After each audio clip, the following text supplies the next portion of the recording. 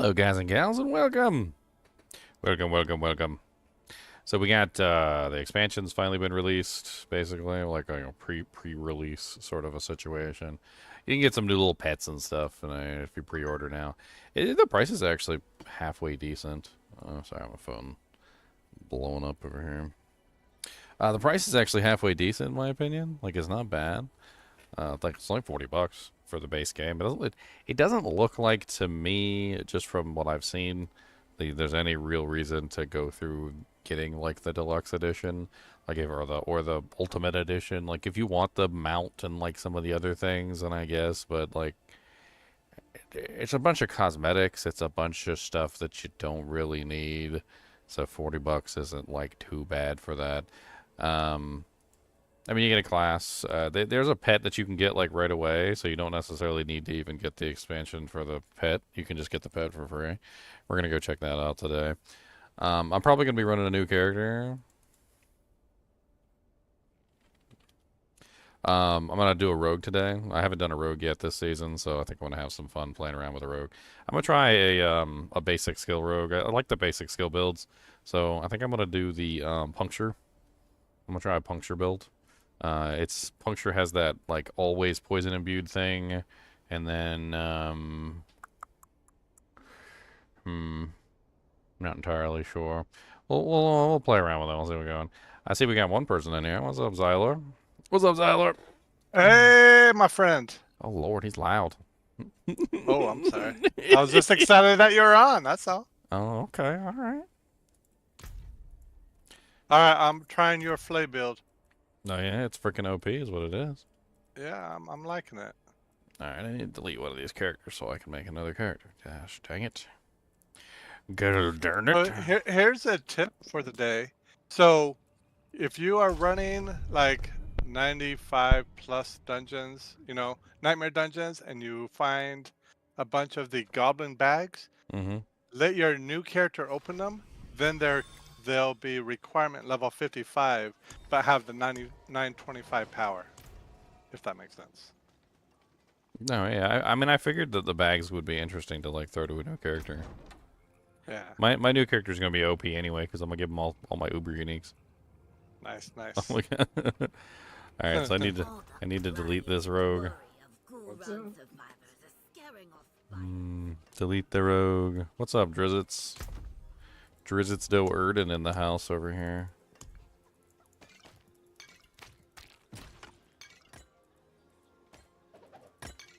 Saw the thing pop up for new character day, so I figured I'd join in. Yeah, I'm gonna get started here in a little bit. I need to delete a character first, and then I'll have to get I'm gonna transfer over my stuff. Yeah. I had to I'm do trying that to the other day. trying to maintain my offline stuff now that I don't actually need to hang on to everything. But I'll have to go through here and fix stuff eventually. But looks like for right now, it's a lot easier to maintain this because I just usually go in here and I just delete all the items. Can't salvage that. Yeah. I'm only keeping my original 100. My first character I ever made. Everyone else is I torch early. Good Torch. Good Lord, torch him. Delete. Torch him. Torch them. It's terrible. Poor guys. I think Cody gave me fleas. You Nope. hear that, Cody? Itching? You gave me fleas. You itching a little bit?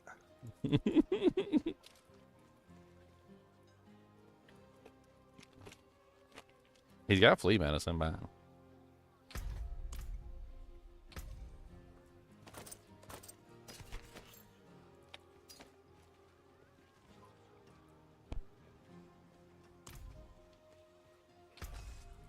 That can't be salvaged. Fight hard, eh? Make the devil Just ruthlessly destroying all my characters.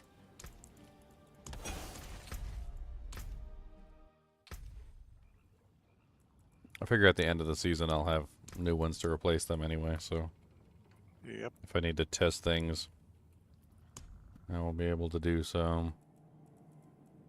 Plus the older ones have like obsolete gear now.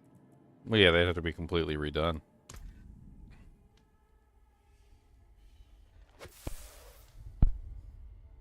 Alright, before I decide on what I want to do for this character, I was thinking about puncture. But let me take a quick look at the tempering manuals for the rogue. I just want to see if there's any other fun things that I could potentially do before I hop in. So tempering manuals, rogue tempering manuals. The weapon manuals seem to be the ones that are the most important for like determining a build these days. So we've got forceful arrow, projectiles cast twice, heartseeker projectiles cast twice, puncture projectiles cast twice, heartseeker duration. That sounds interesting. I guess that's probably the basis of the heartseeker build. Heartseeker duration. How would that work? I'm assuming that you probably go with heartseeker projectiles on like your crossbow or something, or your bow, and then you go with heartseeker duration on like your daggers, so you can like double up and you get like both of them, so you have a pretty decent little roll there. I was thinking about puncture projectiles cast twice. I thought that could be really interesting to run with like the permanent poison imbuement, and then go with like the basic skill damage. See how high I can push that. I mean, it'd be another poison build, but I was also thinking about maybe combining in penetrating shot. I could maybe like add in the penetrating shot as like a cannon. If I use like Beastfall boots with the pen shot build, and then I just simply fired off a penetrating shot every now and then to just like do like a massive spike of damage, could be interesting. I could also potentially use some of the other enchantments or the aspects that have to do with like damage, because I'm pretty sure there's one that's like if the monster is under the effect of shadow damage, when you hit them with a poison imbuement, like it does like a whole bunch of stuff. And I might be able to use one of these elemental surges in the mix for like a shadow damage to add into it. That way I'm poisoning and shadow, and maybe even like I could throw in cold so I can get the other enchantments too. I'm not sure. There's also poison trap duration, which could be rather interesting to add into the mix. So I could potentially do a basic puncture with poison trap duration. I mean, what's the total percentage that I could manage? Let me do some math. Let me do some math here real quick. So if I got a 32.5%, and then I multiply that by 2, because it's on a crossbow, and then I get, what is that, 5% per level, 5, 10, 15, 20, 25, 30, 35, 40, 45, 50, 55, 60. So plus 60%, even if I don't hit a 25%, that's still 104%. So I can definitely get a double puncture on the crossbow easily, which means that then I have 2 additional ones that I can throw on other things. So I could go with poison trap duration on both of the other ones, just to make the poison trap last forever.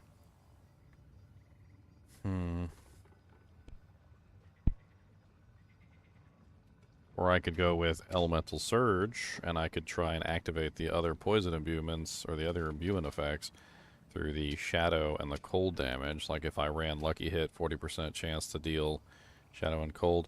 I know they brought these down, but if I remember correctly with the aspects on the rogue, there's a bunch of aspects that are offensive. Let's see. Shadow.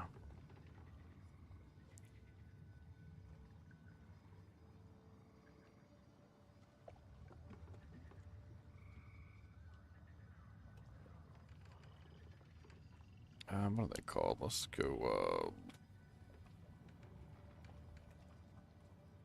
oh, I'm on Necro. Dang it.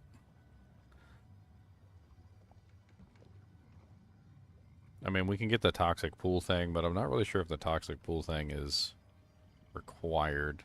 But I mean, there definitely would be an extra poison damage that we could throw into the mix. Then there's this one, which is chilled enemies poisoned by poison imbuement will be further chilled by 20% per second, and you deal 30% additional poison damage to frozen enemies. So that could be an interesting one. That's like a boot aspect. It also could go on like an armor and helmet. It's not like too crazy.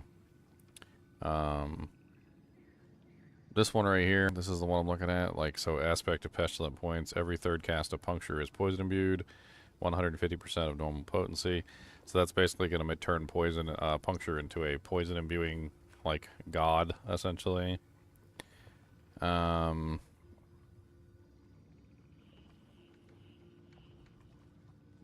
Shadow imbued skills. So that's not really going to work with a basic skill. So that's not really going to help.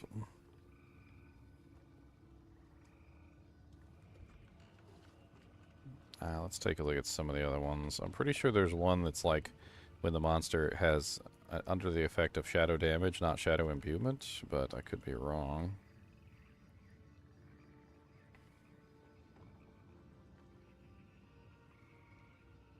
How you guys doing? Yeah, what's up? All good? Yeah?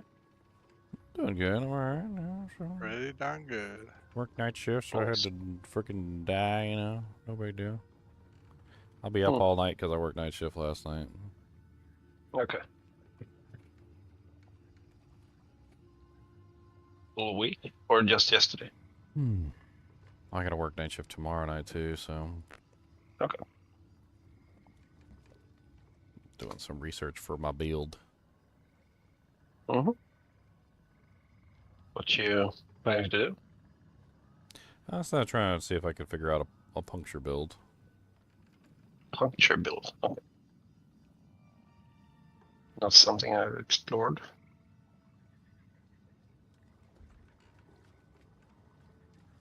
I think it's probably going to be poison mainly, because I'm looking at like the aspects, and so I'm probably going to be sitting on some pretty crazy. I was thinking about puncture and poison trap. Might be a good combination. And do like the high duration on poison trap.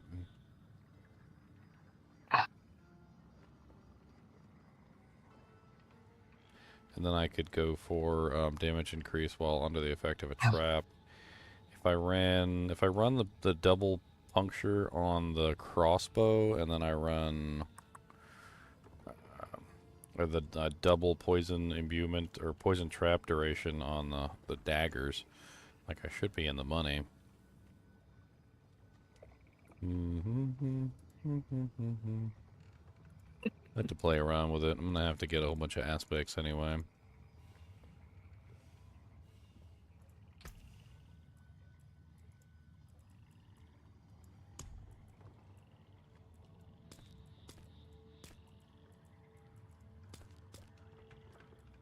Whitey, whitey, whitey, whitey.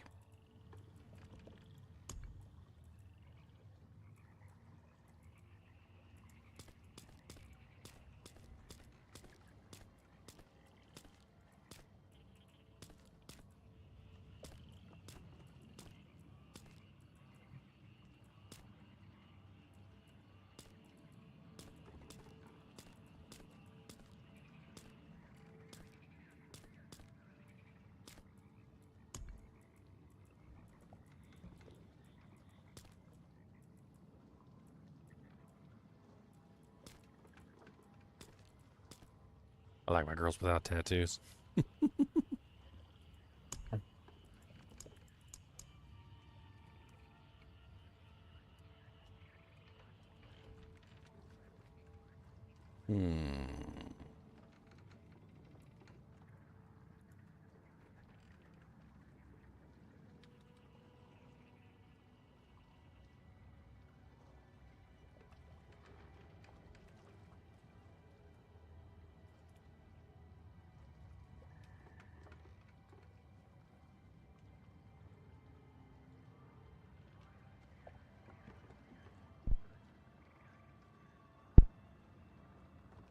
Trying to think of a good name here. Do-do-do-do-do-do-do-do.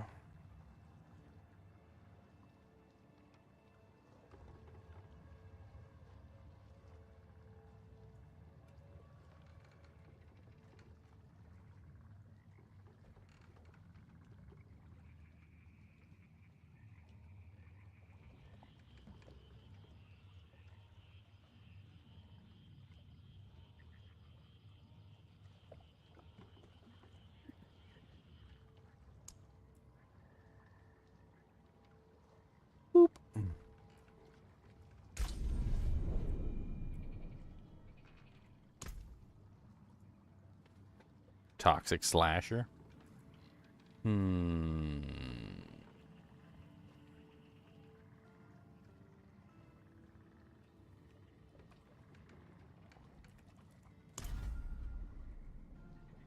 Actually, I did World Tier 1. Terrible. Oh. We go change that to World Tier 2. Hmm. You, wanderer, I know what you are. Good lord. He knows what I am, guys. He knows what I am. No. No wonder.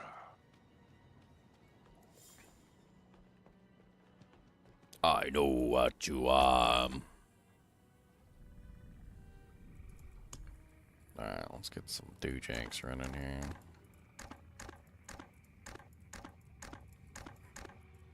Set up my appearance.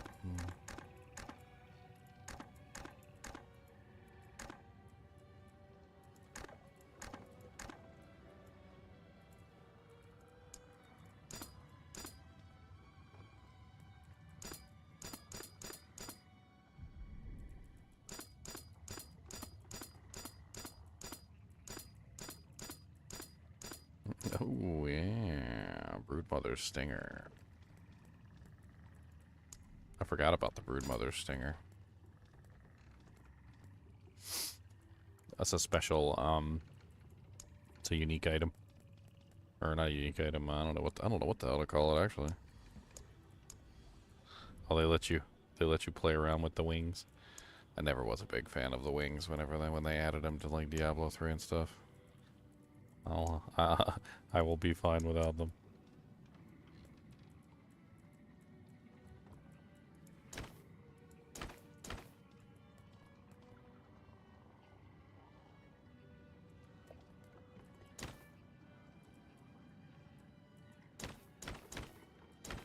Got a little hoochie armor on the rogue, isn't it?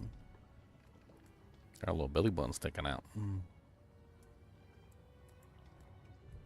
It's kind of a neat cosmetic. Did you already pre-order? Yeah, I grabbed like the second edition or whatever. Nice. I'm not too worried about it. Pre-order what? The expansion. The For expansion's D4? up. Yeah, it comes out in October. But they put they put the pre-order up in advance. She looks good Okay. with the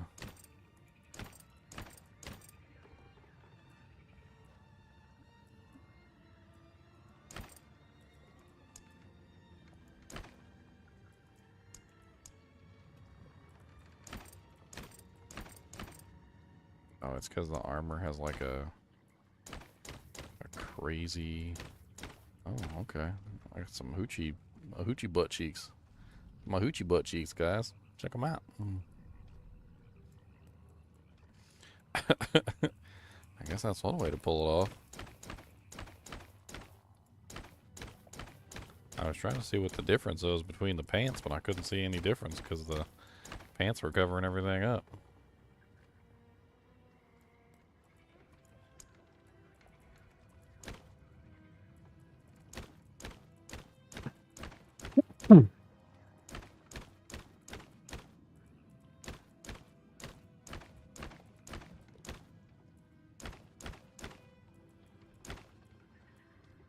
Like that. I do a lot. A lot. I like that a lot. Now we just need some pigments.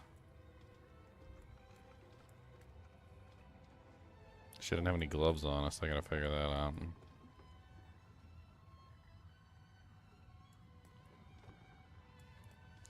Not entirely sure about the shirt. Let's play around with the other options.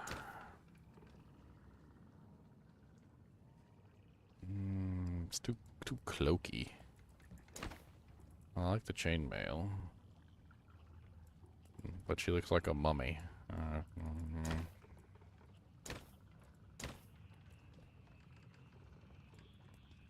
Why don't all the rogue stuff have like a random cloth like wrapped around her whole body, like she took a sheet off of a bed and just decided to like wrap the sheet around her. Let me just wrap this sheet around myself.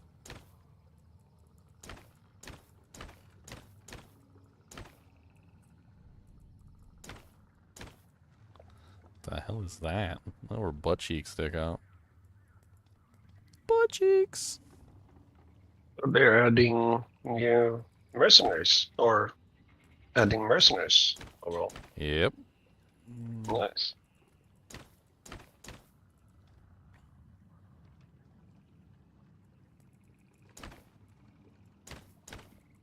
It's like a witch doctor class.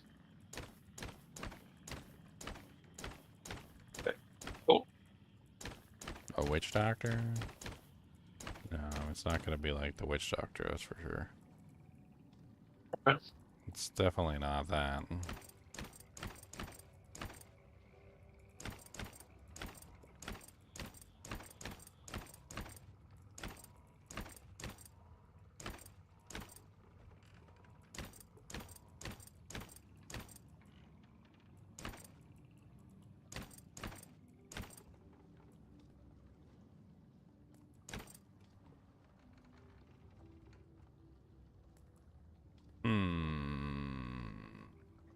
I like it.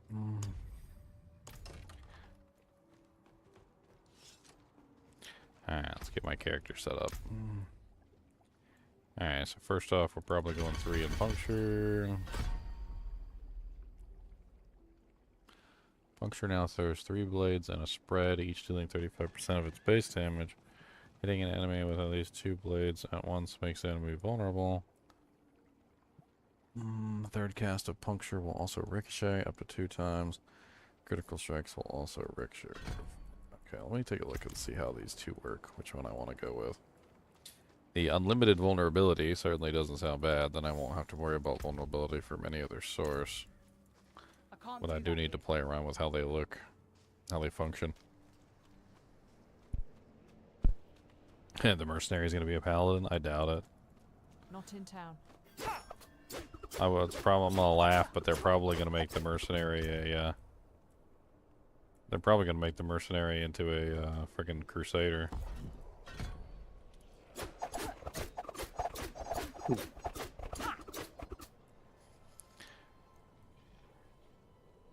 don't know if going with the AoE version is better than the single target. I mean, the AoE version does hit 3 times. So if you hit an enemy with all 3 blades, I mean, is that technically more damage? So like, what is that? If I'm in melee range and I hit all 3 times with all 3 blades, that's 105% damage.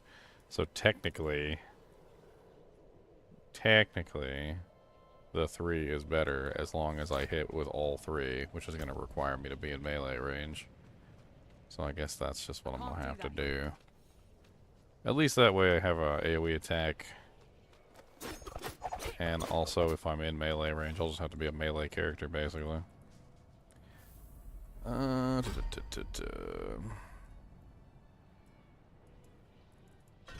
Probably going to end up going with close damage reduction.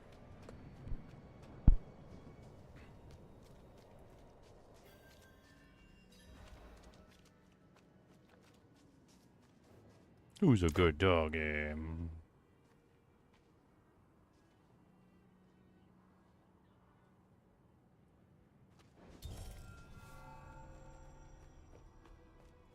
Oh yeah, I forgot I can do the pet.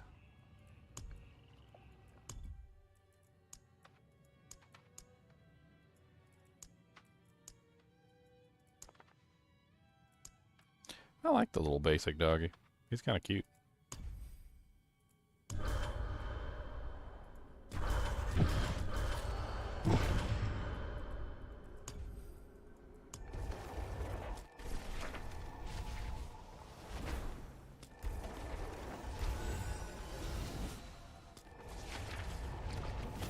You know, the moment that they add a classic town portal to the game, one that looks like Diablo 1 or Diablo 2 style, I'm buying it immediately. Oh,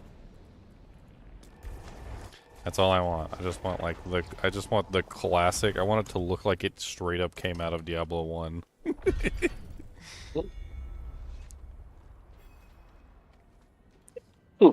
What's up, guys? What's up, Rosie? What's up, Corbin? What's up, Lannis? What's up, John? What's up, Jasmine?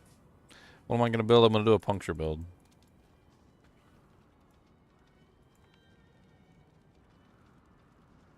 What's up, Poppy Chulu? And Applesin. There's hot leather armor here, almost not hiding anything. You're not talking about the BSDM one? Need something forged? Alright, so I guess I need to go level up. Is anybody else gonna join me for New Character Day? Or... Yeah, I'll join you. I was just messing around in the HellTides. No, I was waiting. I'm ready. I'm gonna get some potions for you know, EXP. Yeah, I gotta pull some of those from my chest.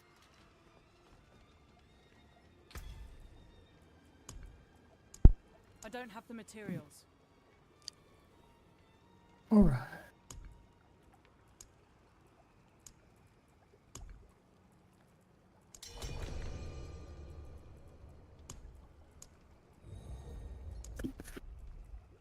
I'll go grab some potions.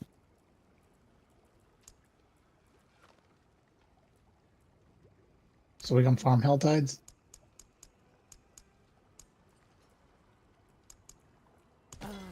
Good batch there. Yeah, probably. It seems like it's the best thing to do early on.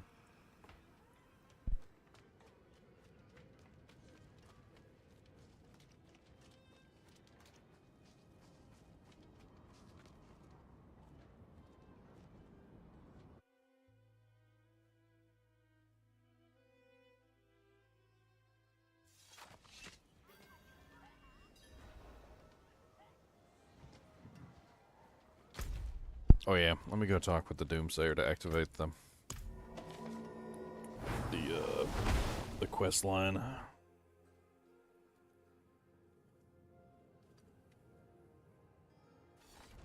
Might as well.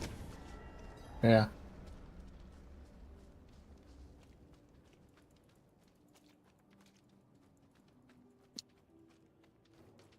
Can you feel Hope my little doggo's quick on his feet.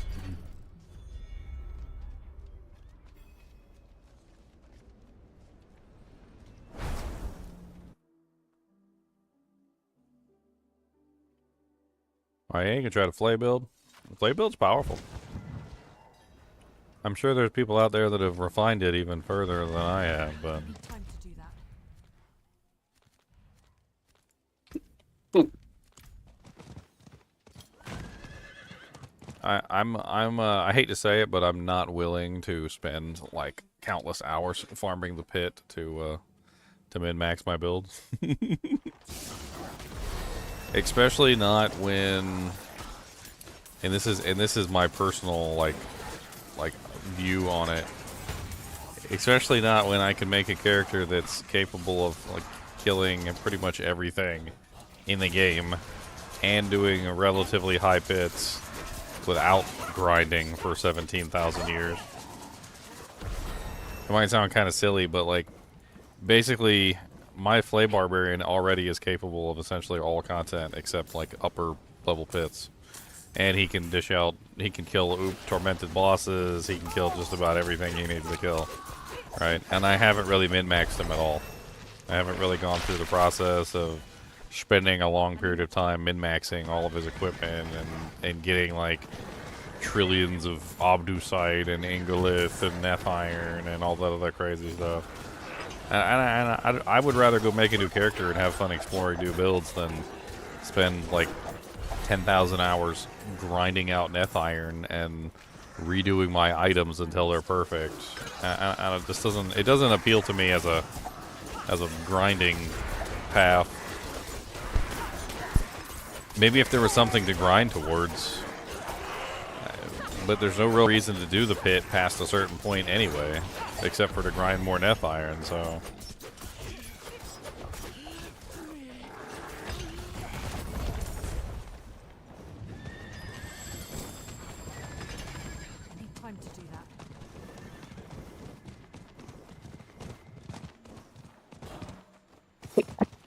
Hey, The look, maiden's down in the bottom right. a doojank for my feet and for my head. Well, let's go. I mean, I can't do nothing.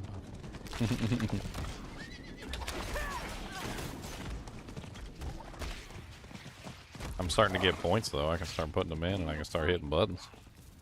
Unfortunately, without a weapon, I can't really do much of anything.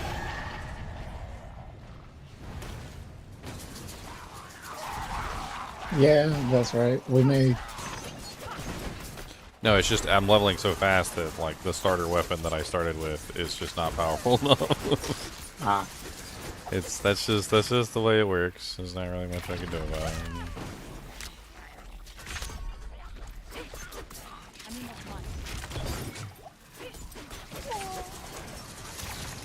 Eventually, I will find a weapon.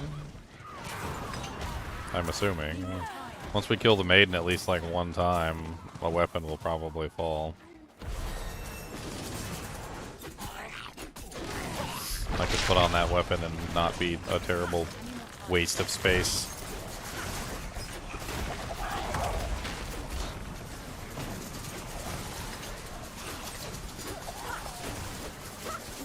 I'm not ready yet.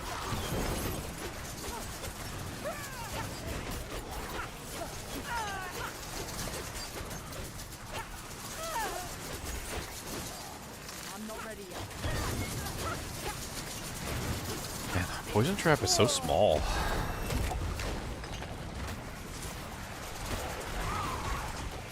It starts off that way. Does it stay small, or does it get bigger over time? It could stay small.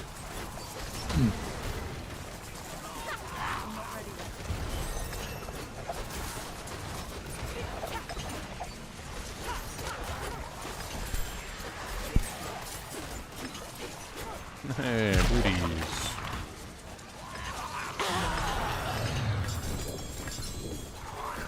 Oh, did she drop me a rondelle? It's a dagger. Better than mine. And some legendary boots. And a blue sword. And a rare armor. Everything else is going in the dirt. I'm not taking it back down.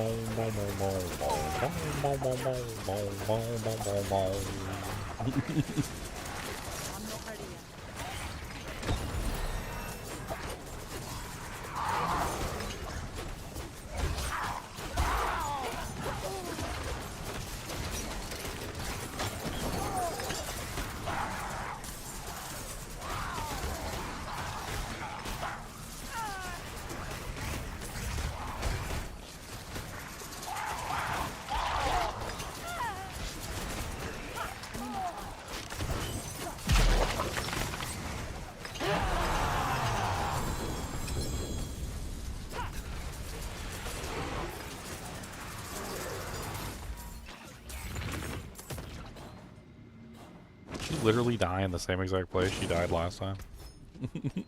Yeah, she didn't last. Somebody here just one-shot her? Yeah, there's a level 57 running around. Oh, okay. Wants to feel like a god in the lobby area, huh? Hey, that works out for us. Just go get experience. Go get items.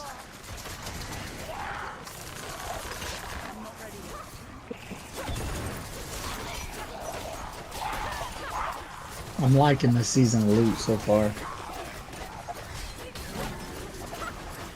Man, it keeps getting better each season. Mm-hmm.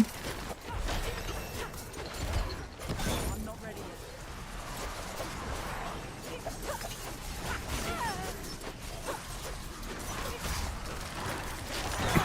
yet.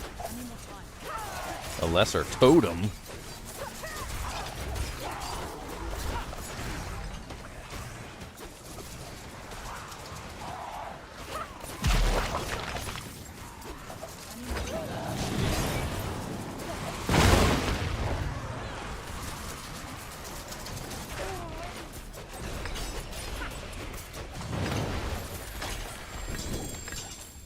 keeps dying in the same spot like every single time. Can't figure out what loot is new loot and what loot is old loot.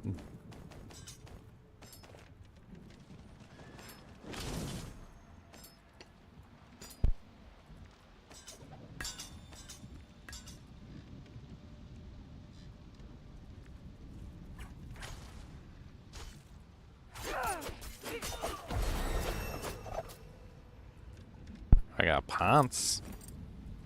I got pants. Oh yeah, let me put a douche-shank in.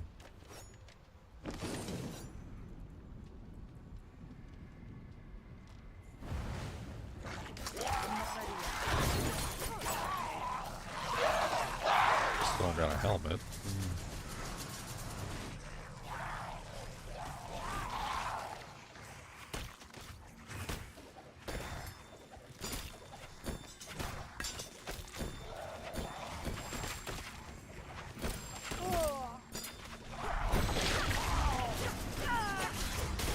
I'm not ready yet.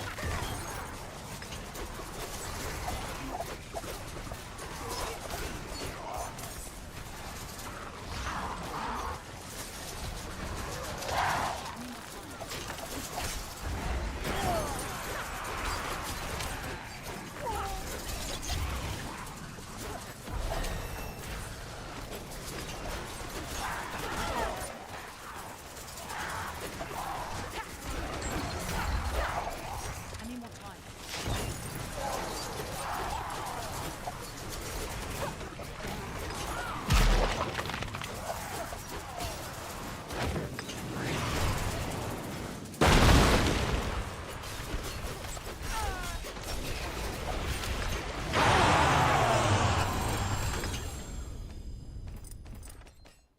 Nice. Another ring. Doesn't really matter what it is. A crossbow. I actually have a crossbow on. Some pants that are better than what I was wearing.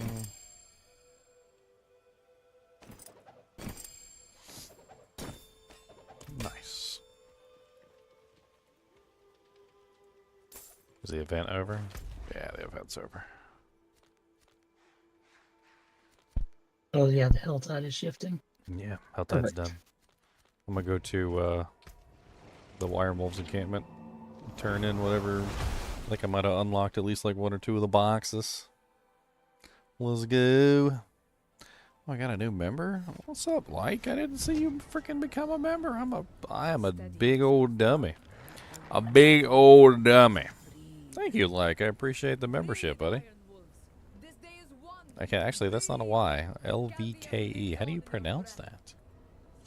LVKE. Thank you, buddy.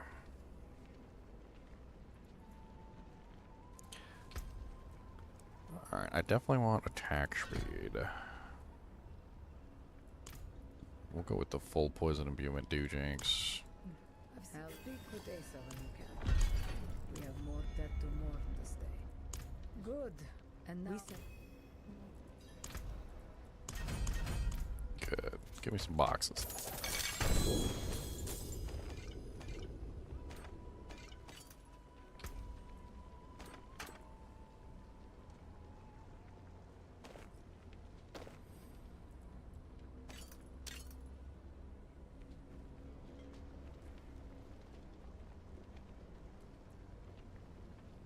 I don't really think anything matters right now for this character, but I guess I could throw on some tempering. It really doesn't matter.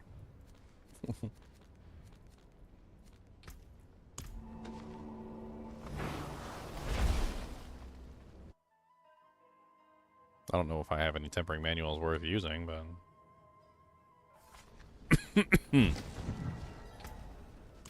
need a helmet for my pitiful little head.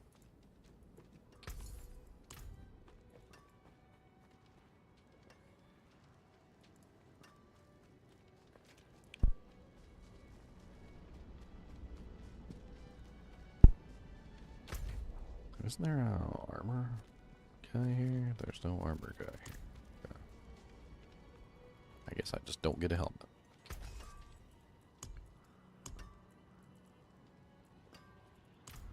There, I'll spend some money.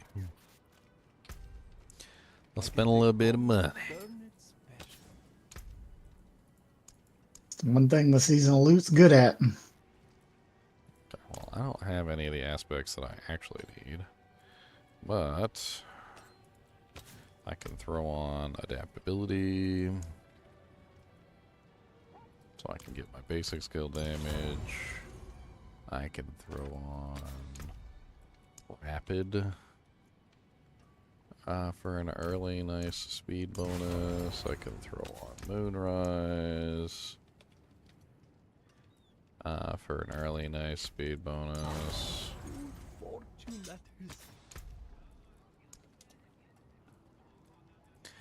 Since I don't actually have any of the aspects I need right now, there's really not much I can do about it, but looking at it, the human skills have extra damage versus corrupted enemies.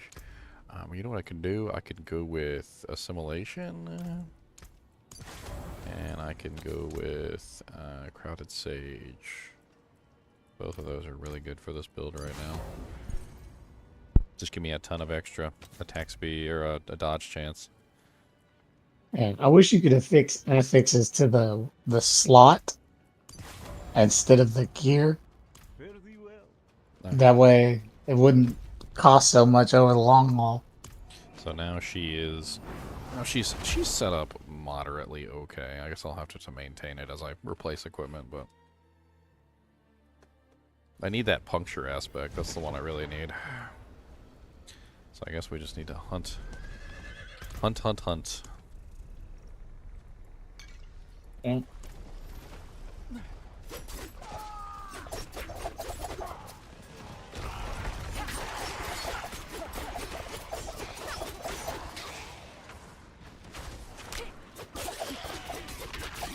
tide is back. What's up, Silver Aku? I need more time.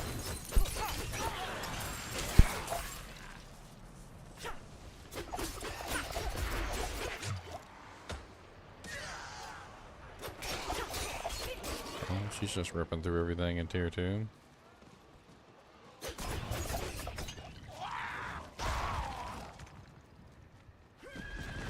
need more time. Alright, so where do I need to go?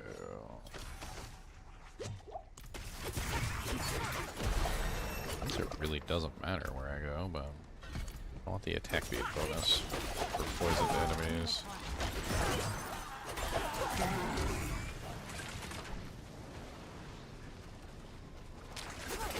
Does anybody who's played Rogue before know,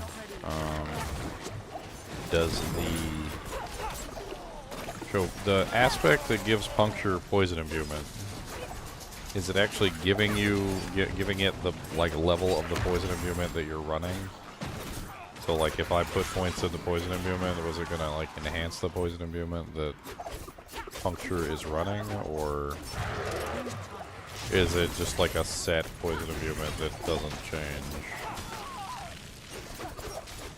I mean, I guess I could always play around with it and test it. I don't have the aspect yet, though. Basically, I guess what I'm asking is if it doesn't, because I'm probably not going to actually be using poison imbuement. I don't think so, anyway. Because puncture gets it for free, and I don't actually have to cast it, and I don't think casting it actually helps puncture. So, if I put points into it, it's going to be something that I don't actually use. So I'm kind of wondering if I can save points, basically, and not put points in it. Or if that would just diminish the effectiveness of it.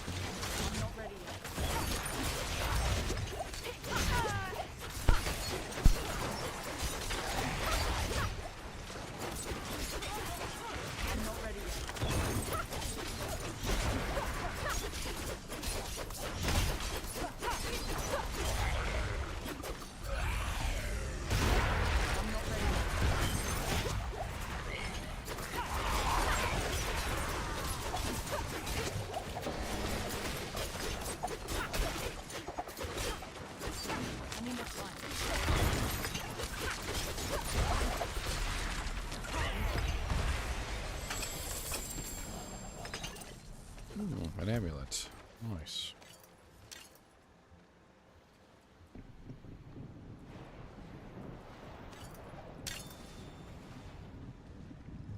Better armor than the crap I was wearing. Finally a helmet.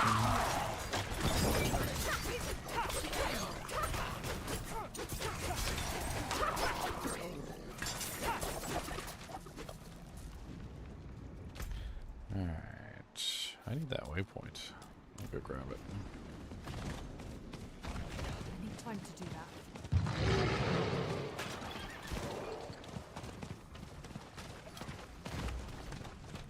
Yeah, I gotta get it. It's blank on mine.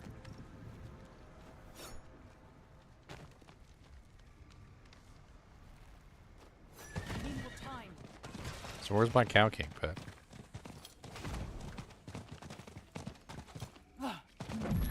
I need a little Cow King to follow me around. I need time to do That'd be kind of cool. Have a little minotaur pet.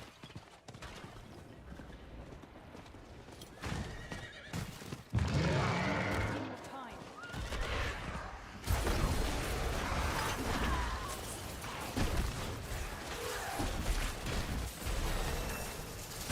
I'm not ready yet. Already level 20. I'm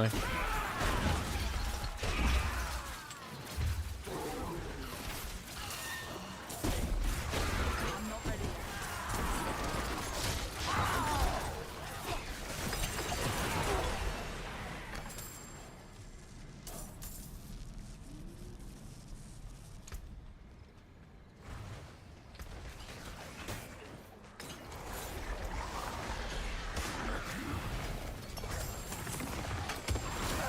Reborn's just gonna pop up.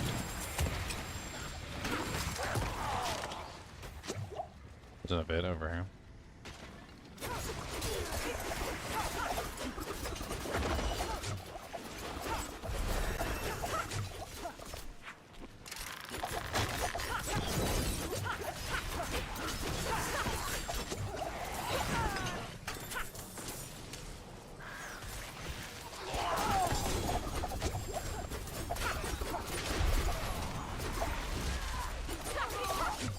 I need more time. Those are unique over here. Gloves. Nice. Crossburns.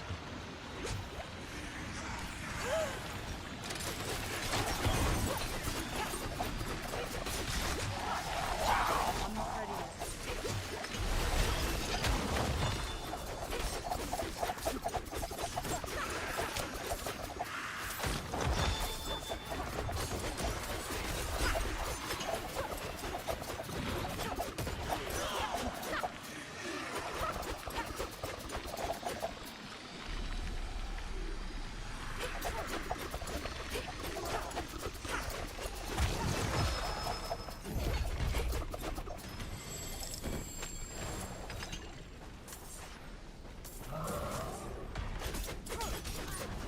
I'm not ready yet. Let's go, buddy. Wrecked.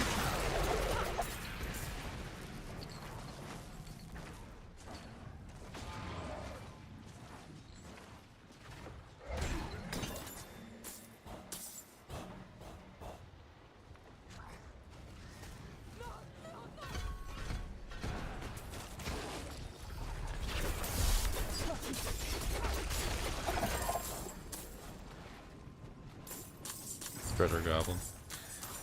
Piles of gold going this direction. I don't know if he's still here, but he definitely ran this way.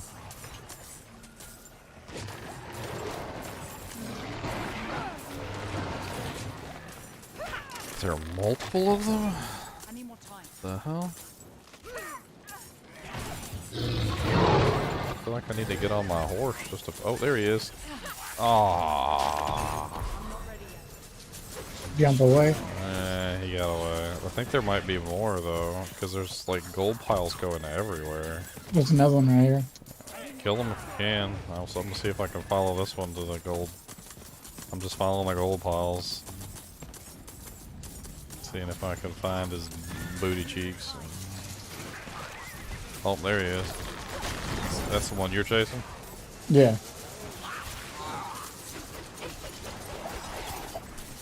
I'm not ready yet.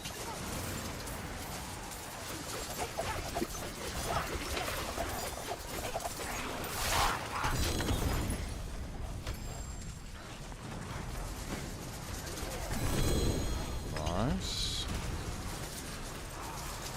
Got a helmet, a bow, a 320 dagger.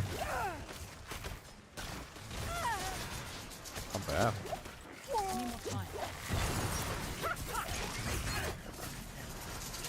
So they said there's some sort of thing that you can do now where you can go to the alchemist and actually craft equipment. I think I might go test that out to see if I can get my aspect.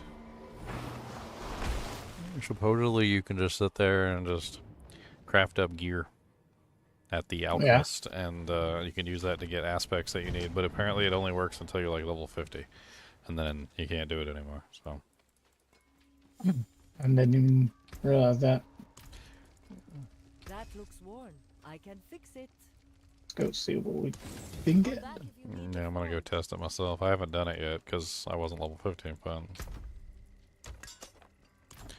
Oh, treasure bag. It's 50 and below, right? Yeah, 50 and below, you should be able to just craft whatever.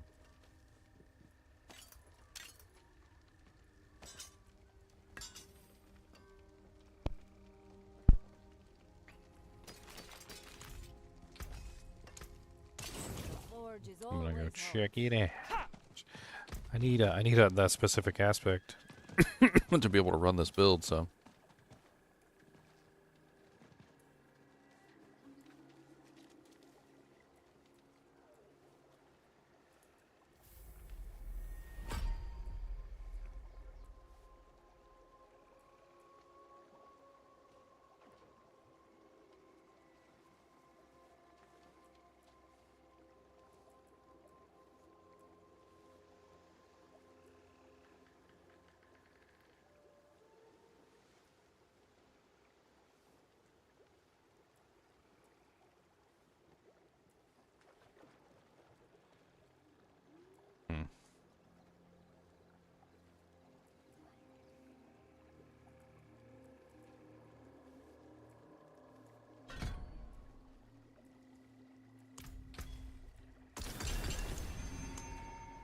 Alright, where is this at? Leveling item. There it is. Rawhide and iron chunks. Wow. Takes like nothing. I'm gonna make like 20 of them. You know what? Let's make some more. I got like 22,000. 2, 3... That'd be plenty for right now. See you again soon, eh? I'm probably going to destroy most of this stuff anyway for aspects.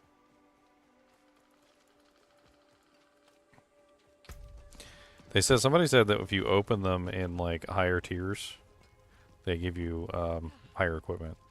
So like if you open them in like, say, you know, sacred or ancestral, they'll give you sacred or ancestral items.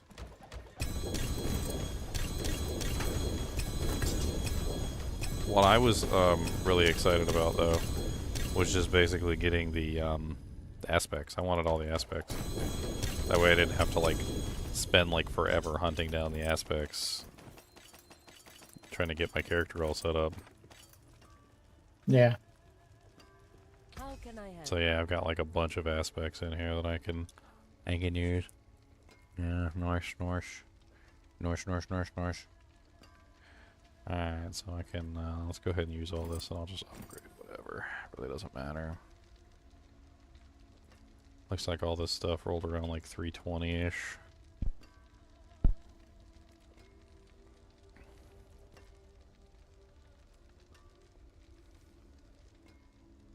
Attack speed, that's kind of nice. Did I get my doojank though? That's what I was hoping for.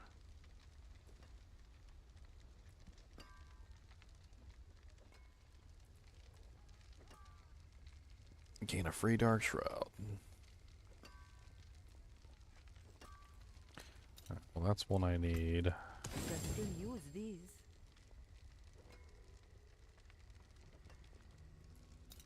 let's go ahead and put these on for the time being.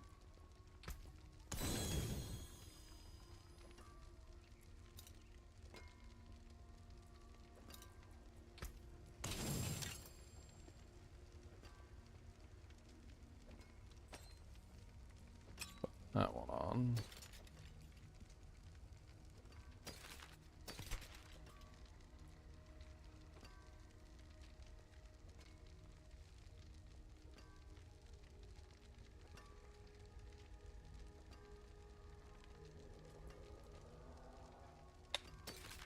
Destroy, destroy, destroy, destroy, destroy.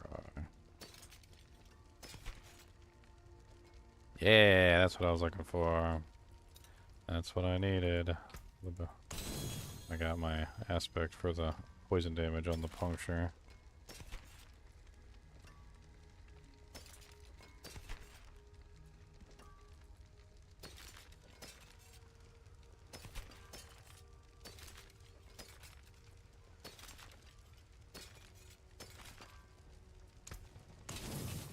Alright.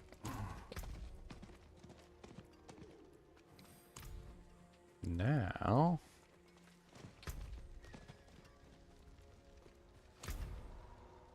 I can do a little customization. Alright, let's take the moonrise and put it on the amulet. Or actually, do I want to put the puncture one on the weapon? Does it get better when I put the puncture one on like a two-hander? 135%? It does. And that's going to be like my main damage output, so I think that's probably best on there. Then we'll throw moonrise on here.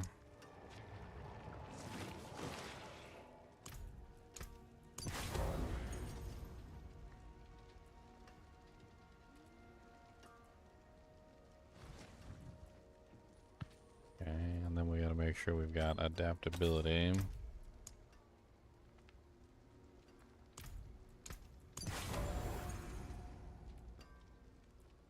Okay, so we got moonrise, we got that, we need rapid. And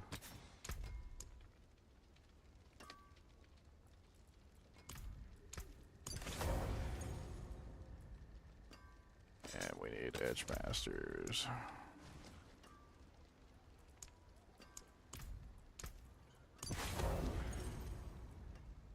I don't have anything good in that one.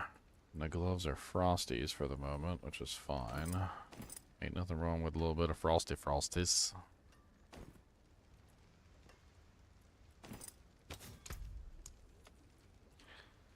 I need assimilation. Yep.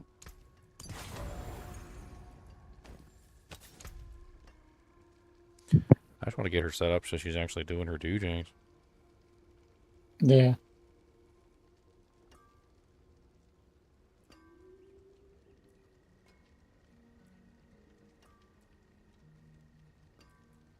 Let's throw the hectic aspect on the boots for now.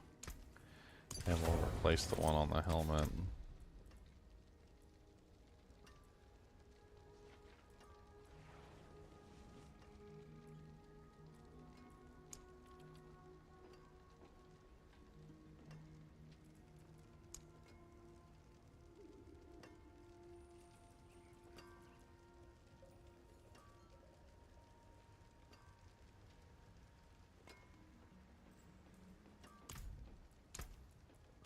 What a superior product. Alright, back to the dujinks. Honestly, at this point, I'm all set up. I could probably do the frickin' capstone. Do we want to try it?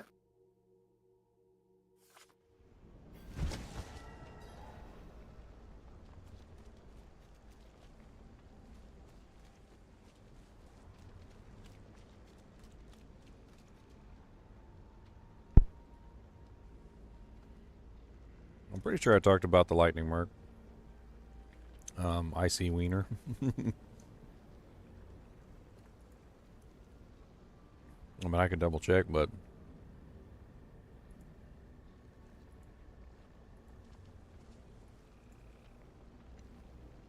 Fire Merc. Spirit Sword. Necromancer, auras. Oh, well, this doesn't look like the right.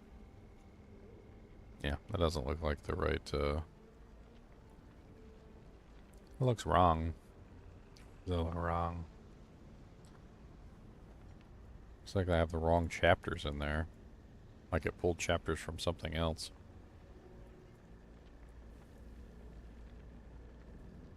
Sometimes it does that. It's not my intention.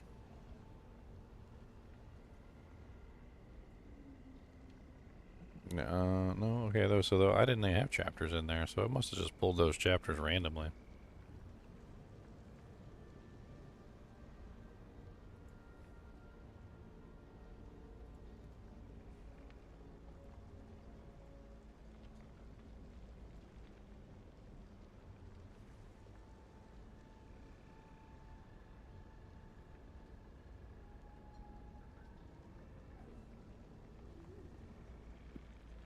Ice. Yeah, there's the lightning right there. I don't know who made these chapters. It must have been like an automated thing from Google, but it looks like the lightning starts about right here-ish, like 50 minutes in, something like that.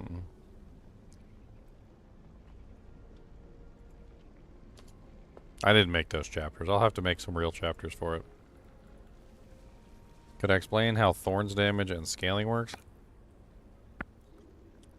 Are you talking about Diablo 4? I mean, it has to be a direct hit from what I understand, which is kind of important. A lot of people have complained about that with thorns damage, that it doesn't really quite, like, work properly for AoE attacks and, like, ground-based attacks and things like that. Like, you're not going to reflect damage for stuff that's, you know, like, not actually hitting you, so to speak.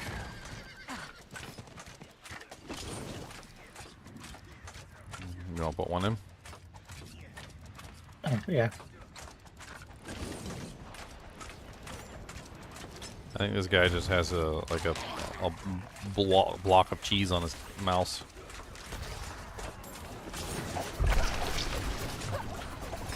I guess that's one way to do it.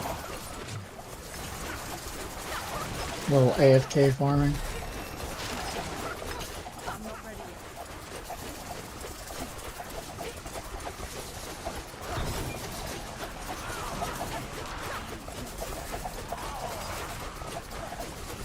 Yeah, hit that dude.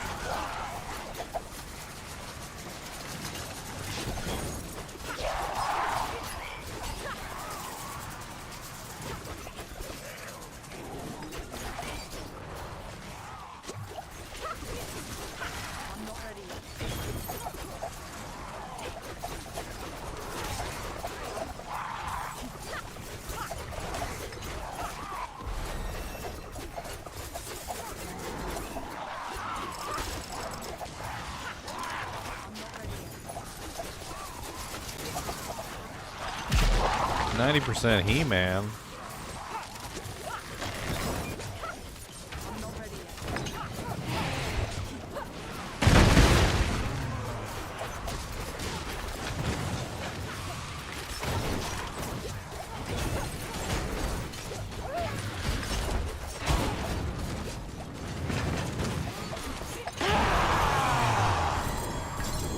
Oh, she died fast.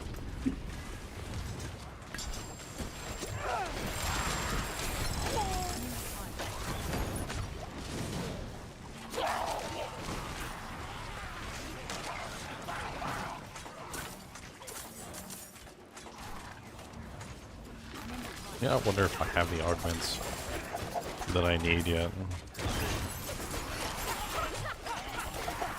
If I do, this whole thing is going to be,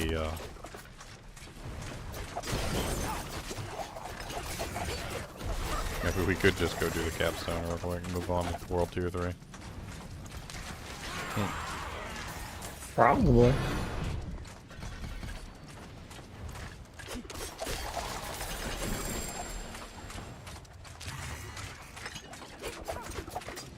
Hey, let me see if I've got the imbuements, because if I have the imbuements, we could just go and move on to sacred tier.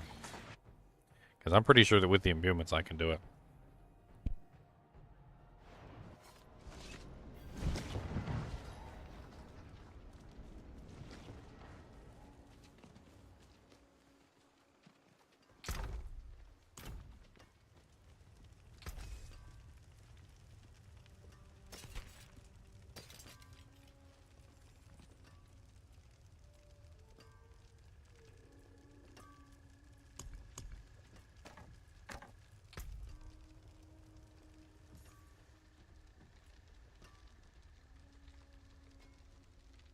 Sad I don't have it.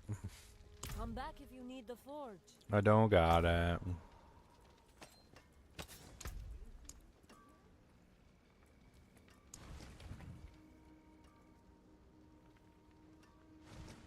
That's not what I wanted.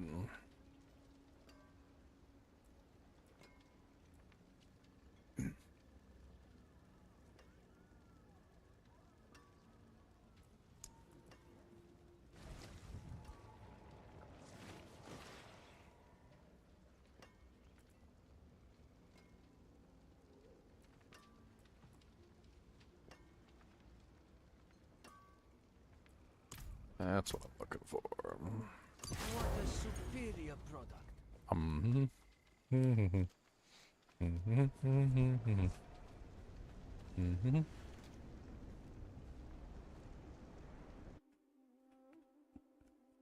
Honestly, Killer Vibes, like, I'm trying to think of how I can explain Thorns to you, but it really just, it's a very basic ability. It reflects damage to anything that hits you. It does have to be direct damage, so the monster has to actually hit you, which is part of the issue. A lot of the times, monsters won't actually hit you. The amount of Thorns damage is represented on the bar, so like when you look at your Thorns here, it'll tell you how much Thorns you have. And there are things that will multiply the Thorns damage, like the razor plate will multiply Thorns damage. The like some characters have ways to add massive amounts of Thorn damage, like the Barbarian has a scaling based on his HP, so the more HP he has, the more Thorns damage he can get. You can of course also multiply your Thorns damage by using the Needle Flare aspect, which causes it to explode outward from the monster that hits you, which is another interesting way that you can do things.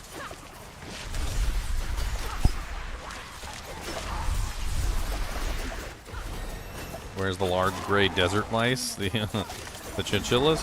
They're in their house. Mr. Kubus the monster dog is always with me, so I can't take him out while he's out here. He'll try and eat him. He's stupid like that.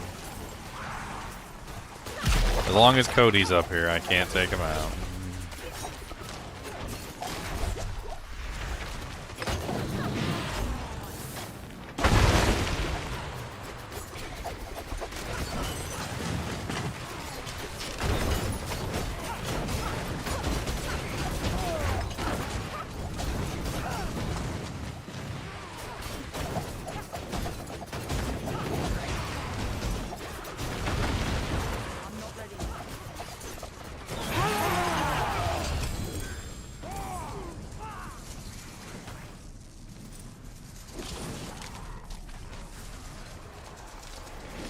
That's not the one I wanted.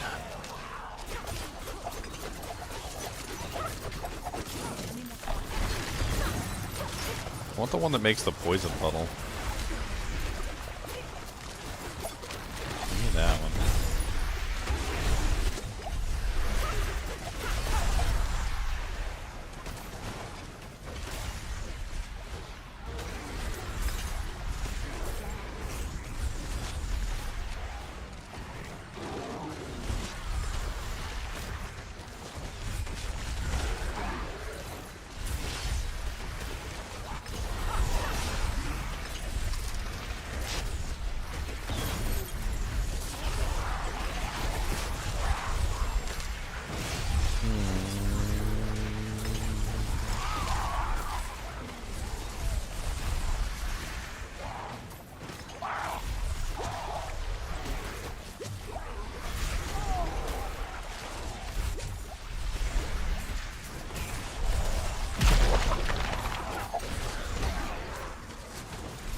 Puncture technically counts as a marksman skill, right? I think so. Yeah, it's a marksman skill.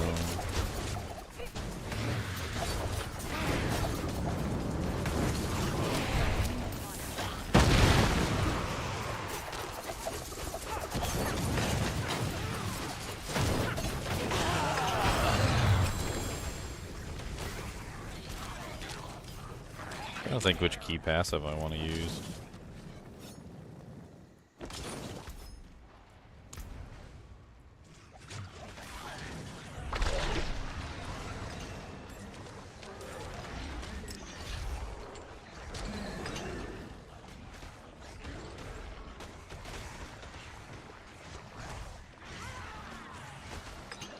I don't know if critical strike damage bonus is the best one to build. Vulnerable damage bonus might be kind of insane with Victimize.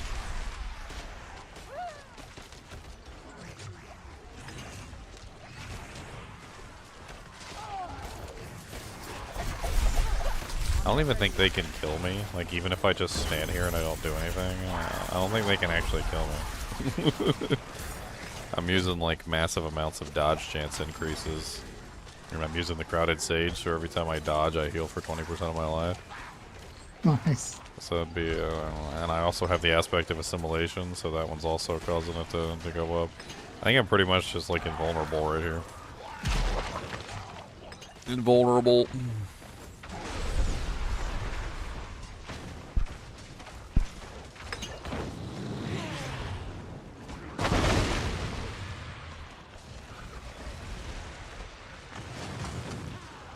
Maybe I'll just go with Victimize for right now. I do like the vulnerable damage. I do have permanent uptime on vulnerability. Stacking vulnerable damage isn't exactly difficult. There's a lot of vulnerable damage to stack. I'm not ready yet. That's not the Victimize. I don't think the Victimize is really going to give me a damage bonus to my,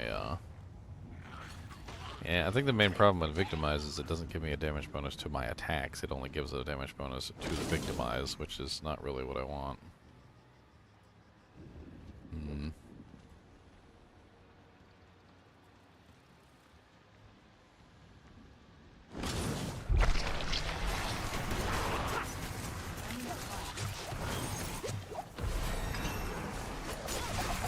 Versus crowd control bonus. I mean, precision seems like it would work with this build, but I also don't really like the fact that precision is critical strike damage.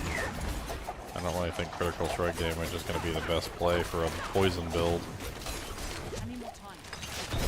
The additive bonus basically does nothing for poison.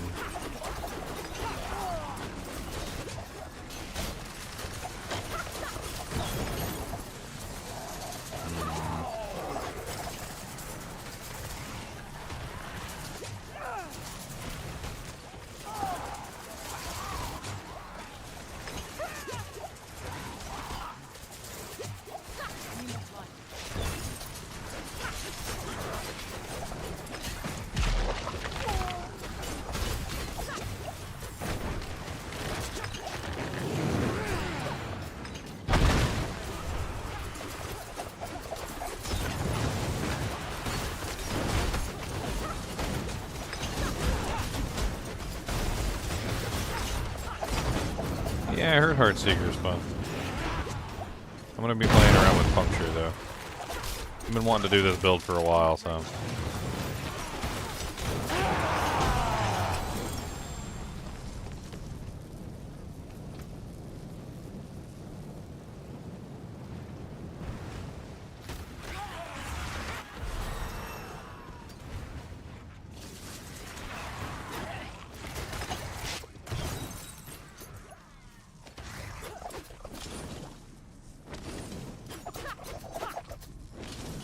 I don't think Victimize is the right one.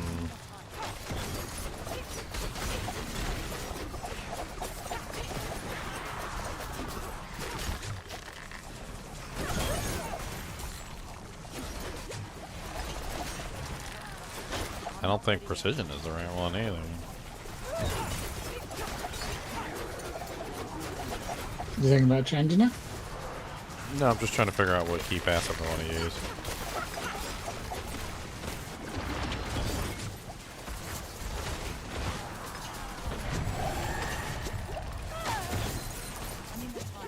I mean, close quarters combat seems like the best one for this build, but to use close quarters combat, I'm gonna need to alternate in some type of melee ability. I suppose I could do a spender.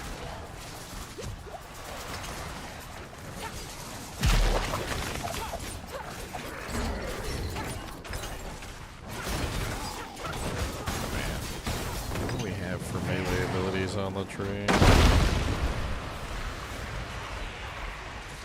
I could also just simply go with a second basic skill, which might even be a better play since I'm already basic skill damage and I'm already going to be scaling basic skill damage. So I could just go with 2 basic skills. What are the other 2 melee basic skills? Invigorating Strike and Blade Shift. Quickly stab your victim, damage, and shift, allowing you to move freely through enemies for 4 seconds. Movement speed's nice.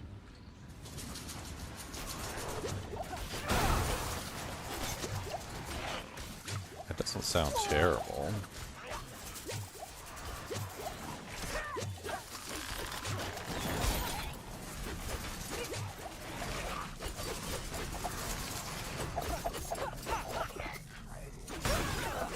Stop rezzing everything. God bless it. I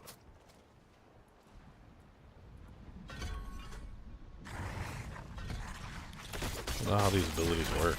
Like, what's... Is that like primarily melee? What about this one?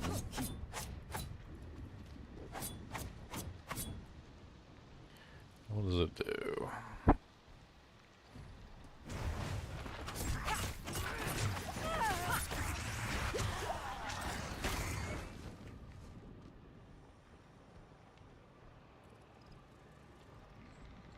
I'm gonna open some chests.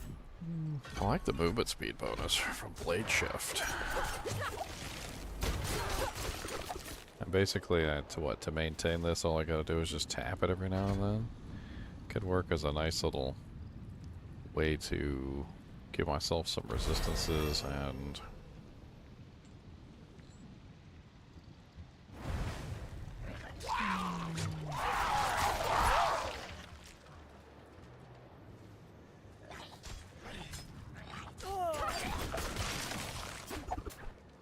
Seems like an interesting way to do it. Oh, I got like 1,000,000 frickin' cinders. Oh, I need to open some chests.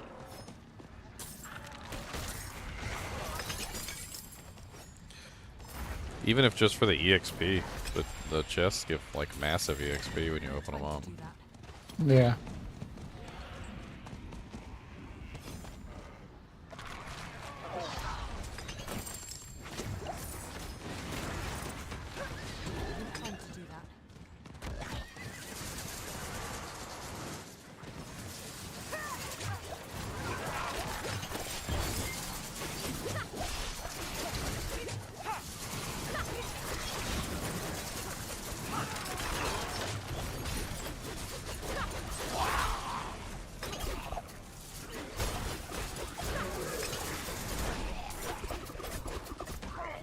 Okay, so we switch this to this.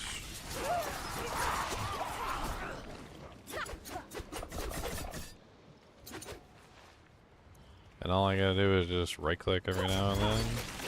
It's not really that big of a deal.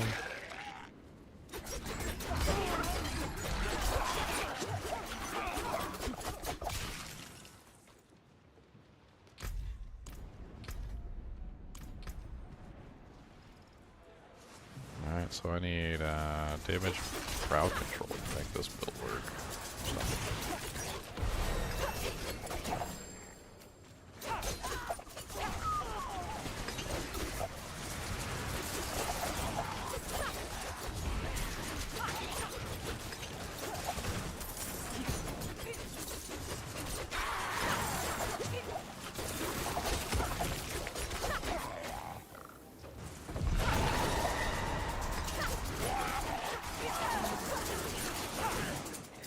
Goblin.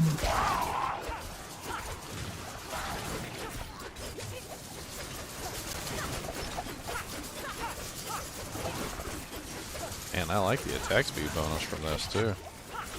You get a 15% increased attack speed bonus for each one of the skills that you use while you have this double bonus activated. So you get 30% total increased attack speed. It's actually really nice.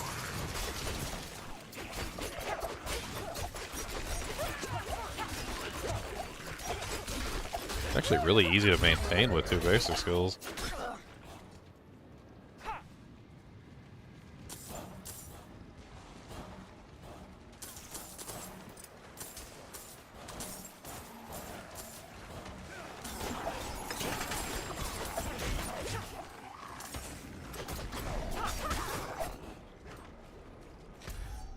Another chest over there. Need time to do that. Oh, goblin.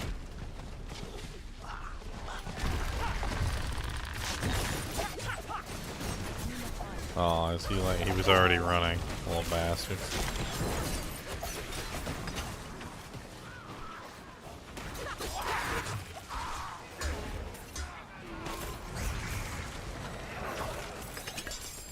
Alright, we're ready.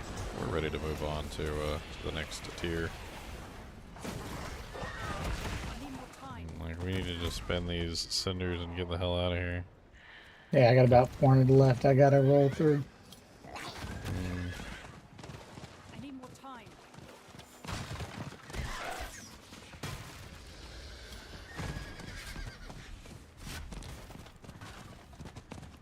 I need time to do Freaking that. goblins all over the place.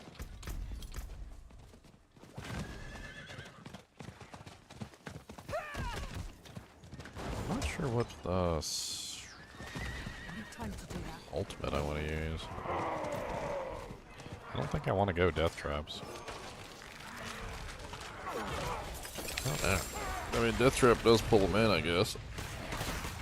Never really much cared for death trap. I feel like I'll just go for shadow clone for right now.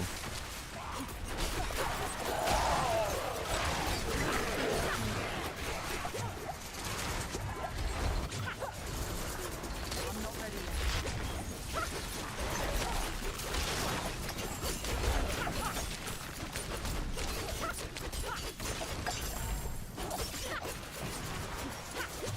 And you can't even go to a chest without like getting ambushed by like 10,000 monsters. I need time to do that. Like, Yeah, I'm just trying to go between chests, and I just got knocked off my horse by one of the big giant worm things.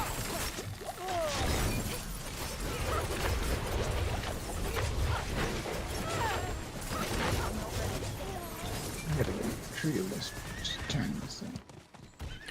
I just want to open up the chests. But they say nay. Nay, they say.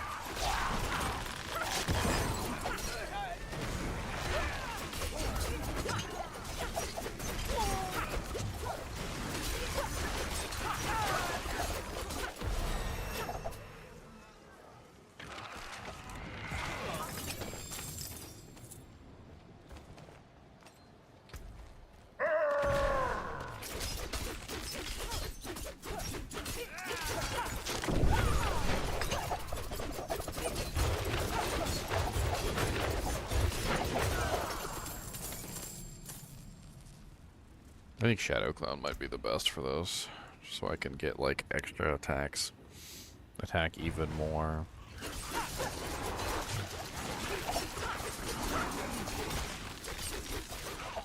Yeah, I get it. Okay. So I got 291 more cinders to spend. I don't have an Andy's helm. Sadness. I need time to do that.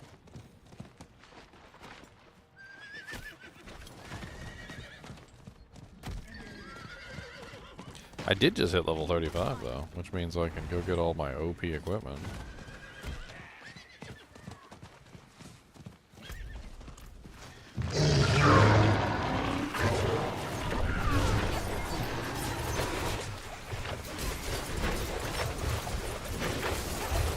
go get my Harlequin Crest Shaco at the very least.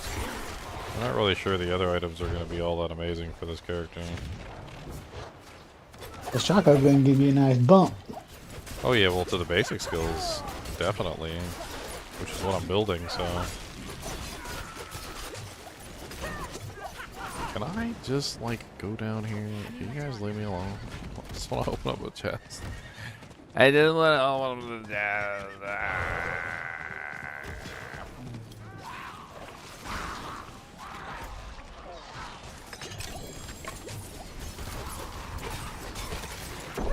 I'm not ready. Let's keep going. I need time to do Yeah, it's more poison damage, it's faster attack speed. I mean, it's certainly not bad.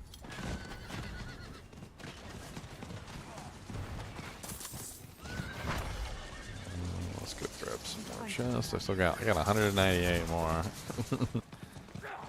So 2 more chests. Honestly, I need all the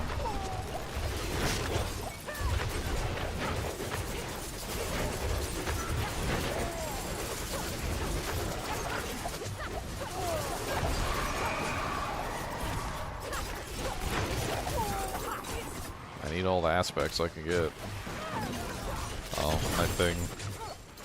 My threat meter finished.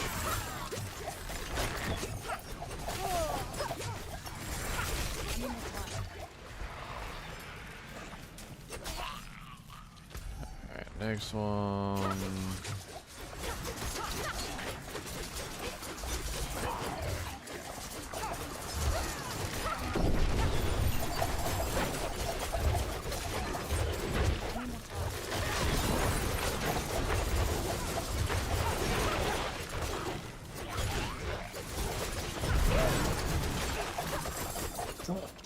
My bags are full.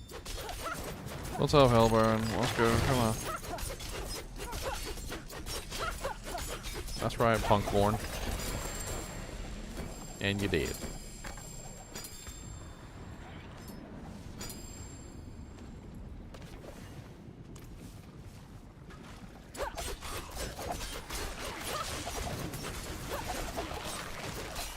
Oh, Jesus. I need time to do that. Trying to open up these chests is a whole chore.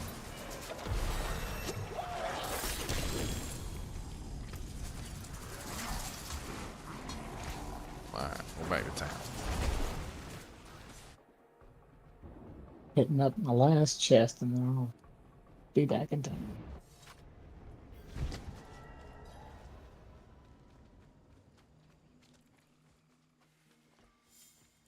Alright, we're about to get sacred equipment, so I'm just going to scrap everything. It really don't matter. Poof.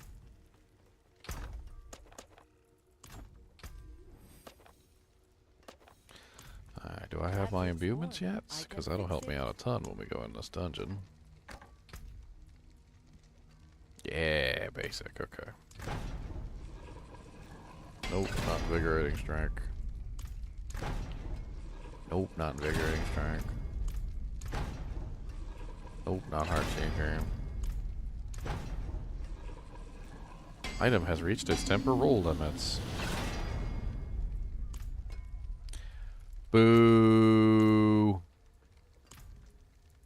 Boo earns. Boo. Boo earns. Boo.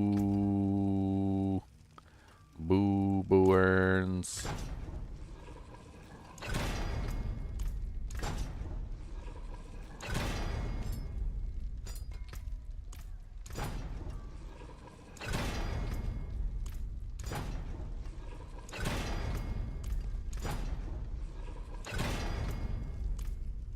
This stuff's all freaking.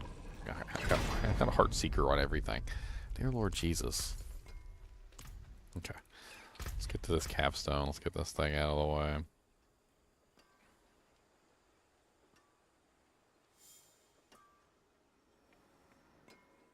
Not sure I need the extra crit, but I do want that. Alright, let's get this capstone out of the way so we can start working on sacred gear. Sacred gear was 35, so like I'm 36 okay. now. Like, oh yeah, I want to go get the Shaco too while I'm at it before I forget. I'll be right back. I'm gonna go steal it off of whoever's head is wearing it.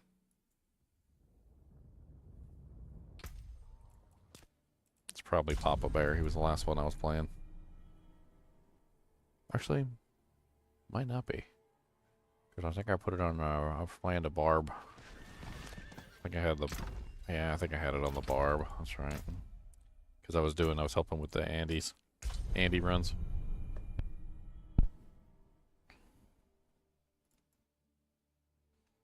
The +4 skills to the basics will help out a ton with this build. So, and if the poison imbuement skill matters, it'll also help out with that.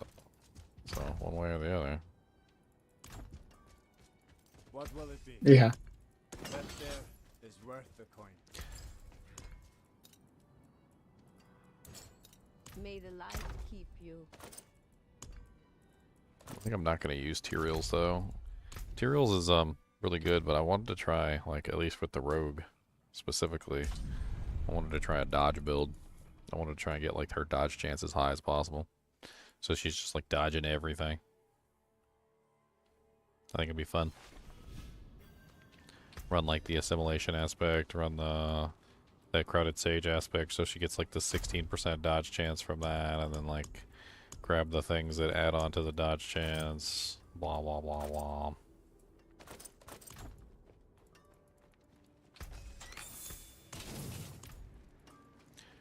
Alright. Let's go.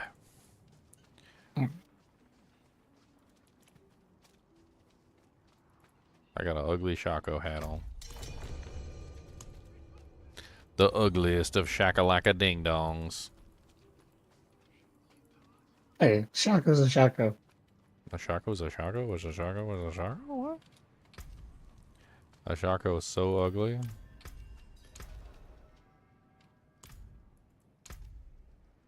Man, my resistances suck even for even for World Tier 2.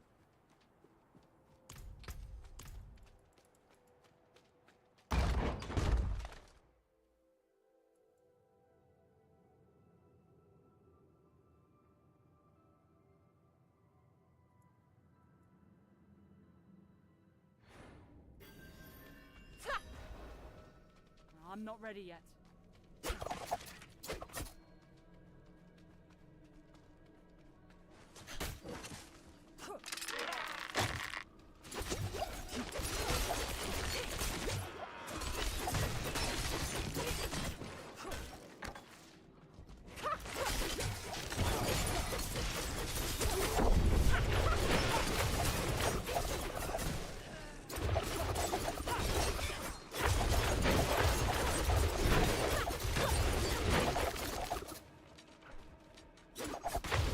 Trying to roll the double puncture on like all 3 of my items, and it failed on all but one. I didn't even get anything useful.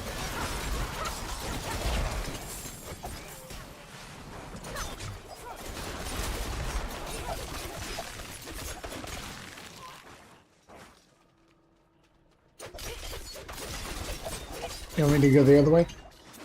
It don't matter. I mean, we seem to be handling this just fine, so. Okay.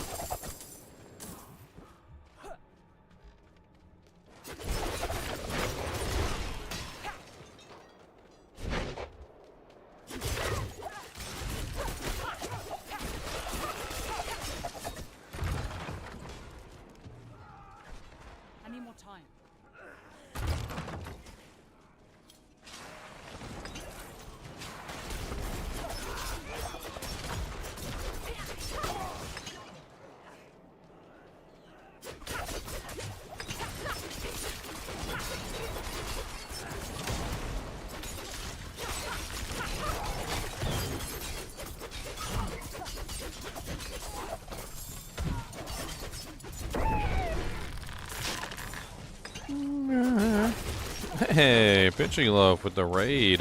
What's up, Pitching Loaf? What you been playing today? Playing a little Diablo for Diablo 2? I'm not ready yet. No, just started really. Only on level 36 so far. Just playing around with the ideas. I need to test out a couple things before I can get like a good idea of what I'm rolling. Like, I'm not actually gonna use poison imbuement because I'm not actually gonna use anything that poison imbuement is like would imbue because I just want to use basic skills. But I was wondering if the level of poison imbuement affects the poison damage from puncture.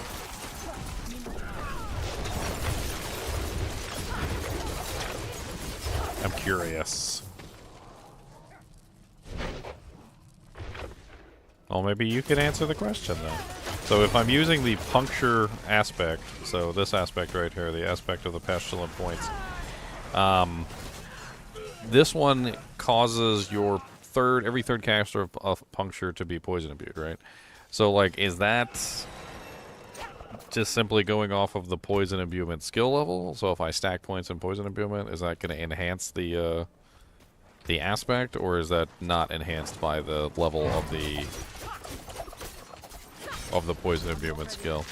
I'm just trying to figure out whether I can save points by not putting any points into poison imbuement or not, or if it's better to stack points in poison imbuement to get the higher damage output.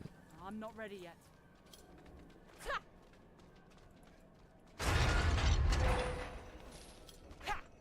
I mean, I was just gonna go test it on the training dummy to see. I figured that would be the easiest way.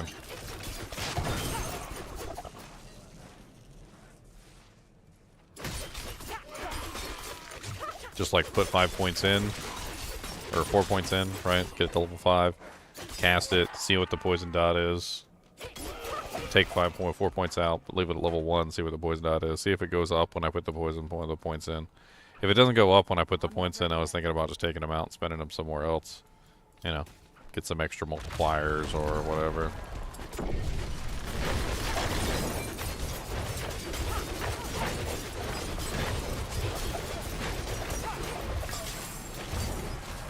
Well, yeah, I figured that scaling the damage on puncture itself would scale the poison damage. But I was also thinking that scaling poison imbuement might scale the poison damage as well, so I'm not sure. Right now, I'm just a little baby rogue. I just a little baby.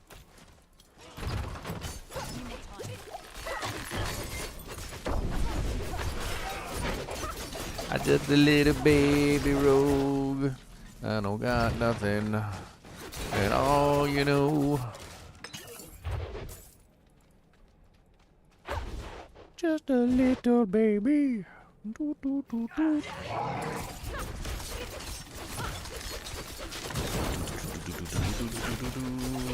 I need to get to the point where puncture is going 100% of the time double too. Oh my dear Lord Jesus with the knockbacks. Calm it down, Satan.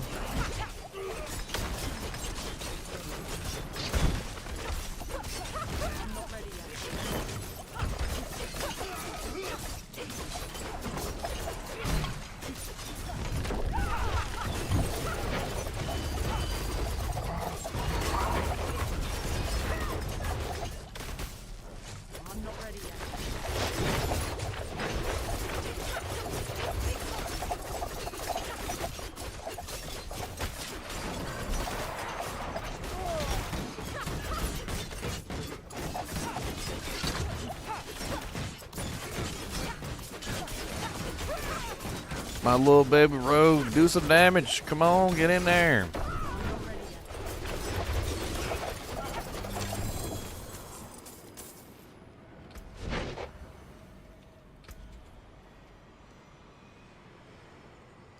Well, so the part that's got me confused is that it says 300% of normal potency. Well, 300% of normal potency would be what? Level 1? Or is it the normal potency of the ability? In which case, 300% of the normal potency of the ability would be, what, 180% plus 200%? So it would be, what, 300 and 60%, so it would be a 360% poison imbue.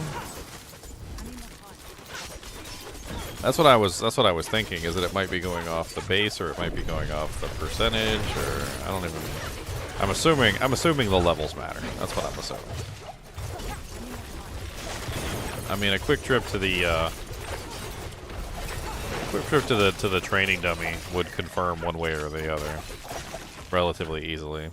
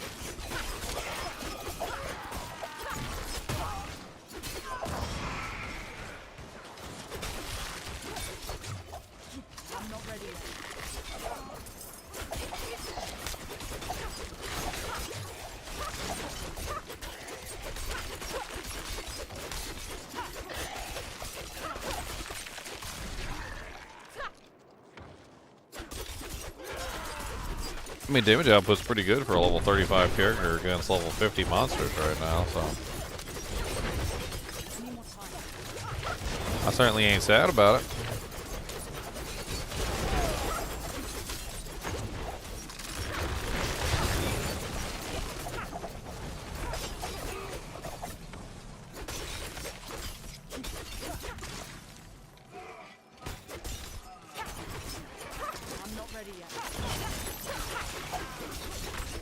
It's too bad you can't use poison imbuement on the basic skill.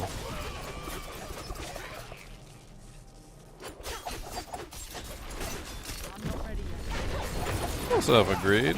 You like my shirt? Hunter x Hunter. I wonder how many of you guys know what number 99 is, or which person number 99 is. Who's this?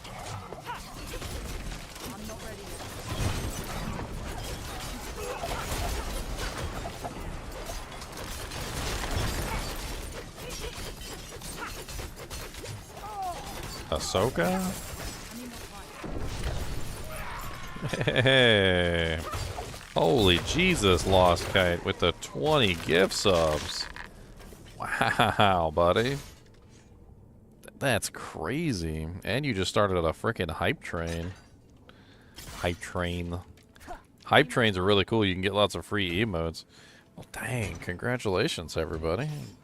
Coxan, 1987, Who's Degello, Hex Omega, Morningstar, Cabregas, Zaphod, Foxor, Juantos, 204 Justin, Ajax of Ajax, Denamane, Devastream, Milk Chocolate Baby. Milk Chocolate Baby, I like that name. 8 Deuce, Satawa, Jacob, BBLX, JB88, Gibberish, Hells, Renegade, Groinhammer. Boy, I'm gonna have to ask Groinhammer. I know you haven't spoken in chat or anything, but we need to know the backstory behind this name. Or do I want to know the backstory behind this name? I don't know. I'm actually kind of scared now. Groinhammer.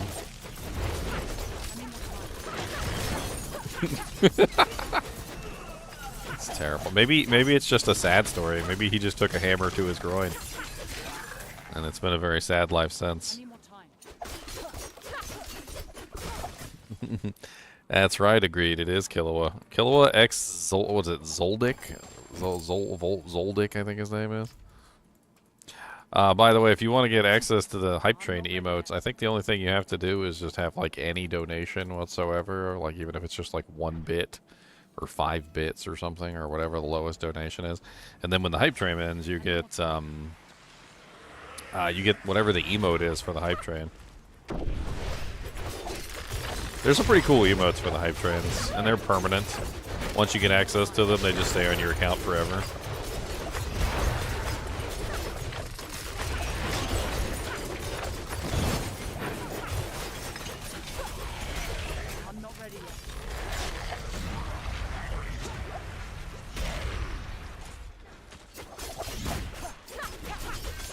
20 gift subs. It's freaking insane, buddy.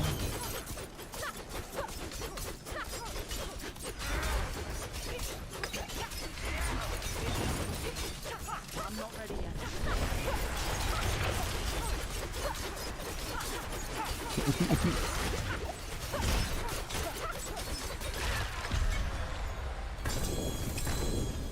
You know what? I think I can do something pretty fun here.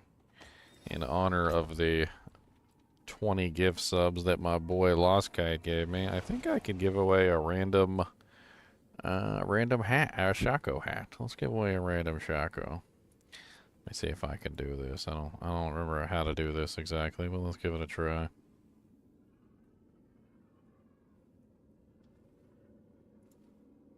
We're gonna try and give away a shakalaka ding dong today. Boop boop. Burp, burp, burp, burp, burp. Where is...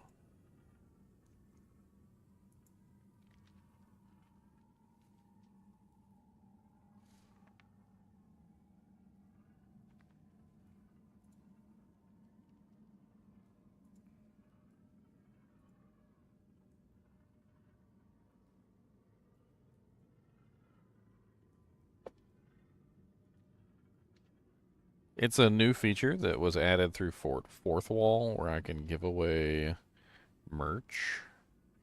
And why can I not remember how to do this? Where are you at?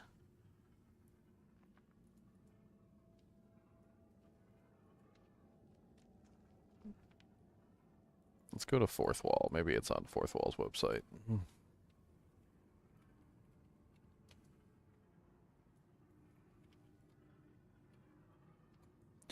Boom.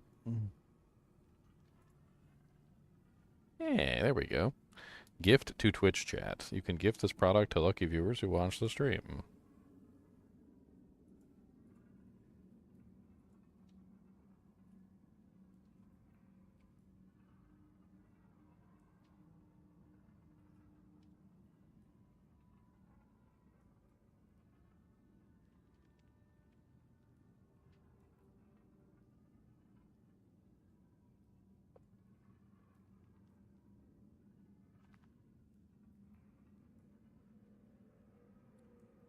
Boop.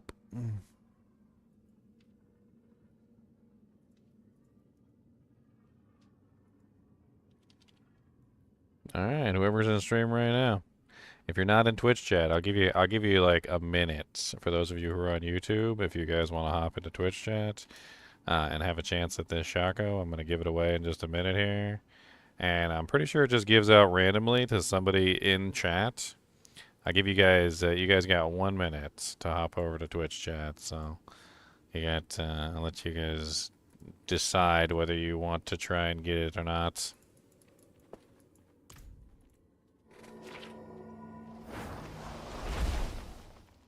One minute.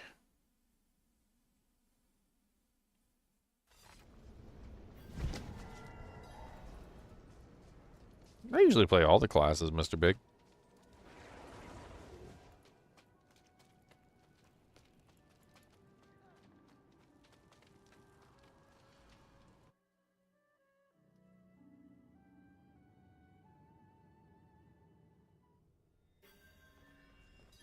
Hmm. Do do do do do do do do. Do you want to move to World Tier 3?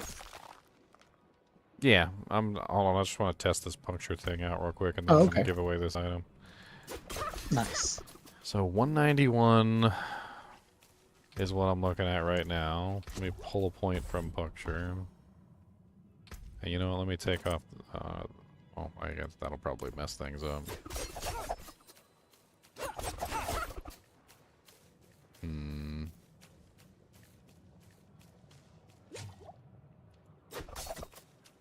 So, 1 cast, 33.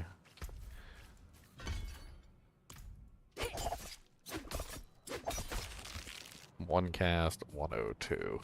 I think that's pretty conclusive proof. Well, let's do a couple tests just to be sure. 69. It seems to be random. We need more points. That's what we need. Hold on. Okay. That way we can get a more drastic result. Okay, so 150 that time. Let's do it again. 188. Alright, you guys ready? I'm giving it away. Boop. I don't know how this works. I've never done it before.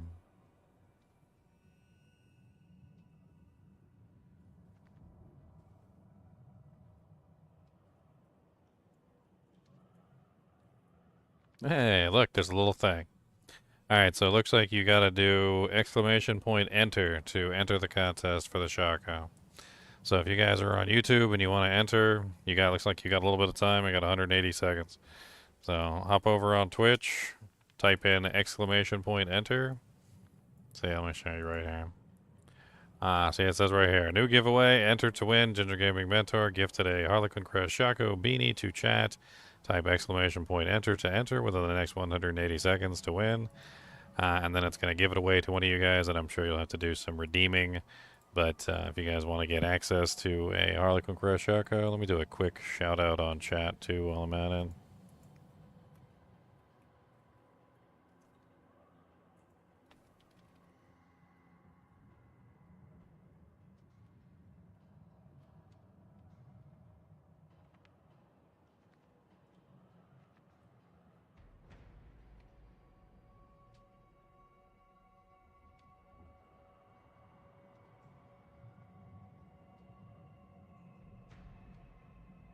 Alright.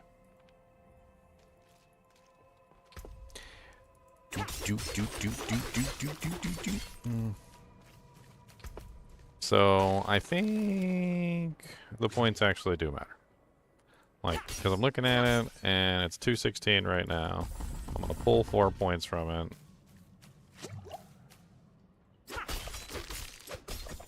And it's 99 right now, and I can like test that over and over again. And it does seem to vary a little bit.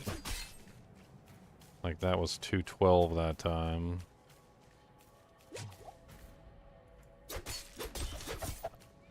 $262, 318.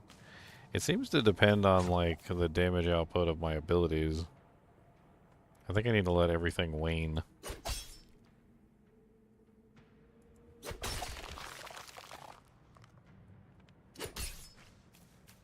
Okay, so 125. Let's let everything go down.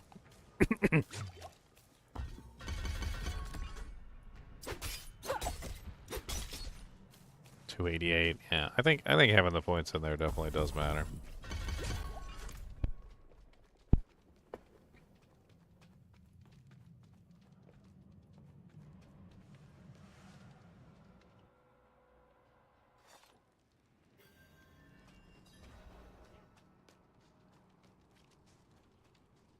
Congratulations to whoever wins. Alright, let's get this swapped over.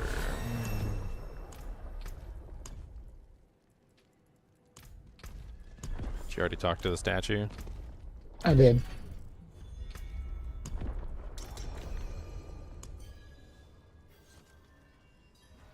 Hey, Annabren. Congratulations, Annabren. You were the first one to hit enter, too, you little hacker.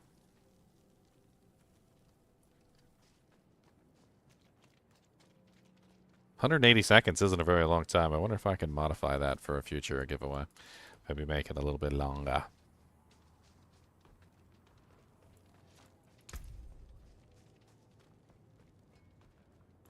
HellTide's up. Alright, well we're in World Tier 3 now. I'm gonna go grab some of the stuff from the Iron Wolves encampment. There's probably some like uniques and other things we can get sacred-wise there.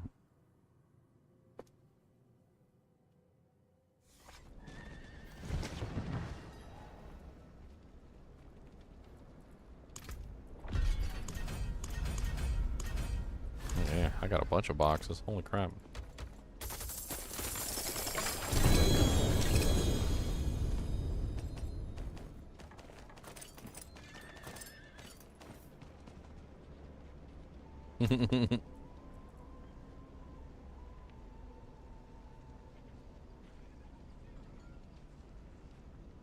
I wonder if using Grasp of Shadow, because it's got core skills on it though. I don't really need core skills.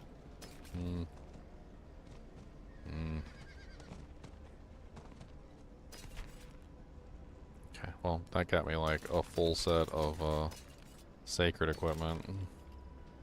Way higher power level than what I was using, so I guess I'm swapping out. Like super duper duper higher power level. Might as well just slap it all on, don't even think about it.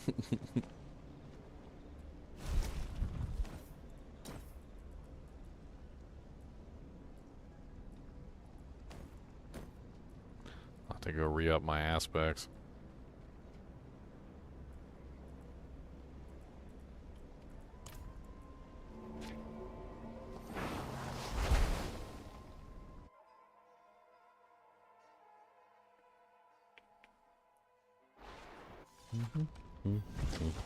Boom, boom, boom, boom, boom. Boom, boom, boom, boom, boom.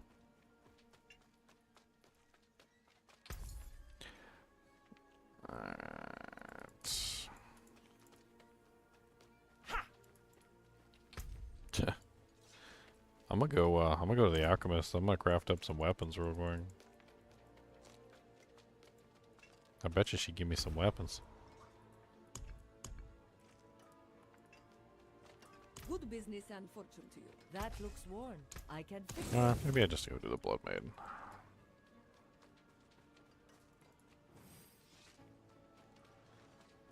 It's my birthday on the 19th. Well, happy birthday, Anarvin. Hand it over. Congratulations on your shakalaka ding dong. Your shakalaka ping pong. Shakalaka pack like a ping pong.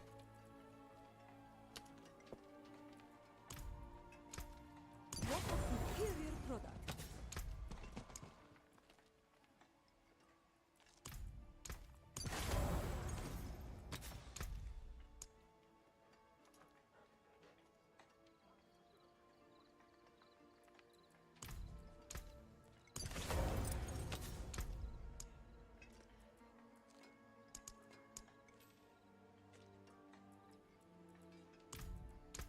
Assimilation aspect. I don't even remember what the boot aspects are.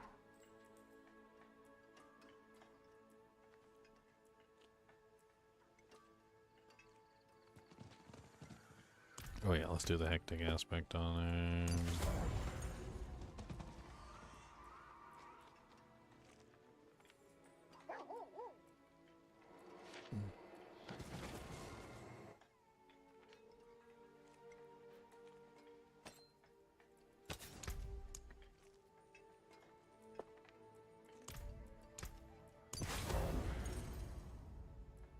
Is that a better corruption than the one I'm running?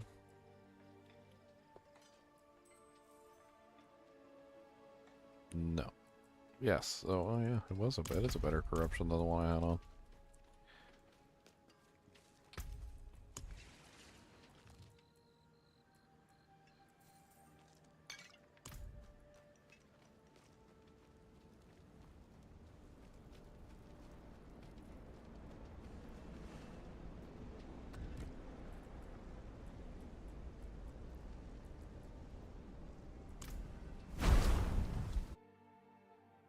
Where the hell did I just go? To the wrong place, probably. I need time to do that.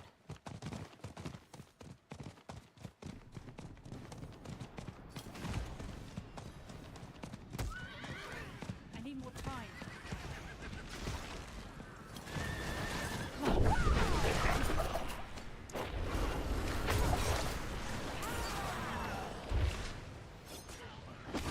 I put in a heart.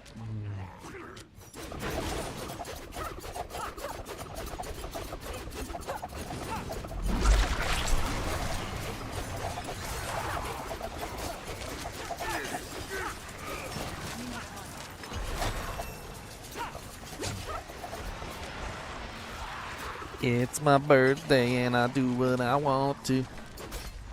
Do what I want to, do what I want to. I will do whatever the hell I want to. Wow, look a lot like crazy here.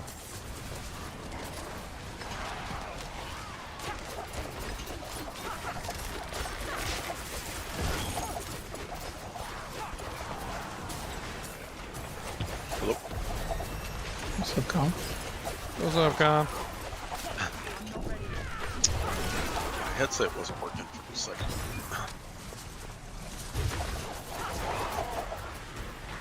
You gonna make your 6th barbarian? I actually am thinking about it. That's terrible.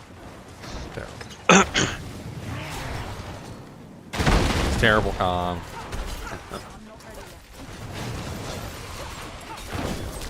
I'm only down to 2 eternal characters now. I need to delete to make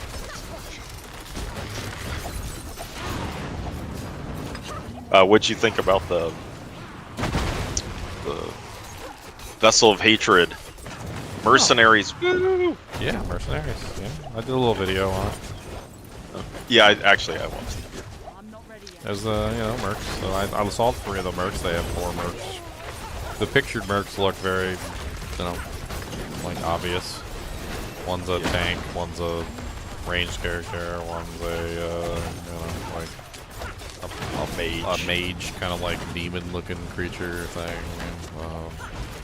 And then there seems to be a like a barbarian. It looks like they stuck with the barbarian merc. Yeah, it looks pretty interesting.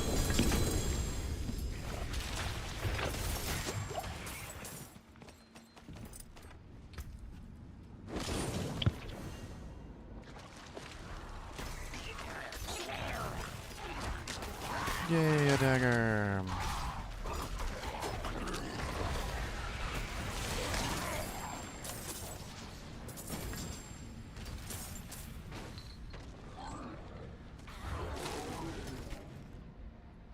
Yay, another dagger!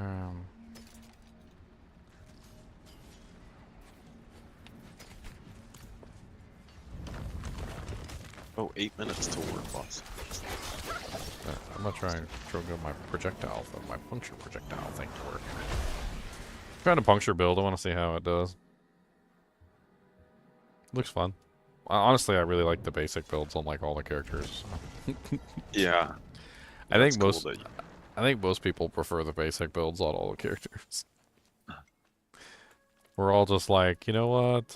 You know, I know you have this whole builder spender thing, and you know it's cool and all, but we're gonna not do that. We're gonna not do the builder spender thing if that's okay with you. I mean, even if it's not okay with you, it's still okay with you because we're not gonna we're gonna find a way around it. So. I can fix it. I think honestly though, I really do think it goes to show that people just really don't like the builder spender dynamic. Like they don't like it at all.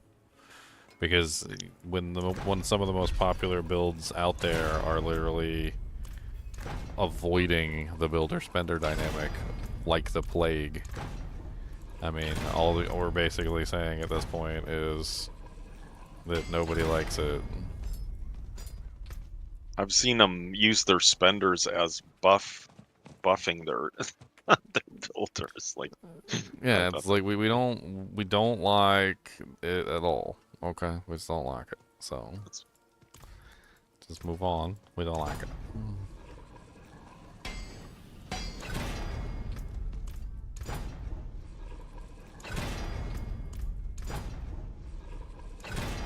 We don't like it.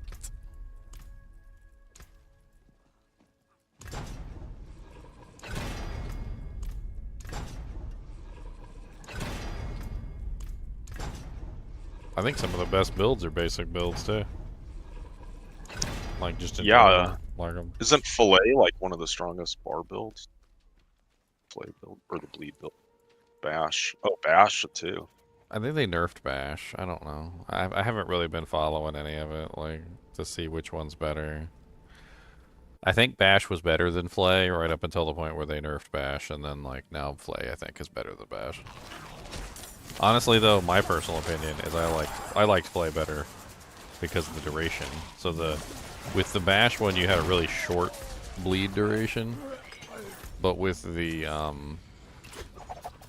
flay one, the bleed has such a long duration that even if the monster runs away from you, or like Daryl has that constant thing where he's constantly doing stupid stuff and like running all around the arena.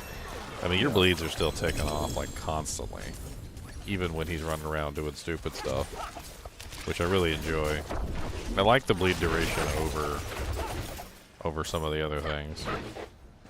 The shorter bleeds just, I don't know what it is about the really short duration poisons and bleeds and stuff, but they just don't really have the same oomph.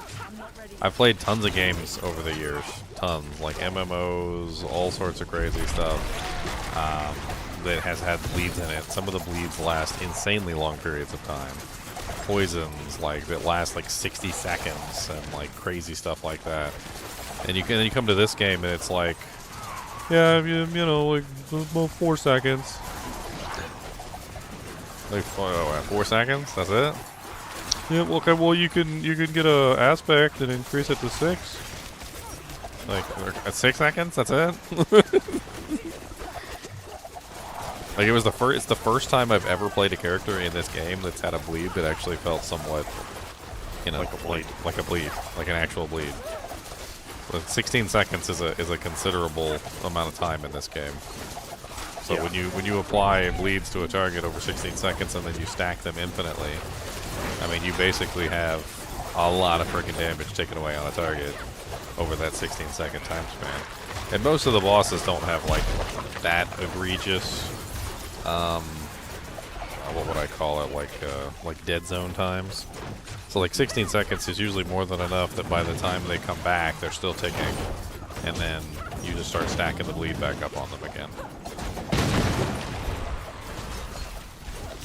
Poison Imbue's not like terrible. It looks like Poison Imbue's 12 seconds, so that's kind of neat. Or, wait a minute. It did say 12 seconds. Or was that 12? See, that's what I get for not paying attention. I'm looking at my panel and I died. Like a 6 seconds. Why didn't it say 12 earlier? I swear it said 12. I held my mouse over it on stream, and I'm pretty sure that it said 12. Oh no, I was looking at Poison Trap. Okay, Poison Trap is 12. Okay. That makes more sense. Yeah, even Poison Imbue doesn't have a particularly long duration. Yeah. That's nice that the Poison Trap has a 12-second duration, though. That's pretty neat.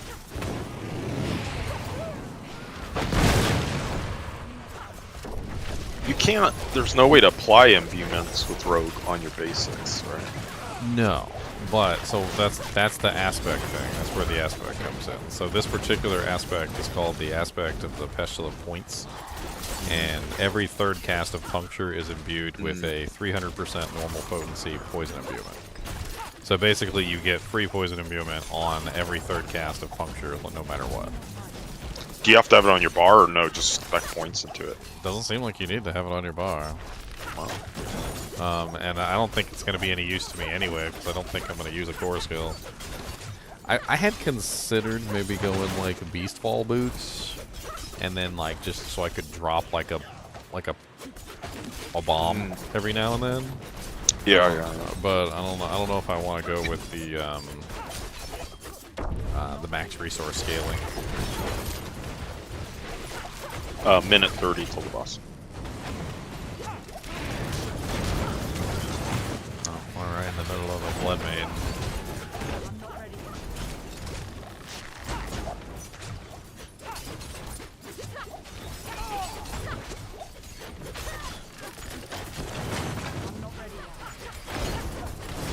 Honestly, at this point, it's pretty much just trying to get to 55 so that we can start putting on ancestral equipment.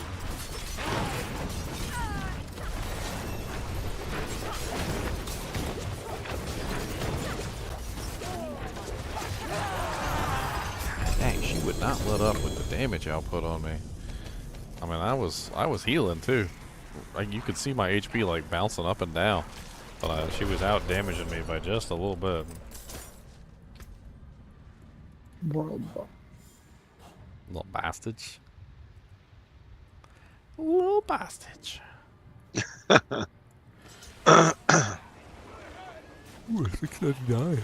It's funny that you only have like four things on your bar. Yeah, this is going to be an interesting build as far as like what I have on my bar. I'm not entirely sure what all's going to be there at this particular point.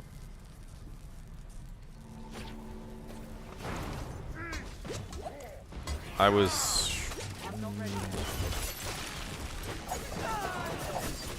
Yeah, I really just don't know.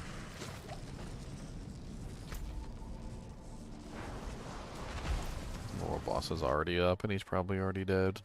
Dead.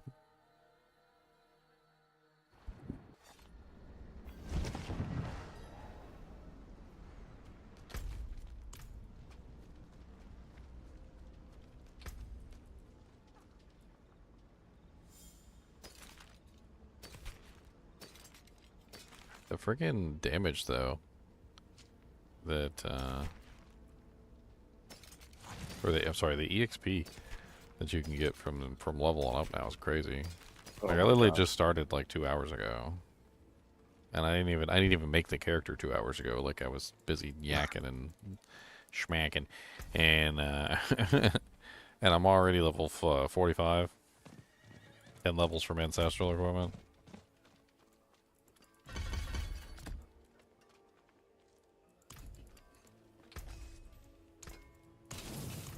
Is always hot.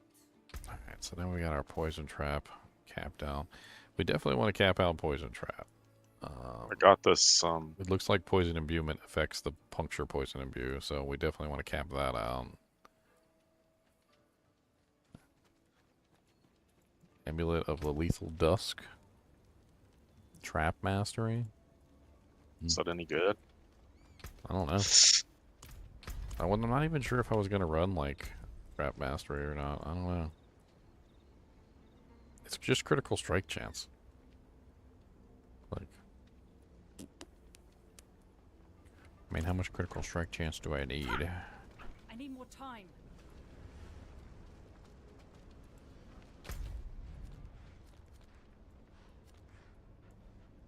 I feel like we could do the capstone, like, as we are. Are you guys in, oh, you're in 3? Yeah, we're in 3 right now. You might go with 3 with it? I'm doing a rogue too. Yeah, if you are, what level are you? Come on with us. I'm 79, I'm level. 79? Turd. Yeah. Turd. We just need to get to 55 so we can start using the good equipment. Yeah. All right. Let's do it. We'll see if I'm doing a flurry build. I know they're not very good, but I just love the playstyles.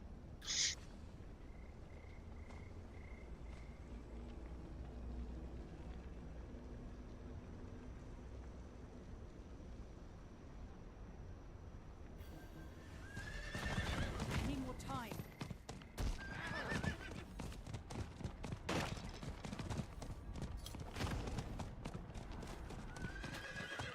I need more time.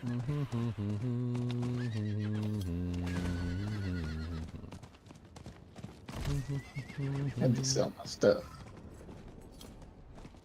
I'm riding to the Dujink. I need more time.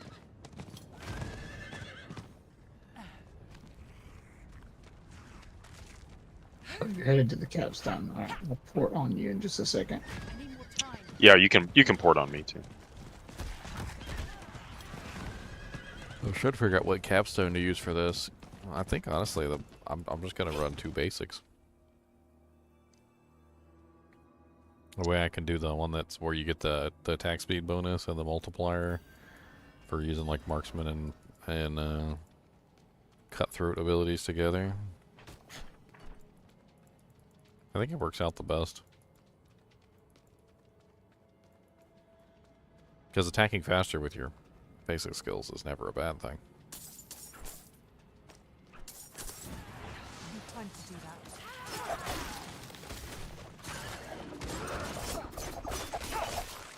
I'll probably end up pulling Dark Shroud too, because Dark Shroud's OP. I need time to do that.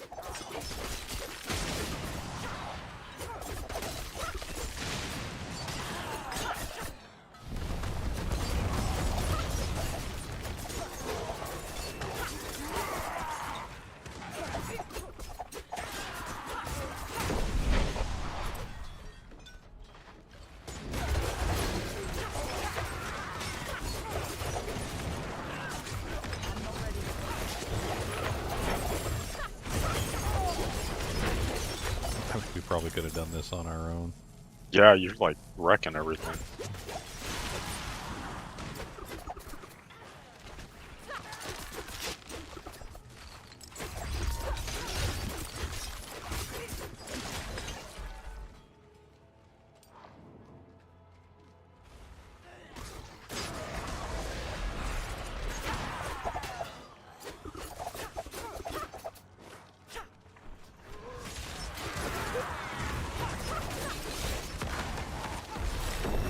Yay, level 46.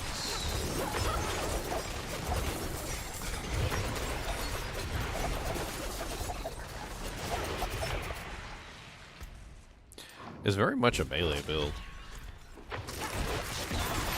Get in their face, smack them. Yakety schmackety. Don't talk backety.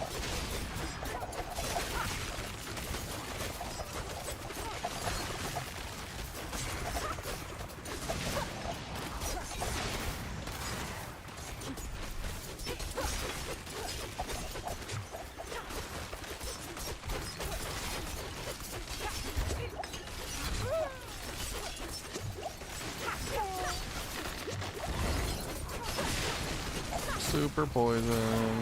I'm not ready.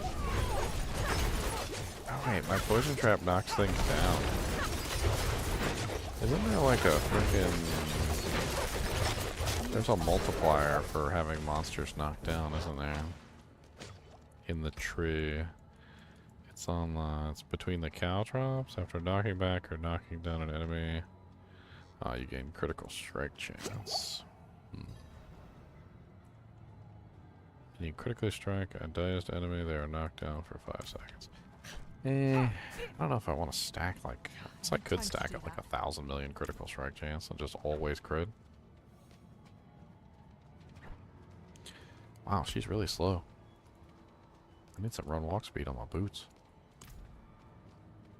You could take dash too for mobility. Yeah. I don't know if I want to do any of those.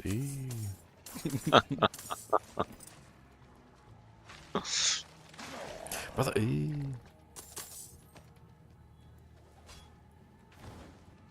I don't know. It is a cutthroat ability. It could work in place of blade shift. I was thinking about that. Maybe run dash instead of blade shift.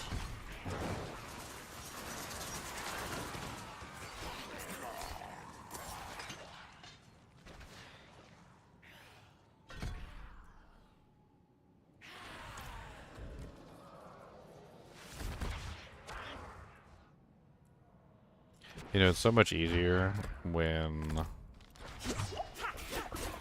you have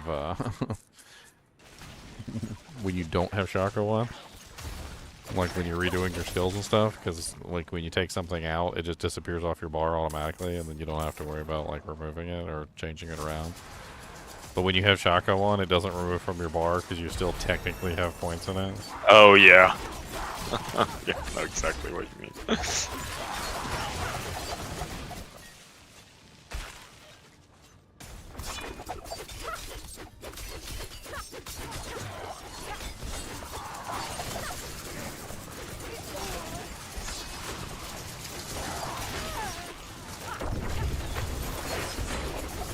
Well, I mean, it works to keep the cooldown active.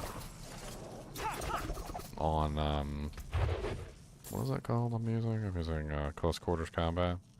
It works to keep the cooldown active on close quarters combat.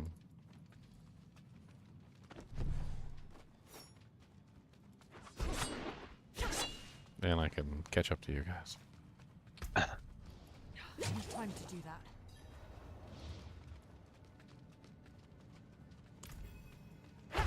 Hey guys, Hey. What's what's everyone doing? Making a New rogue. Ooh, New fun. character day. you guys just start? Yeah. Oh, I mean, we could get somebody power leveled up pretty quickly. Yeah. I'm only level 47. How do you boys? Haven't even hit ancient gear yet.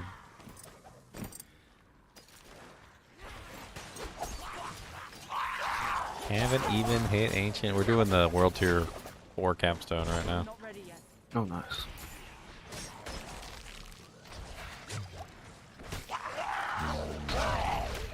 Wow. I need more time. Keep working on my what's it called? Barb. Barb. Yeah. Once you guys get to World Tier 4, I can. If you guys want a little bit of carrying, I have Nightmare Dungeons I'm gonna rip through, but I need time. What are you working on? still working on my Barb. I mean, what kind of barb? I mean, Oh, double swing. Double swing. What the? Dust double bow. uh,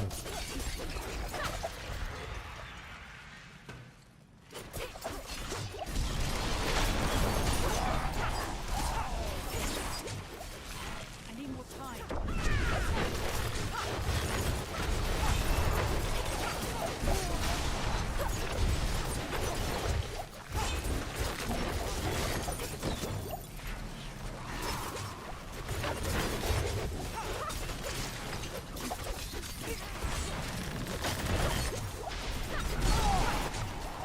I need time to do that. There's no boss here.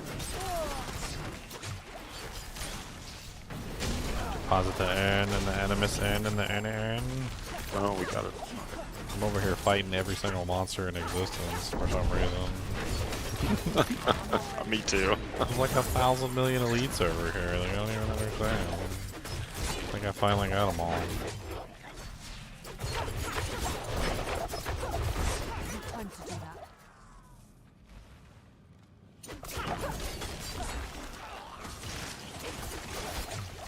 I'm not sure I like having to use dash to maintain the cooldown.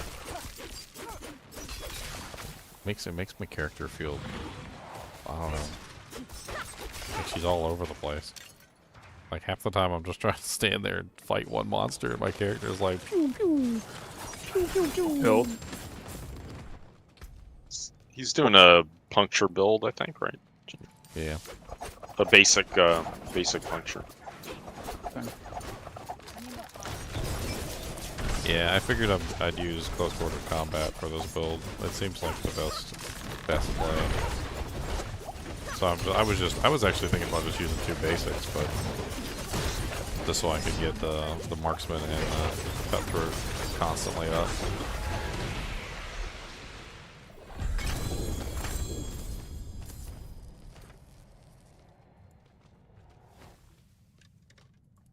The moment I get both tempering things on a greater affixed weapon and then decide whether or not I want to get greedy and get a higher roll.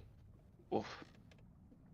Yeah, they need to implement so that you can save a roll. Yes, Yeah, that would be really dumb. Like, yeah, I have to like basically make a decision whether or not to like push to get this thing better or not. I'm probably not. I'm just gonna take it. It's a shame. Nah, you'll have a lot of the times. You might want to check though with the tempering or the master working. It might give you the percentage you're looking for anyway. Like Doesn't it just increase it off?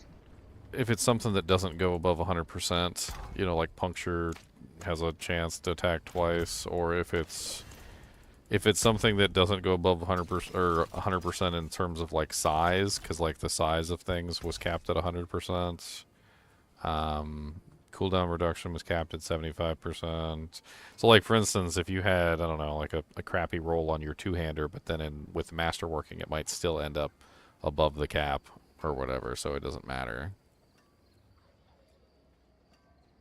Yeah, I got mid-roll on damage while berserking and mid-roll on double swing size. So. Well, that's what I was saying. So if you check with the master working, I don't know if you're gonna hit 100%. Yeah, I can check.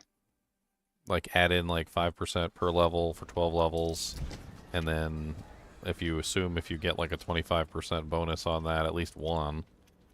I mean, you're looking at bare minimum what 12 times 5 plus 25, so that's an 85% bonus. Like, what did you roll?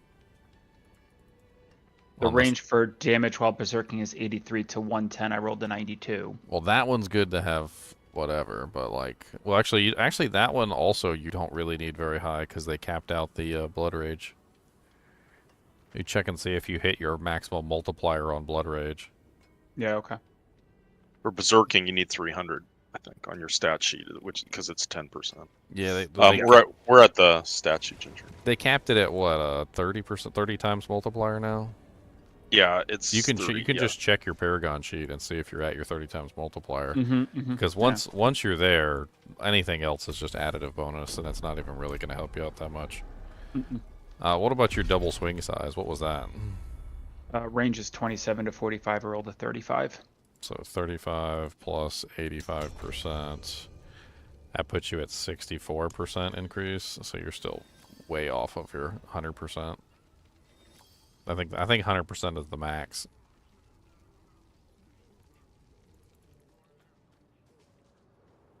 I mean, even if you got 45, I mean, I don't know. Like 45 plus 85%. I mean, you you'd probably need like an additional 25 roll on there, like a 110. Yeah, and that would get you close. That would be 94.5%. The weapon. Yeah, we'll take it for now. Yeah, I just rolled damage on berserking with the tempering system on all my items. Get rid of the... And I think like with just the tempering berserking and not even going with any other berserking, I was already hitting the 30 times multiplier on blood rage. Dark days upon us. You need a proper weapon.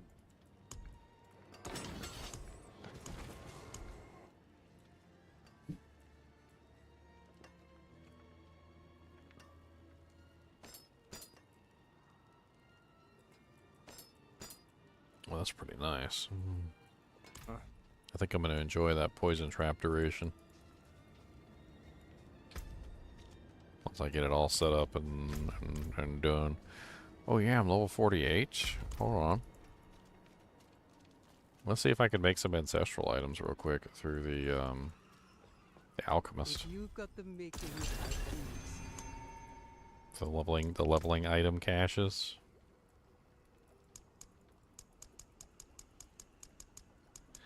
Why does it say I can only make 19? Is there a limit on how many that you can make? Oh, it's money. Wow. It costs 1,000,000 gold to make each one of these caches. So that's how they get you. Alright, yeah, but it's capped at 55, so doesn't do me any good.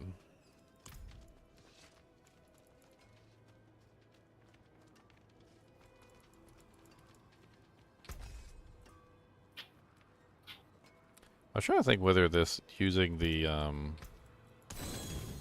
bursting venoms would be good with this build. Poison skills have a 15% chance to create a toxic pool. But I mean, it basically just, the main benefit of it is the poison imbuement. But I don't know if it would be nice to have the free poison puddle as well. I mean, it's basically just a free poison puddle underneath their feet with a 15% chance. I don't know how often it's going to go off with the way that my character's set up, because I'm only getting one poison imbued attack every 3 attacks, even though that doubles to like 2 every 6, Or we could just say 2 every 3. Since I'm attacking twice. I don't know.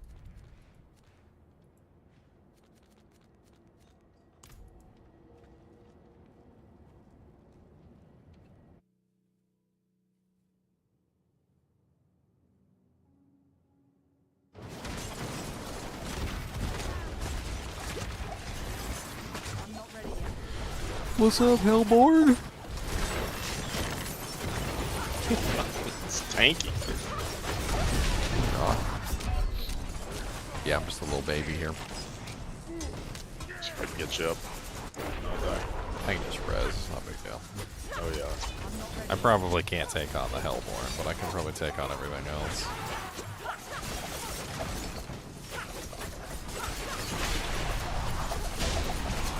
I'm like doing no damage to this flurry build. Not very strong. I mean, bosses is... Oh, dang it. Bosses is bosses. I mean, it's a Hellborn. The Hellborns are pretty tanky. Yeah, sometimes they're tankier than I think the Maiden. Oh, watch the freeze.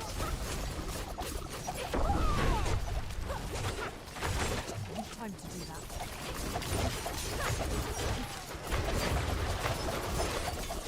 My main problem is I just don't have good weapons right now.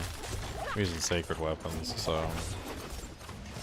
damage output on a level 78 monster is going to be pretty pathetic. And he can pretty much just one-shot me because my HP is so low.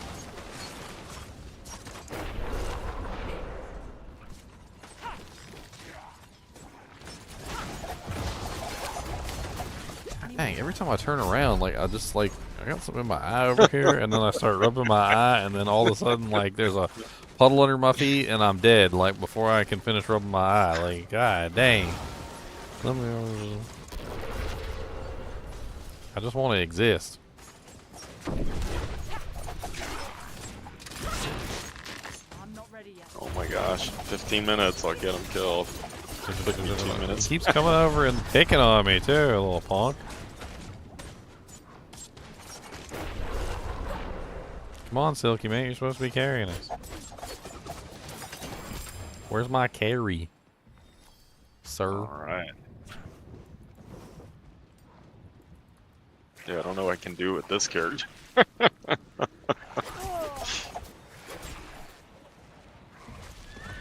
don't know, until I hit level 55, I'm not going to be all that useful, but... I can help with some of the lesser monsters.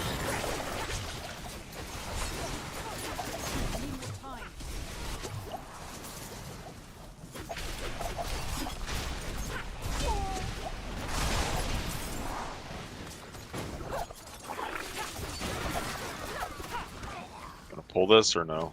Too close to the end. 2 minutes. Nah, she stays up after it's over. It don't matter. Alright. Yeah, I've actually tested it before. If she spawns and the thing ends, she still stays up and you can kill her. Get the loot. Yeah. So it really doesn't matter.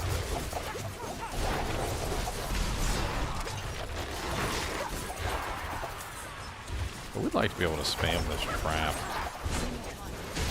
don't know what the best way to spam this trap is. I know the passive allows you to spam the trap, but I don't know if I want to run that passive for this build. Like, I'm not going like full traps. Of course. I'm always looking at my panel when I shouldn't be looking at my panel. I'm not stopped. I've been a crap my whole life, and I'm going to stay a crap. Thank you very much.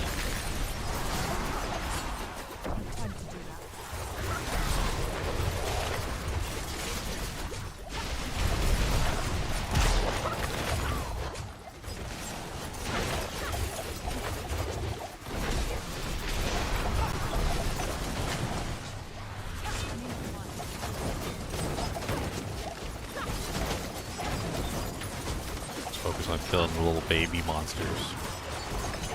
That's all I can do anyway.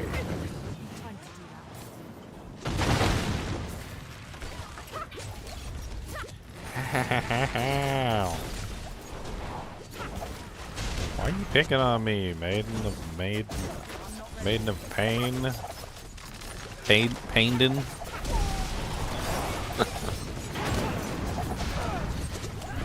Oh, she got me with that fire thingy.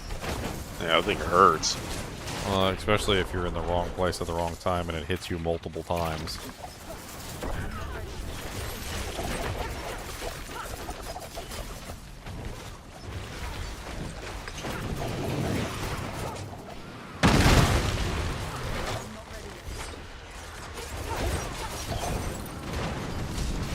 And she got me with it again.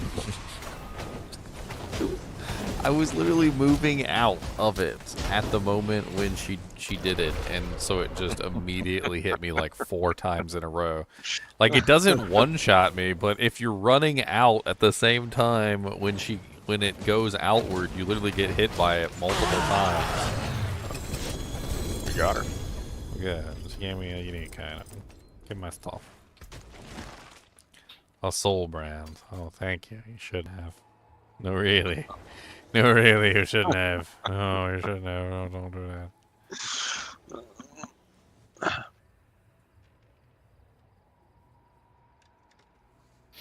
I wonder if using Toxic Alchemist would work really good with this. To use Toxic Alchemist with this build, I would have to...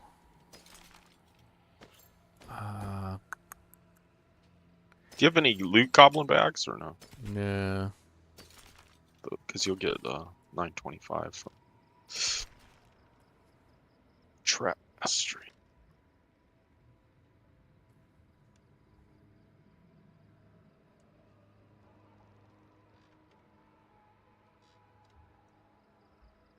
Hitting with a weapon increases your attack speed.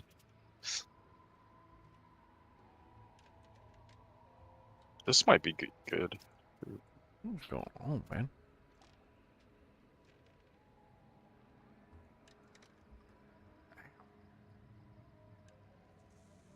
Not sure how I could actually use this, to be honest. I don't know. I can't use that yet. I mean, I would have to be able to have a shadow imbued skill, and I just don't really have any skills that are shadow imbuable. I got a Shira's. Oh yeah, what am I using for my, totally forgot. I haven't even unlocked my Doojanks yet. Inner sight, combo points, or preparation? Maybe I should do like like what you're doing, like a puncture flurry, and switch my DPS to puncture. Would I hit harder? I mean, what are you running exactly? I mean, I'm trying to make a flurry build, so like if you're flurry and imbuments. How does flurry, just... how does flurry work? I don't think I've ever used it. It's a core skill. It's just a fan of knives around you with the aspect. Why don't you do a basic flurry build with... So flurry for crowd... Do you have the beast fall boots? Mm-hmm. So basically what you would do is you would stack your basic skill damage, and you'd focus on whatever basic skill you want. It doesn't have to be puncture. You could do Heart Seeker. You could do a lot of different things. And then what you would do is as soon as you build up all your energy, you would then right-click and you would tap your flurry and do massive amounts of damage around you in a circle. It would consume all of your energy to do it. So you would probably do something like Shadow Clone. So you'd press Shadow Clone and then tap flurry, and it would just do like a massive damage pulse. You said it's a fan of knives around you in a circle? Yeah. Yeah, well, that would be like a massive damage pulse around you. And then you could obviously, since you're a basic build, you're going to have infinite energy essentially, and you could focus on trying to reset your ultimate to get you more damage. So every single time you could pop your Shadow Clone, you could do another ultimate flurry thing. There's also a whole thing with the I think it's inner sight or preparation. I can't remember which. I need to go unlock my thing, my skill, my pal thing, so I can actually get access to them. But one of them lets you reset your ultimate quicker, so you could spam it faster. I like puncture a lot because you make everything vulnerable. I don't have to worry Does about have that. vulnerability. It does have that niceness to it. It does.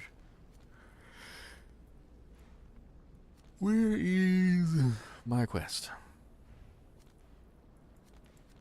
It's been a while since I've done a rogue. I don't remember where the quest is. I don't remember.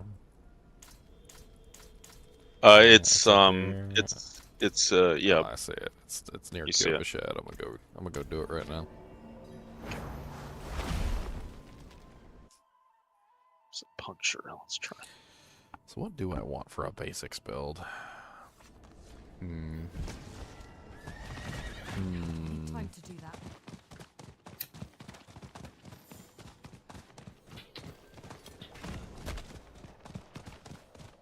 I'd have to play around with how flurry works to see. Like I never really played around with it to see how it worked. Yeah, it's not a great like single target. It's really bad single target actually.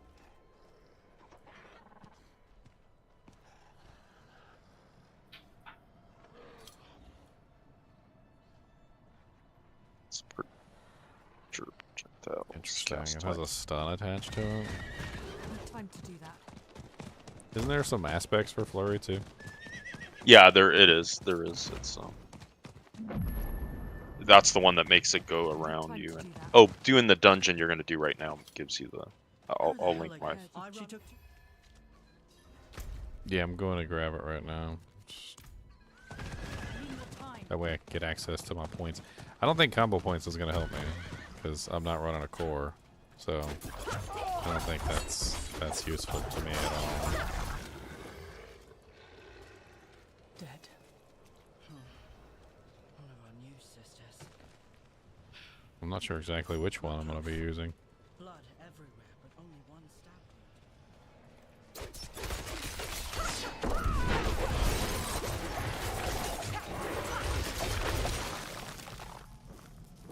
It's rogue.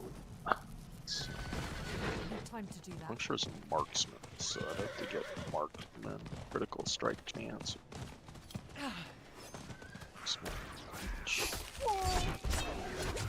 Well, if you go with what I'm talking about, I think the one you want is the one that has the ability to reset the ultimate. On the weapon, there's something. It's one of the. It's either the combo. It's not the combo points. It's the Damage per combo point. But combo points they don't affect basic skills. Oh yeah, but it doesn't matter if I'm switching.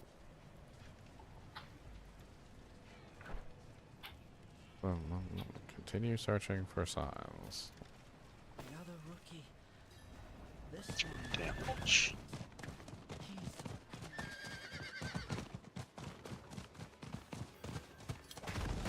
I don't even have to do this dungeon, right? All I gotta do is go in there and kill that girl. Yeah, you don't have to finish it.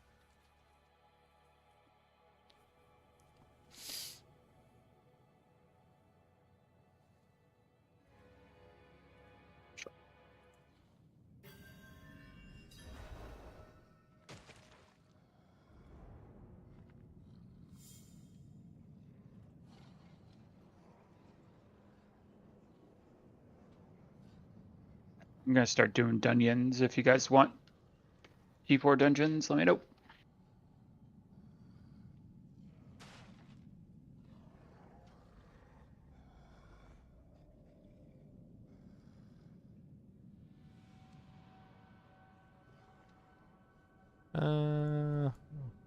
As soon as I finish doing this quest and then I hit 55, I can actually start helping. Yeah. If you guys want to come help me kill this girl real quick. These are level 75 monsters and I'm only a level 50 rogue in a P3 group, so you know, it's a little spicy. Which girl? For the rogue. Yeah, for my rogue. Freaking DR guy. Get out of here, DR guy. Look, I already have trouble killing these monsters. Come on, leave. What was I looking up? I was looking up something and now I lost my train of thought. Oh yeah, that's right.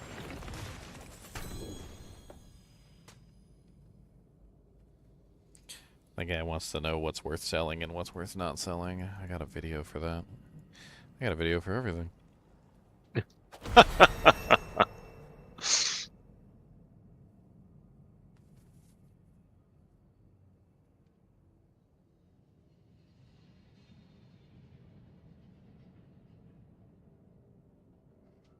There it is. What's good for gold? Yeah, I got my flannel shirt on.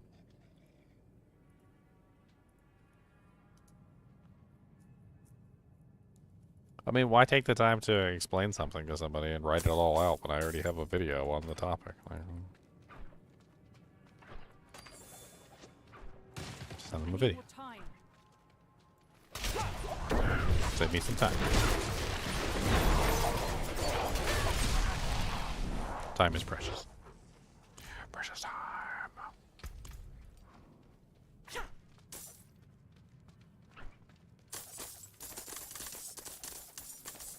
I just like don't have a skill on one of my bar slots.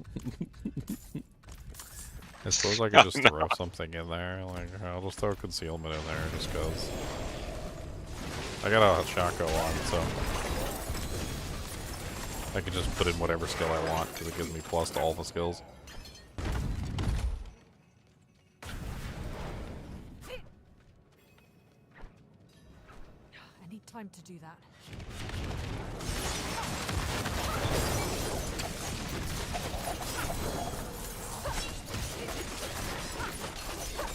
I need time to do that.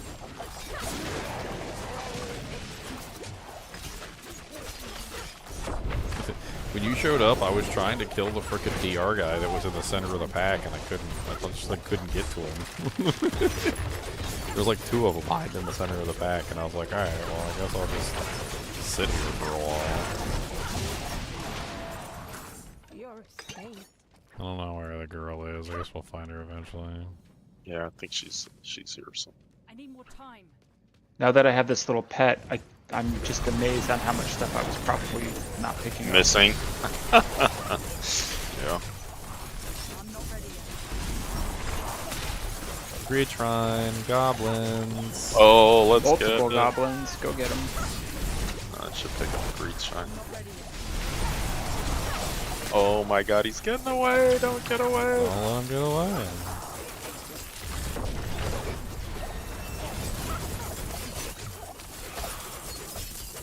Oh, I thought I picked up the Greed Shrine.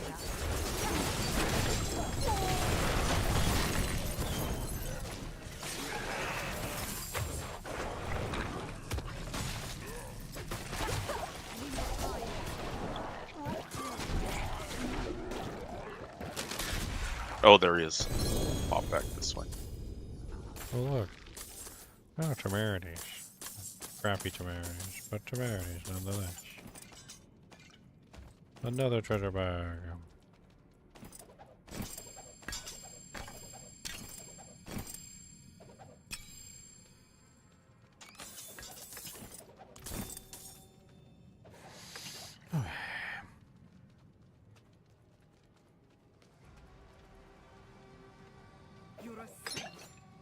Greasy key. Ew.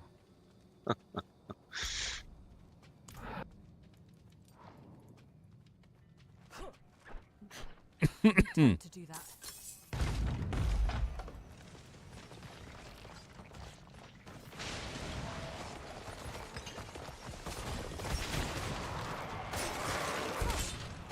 Lost 20 million gold, John. I mean, gold's not super hard to make in this game, but yeah, you can blow through your gold real fast if you're not careful. I know I have. I'll blow through like millions of gold within minutes if I'm not careful in the stupid enchanting system. You gotta know when to fold them, my friend. Did you talk to her outside the dungeon? I think I might not have. Oh, that's okay. I mean, we just cleared out the dungeon, so yeah, that means I'll probably see exactly where she is. Here, let me exit. I've done that before. I go into a dungeon without talking to her. Yeah, I think I've done that a couple times. So.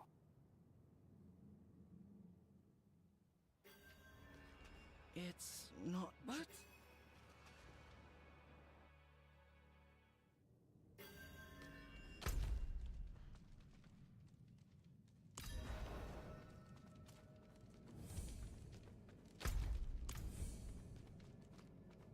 So I thought she was supposed to be before this section. Yeah, she's about halfway through. Yeah. See her up there. She's right here. You found her?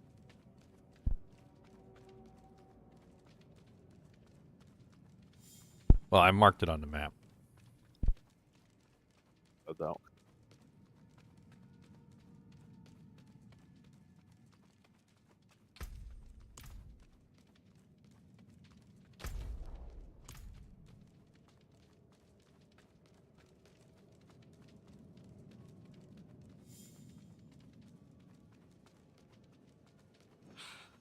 Bakira.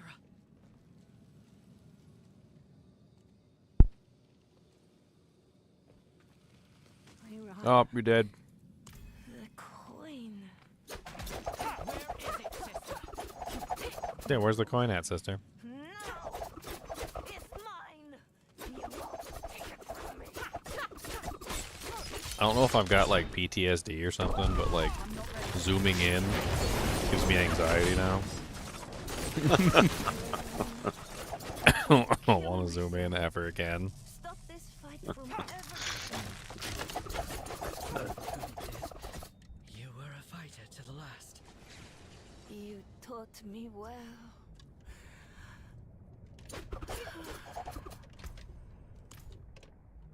Defeat. I did it. I defeated the ghost. What do I do now?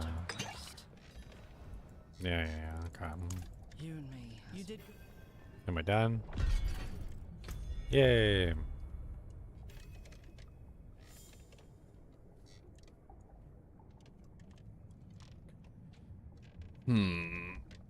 Attack marked enemies to fill up your inner sight gauge. Attacking non-marked enemies fills it at 5% normal rate. Unlimited energy and 25% critical strike chance for 4 seconds.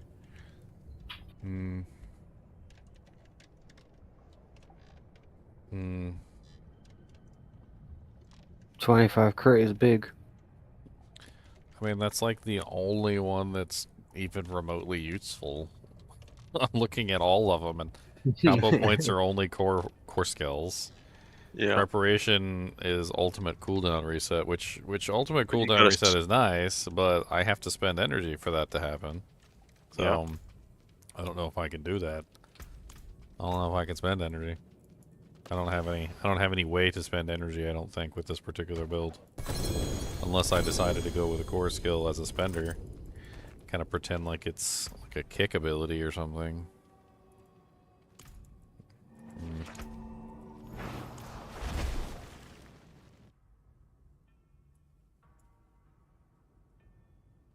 I don't know.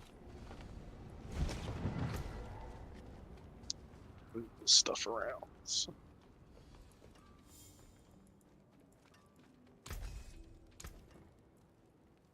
Check the bark nicely.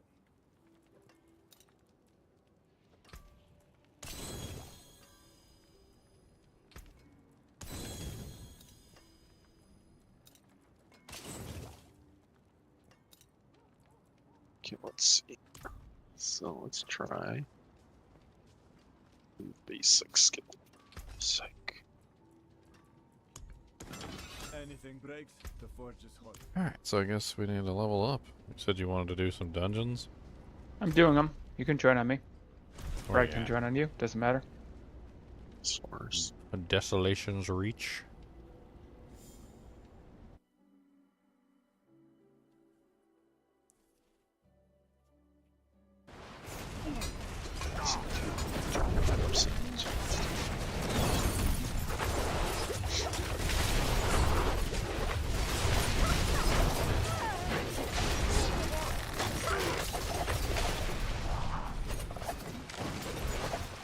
Did that not go through?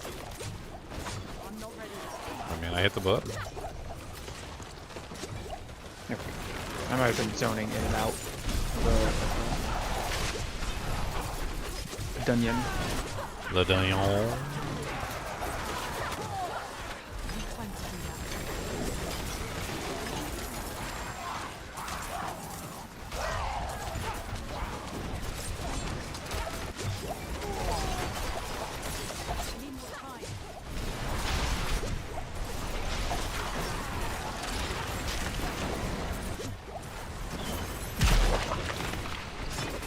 me know when you guys are ready. Yeah, we're just fighting the Blood Maiden right now.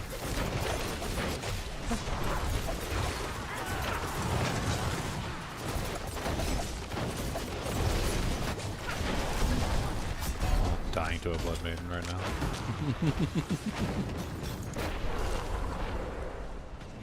I'll just come join you guys. I don't really care. Ah! Can't even teleport. Leave me alone. I'll just come in and kill the building. I'm gonna zone in on the wrong person. I seem to be the only one down here now. I thought I teleported to someone when I came down here. Nobody down here now? I think you teleported to me as I teleported out. Troll.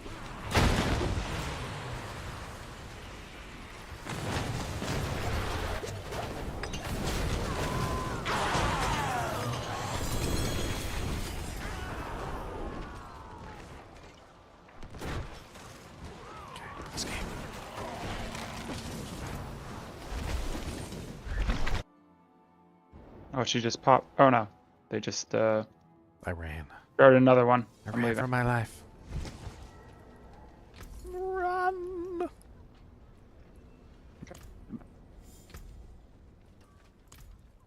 I only got 2 more levels, so I can get access to the new jinx.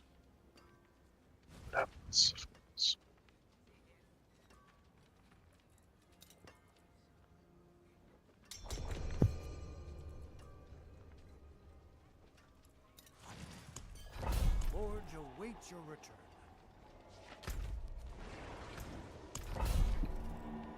You love Poison Rogue? Why don't you marry it then, Jarrett?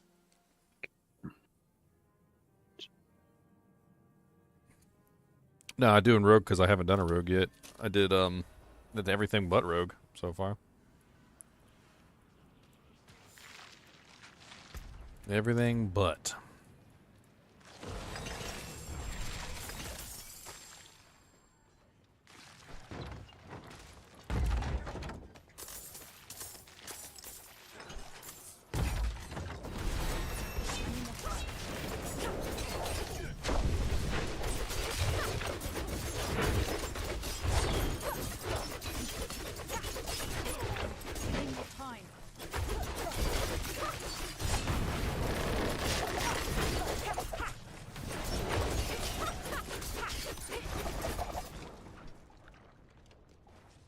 Oh no, blisters. Run!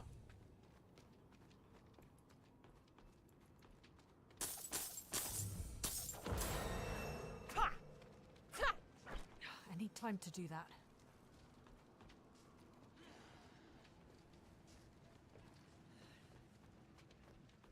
Is it because rogues are boring? No, it's because I had more interesting things that I wanted to mess around with. Like my play build.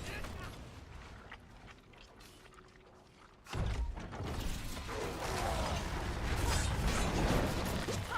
need time to do that.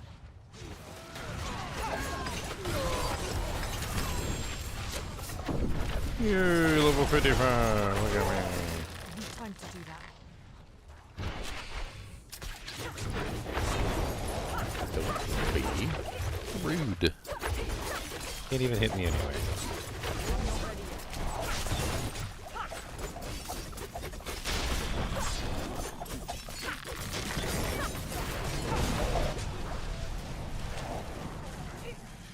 What was this? Last wave run? That works good for killing stuff.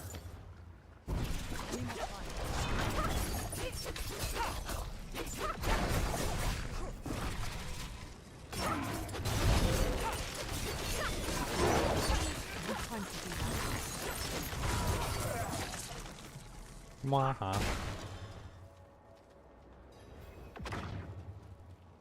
Somebody died. Oh, I think they. Look, Roland, Leech Roland. He deaded.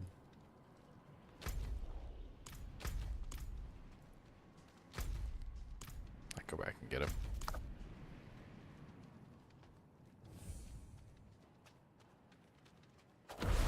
You can count all the way to 55. 55. 50, 50, 50, 50.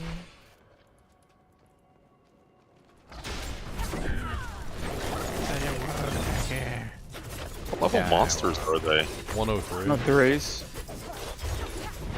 I'm able to kill them.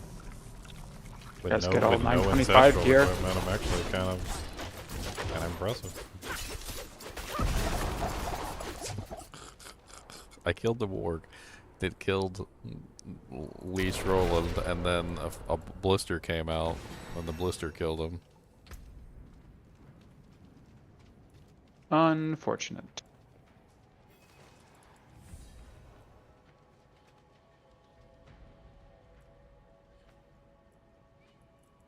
Okay, well at least I got one glyph I can work on. I hate when I like do my first dungeon and I've got like no glyph to work on at that particular point in time. I need more time. All the way back here. Yeah, it's gonna be back here on top of Roland. He was the leader. The leader of the bleeder.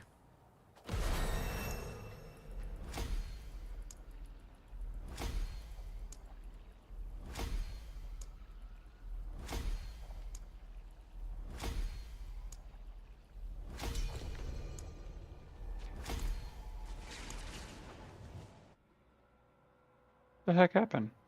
Oh, he transferred leader and I hit the accept button. No, okay, whatever.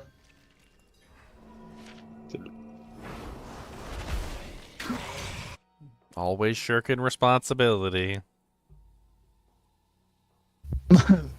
My wife is calling. I gotta go into the.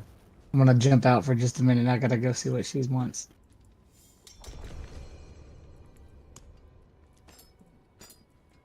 Alright, let me leave party.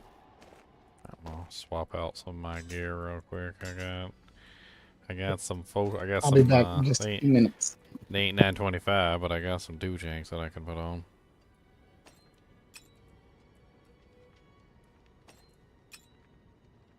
Better doojanks than I have been wearing up to now.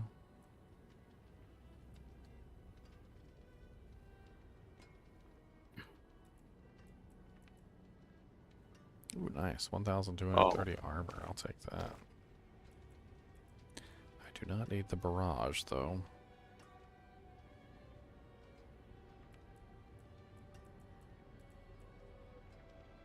I don't need thorns either.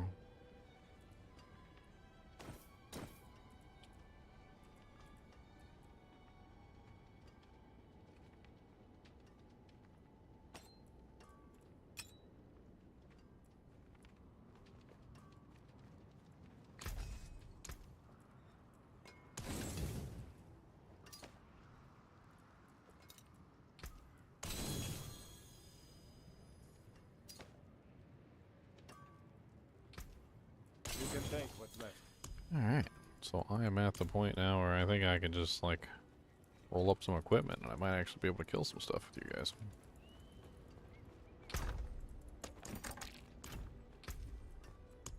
God frickin' bless it, hit the wrong god dang button, everything went into my stash instead of going into my inventory. God frickin' stupid, I hate that too hate it. much. God, stupid pooping, hate your stupid face.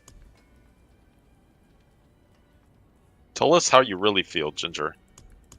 I can't count how many. My stash is a mess. Like, I cannot count how many times I that has know. happened where literally I will accidentally throw a bunch of crap in there. Like, it's just stupid. It's so stupid. I don't want to do that ever.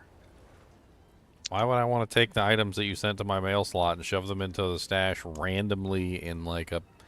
Like, it doesn't even make any sense where they go either. Like, you would think they would go in the first available slot in your stash in like the first chest. But no, half the time they go into like the 5th chest in a random spot. It doesn't even make any sense. Even if there's an open spot in like the 1st, 2nd, and 3rd and 4th chest, it'll still go into like whatever chest it feels like. Stupid.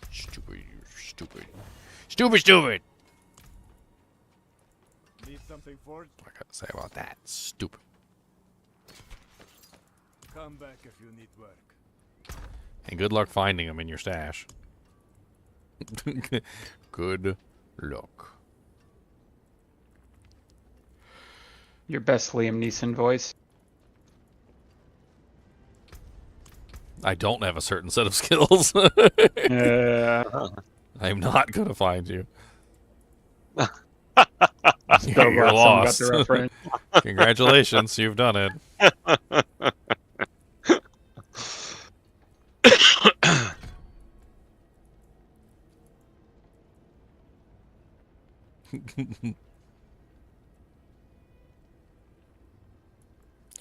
I don't like it.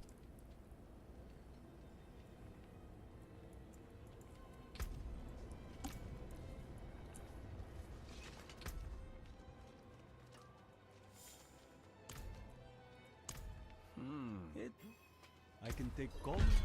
All right. I get these doojanks set up so I can actually help.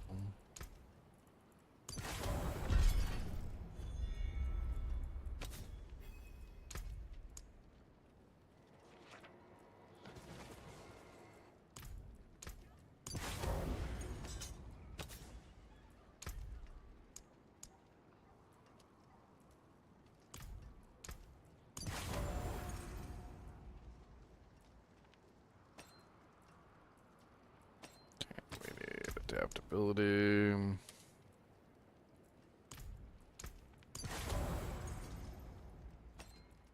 I also want corruption.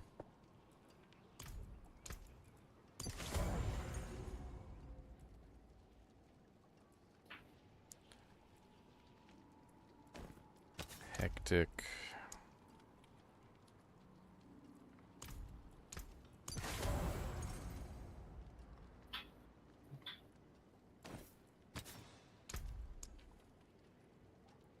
Crowded sage.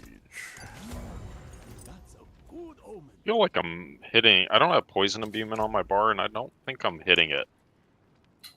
For what? With puncture, even though I have the aspect of it. I don't have it on my bar, and it does it it's every proccing. single. It's one every 3 attacks. Let me make sure I have it. So it's attack, poison, attack, Every third poison. Yeah, every third cast of puncture is poison imbued with 144% of normal potency.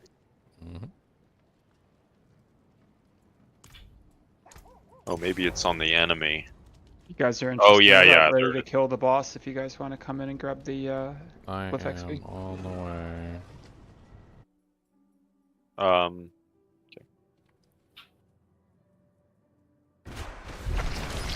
Why are we down here in the... That's me. You came. I think you TP on me. Why are we doing dungeons? That's Carl Drogo. Thought we was doing dungeons, and now I got booby trapped, and I'm in the evil zone that doesn't let you teleport out.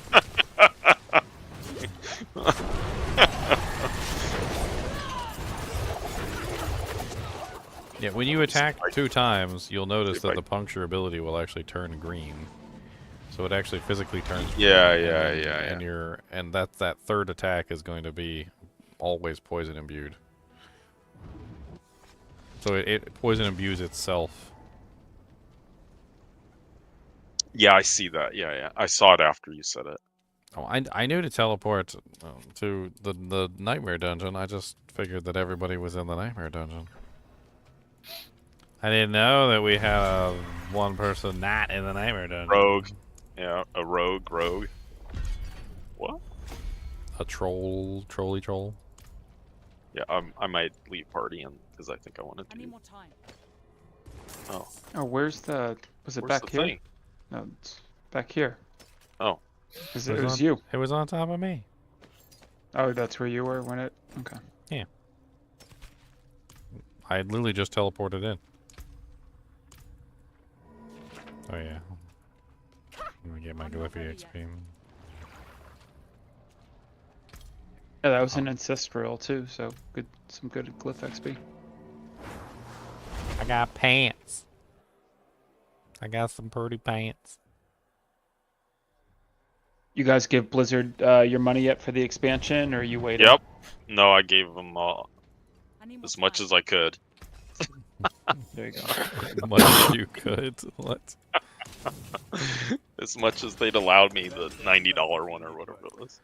I don't see any reason to grab the $90 one. It seems. I don't buy anything else. I mean, I don't buy like the monthly passes or cosmetics. So. Well, I just mean that it's like there wasn't anything like super crazy in there that seemed like stood out as a like I gotta have it kind of a thing.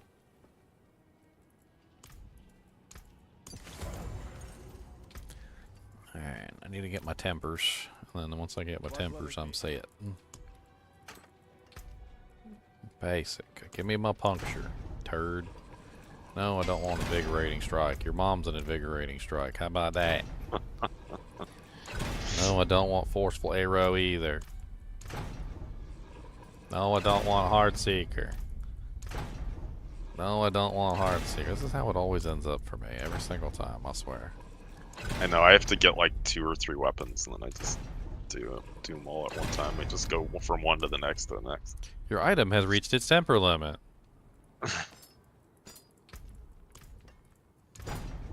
My thing is it almost seems to deliberately like sabotage you, where it will literally just roll the same thing repeatedly. And I don't know if it actually is deliberate, but it feels deliberate. Like it feels like there's somebody. Yeah. Have you ever seen that really old meme where it's like the god of Tetris, and the god of Tetris is like he's sitting there like determining what the next piece is gonna be on the Tetris game, and he's like line piece, line piece. He's like, but sir, he can't use that many line pieces. Line piece. And he's just giving him line piece after line piece after line piece, and he won't stop. And then finally, when the guy's had so many line pieces that his entire thing is like just in disarray, and there's nothing he can do about it because it was already like messed up, and you can only put line pieces in so many places if your thing's all screwed up in the first place, and then it just looks like a mountain range. And then finally, when he finally needs a line piece, like at the very end when he actually needs a line piece to finish everything off, he gives him like the L piece or whatever, or like the what is it, the squiggly piece? I can't remember.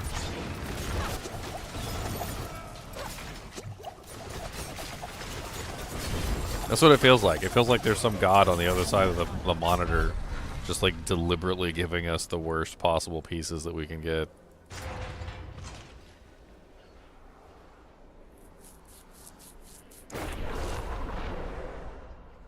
I'm not strong enough.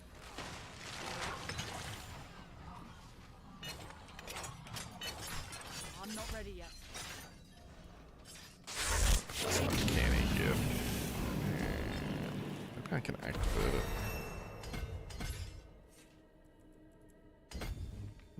Almost. Yeah, I did it. I'm not ready yet. What makes a soul rune? What was it, AMS? I think it's AMS. I'm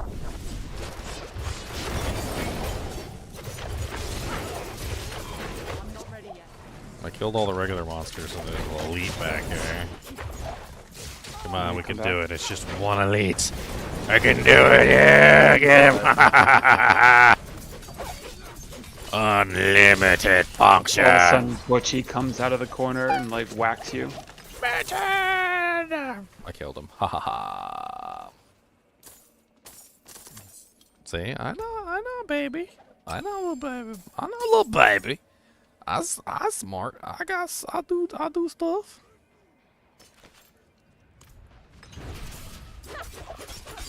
If I min-max my gear a little bit, which I really don't want to do right now, because none of it's 925.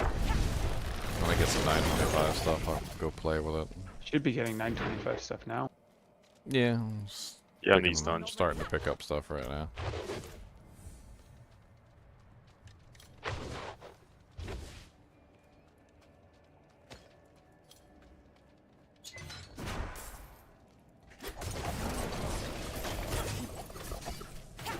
Oh, y'all guys think you're so cute over here. Just shooting with your little bows. I got poison puddles too. You ain't special. I got poison puddle too. You ain't special, Mr. You. I got poison puddle too. I need more time. Oh.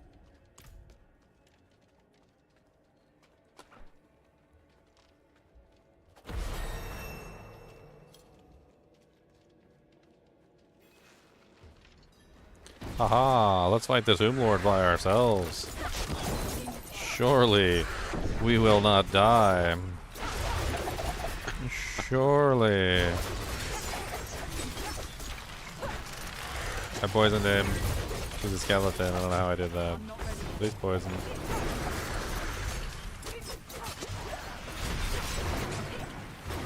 Just wait out here. Hey. I mean, it's gonna take a while. I'm doing okay for a level 59. Draw me a dagger. It's a very nice person. The 925 dagger, I like that. None of my daggers rolled properly.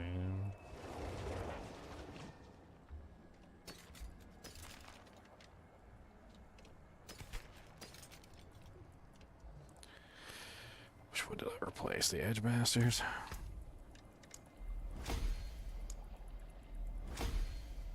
What's up, Sean?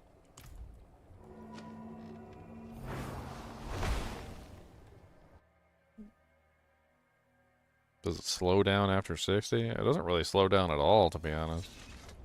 Yeah. Like, the EXP is so ridiculous now, and if you pop the potions and get everything that you need running, like, it's kind of stupid. It's pretty stupid, actually. Yeah, I think they've overturned that. I need more time. Most people, I guess, want it. I think that's their goal. I think their goal from the very beginning has been to do that. They want people to hit level 100 as fast as possible and feel like they accomplished something, even if the accomplishment means nothing. I know that sounds kind of. I know that sounds kind of mean, but that's the truth of it right now. Is they literally want you to hit it so that you're accomplished, that you have an accomplishment, even if the accomplishment means nothing. They would rather you hit level 100 within a day and feel like you got something special. Well, everyone complained about how, and maybe it was because like leveling was the end game back in the day, right? Yeah, like not, yeah. But everyone complained on how long it took to get from. I don't think it took particularly all that long to hit level 100. Like, I'm not saying you. I'm just saying that was the general consensus amongst the community at large. And then they said they didn't like how long it took, and then they said there's nothing to do in the game when they sped it up. Yes. Dumbest shit I've ever heard. Well, I mean, that's the really stupid thing about it is it's like, okay, all right, so you have people complaining that there's nothing to do when you hit level 100, so let's get them to level 100 faster. Yeah. So let's get them to level 100 as fast as we can so that they have nothing to do faster. They built this game for the masses. Yeah, so and they're going to pander a little bit. They're going to pander, which is what they need to do to make money it's with like, this game. I feel like it's like the squeaky wheel gets oiled straight out of freaking what's that? The freaking Married with Children. Remember where like the old lady complained like 1,000 times that she didn't like football, so they just canceled football. Married with Children. They're like, yeah, some little old lady in Minnesota said she didn't like football, and she wrote in about 300 letters, and the squeaky wheel gets oiled, so football's been canceled permanently. It's just the reality with this game, right? Like it's built for, I don't know, what people would dub the casual, which is fine. I mean, it's not really though, like, because that endgame portion takes forever to level up your items and get everything min-maxed and like. But for the people that masterworking and stuff, so basically what they're trying to do is they're trying to like hoodwink people by making it easy to get to level 100, and if they make it easy to get to level 100, then everybody feels like they've accomplished something. Which goes back to me joking about like, yay, you got 100, congratulations, and you get like your participation trophy, and then you realize that like the actual end game has nothing to do with leveling your character to 100, and and is instead masterworking your equipment and getting your gear like perfected. Because the difference between a 100 character with no masterworking and like with gear not properly like min-maxed and a character who's like perfectly min-maxed with perfect masterworking is probably It's night and day. more. It's probably more than the difference between a level 1 character and a level 100 character. Yeah.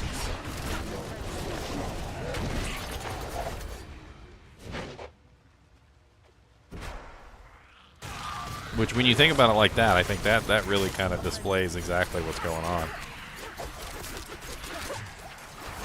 Which basically means that leveling up to 100 is meaningless.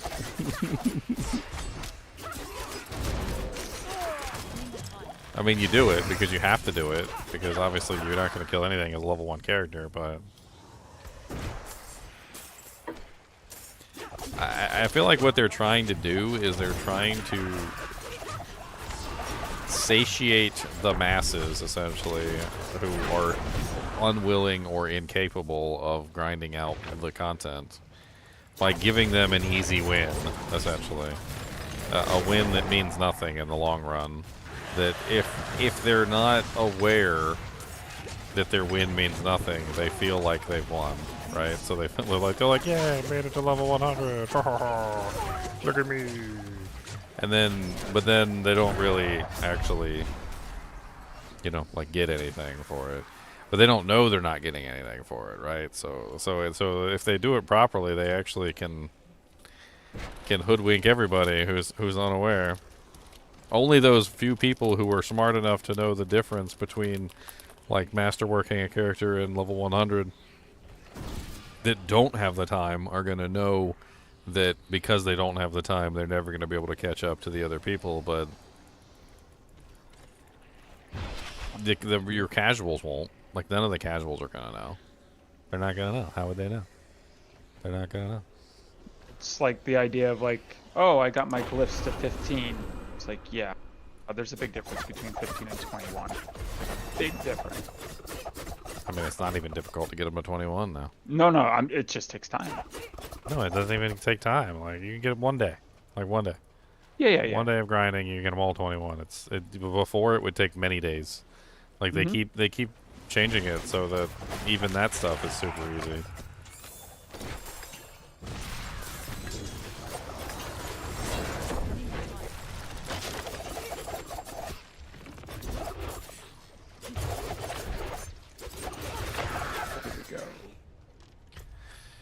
Get some 925 Janks. I always hate this one. I think it's this middle room down here that we need to go to. I mean, there's a Healy thing right here, which usually means it's the boss room. Yeah. Healy thing means boss room.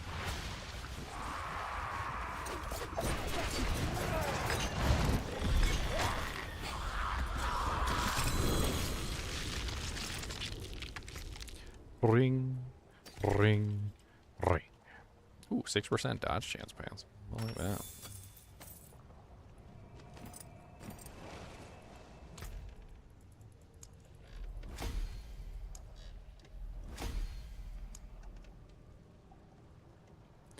I mean, up to that point, yeah. Up to a point we were just doing it on our own, and now I'm with somebody else who's higher level than me, yeah.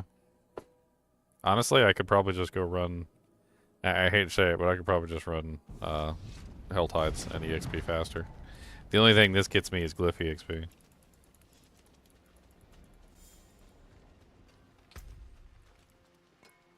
Glyph.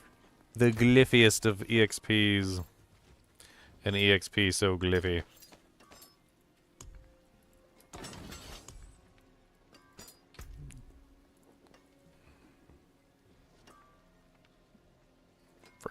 Frickin'.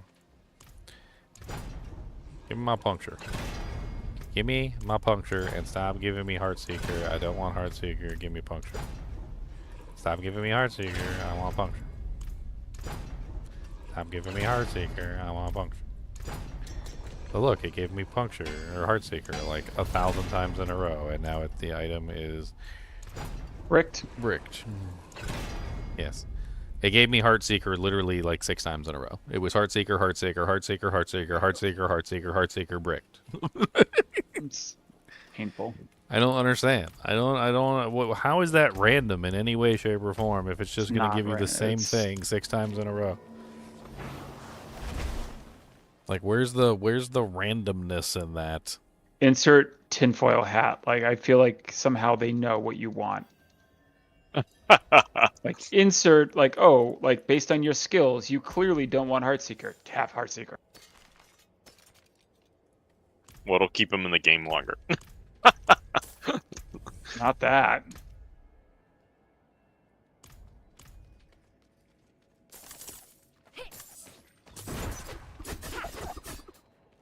I'm not ready yet.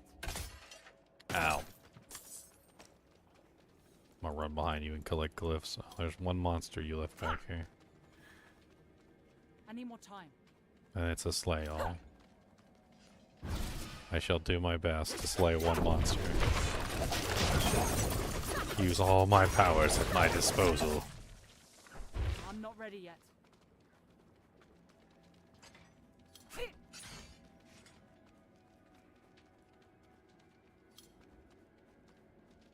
I need more time.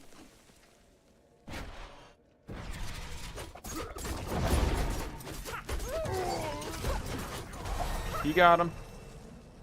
Yeah, I got it. I'm power. I'm powerful. I got the power.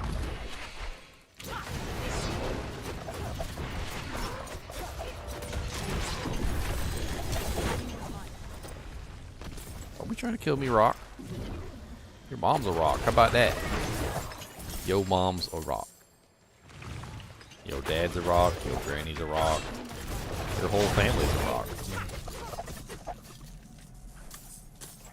What's this? Protection shrine? Haha. You guys can't do nothing to me.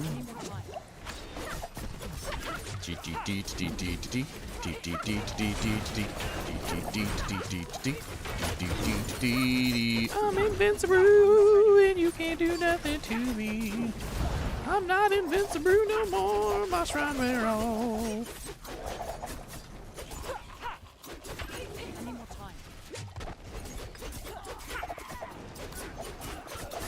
I don't know what the hell I'm doing over here. I'm just killing stuff for no reason.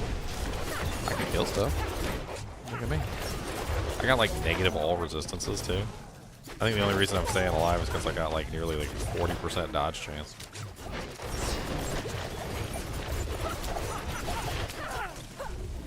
Oh god. Saved by the bubble.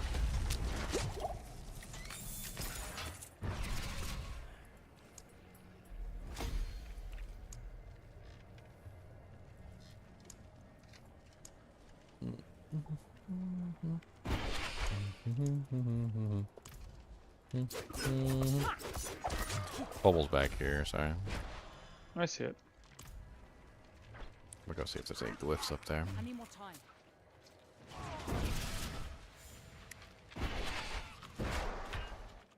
Little doggy's picking up all the gem fragments for me. I like that. I need more time. That's important. It's important stuff.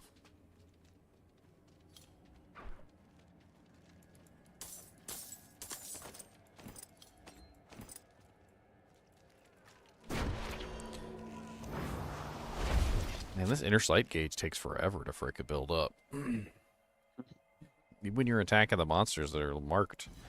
Just, I don't know. Are you out? Yeah, I'm out.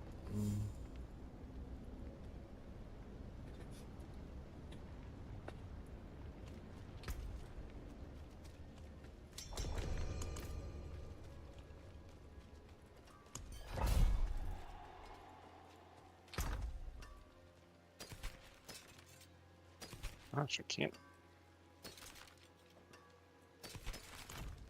Let's see if I can double up this dodge chance on the pants. I like how you can get dodge chance on pants and then you could double it with another dodge chance roll on pants. Like that. I got it on the first roll. Now it's got a 6% dodge chance and a 7% dodge chance together. I love it. Alright, come on, give me a freeze. No, I don't want to mobilize. Give me freeze. I want freeze.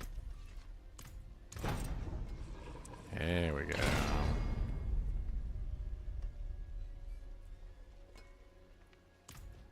Those are terrible pants, but...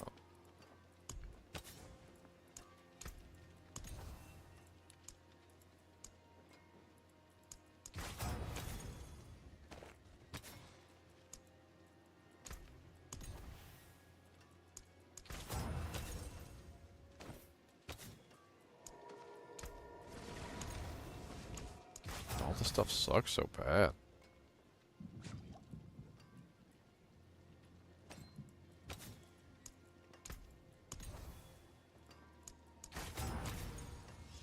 They really missed with the doggo not collecting the animus. Like, that should have been something that it did.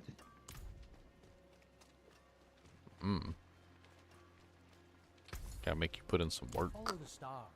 Yes. Can't count how many times I'll get to the end and find like this one out of the 3 that the boss dropped all the way back there. Yeah. Like, you gotta be The kidding me. animus is kind of a little irritating. It really is.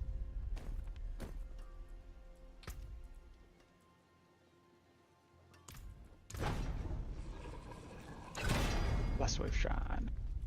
So what do you scale for? You scale poison for this, for puncture build?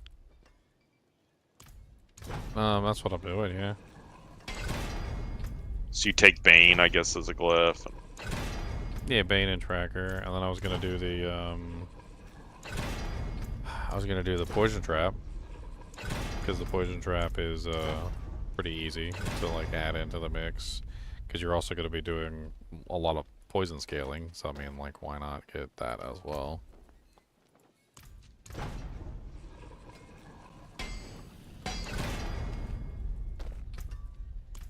Let's see if I can. It's a terrible roll. God bless it, that's awful. I'm just trying to get a little bit of survivability so I can actually fight some stuff down there. I'm pretty sure I got my dodge chance up to like some crazy amount at this point. Not that it matters for this stupid thing. Let's see what I'm at. Outside of town, I am currently at 31.5%. That's not bad. Could be higher. I need more time.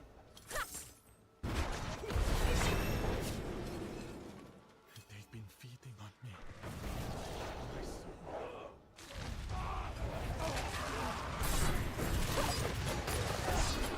It'd be nice if I had double puncture, you know, since none of my items wanted to roll the temper properly. You know, whatever, right? You know, no big deal, whatever. Totally not salty, totally not salty. I only rolled Heart Seeker double like 17 billion times in a row. You know, there's a guy out there that's rolled puncture and all he wants is Heart Seeker.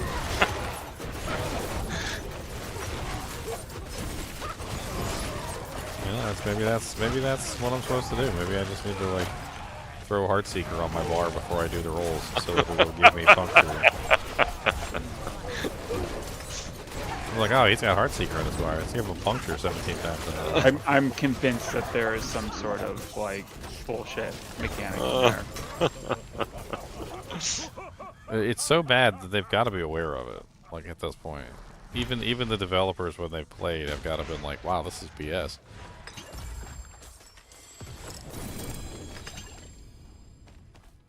Still run around like an idiot thinking I need to like pick up all my loot. Yeah.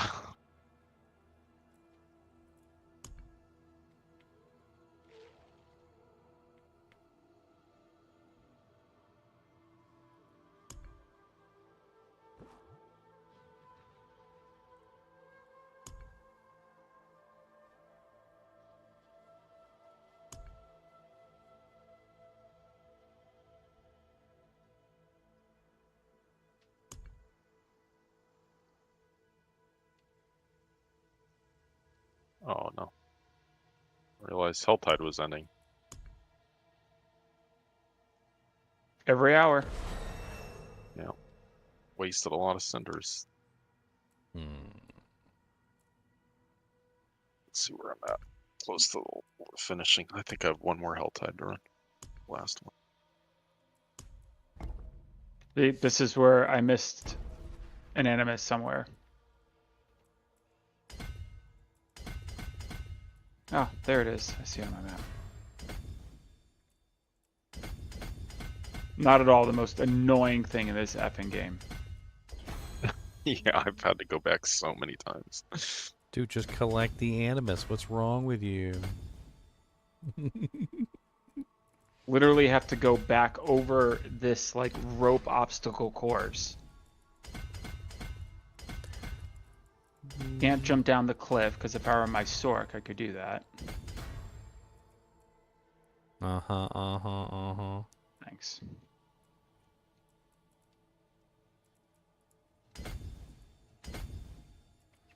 I need crowd control damage. Ugh.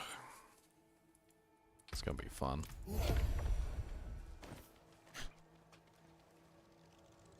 I'm not ready yet.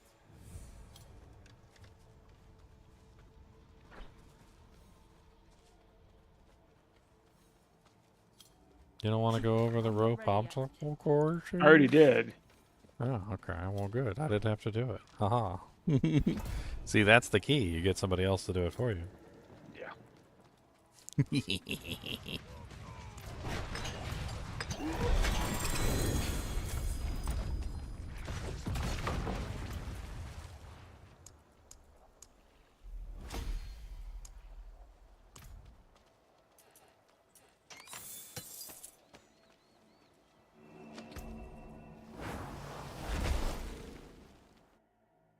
I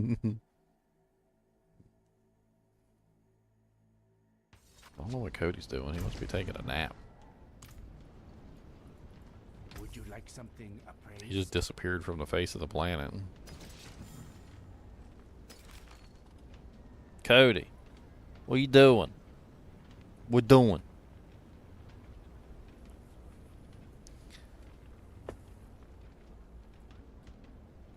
Cody, what doing? Do one more before I have to take a break. I want to try this. See how this goes. Should be fine. Oh, those are kind of nice pants. I might want those instead of the ones I'm wearing. If I could reroll the, if I could reroll the dodge. These are actually pretty solid pants. Yeah. Yeah, those are nice. I like it. I like the little.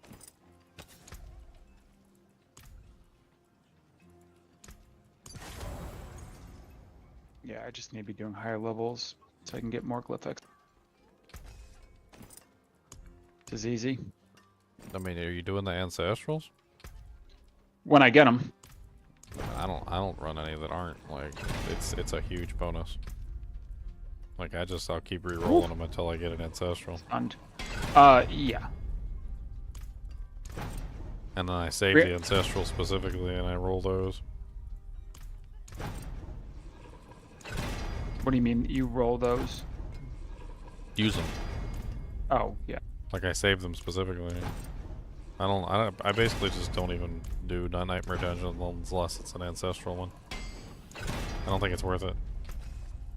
The 20% bonus is massive. Massive. How many things can you temper on one item? You could do 2 affixes. They have to be 2 different ones from different categories, but you can do 2. I'm not ready yet.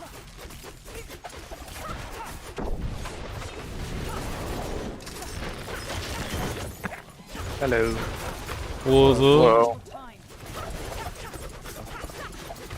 Butt cheeks and tacos.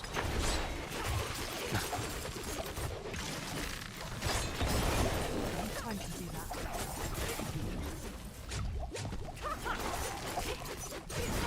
that. New character there or something? Yeah. I'm doing a roguey.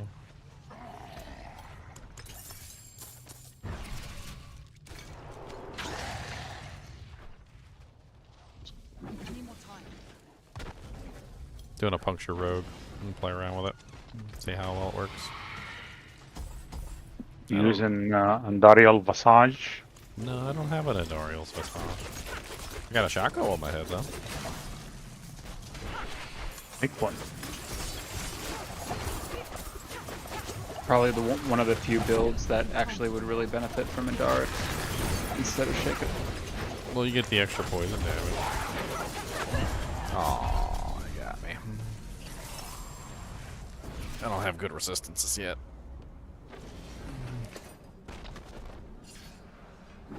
Plus, this is a 71 and we were doing 50s earlier. Uh-huh.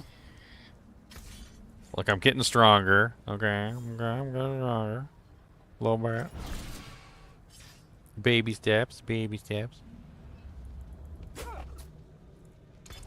What am I up to now? I'm up to 40.9% dodge chance. Every time I dodge, I heal for 20% of my life, so useful. Oh, nice, a 925 dagger.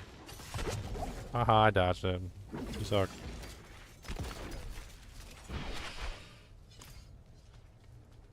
What's up, Fallen Overseer? How goes it? I think I like my idea of 2 basic skills better than run and dash. I don't like how dash has me like bouncing all over the damn screen. I have to use it a lot. Like I gotta use it a lot. Because the cutthroat bonus only lasts for a couple seconds, so you pretty much are forced to just like spam it constantly. That's why you. Yeah, I'm using the cutthroat bonus. The tricks of the trade, the marksman skill, grants your the close quarters combat. That's the one I'm using. It's the key passive, the one that gives you the bonus. Oh, I'm probably going to use the tricks of the trade too. Actually, now that you mention it. Yes. Oh yeah. So I'm gonna try and grab both of those bonuses. Damaging a close enemy. I need more time. So you want to switch kind of back and forth. Yeah, so I was thinking I'd just run 2 basics. The key passive is the one that I'm really interested in. So the key passive, all you have to do is you have to tag one and then the other, and then it gives you like a cooldown. And then as long as you have both cooldowns active, you get a 30% increased attack speed, and you get the multiplier from the crowd control bonus. Oh, so I need to get crowd control bonus. And then the other one, the one that's in the Paragon board, that one seems a little bit more like I gotta swap back and forth, like 1 2 1 2 1 2 1 2 1 2 1 2 1 2. I'm not exactly 100% sure if I don't know. Do I have a discount code for NordVPN? No, they haven't. I'm not that big of a streamer yet. They haven't contacted me to give out discount codes for NordVPN. I'm not affiliated with them yet. No, I'm just kidding. Damage to crowd control. Okay, I see. Yeah, so damage to crowd control is your main multiplier. Okay, you roll that on your. You can roll that You on roll that on everything. Yeah, you're gonna roll that the on weapons, everything. the rings, the amulets, you can roll it on everything. Yeah. All three of your weapons, all 2 of your rings, your amulet, your gloves. You're gonna roll crowd control on all of them. And then you're gonna masterwork it to make it even better. What are you using? Are you using it too? Me? Yeah. After you said it, I looked at it. Yeah. This back and forth, and but flurry counts as a cutthroat, so I can bounce. Yes, flurry's a cutthroat. But the way that the key passive works is not as bad as the. Because I was looking at the other one, which is the what is it? The Paragon board one. The Paragon board one looks a little more like back and forthy. Tricks of the trade. It says your marksman skills grant your next cutthroat skill a 25% multiplier. Your cutthroat skill grants your next marksman skill a 25% multiplier. But I think that one, it's a lot less like you get this bonus and it's really nice, but more so like is if you're flipping back and forth between them, alternating, you're going to get a bonus between them as you alternate. But you mean, with the way that the other one works, the other key passive works, you only have a certain number of seconds. So basically you got 8 seconds when you tap your marksman skill, and you got 8 seconds when you tap your cutthroat skill, and it has to be tapped again within those 8 seconds to maintain the buff. So if you're using that when you're going to be tapping, you're going to be going back and forth at least once every 8 seconds to each ability. So you will get that bonus. Maybe you're not going to get it like on every single attack, but you'll get it every single time you flip back and forth to maintain the buff. So it's not like you're going to completely get, like, you know, wasted. It's not going to be wasted. Alright guys, I'll be back in a little bit. Yeah, so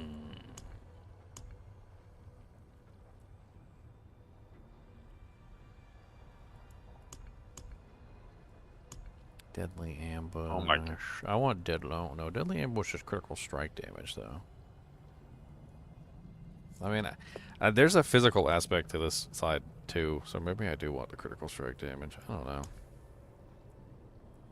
I don't want to build it, but I mean, having it certainly wouldn't be terrible.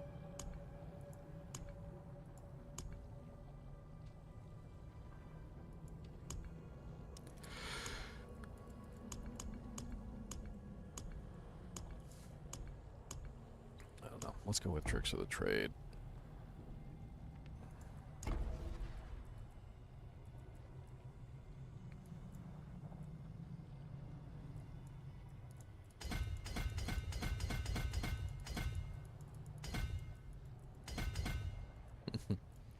Not enough points.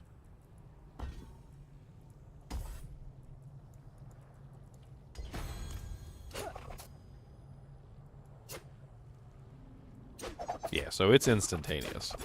I mean, it's when you use one, it gives you the buff for the other, and it just goes back and forth, so.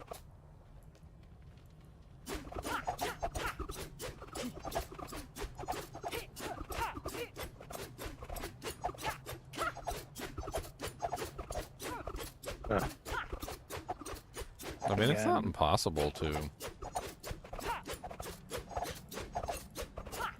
I was playing around with it because I don't know if it's gonna like mess up the order. But it's kind of interesting. Is that? Oh yeah, you could hold down the button. Not in town. And then you can just tap the other one and intermediately, and it will kind of like work them in. It's kind of neat.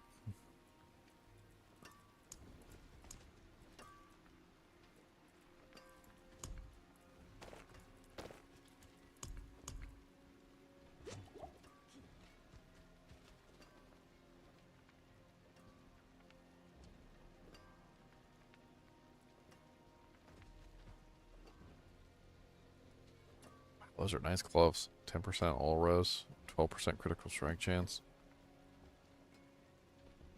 You guys wanna farm some dungeons? Dungeon. I'm gonna do HellTides for a little. I want to finish this character up on the HellTides, and then. Well, we I wanna guess try like a group of people with extra shrines and see how much. Yeah. I guess I can do that. I mean, I don't know. Man, EXP, EXP, EXP. Yeah, sure. I'm trying to get my my weapons. I need 925 weapons, and I need my yeah, that's temper. better to. I need my temper set up properly, which I'm having trouble with.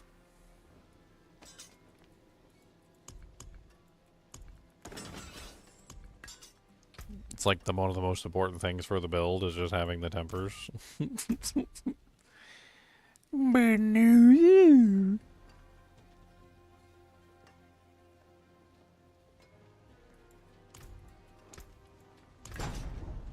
Hey, it actually rolled puncture, and it's the worst puncture ever. Ooh. Stunned. But you know what? None of my other ones rolled puncture, so we're gonna leave it. Okay, I need crowd control damage. Come Come on, crowd control damage. Come on, crowd control damage. Yay, crowd control damage. Look, it actually did it. That's hard. Those are not easy. Neither one are that easy to hit. You know, sometimes it's like, oh, it's only out of like 3. I don't even remind me because I bricked so many items. 3. Yeah, that's when you, yeah. 2 greater affix items. 3. 2 greater affix. Trying to throw crowd control on them. Oh. Back to back, and it wasn't like okay and fine. No, back to back. Okay, I think I need to go to HellTides.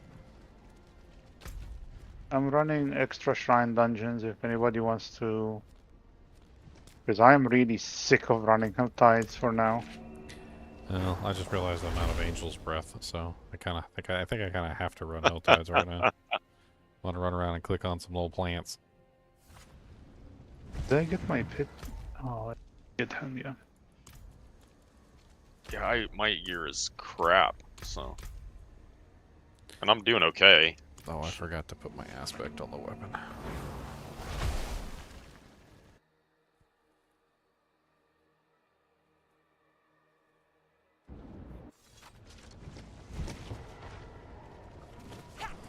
I'm not ready yet.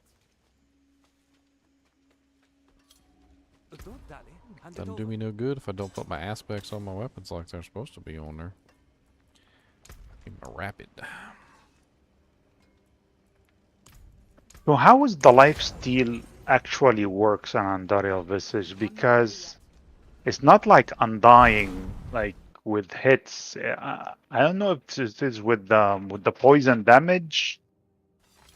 It's because it doesn't look like it is by the damage. You should ask, Luli. Because I happen to have a video. No, seriously, like I couldn't tell you right this second because the math was complicated, and my brain doesn't work that good to be able to like summon forth the knowledge for you. But I literally did do a video on Andariel's Visage, and the entire first part of the video is literally me testing out how the lifesteal works. And I go over the formulas and try to figure out exactly how the lifesteal actually functions, like how much percentage you get, like the whole 9 yards. I do like tons of testing.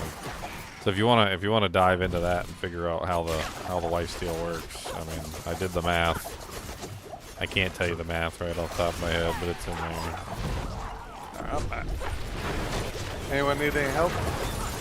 I'm just running HellTides. Okay. Ooh, I got Bane Glyph. Nice. Running dungeons for goblins. Oh, nice. Fine. I don't think it works well with when you are by yourself. I can Why are help you a out. goblin fiend? You goblin fiend, you.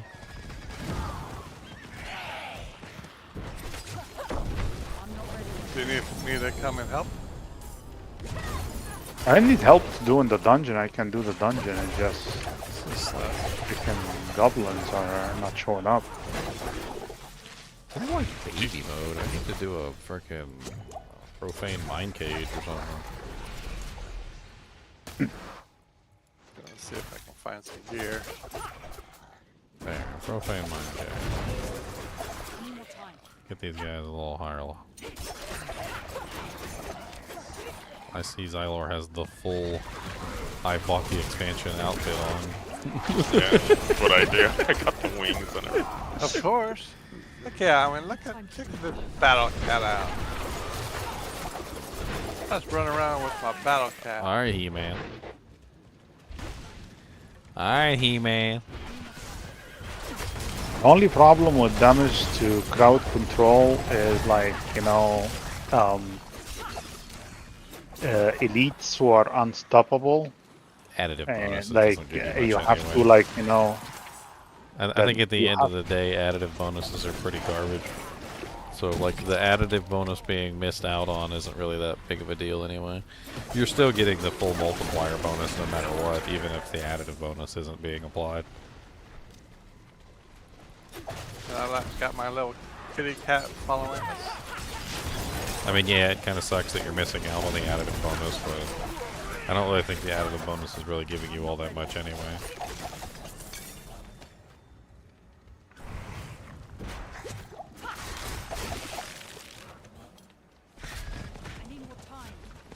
It's kind of nicer for some other builds, though, like when you stack vulnerable damage or, you know, like close damage or whatever, and it's actually, you know, giving you that bonus versus a boss. Or in leads. Or the butcher. Oh, there's a goblin over here. I see him. There's goblins all over the HellTide, too. I mean, if you look around and actually go find them. There's also greed shrines, so if you find the greed shrines in the HellTide and click on those, you usually spawn a couple of them. Or maybe wait until your bar fills up, your threat bar or whatever it is. Yep, and then hit the shrine. And yeah, and then hit the shrine and probably get like 5-6 goblins. I think it goes up to 5 goblins, depending on how many you kill.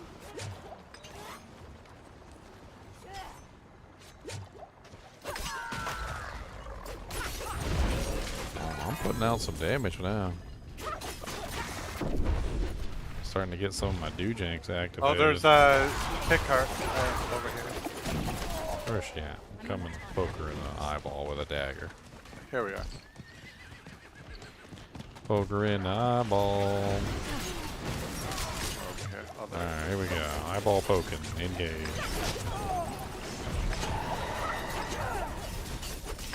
I think that was my bleed.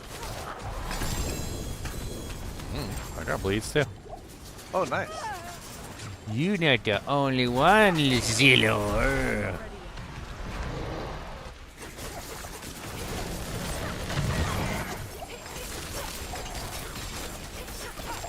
So if I put on Ontario's Might, will those little rays also cause bleed? Or is it only... Yes. Okay. No, the blade, yeah, they'll cause me. Do they?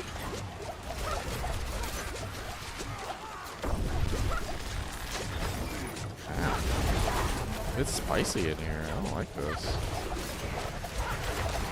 My character doesn't have when HP for that. When you profane mind cage does that, it's hard when especially low level.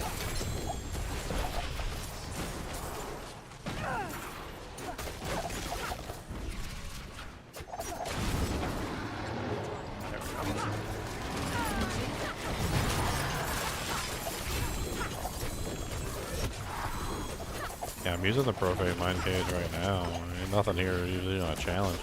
I am kind of low level, but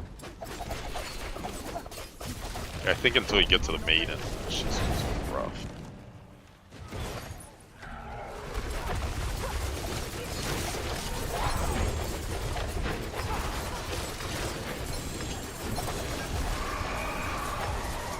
I'm getting those little things and knots.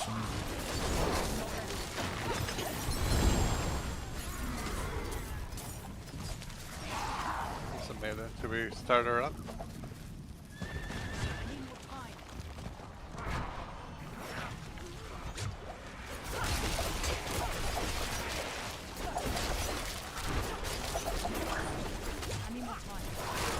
My meter's going off. Yeah, mine just went off already. I kind of like this now, because I tend to do a little better single target.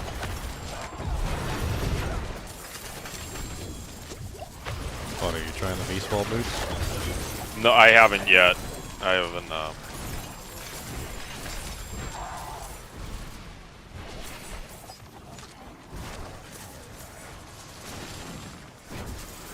I'm trying to just puncture as my main damage source, and then doing...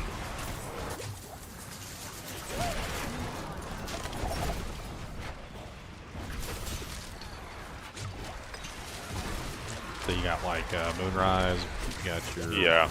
You throw the puncture on you like your two-hander.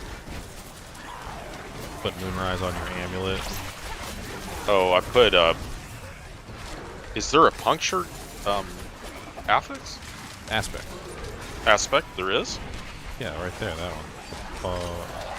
Triniquin of Oh, Pestilent it's Poison. a, Oh yeah, yeah. Yeah, but if you put that on your run- crossbow, you get the one you get pump. 300% basically.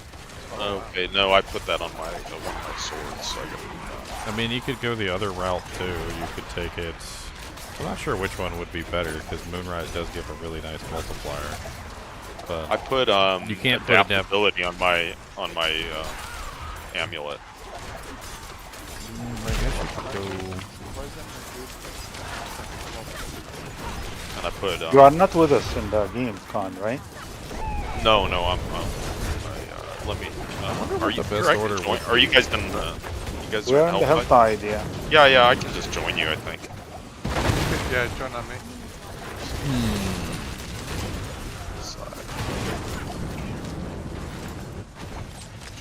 I mean, when you imbue a skill, it is of the base damage of the skill, right? That's how it works. Okay, do your weapon to lethal poison damage, skills poison damage.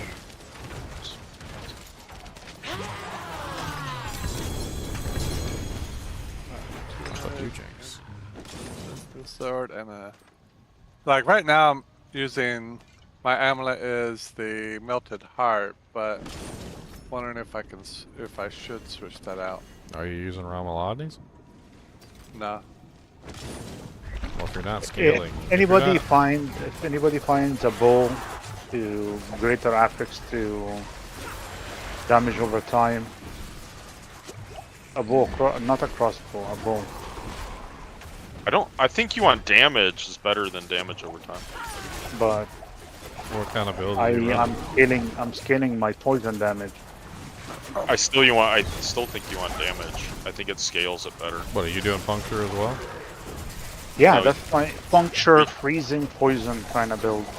Yeah, so that's what we were just literally just talking about. Is I think maybe the way that puncture would work is you get a lot more damage out of it by scaling the base damage of puncture rather than scaling the poison damage, because the base damage of puncture determines the base damage of the poison.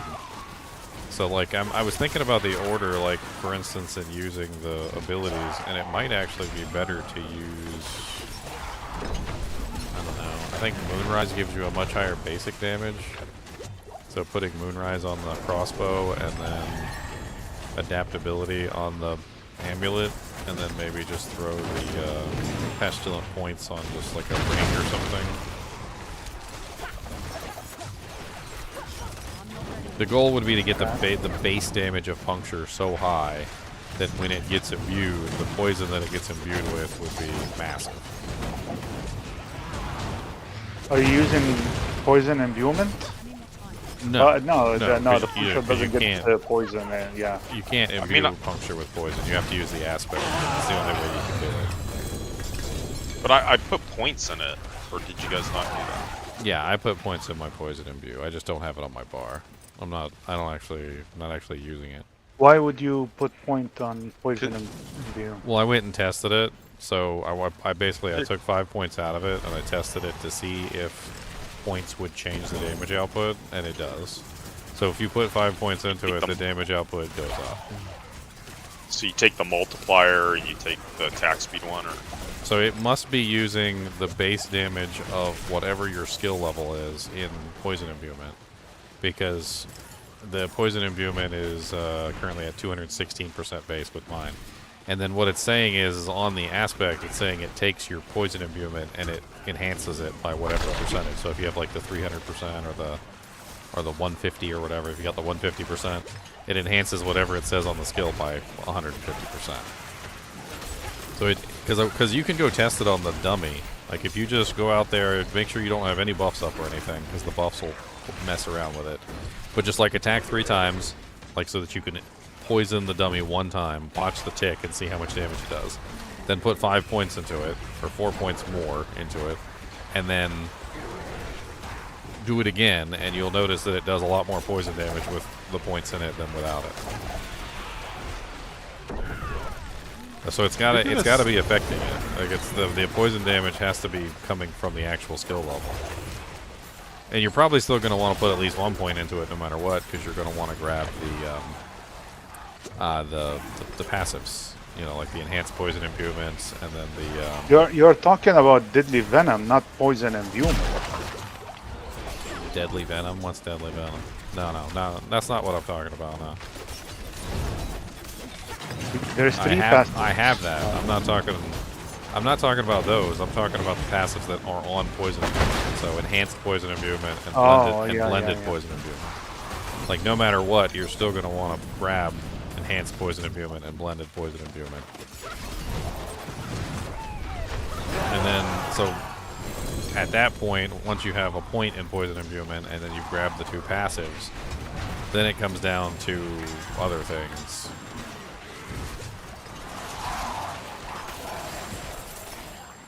I'm gonna go deconstruct real quick. I understand what you're saying.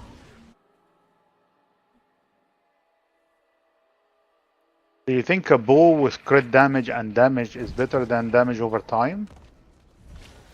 I don't think damage over time. I don't think it's works like it's supposed to. Well, it's not necessarily that. So what it is that when you're dealing with the way that these skills are set up, they're set up in a way which is very funky. Okay, so poison imbuement is imbuing your weapon with poison damage based on the amount of damage that your weapon does. So if your weapon does 10,000 damage and you poison imbue your weapon imbuement says, you know, like it'll give you 216% of your weapon's damage, the base damage of your weapon. And then it turns that into poison damage. So the base damage of your puncture becomes poison damage. But if you enhance the base damage of your puncture, you're enhancing the poison that's being done at the same time. So if you can double the damage of your physical puncture to 20,000, then your poison then becomes 216% of 20,000. So changing the order of like how you have your thing set up might actually enhance the damage a lot. Now, if you're running other poison abilities, it's gonna, like, you know, obviously then things are different. So you're not gonna get as much damage out of like a poison trap or something if you're setting up for base damage of puncture versus the other. Maiden's up. I'll be there in just a minute. I'm gonna swap around my Doojanks real quick. I want to see if there's much of a difference. Moonrise is massive if you put that on a two-hander because you get the 160% multiplier, which is kind of insane. Yeah, that's what I did, and then I got the 120 multiplier with. Then you put adaptability on the amulet. Yeah, that's exactly. And then you can put the I can put the other one on the ring. Let's see how that goes instead.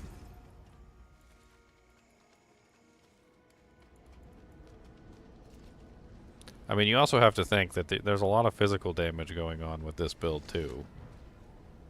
So 2 out of your 3 casts of puncture are not poison. So perhaps enhancing the physical damage of puncture isn't such a bad idea, since 2 out of every 3 casts, or rather 4 out of every 6 casts, if you're using the double, are going to be, you know, like not poison. So enhancing the physical isn't exactly like a terrible idea, and then you get a really nice poison damage effect out of it as well.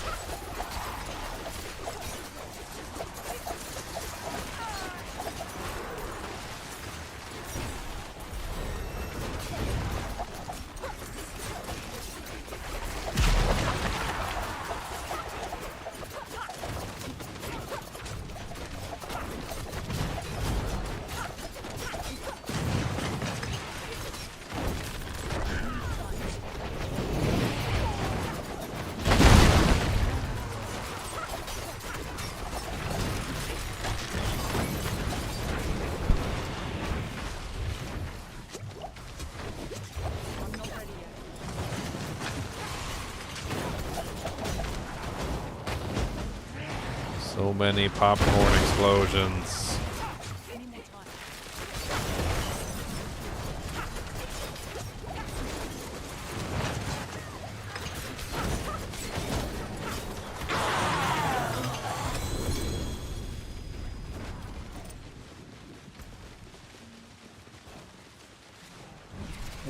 I have to test this. Tylor, what happened? Those are What? kind of nice gloves. What do you mean? What You happened? died? No, I'm up in town. You have. We Those can are- see your tomb in there Those are kind on the of map. I don't know why. Yeah, I'm porting down. No, I never died.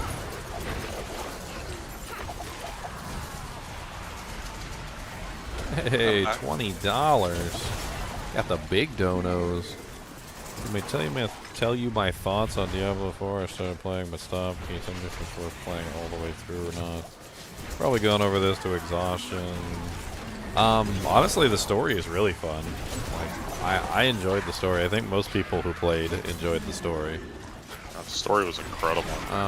It's after the story where you start doing other things besides the story. That's where things get a little murky. In the earlier versions of the game, like Season 0, Season 1, especially Season 1, the game wasn't really that an amazing state. It started to pick up around Season 2, and then like by the time it got to Season 3, it was looking pretty nice. Season 4 has been the best one so far, though, definitely. And I think every season is better than the previous. yeah, every season's been slightly better than the previous season, I think, so far. I mean, to be honest with you, I think playing through the story at least one time is worth it. If you haven't done that yet, it's definitely worth your time. The game itself, like the end game, honestly, it's really just about making all sorts of fun characters and having fun with stuff. Like, some people would tell you it's the pits, some people tell you it would be like maxing out the gear on your character or whatever, or collecting items, but honestly, it seems like the most fun aspect of the game is coming up with new character builds, designing, you know, some fun characters. Like right now, I'm trying out a whole new build. I already have a character that's OP that can do all content pretty much just fine, and has no issues with just about anything. But I mean, it's not fun to just play that one OP character forever. So I like to go play with other characters. I think that's what most people do.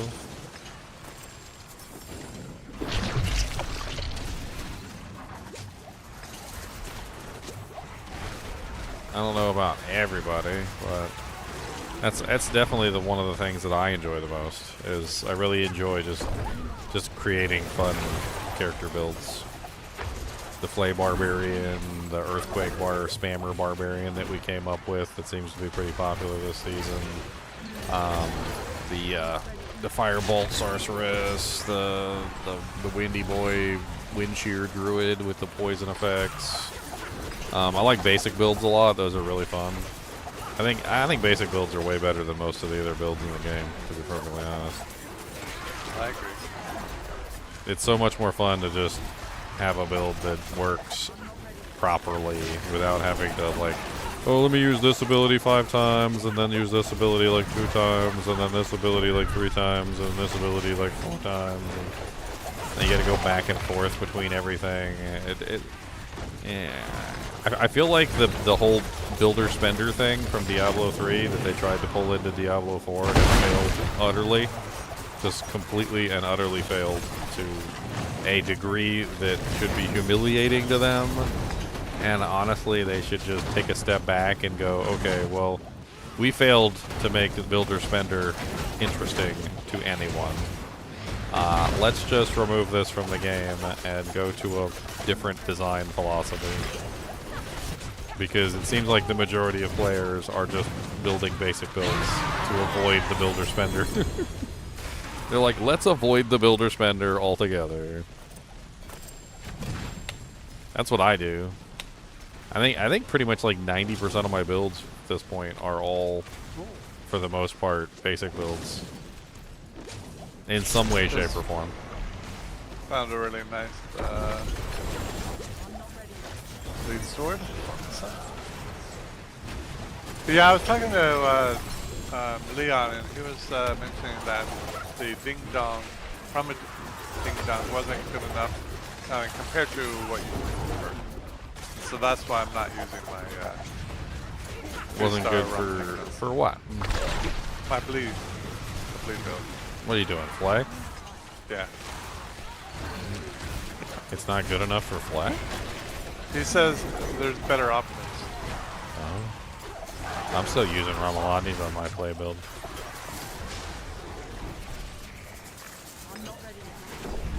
News to me. News to me.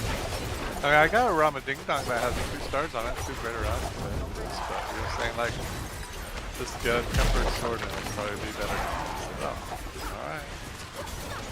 Well, I mean, increasing the play duration as high as you can possibly get it definitely helps. Yeah. Is that you and bleeding her? Yeah, that's me. Do you have rupture to pull it or Yeah, no? but I already had spent it like right before. Oh, I Yeah. see. You don't have the double It's aspect. on cooldown. Now, with her, you generally don't pull the rupture until she's completely full on the bar anyway. Honestly, that bleed damage is kind of low. You should be able to fill up her entire bar in about 2 seconds, 3 seconds. And then hit a rupture and kill her. I like using the double rupture, like where you can, like, it doesn't pull the bleed, so you get a second rupture. Yeah. What's your rupture, your play duration at the moment, Zyler? Alright, let me check that out. Does it say on your stat bar? Yeah, it's on the tooltip. Just hold your mouse over the tooltip.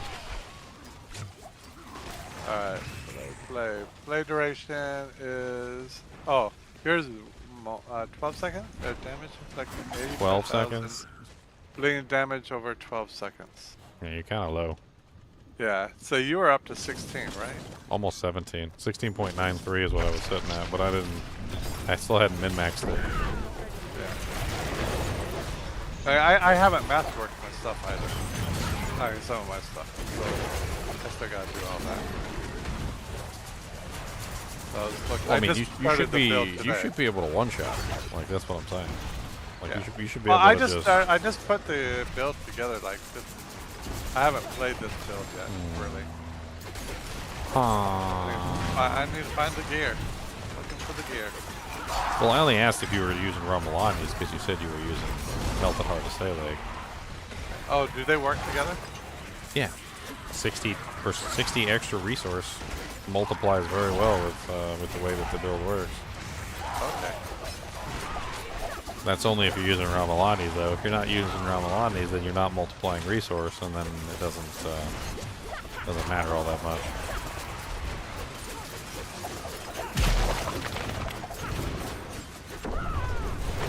Gain 60 maximum swords damage.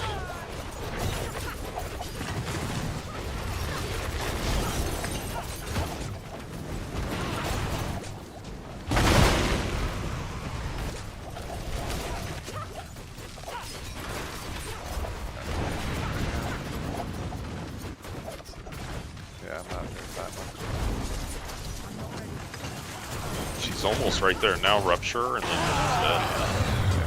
did.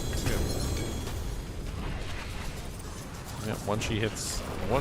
basically how to kill her quickly, you don't want to dish out a large amount of damage to her at all. What you want to do is you want to slowly like stack the bleed on her to the point where she eventually has the entire bar full, and then you just want to rupture her all at one time. Because if you do too much damage to her, she runs away. And she loves... Is that what she we need to loves do run on away. Lilith? Can we do that on Lilith? I tried. Doesn't work. She just goes into a I'm immune to everything state, and she starts spamming mechanics, and you got to do all her mechanics. It's kind of annoying.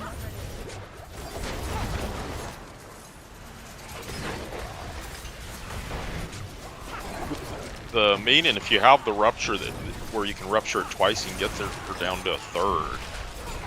If you rupture her or half before she's full, she'll go up in the air.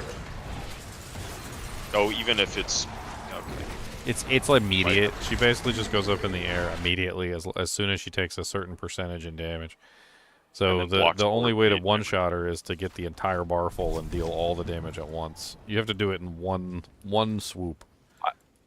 I thought I did it. I thought I did it where I hit her and about a third of her the remaining life, like if you get her down to about a third, or you get her down a third, and then a third of her life is bleeding, and if you can rupture twice, it's like you just rupture really quick twice. And I never really could get That's it how off before she immediately would go up in the air. It depends on like when you hit the trigger. If you hit one of the triggers, it's immediate. If you don't hit the trigger, then she'll stay on the ground for a little while until she does hit the trigger. Each one of the she has a whole lot of trigger points though. Ooh, nice. I like that. That's good. I like to say a bolt. It's way better than the crap I had on. You can go right in the garbage. Let's temper it and see if we can get our doojanks.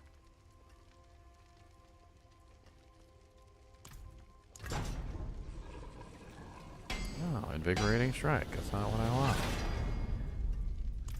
I actually am using Invigor. No, I'm not using Invigorating Strike. I'm using Blade Shift. There's not one on here for Blade Shift, is there? No. No, there's not.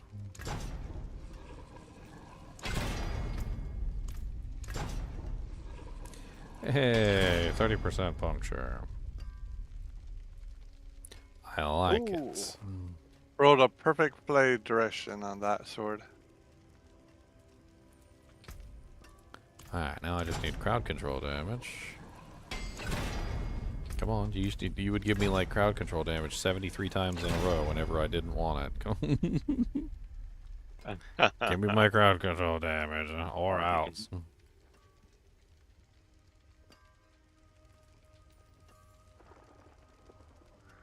+2 to what is agility skills? Okay, I'm up to 14 seconds now. These things, meh.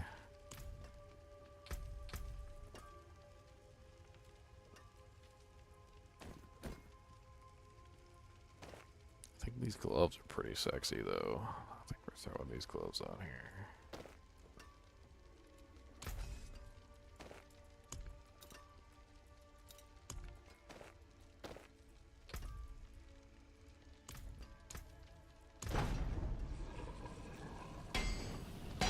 Oh, not damage to distance.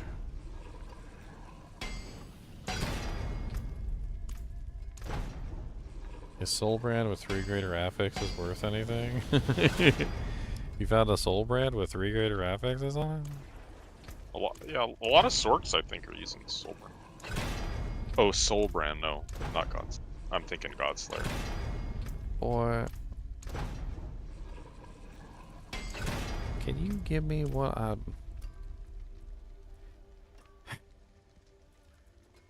hate it when they do that to me. You know what? I'll screw you. Screw you and your 12% crit chance. You look good. You did look good. But you know what?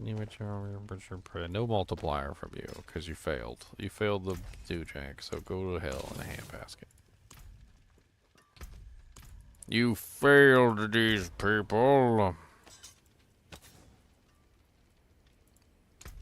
Okay, what do I need? Edge Masters.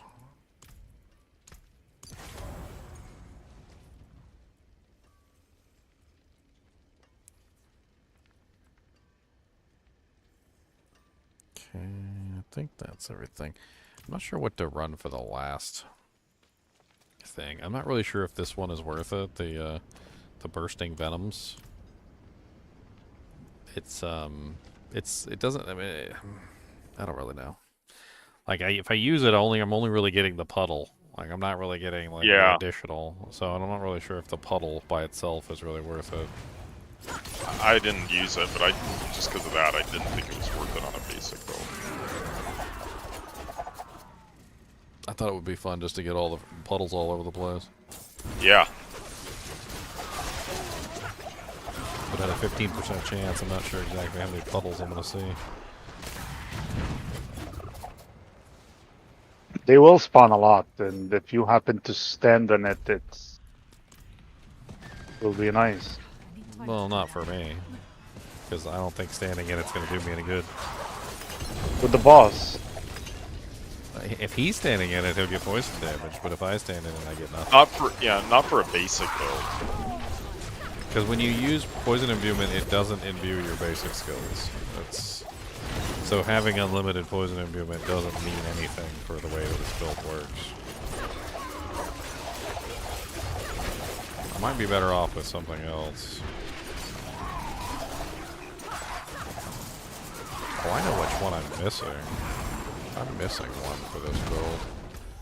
Totally forgot. I need the noxious ice. Pass the noxious ice ability. Oh, a goblin. I see you there. Checking that thing.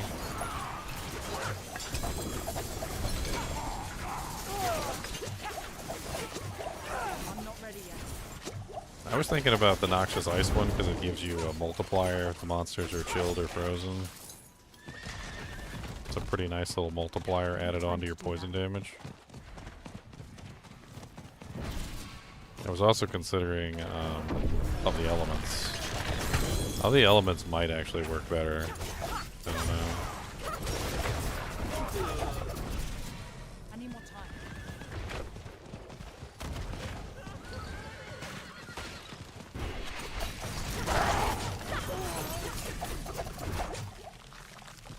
I need time to do that. Open up as many of these chests as I can.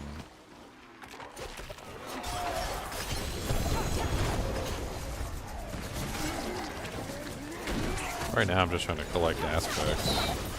I need all the rogue aspects, so opening up all these chests is definitely gonna help. Okay, alright. 1 million monsters just spawned right on my face. What do you think about using Asharas? I mean, I don't know if it's necessary. The amount of attack speed that you get from running all the stuff that we're running. I mean, I don't know. I mean, you could use Asharas instead of like the rapid aspects. It does pretty good, but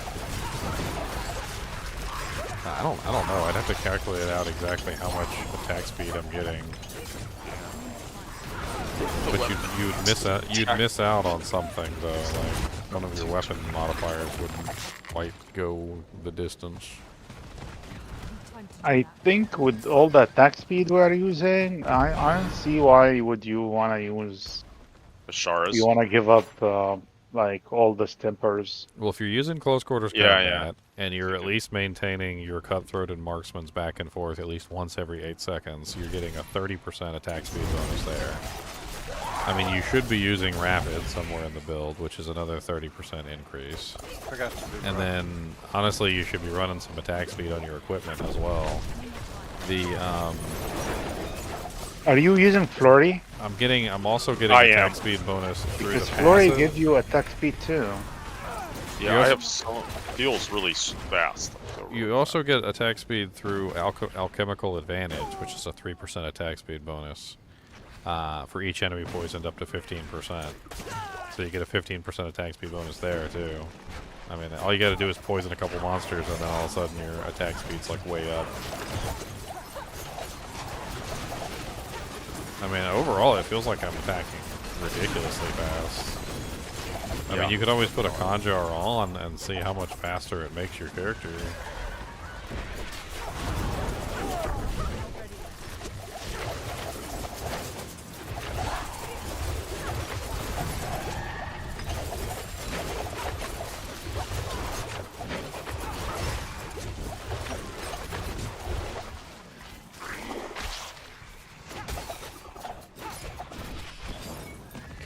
Spend some more of my new jinx. Any more chests around here? There's a couple chests. There's one down there. I need time to do that. Let's go. Sweden works different. I just got unemployed around $80,600 just for being unemployed. And I get $2,000 per month while being unemployed. Good lord. Spread some of the love, my friend. Yeah, Sounds like an dang. advertisement. I wish I made that kind of money doing my YouTube. You making more money than me and I'm a YouTuber. What's up, HellTide Commander? Let's go. I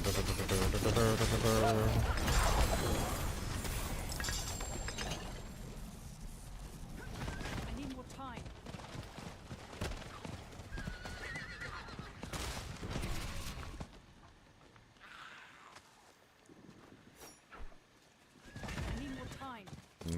Sweden's one of those rich countries anyway.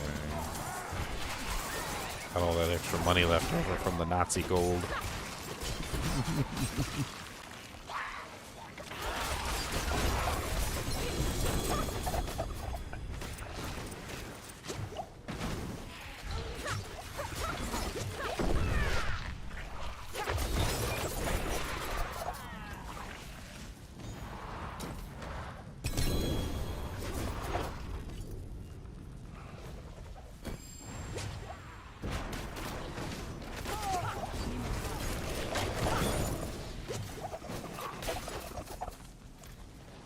It's so silly. I don't have any resistances at all, really. I just got like massive dodge chance. I'm running like as much dodge chance as I possibly can. Holy crap! 20 freaking gift subs. Man, you're the second person to give 20 gift subs today. Thank you, Marptic. Marptic. I don't know how you say that name. Feels like there should be a H in there. Marptic. That's a lot of freaking gift subs. Who freaking got gift subs? What's this? Wicked Ball, Ostuga, Yam TV, Ajax, Payman, Boost, Double Winged, Roll Roost. I can't even say your name. Clawtu Magneto. Clawtu Magneto. What is that? A combination of X-Men and Evil Dead? Hold Barret, Real Bombus, Lord Jard, Hatebreed, Duck Llama. I got Duck Llama in here. Congrats, Duck Llama. D-Mess, Yoshimaru, Yumums, Rayist Mia, Professor Thork, and Kane. Congrats, guys. You guys can all spam emotes now. Let's get some emote spam in chat. Come on. You guys can use the Chonkers and the Zod rune. And you can use the Crazy Frog. I got tons of emotes. I even got like some animated Diablo ones and some other crazy stuff. Yep, I got an animated Chinchilla butt tail. Fresh meat. Oh, and Cryptor subbed with Prime. Thank you, Cryptor. I'll be back. We got a level 5 hype train going on Twitch today. Yeah, that's the second hype train today.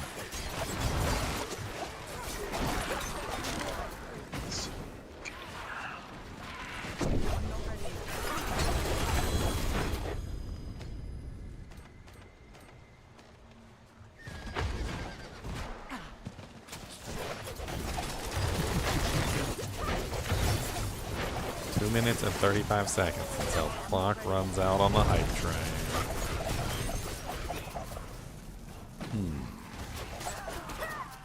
What's this? I want hype train emotes. The Golden Kappa? What's a Golden Kappa? The Golden Kappa. Ooh, mystery chest up there. Let's go.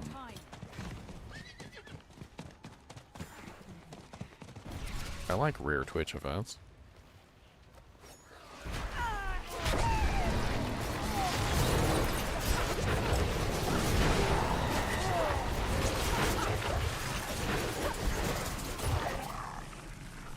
I need more time. Fighting my way to this mystery chest. Give it to me. Leave me alone.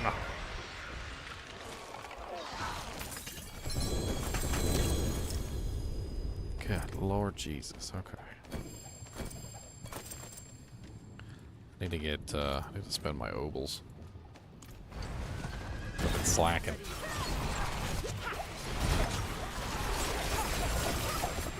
So far, the puncture build is looking pretty spicy.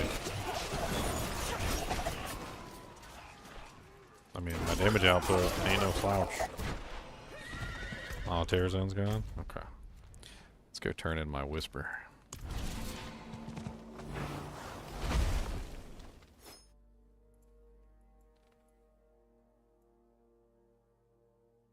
I'm gonna gift a sub too. Let's go.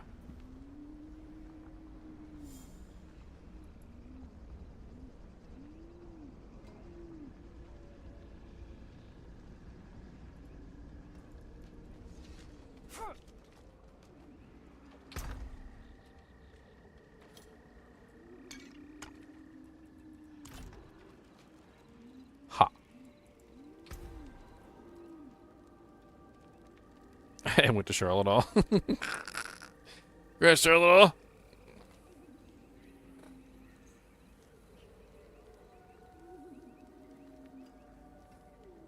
What's up, Irene?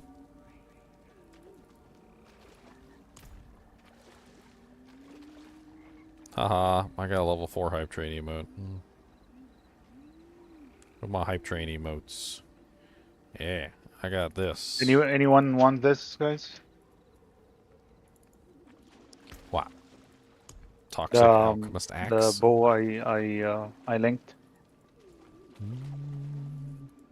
I mean, I'm sure it's better than mine. Mine sucks. But it's level 80, unfortunately. You're gonna have to You wait for a little troll. I'm just kidding.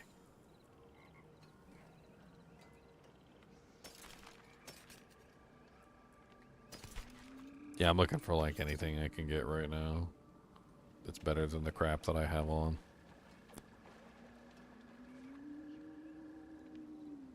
It's kind of a halfway decent little ring here. I do like having the life though. I think I keep the life.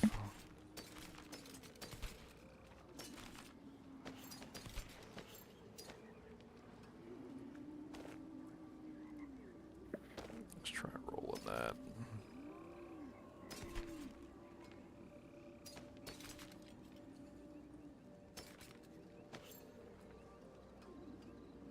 That's right. You can get more points so you can redeem more screams. Exactly. Wait. Oh yeah. Let's do a viewer rewards rejection. Boop, boop, boop, boop. There you go. I can reject viewer rewards and give you back your points. I just gave back a bunch of points. Congratulations. You got points back. You can now spend them on things like sheep screams. The many sheep screams of the world. Who doesn't like a sheep scream? Joe Mama. That's who.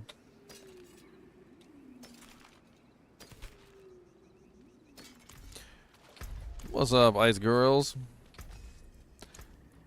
I can break that down. Okay.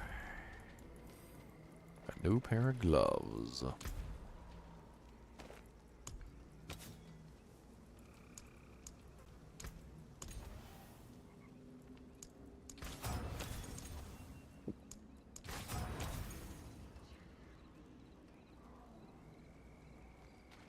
Let's go to the tempering. I need crowd control damage, please. Nice. Chance to freeze, please. No, we don't want chance to slow. I don't want chance to immobilize. I don't want chance to stun. There we go. Alright, I gotta work in the noxious ice in here somewhere. I think that's a defensive one, right?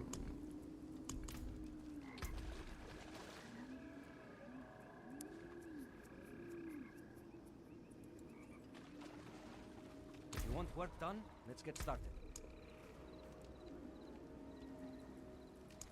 Yeah, the aspect of the noxious ice. Oh, I can put that on gloves. Okay, that's not bad. Let's do that.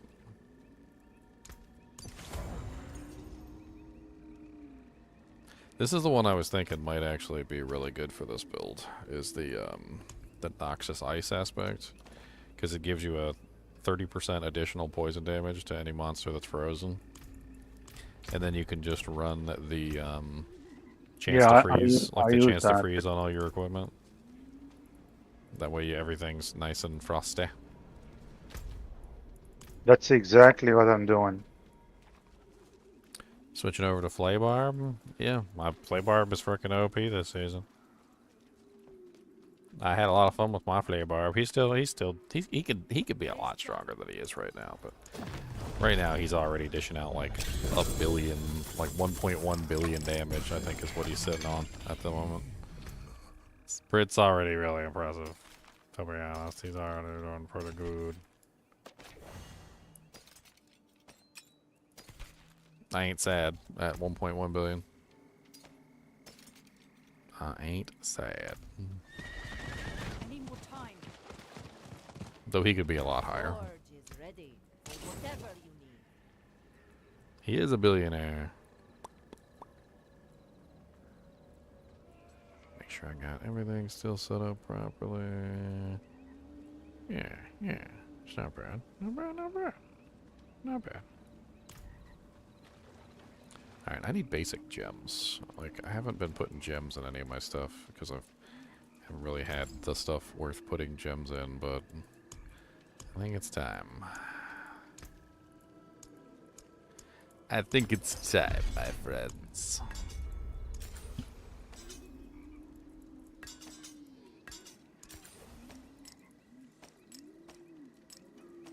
I need a better crossbow. My crossbow sucks.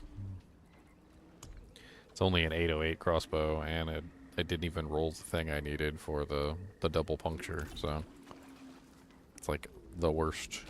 It's the worst.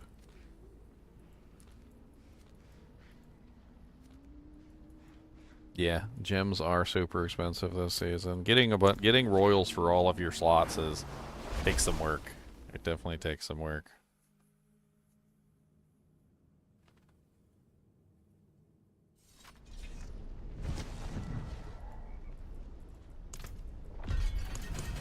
Doing the Iron Wolves helps out a lot though, because you get a lot of fragments from doing the full Iron Wolves resource grind.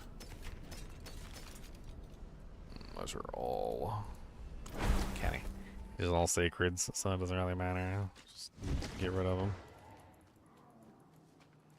How can I help?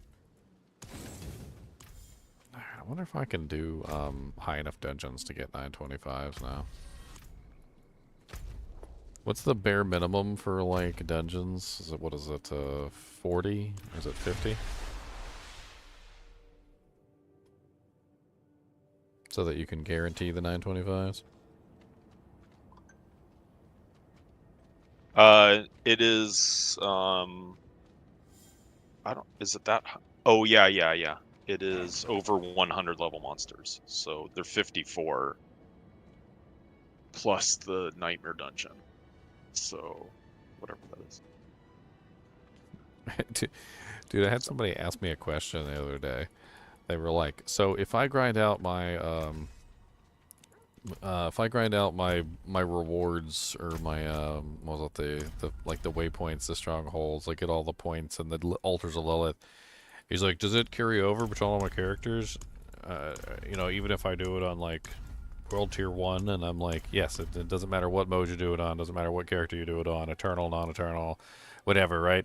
And then, so I answer his question, and then he immediately responds with, but does it work on World Tier 1? And I'm like, it doesn't matter what world tier. You could do it anywhere you want to. Any mode, ladder, non-ladder, seasonal, eternal realm, like it doesn't matter. World Tier 1, 2, 3, 4. But does it matter what? No. Stop it.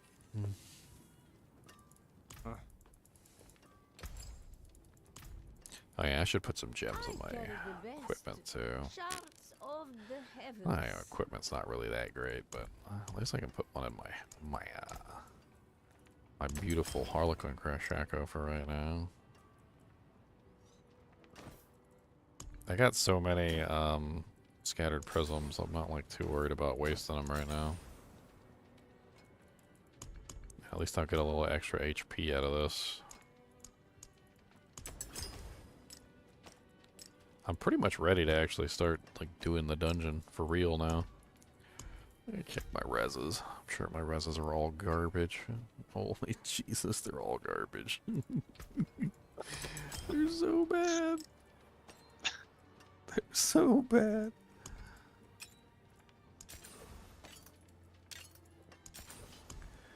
Okay, let's get a topaz. And our poison's pretty good. Let's do a cold. There. Now I'm mostly okay, I guess. I'm not okay. It's danger. Danger! Alright, here we go. So it's level 100 mobs or higher, which is what? Would it be 51 to 60 for guaranteed? It's 54 plus the level, I think. So, whatever. Let's see, 54 to get to 100. Well, let's see if we can do 50. I think, yeah, I think it's in the 40s. 40, 54, at least 46. So I think it's 46 and above. Well, yeah, but the crafting is 41 to 50, so to guarantee it, Yeah, you yeah. have to go up one tier, I guess is what I'm saying. Yeah. Okay, there we go. We got one. Man, out of all those, I only got one ancestral awakening. Look. Only one ancestral awakening. Your mom's an ancestor.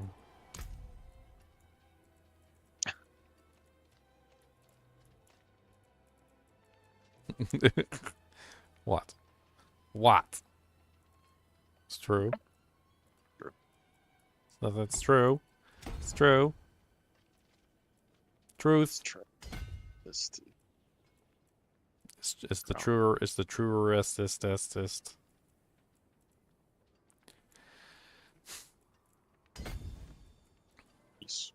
Generation. Dash. Do I want any of these? I don't know if I want any of those at all. I think this is just a snatch it and grab. I think that's all it is. So you want to try to get poison imbuement on your rings? You guys are coming to the dungeon? I will, yeah. Just I'm a trying to second. roll. Just trying to roll. I'm just trying to grab or spend my Paragon points so I'm not like a complete noob.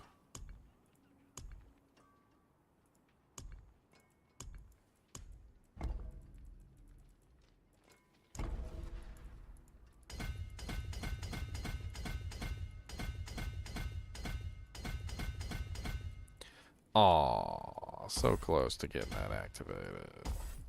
Yay. Alright, so now I have another Dewjank activated.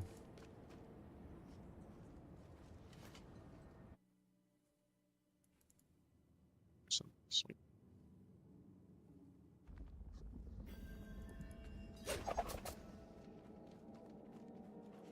Alright, let's see what we can do.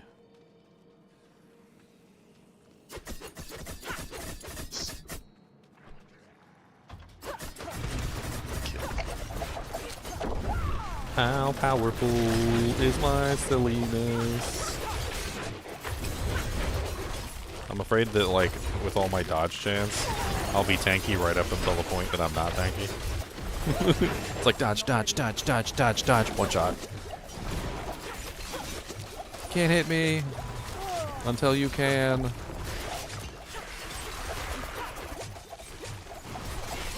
Thankfully, most of the time when I dodge, I'm like healing up to full. So. Okay, my damage output isn't terrible for this. It's not bad. We're good, okay.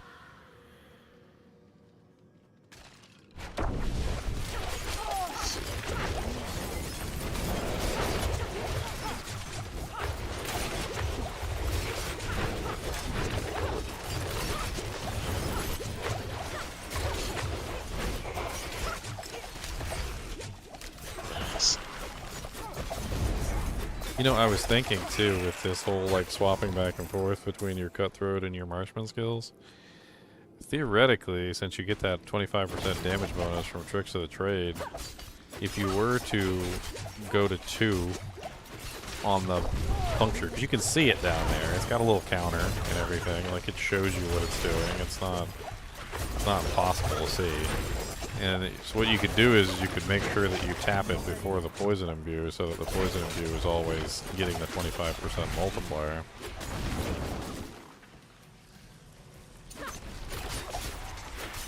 Kind of interesting to do it that way. I'm sure it would make the poison damage a lot stronger too if you kept the rotation.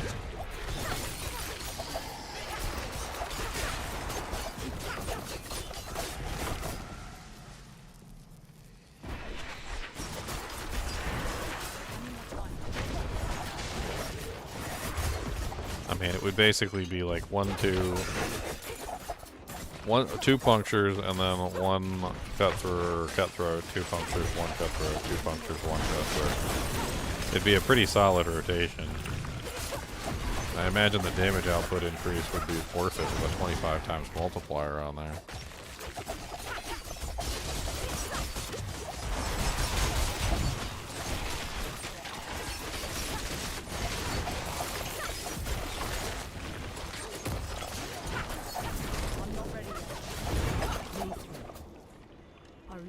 Yeah, it's the noxious ice passive or aspect. Of course. Oh, I'm trying to show something. The blister's trying to eat me. Now there's a aspect. It's called the aspect of the noxious ice. Chilled enemies poisoned by poison imbuement will be further chilled by 20% per second. You deal 25% or 30% additional poison damage to frozen enemies. I think we did this. We got to destroy the other side. There's 2 sides. There's 2 seals. You guys must have. I don't know which way you guys went and which ways you guys didn't. I'm not ready yet. At the end of it, it just takes you back. Did you guys already go this way? No, you didn't. The door's shut.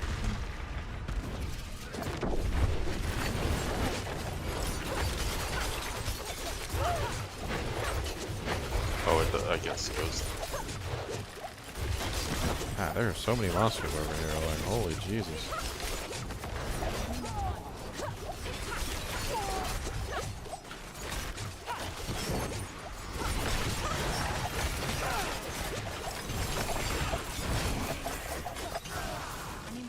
Oh, a bunch of poison puddles on the ground. Am I still using bursting venom?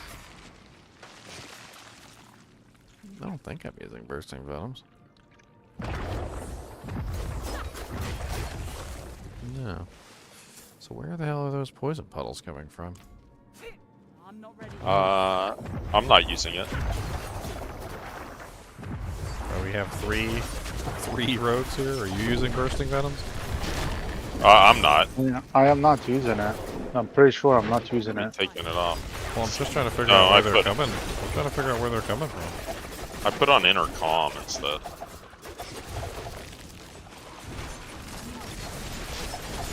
I mean, is it me? See, look, there's one right there. That's the puddle. This is a bursting venoms puddle. At least I think that's a bursting venoms puddle.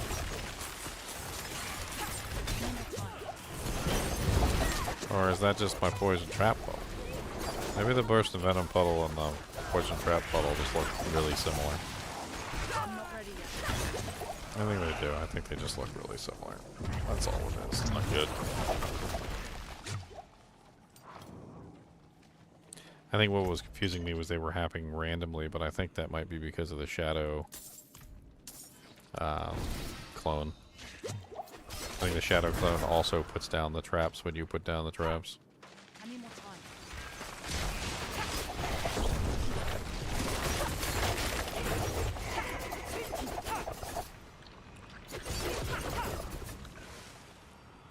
How do you go about making a build D4 as my first real foray into ARPG? I've used other people's builds and never really know where to start. So basically what you do when you're making a build is you want to build around a specific skill. So you choose a skill that you want to build around. It doesn't really matter what skill you choose, unless it's just a skill that can't be built around. I mean, like, if I pulled up my chart here and I just looked at my skill tree, I'd be like, okay, let me just pick a skill I want to build something around. Be like, alright, you know, rapid fire. Okay, I want to make a rapid fire rogue, and then you would just go from there. So everything would be about buffing up your rapid fire to get as much damage. Of course, monsters came out of nowhere. There was no monsters around me when I opened up my panel. I literally opened up the panel, and they came out of nowhere just to kill me. Glorious. I would hate to play hardcore on this game, I swear. Because you would just you would go to look at something on the other screen and you'd be dead in like 2 seconds. Oh, I'm over here. I had died, so I resurrected it. I'm like way back here at the near one of the portals. So leave dungeon and. I don't even know where. I don't even know where the hell it. Oh no! Because I just resurrected. No, it's by the one of them. I am Rahul. I need my tiger steed. Your tiger steed in the dungeon, and you're not allowed to have it in the dungeon now. Hello, guys. Hello. But then basically what you're looking for is you're looking at a certain point, once you get your skill chosen and you start to support your skill, you're looking at every single way possible that you can make that skill the best skill that it can be, right? In Diablo 4, there's a lot of multipliers. Multipliers are things that multiply your damage by large degrees, depending on like what's going on with your particular. What are you doing, guys? Right. Really? So when you have your multipliers set up for your abilities, like you're looking for those specific multipliers to enhance the ability. If you go down here to like the key passives and stuff, you see how Victimize says it has a, you know, like 355% multiplier for when you're using vulnerable damage. Like it reads it on the tooltip to tell you how much that multiplier is. So you're going to want to stack that particular effect to get the higher multipliers. It's not really too difficult to create a build. You just have to put some work into it and figure out what you want to do. Yeah, if you're going to do a trap build, you're probably going to set up a lot of things that are going to enhance your traps in a myriad of ways.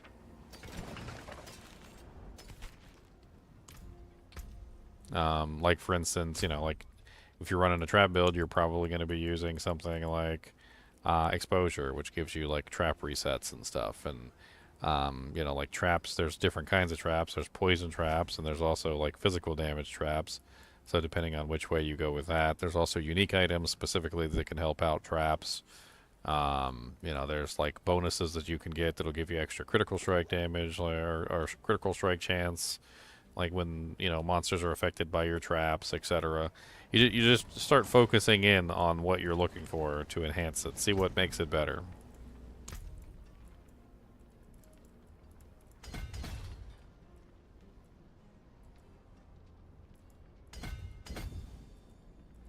I need tracker.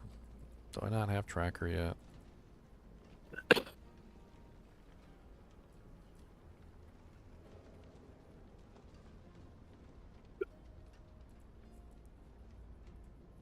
I like that.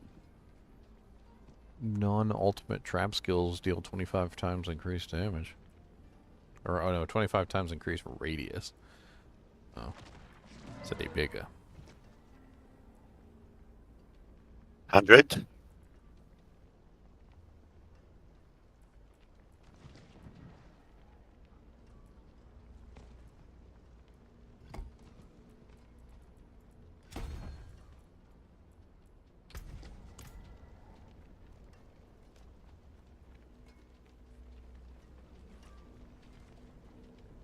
I mean, you don't have to have a super meta builds. Like, I don't even think people like Rob or Woodijo are actually building these characters themselves. Like, they're, from what I've heard, and this is just a rumor that's been floating around, is a lot of these builds are just being stolen from other people online and represented as theirs. Like a lot of the YouTubers. And some of these builds aren't even coming from American or like European or like Australian sources. Apparently they're just going on to like the Chinese forums and they're just pulling these builds from the Chinese forums and then representing the builds as if they're theirs. There's quite a few of them recently that have surfaced that are just basically copycat builds from like the Chinese ones that were earlier. And I mean, I don't get it. to be honest, like copying builds, I have more fun making them myself and playing around with it and like trying to come up with ideas. I don't. That's half the fun, is trying to come up with the solution yourself. Talking with other people, like us here, and like discussing what we think is best, and like, you know, if somebody just hands me the answer, all that goes away. Like, we're not talking about it anymore. We're not discussing what could potentially be the best option. We're not, you know, like testing things, and then once all that part of it goes away, once all the fun's gone, and you just have the answer for yourself. I mean, I don't see that as a very fun thing, because you didn't come up with it yourself. You didn't really do any of the legwork to figure out how things worked. You missed out on all the fun of actually, you know, testing and playing around with it and trying to figure out the abilities. It's not as fun. It's way more fun to do it yourself. I mean, yeah, your build might not be the most ridiculously min-maxed, optimized version of itself with, you know, like 10 trillion damage, but I guarantee you that if you put the elbow grease into it, you'll probably end up with a build capable of doing all content within the game with relative ease. It just takes a little bit of time.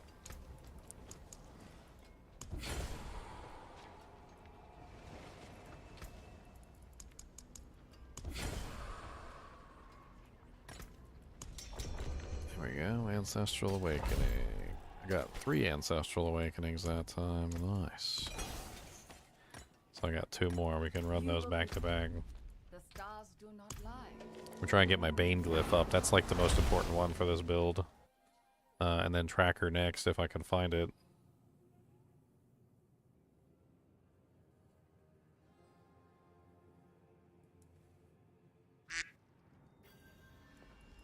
I mean, I've made this comparison a lot in the past, and basically what it comes down to is, if you're doing a crossword puzzle, do you want someone to give you all the answers? Like, do you, like, when you're doing a crossword puzzle, do you just go to the back of the crossword puzzle and just find the answer sheet and just fill in the crossword puzzle with the answer sheet? I mean, that's basically how I see it. Like, it's more fun to do the crossword puzzle yourself. I mean, it's nice that the answer sheet is there. I will say that for having build guides. It's like, it's nice that the answer sheet is there if you ever want to look at the answer sheet and see if you were right. You know, like, or check it to see, you know, like, how you did. As far as, like, you know, the end result. Like, did you come up with a really good answer, right? And then, you know, and then there's another aspect to that, which is once you start to understand how the builds work, and once you start to understand how, you know, why someone came to a specific answer, you might look at someone's answer sheet and be like, well, why did they do that? That's stupid. And then you're going to end up fixing their answer sheet, because you're going to know better than they are, and you're going to be like, well, that's dumb. Like, I don't know why they chose that specific thing, and you're going to fix it, and now the build's going to be even better than the answer sheet version. Or maybe you look at the answer sheet and they did something a little bit more clever than you, and maybe you copy that one little piece to make your build slightly better. But it's fun to look at the build guides later, after you've already, like, worked out your build, to like compare. I like to do that, to compare sometimes, just to, like, see how some other people have it set up and whether or not I think that my way is better than their way.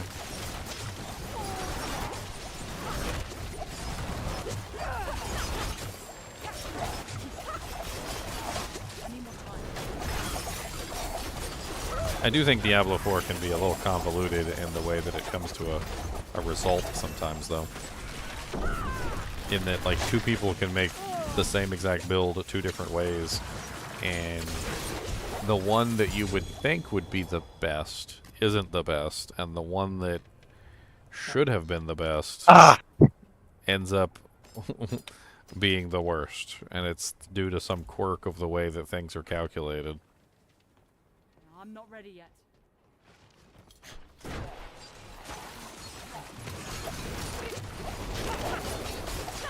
Careful. I mean, I feel like that's why the build guides that are being created are so popular. Like when you have those build guides going up that are absolutely, you know, just like tell you exactly what to do, where to put your skills, like the whole 9 yards.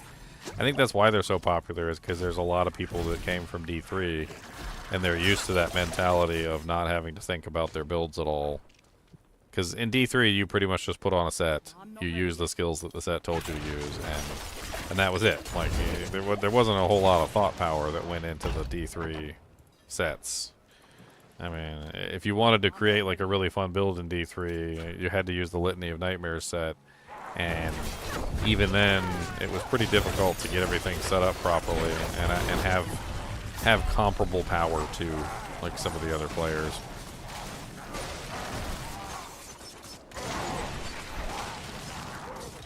My dodge chance ran out.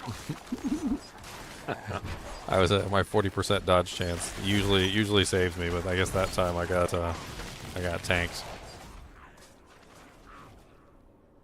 Yeah, Diablo 2 is amazing for that reason. There's tons of fun builds that you can do in Diablo 2. You can literally just pick an item in Diablo 2 and be like, okay, I want to build an entire character around this item. And then you do that and it works. And it's amazing. I don't have 100. Are you doing, what are you doing, Luli and Anna? It's. Oh, can I join you? Yeah, so let's just finish this one.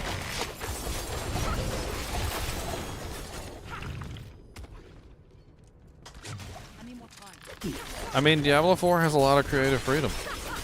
Definitely. Like, there's a lot there. I don't really like how there is always like some sort of really OP build every season.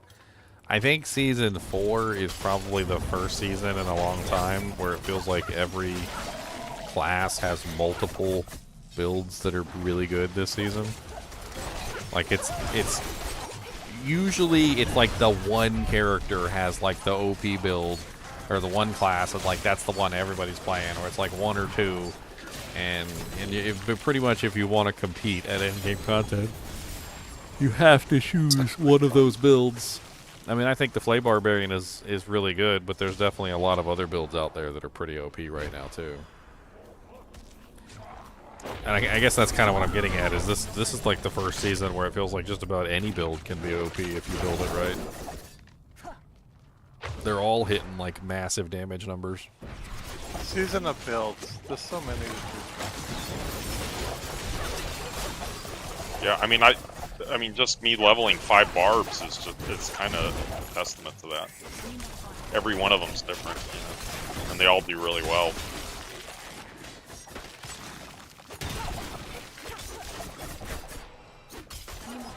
Except the Dust Devil Barb.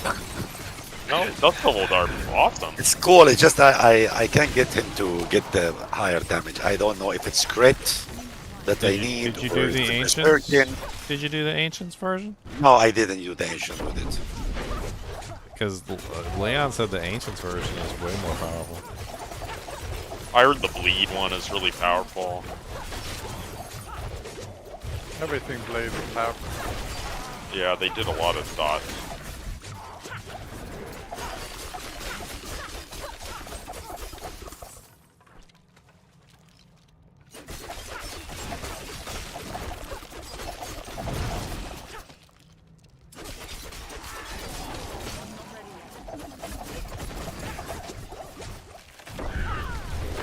I wish I could add another imbuement to puncture.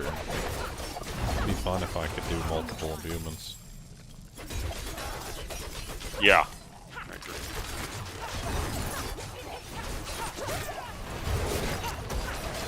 I'm not ready yet.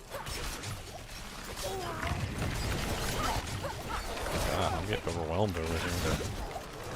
I got a bunch of them. Oh, tingling. It's just too much stuff. Like, there's freaking. Okay, alright. Yeah, bless it. Freaking Revenants. Got it. Nah, I got one of the Flesh Masters back, or Meisters back here. He's the one that's giving me all the trouble. He keeps summoning more and more monsters too, because he's a summoner type. I'm not ready yet. get I out got of one this of the thing. I got one of the boils over here already. To get them out of this. Yeah, I just bites. got one over here. Crap map. Thank you. Oh yeah, there's one here. I'm not ready yet.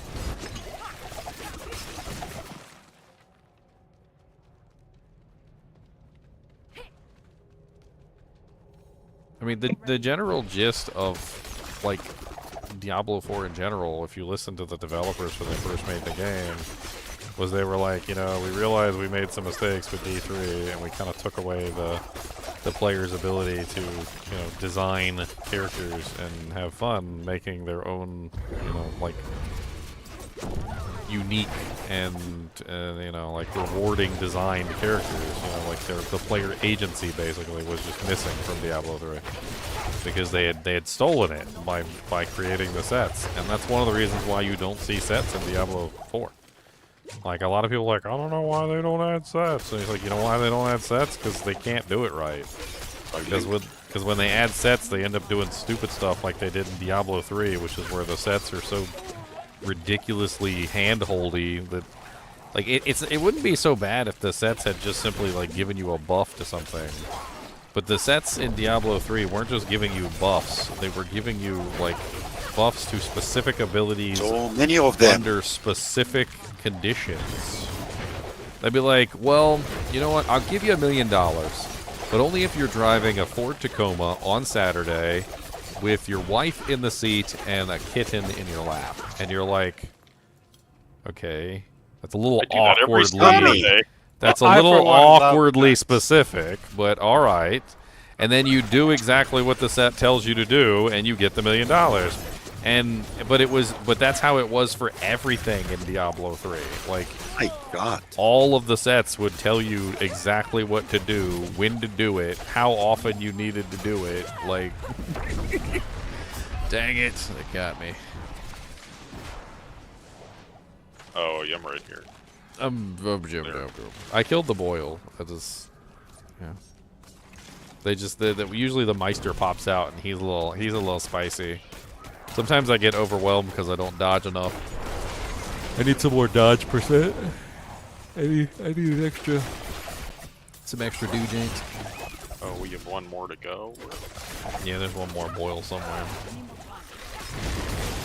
There's a Meister over here. Come kill the Meister. The shielding guy down.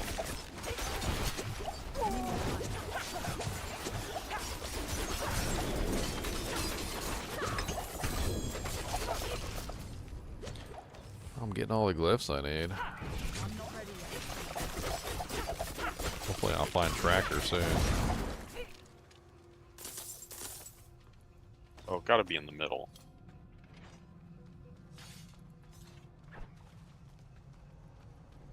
I was meant to go back to last epoch, but that launch was like terrible. I never ended up coming back.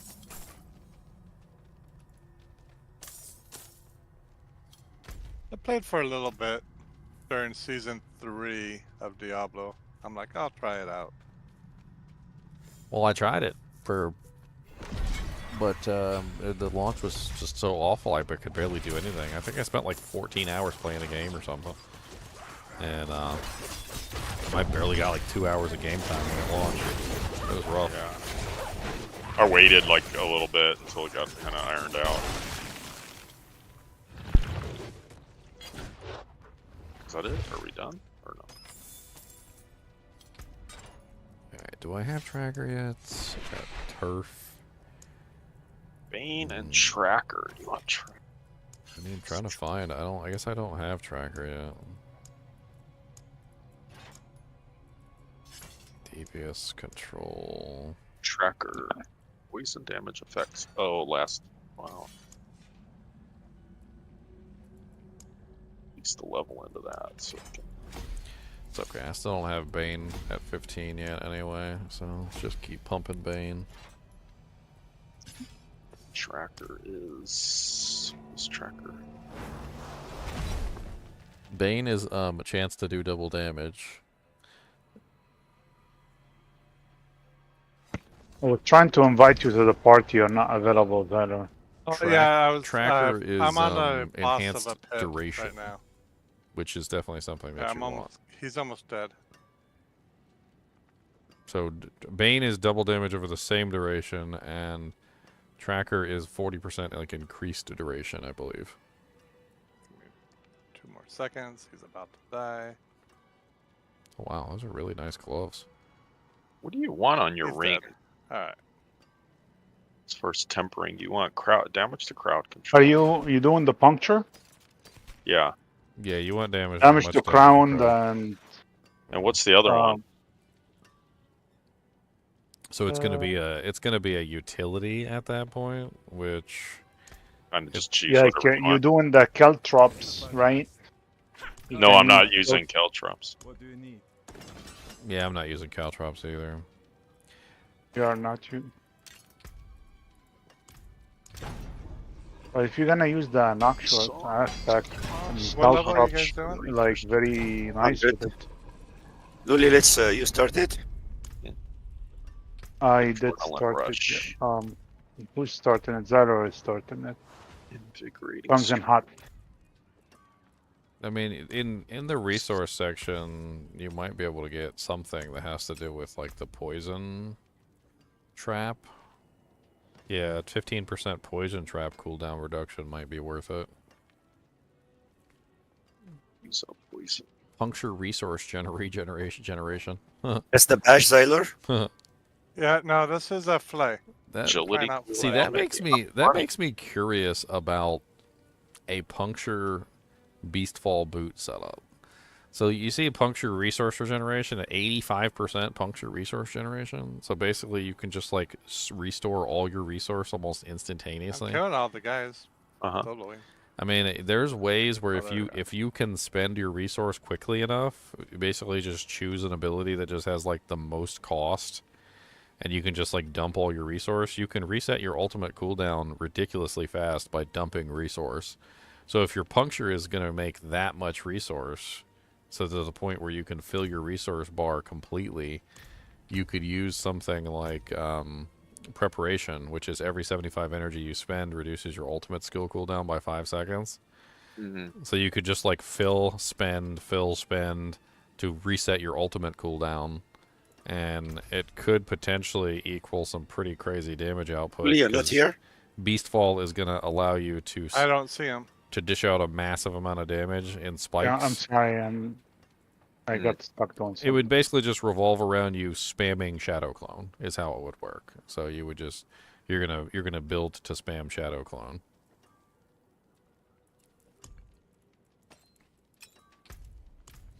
I need to get my crowd control bonuses on my rings. I totally forgot to do that.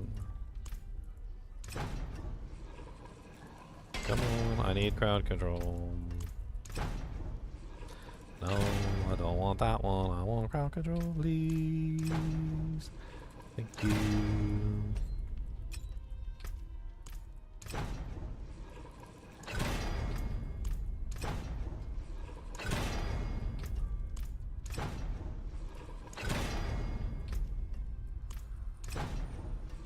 Nice. Alright, let me see if I can get... I mean, there's also trap cooldown, and then there's poison trap cooldown. So there's two different ones. I was thinking trap cooldown for poison trap, because I am using poison trap. No, I don't want subterfuge cooldown. Wait a minute.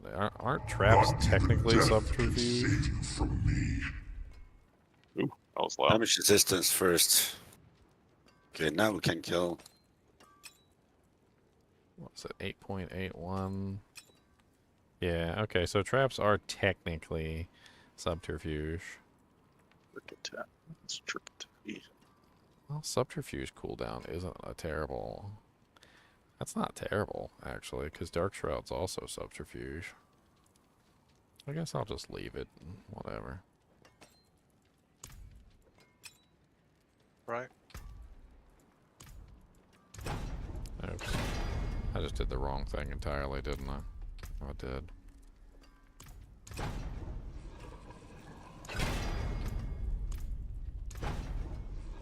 Yeah. Right up above. There we go. I got 7-second poison trap. That's not bad. Okay, let's get the Oh yeah. So with the wait shrine until first. say it's about to pop the boss. So come over and get the shrine. Come get the shrine. If you haven't. Oof.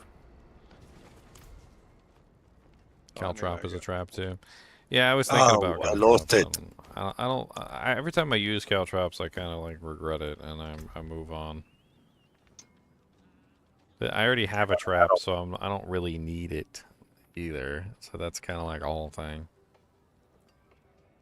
I don't need it.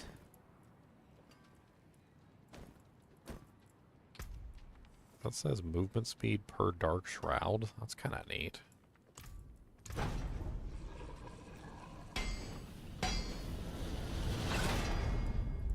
Movement speed per dark shroud sounds OP. Oh. Is that 4% per? And how many dark shrouds can you get? Up to 5. So 4 times 5. It's 20% total. I want movement speed per dark shroud. Straight chance 32%.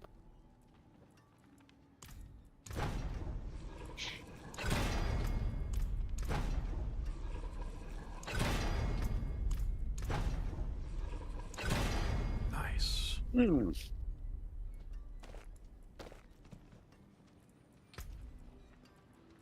Did I get the freeze on there? Okay, I did.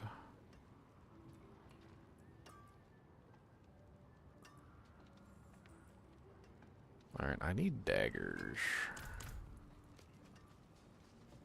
Close damage is going to be better than the other. Then critical strike, yeah. Yeah, I need to get two nice daggers.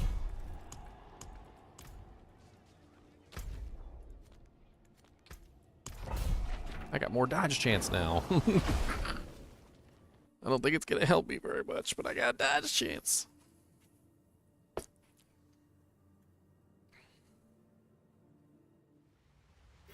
Yeah, I like that the gems are harder to get and are actually a resource like worth using.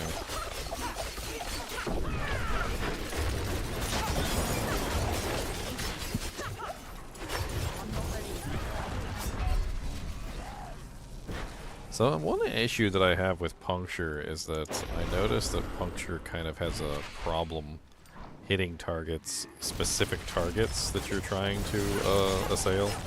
Like sometimes when there's a DR guy in the middle of a pack, I have a little bit of trouble hitting the DR guy, like trying to like pinpoint him out of the pack and hit just him.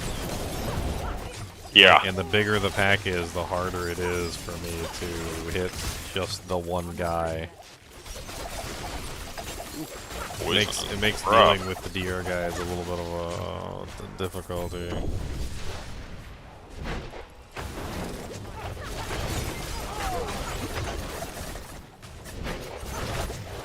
You want to split up or you want to go together? I mean, I might be able to handle it. I don't know. Go a little quicker. As long as I target the DR guys, I should be okay. Yeah, those guys you gotta get rid of them fast. My resistances are really not the best, but I dodge most stuff. Because I'm set up for like massive dodge percent chance.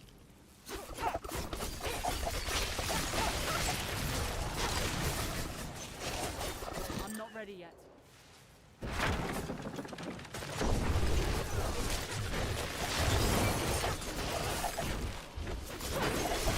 I'm not ready yet.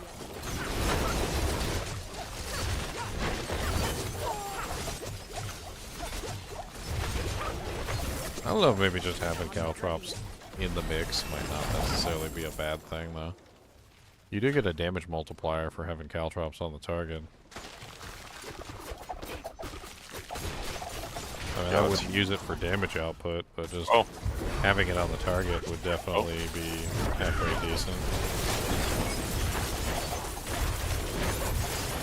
I can't remember what's the multiplier that caltrops gives. It's like 15% of it? Something like that,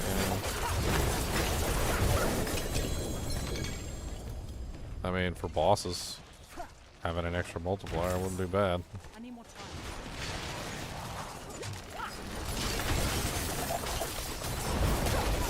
Oh, another goblin here.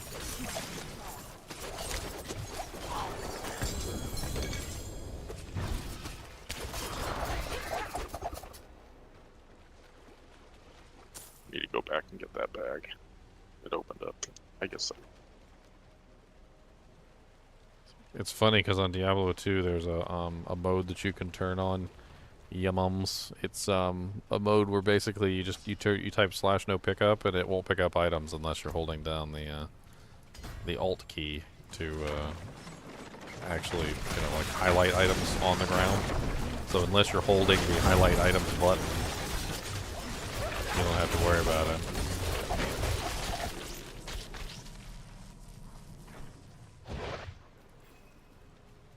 I'm not ready yet.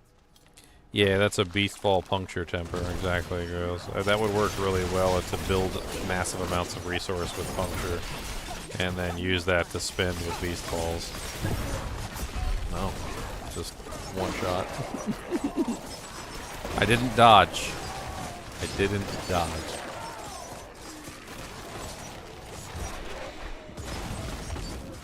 I should probably throw Juggernauts on something for the time being. I think these guys exploding hurt. Oh, this guy's tanky. Oh yeah, let me use some potions here. Grab a healing potion. I got an incense in here too. Yeah, there we go. Oh, we got a 925.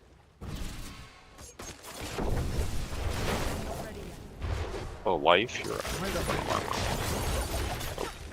Life is my main issue. I don't have enough life to take the hits.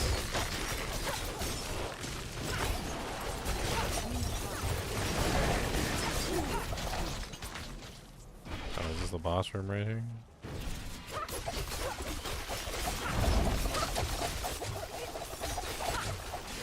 I'm not ready yet.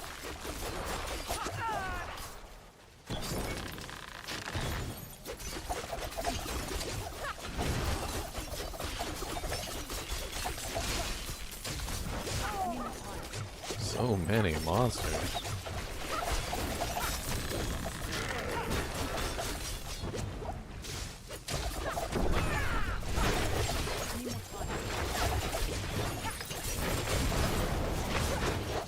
oh my gosh. That was fun.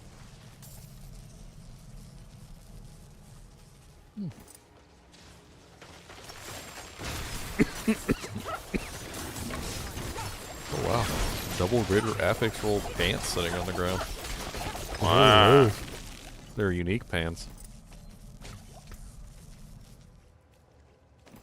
Double greater affix rolled tassets of the dawning sky. They only rolled 9% on the main modifier though.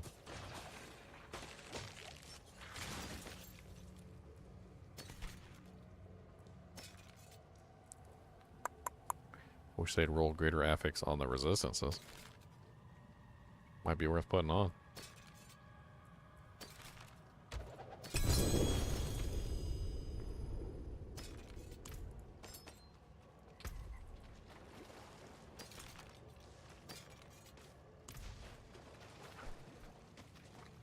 I need more time.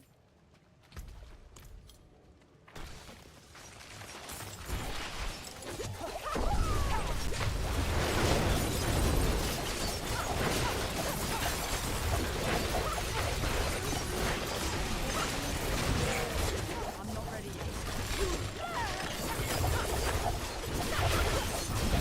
Your next diamond. I'm not ready yet.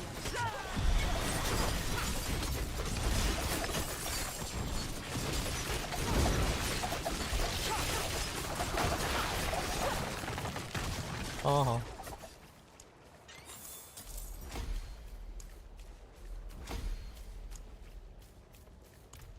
All right. Making a progress.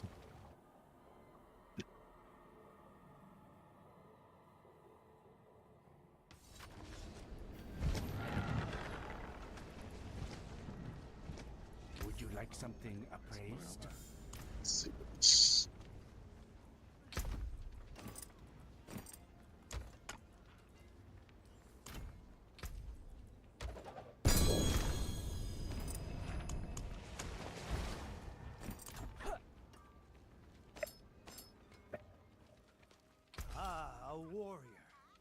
How may I serve?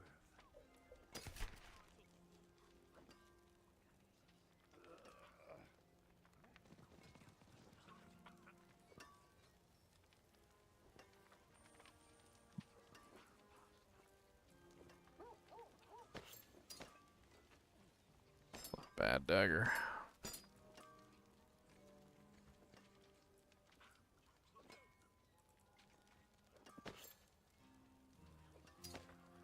Two not bad daggers. Let's see if they roll. Well, let's see if they roll the puncture thing before we do anything else. Ain't no reason to even like pretend. I destroyed so many. I still need a crossbow. I forgot. Dang it. Oh man. The rogue has an interesting options. Like she doesn't have to just do the one enchantment like some of the other ones do. She can do more than that.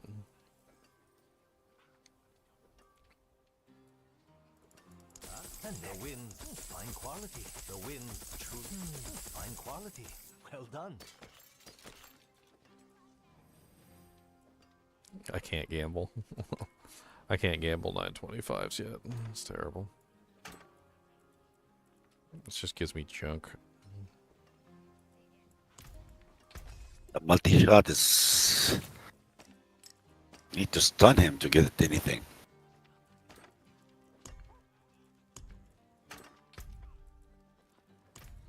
Alright, come on. Roll puncture on the crossbow. So I can roll poison on the daggers, please. 57% puncture. Not bad. Okay, so then I want to take the dagger and I want to throw poison trap duration. That's what I'm looking for. Nope, I don't want caltrop size. Nope, I don't want traps arm 0.4 seconds faster. No, I don't want that. No, I don't want caltrop size. See, you're just being mean. You're just being mean. You just give me the same thing over and over again. Like, why? Why? There you go. Poison trap duration. Was that so hard? Was that so hard? It was, wasn't it?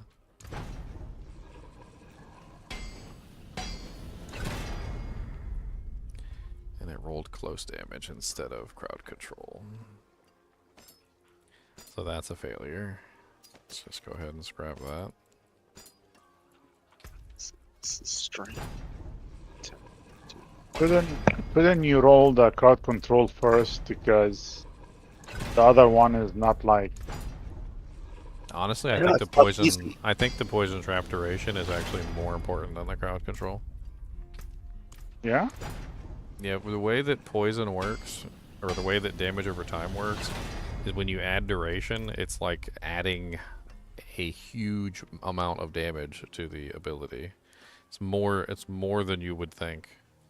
So trackers, you're saying more important than Bane? I mean, they're basically both feed into each other. Because imagine if you have an ability that does 10,000 damage and you double it to 20,000 damage, but then you increase the duration by, let's say you double the duration, right? Well, if you double the duration, then it goes from 10 to 20. But if you double the damage, it goes from 10 to 20 already, and then you double it again from 20 to 40. So, like, I think it actually gives you a lot more damage to increase the duration of an ability than it does the other way around.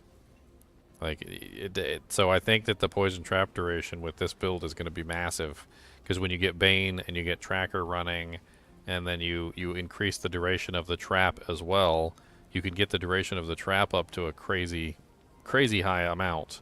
So what I was thinking of doing was I was going to run puncture projectiles twice on the crossbow, and then I was going to run poison trap on both of the daggers. That was my goal. Eventually, once you get the crossbow masterwork, you should be up to almost 100% puncture chance with just the crossbow, and then you get your double poison trap duration that way. I need to put what do I put on here? Basic skills. Okay. Well, one of the two daggers was okay. That'll do for now. That'll do, pig. That'll do. I do think damage over time might be the better roll for on the daggers themselves, though. So, like, because you can't really get a lot of really good modifiers for all the on stat dagger on the dagger. So if you got like a DOT on the dagger, I think that would be worth it. Because we don't really get a multiplier from vulnerable. I don't think you can get crowd control on the dagger naturally. You can't. Overpower is not going to help us. Critical strike damage can help us a little bit with the physical, but doesn't help us with the poison. Damage additive will help us with the poison, but damage over time is going to help us a lot more with the poison. I mean, if you went with raw damage instead of damage over time or vulnerable damage, I guess it could potentially help both. So maybe vulnerable is not like a terrible option. It's only 20% less than damage over time bonus. I'm at the world boss fight. Oh, okay. I'll teleport to you. I just finished getting that stupid thing set up. Oh yeah, I had to Need something blessed? Cursed. Guess we'll do world boss and then come back. Now open. I'm gonna do world boss and then I'm gonna call it a night. I was gonna call it a night. What kind of night is it? Is it a left night or a a right wonderful night, night. or a up night or a down night? So do we have It's a a world nighty boss? night. That's a terrible kind of night. I don't like those nights. Oh, can someone get me that waypoint? Oh, who is on that? Is that Tommy? I'm at the waypoint if you need it. Yep. Thank you. I built so many barbs, not all of them have waypoints. I built this Barbie. Built this Barbie to rock and roll. Oh, okay, I got this second charcoal. Wonder how many people actually got that reference. I know Khan did because he laughed.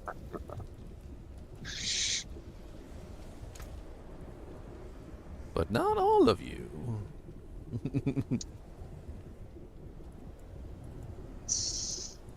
Not all of you. They have got it. That reference. Just a crowd. I need damage.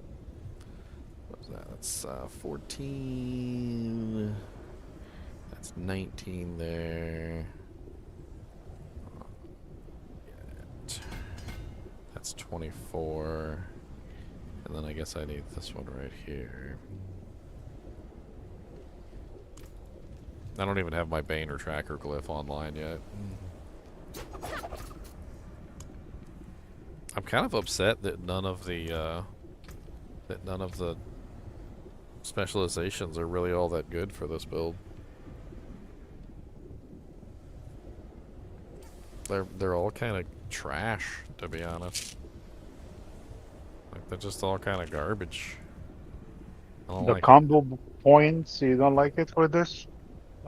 What does combo points do for me? What does that do for me? Doesn't spending combo points increases your damage? How do I spend combo points? How? Oh, you don't use core skills at all? No, it's a basic build. Basic builds don't use core skills. What do you get from But attacking enemy? I mean, preparation doesn't make any sense either because I'd need a spender, and I don't have a spender. So without a spender, I can't use the preparation ability at all. Where's fucking ultimate? But I think there is a legendary node. I think it's trick shot. When you use when you alternate between marksman and cutthroat, Yeah, I'm it using gives that you a right multiplier. now. Yeah, I'm using that right now. So you're using inner sight. Okay, so It's the only one that does anything. Yeah, it's- yeah. You have no choice. Like combo points are useless. Preparation is useless unless you're using a spender. Are you using a spender? Yeah, I'm using flurry. Okay, so see, you can spend. So you could use preparation to get the ultimate cooldown reduction. So you could spam more shadow clone or whatever.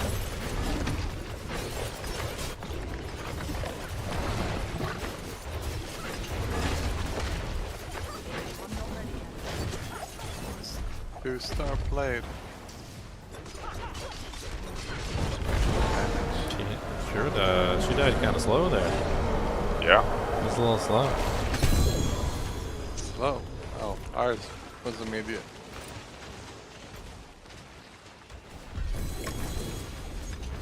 You got any? Oh, yeah, we did. Respawn.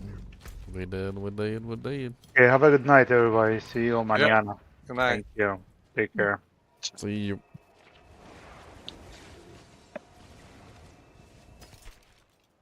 Oh, finally, a 925 crossbow. I know. I've bricked so many of them.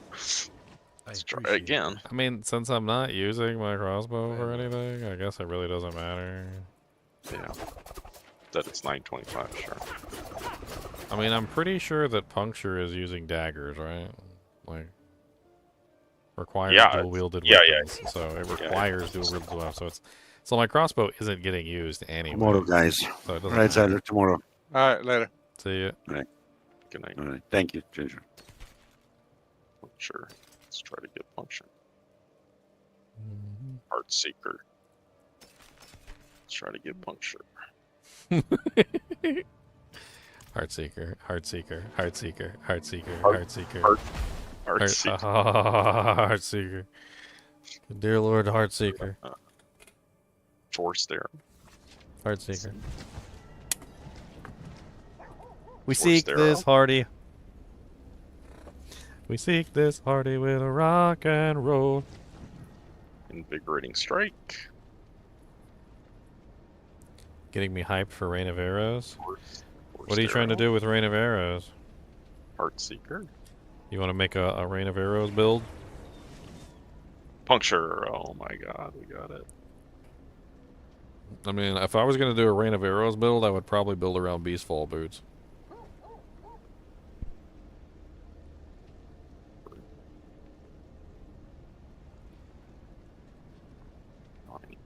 There's the crowd control. Damage. 2 chances. Damage to crowd control. Wow. Got it.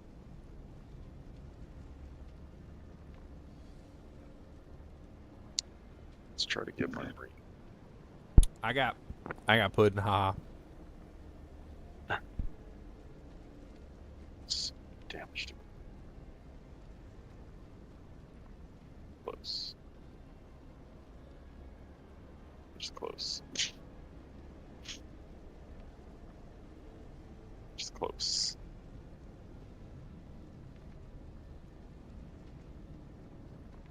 Close. Damage to crowd control.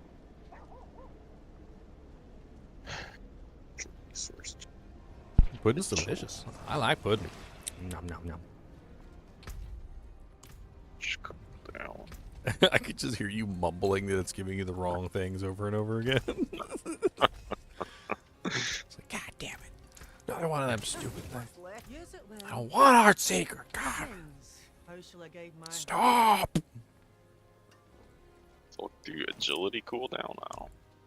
Let me put, I'm going to put Juggernauts on for right now just to, like, fix my armor problem. Oh, look, 5k armor to 15k armor. Oh, that'll help a lot. So stupid. I mean, I still got massive amounts of dodge chance, so I'll be fine.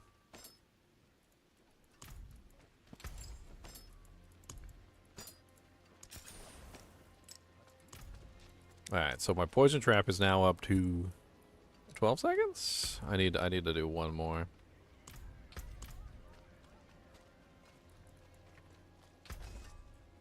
I need a good roll on a crossbow with, like...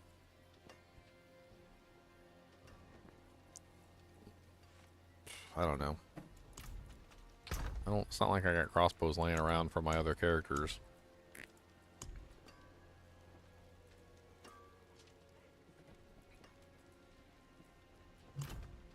Hey, what's up, Killjoy? Hey. Is there a cap on vulnerable damage at all? Yes, there is. They capped it a long time ago. It was on the multiplier. It was like back in season 2, I think. They capped vulnerable damage as multiplier. Yeah. It was Yeah, vulnerable damage won't go. You can still get additive bonus, but like once you pass a certain percentage with vulnerable damage, it stops Oh, right, multiplying right. and it additives. But that's when they started adding in the scaling multipliers that scale based on the additives, and that's when things go in a different direction. So like when you Right. look at victimize and it tells you that it gives you like a multiplier based on your additive vulnerable bonus, and then it tells you what the multiplier is, that's separate. But then they cap that sometimes too, depending. Like with the blood rage, they capped it at 30%. Yep. So I got around 800% vulnerable damage. I know you don't want more than like 300% damage while berserking because it just goes waste. Yeah, because they cap on that. capped out about blood rage. That's what I'm talking about. Yeah. So it depends on what you're trying to cap. What are you trying to raise your vulnerable damage for? Like, is there a specific multiplier you're going for? No, I'm just trying to do raw damage right now. Because if you're doing the fillet builds, your multipliers are critical strike damage, right? Critical strike chance, because gushing wounds scales off of critical strike chance. Hold on, I need to pull up gushing wounds.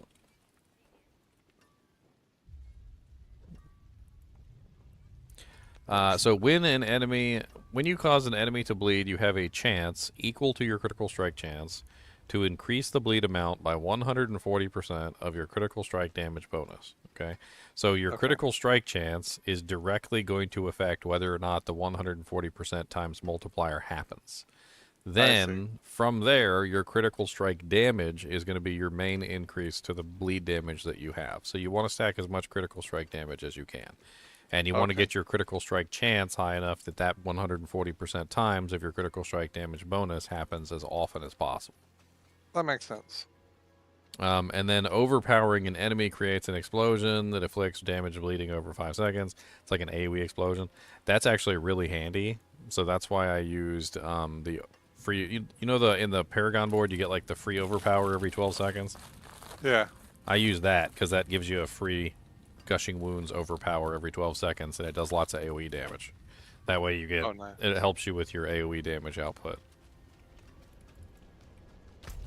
What board is that on? It's the right. It's the overpower board, I think. I can't remember. All right, I'll find it. It's you just look through the boards. It's definitely worth grabbing for the gushing wounds build. Blood rage. That's the Destinator one. Yep, Beast Falls, Word of a Con. That'd be a good setup. You could tie in puncture for resource generation. That thing seems like it would be insane. Also, though, but like on your rings and stuff, you could go for ultimate cooldown reduction and stuff like that. I mean, there's a bunch of ways you could do it. I had a build in season 2 or season 3. I can't remember which one it was. Probably both, actually. Basically, where I could just tap Brain of Arrows and everything on the screen would just immediately die. So here's where my vulnerable damage is. It's because of hemorrhage. So your bleeding damage is 15% times of your vulnerable damage. So my current bonus right now is 98%. I don't think that's a multiplier, is it? Yeah. Well, it says your bleeding damage is 15% times of your vulnerable damage bonus.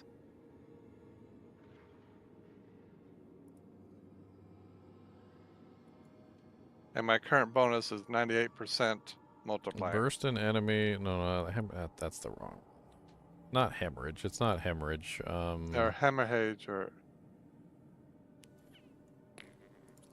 Let me look at it real quick.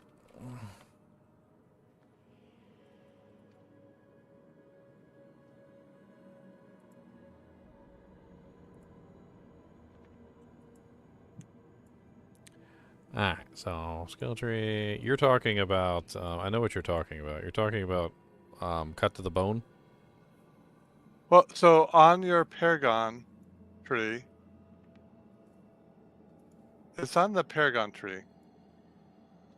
I mean, cut to the bone also helps with it. Yeah, cut to bone is also important. And then on the Paragon board, go to hemorrhage. Oh yeah, yeah. Oh yeah, I remember hemorrhage. Okay. Yeah, so that's also going to give you a multiplier there as well. And so that's why I got like about 800% of vulnerable. Well, you also need the critical strike damage to take advantage of gushing wounds, though. Otherwise, it's not gonna do you any good. Then I'll find a balance. Like 140 times multiplier of your critical strike damage is a lot. So it basically takes your bleeds and it multiplies them drastically. Okay. Oh, this is easy.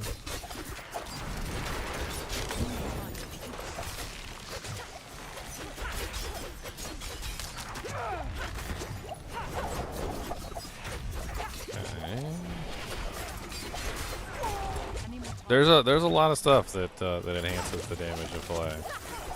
It really is, and maybe taking the Ramalani's out is for the best, just to give you more room to pull in other things. But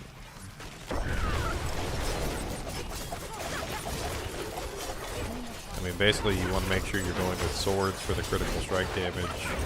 So you want 2 swords. And you want a sword on your bleed hand too. 2-handed sword. That way you get as much critical strike damage bonus as you can through the swords. I mean, Grandfather would certainly be interesting for the build. Yeah, I've been going back and forth with that one. It's kind of hard because you lose out on a really big flay duration bonus, which is rough. The flay duration is massive. If I took out Ramalani's, I could probably get the flay duration up to like 19-20 seconds. Especially if I triple rolled it. Man. I think that might be one character I might actually be willing to spend some time on and just see how high I can scale everything. Because if I triple rolled the flay duration on all 4 weapons... oh dear. Oh dear, oh dear. Can you imagine me going into PvP with like a 30-second bleed? There's a bunch of goblins in here. Oh, so my bleed right now is 17.7. Yeah, that's way better than before when you were at 12. Yep. You'll notice a huge difference in damage just for increasing the blade duration. Also, are you making sure to keep your berserk up all the time? That's another very important thing. Yeah, I have the still grass. Gives it to me. The shout gives it to me. I think those are my 2 main sources. Because otherwise, if you don't keep that up, you'll lose the 30% multiplier from the Blood Rage passive, or the Paragon board. Yeah, I try to rotate between the still grass and the Warcry.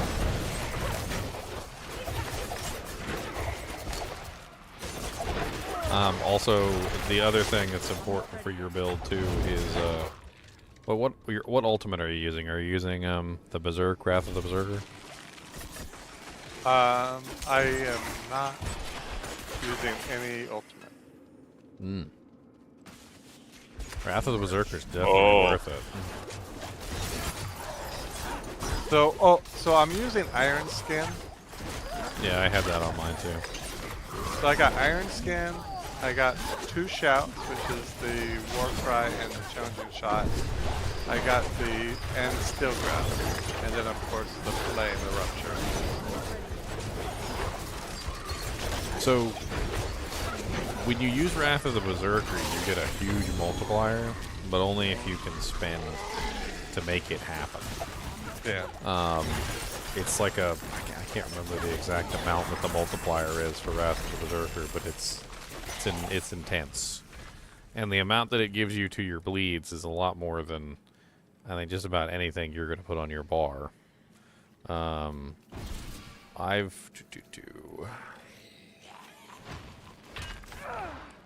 the problem is that you have to have a spender, which is one of the main issues with that ability. So, and let me see if I can pull up the skill real quick.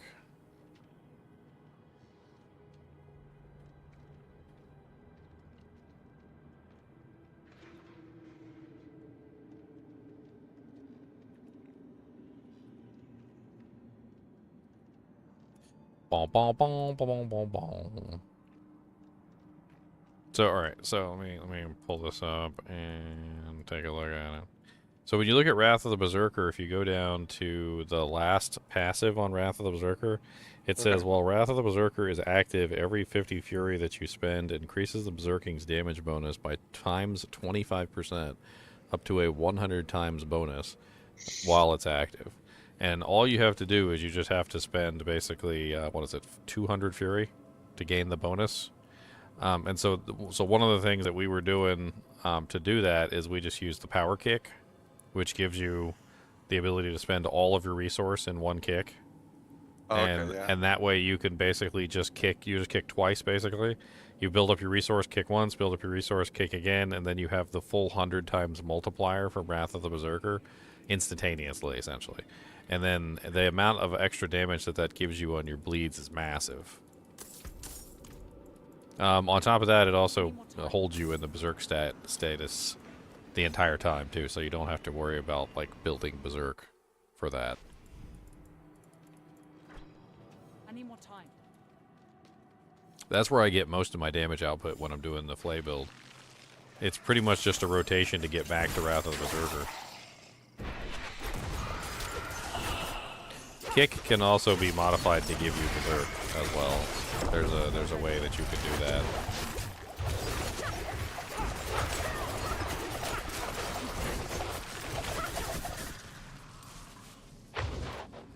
I don't know. I'd have to see, like, the way that you're setting it up. You're not setting up for maximum resource. And I'm curious whether the non-max resource version would be better. I mean, you're missing out on a lot of multiplier from the Ramaladnis, but... Hey, finally got the tracker glove. Look at me.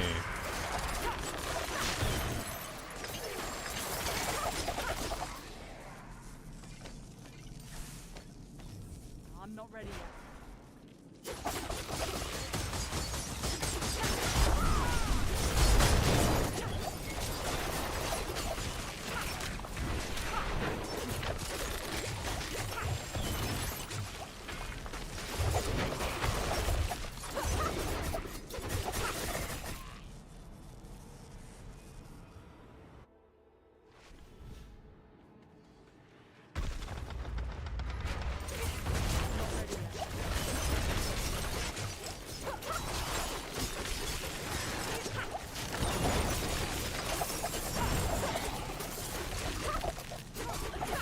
Ready yet. Million typos, Nova. A million typos later. Laytown.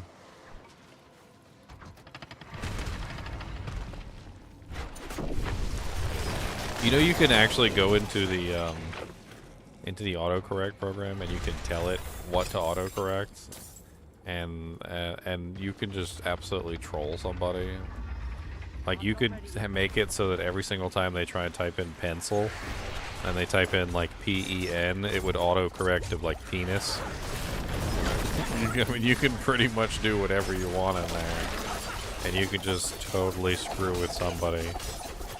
Every single time I type pencil, it keeps autocorrecting to penis! Well, fun.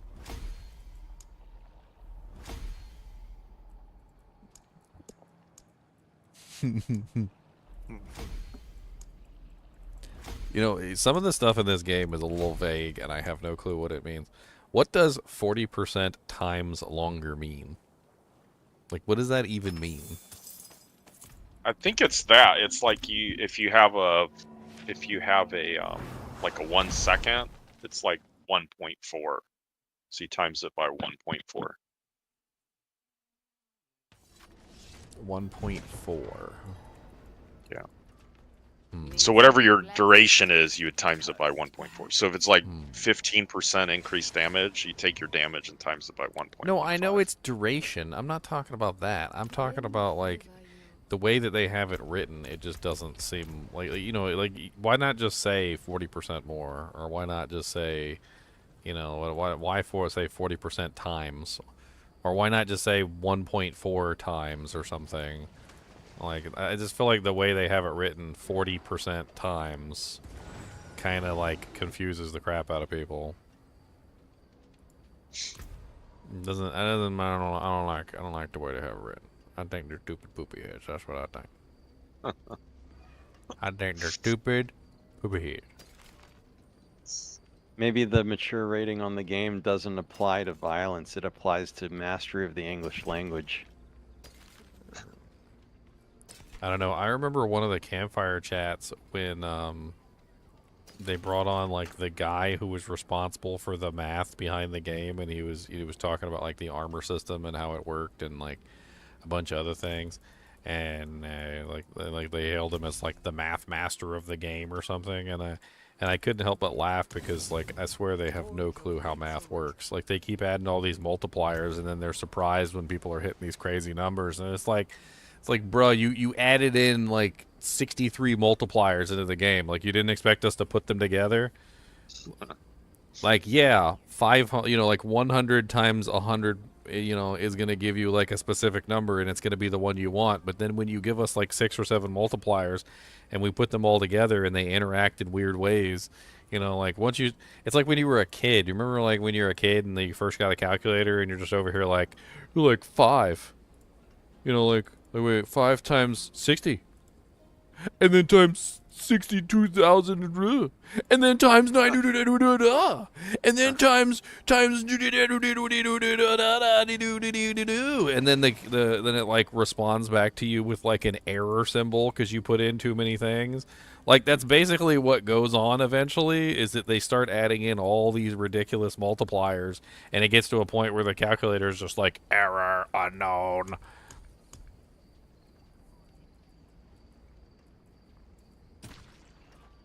Sounds about right. Story checks out. Sounds legit. I mean, it's not my fault they don't know how to math. I mean, that's what it feels like. It feels like they just don't know what they're doing. Like, the guy... I gotta get to bed. Later night. Later. It feels like the math whiz guy who designed all this was, like, completely naive. I think there's a lot of that. Like, what do you mean adding 17,000 multipliers into the game was a bad idea? They just hide behind their fancy degrees and say, "Oh, you just don't get it."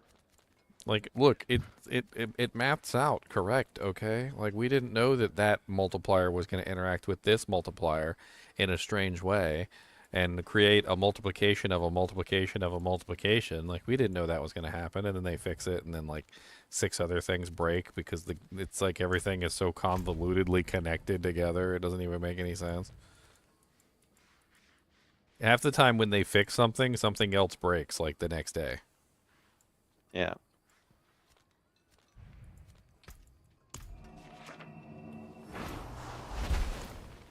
We thought we'd put this one awesome thing with another awesome thing, and surely the result would be awesome, but it wasn't. And that's when they all died. You just bought a Word of a Con with greater affix. How do you buy a Word of a Con? How do you do that? Did you get it off Tradery or something? Is Tradery even doing stuff on Diablo 4? Diablo Trade? I need more time. 3 million gold. If I start selling stuff on Diablo Trade, I'm broke.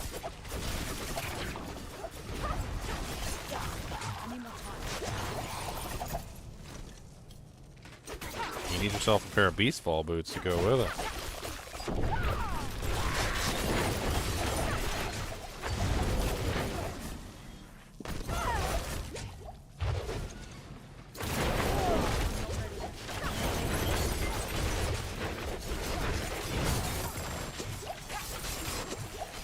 Okay, well, I'm doing alright in here by myself.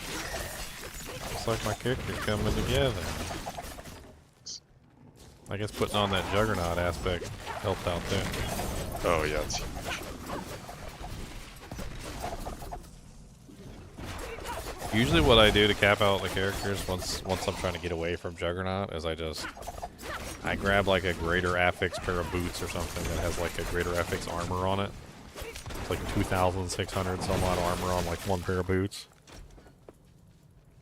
And usually like one armor roll plus those is usually enough to push it over.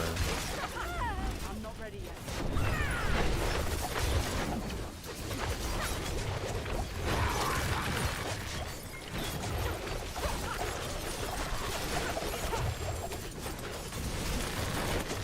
I'm not ready yet.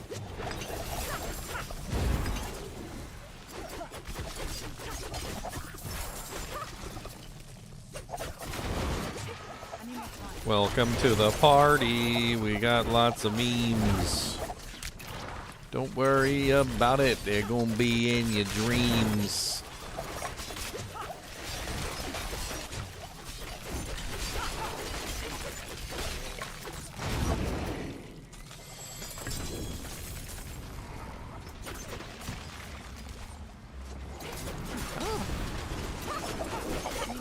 What's up, Karma? This is a 114.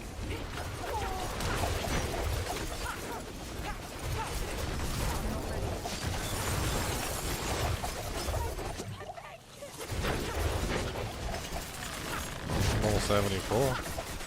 I'm getting close to the point where I can, almost. Let's go with attack speed.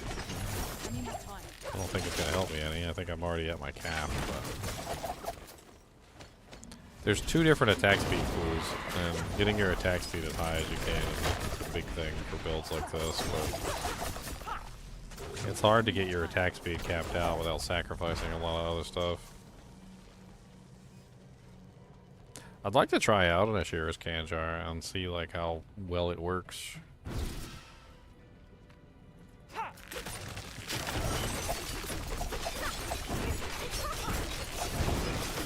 Let me put in caltrops.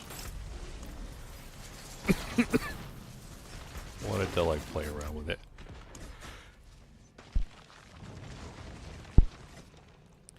I gotta actually put some points into it though.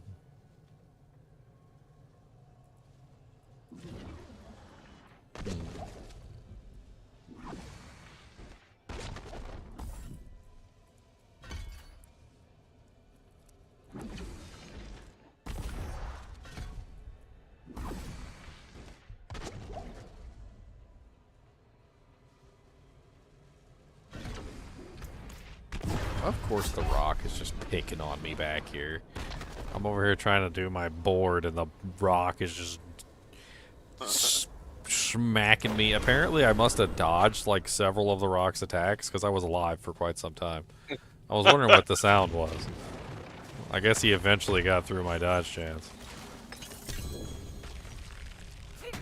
Took him a little while. I need more time.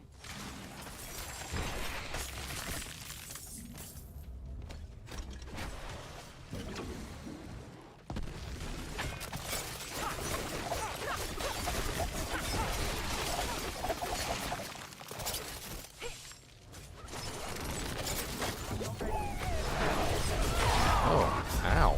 That was a big explosion. Holy Jesus. Hurt. It was huge. What the hell was that? It was, I don't know what it was. It was a lot larger than an explodey boy, and it was fast too. Did you see how fast it went off? Yeah.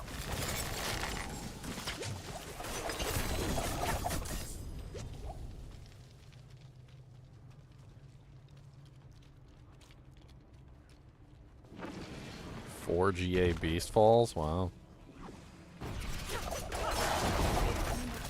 Here I am, a pleb over here. I barely got any greater affix uniques.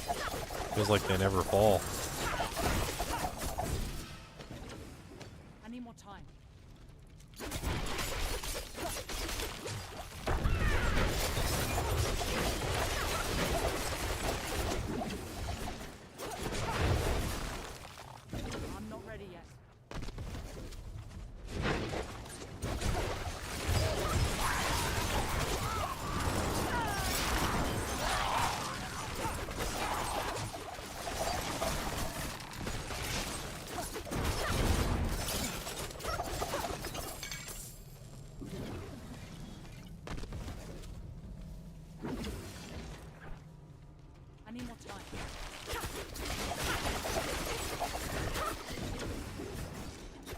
think I'm using any uniques on those builds at all.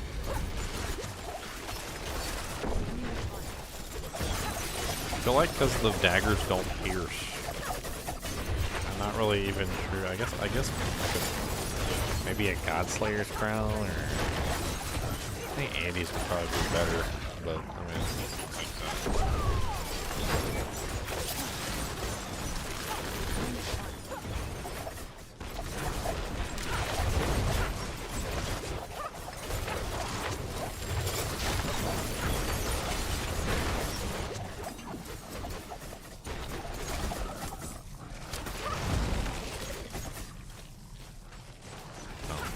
Attention. I was like, we killed them all, let's go.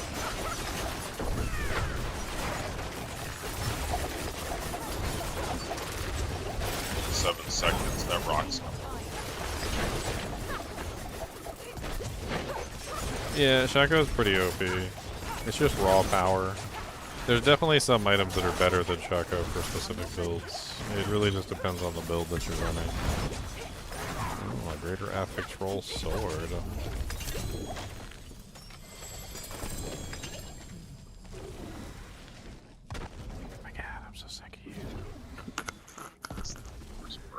Sick of this rock.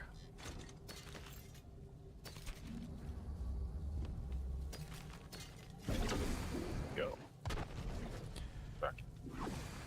Well, I wanted to do 2 daggers. That's only an HP roll anyway. It's not really that good.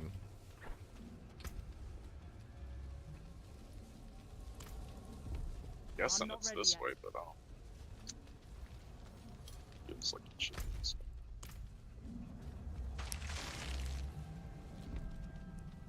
The speed rock is coming up behind us fast.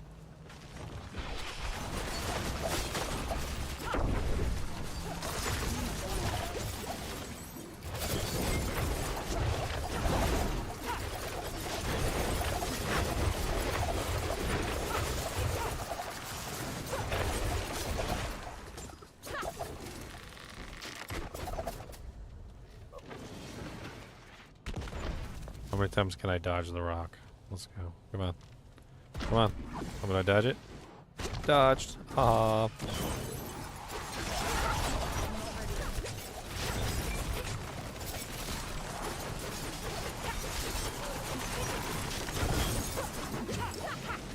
I'm running high dodge chance. I think even with the me taking off a little bit of dodge chance from the 8 from the assimilation, I'm still running like. Because I get a bonus when I run use a cooldown. I forgot about that one. I like using the one that it's like. So I'm at 50% dodge chance. Wow! Every time you dodge, you like gain 10-20% of your life or heal. 20, yeah, 20%. That's what I'm using. So you get 8% from that, and if you use the assimilation aspect, you get fortify every single time you dodge too, and you get another 8%. Which I just took off the assimilation because I'm using Juggernaut for the moment. Kidding. But I'd like to put the Juggernaut back on. What is Ooh, that's getting rough. That rock in there. I don't know. I think I died to an explosion. I walked up and the guy was already exploding and I died. Yeah, I'm gonna die. My resistances suck, unfortunately. Here, I'll res and see if I can save you.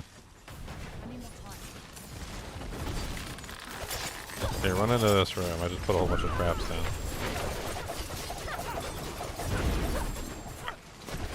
Fire orb. Some more traps. Another trap. Just trap up that door. Let them walk through the door. Keep pulling them through. Grab some potions. Oh, he's a shaman. He doesn't want to come. I see. He's a pain in the butt too.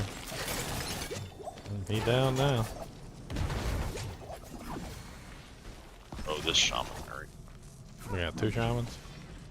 There was one, and then I don't know, the big hulky guy that they res up. I'm not ready yet.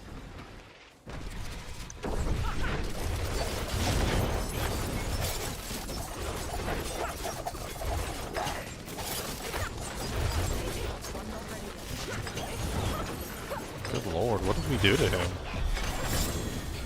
Staggered See him? him get staggered so fast? Yeah. Yeah. That was a lot of stagger really quick.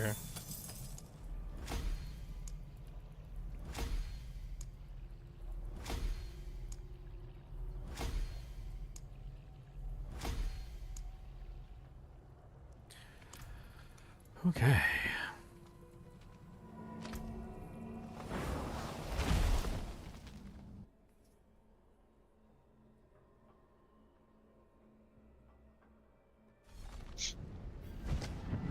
Tuskhelm is only better than Shaco if you're running Ramaladnis. So if you go two-hander Yumums, you're not going to be using Ramaladnis, so you're not going to be scaling based on resource.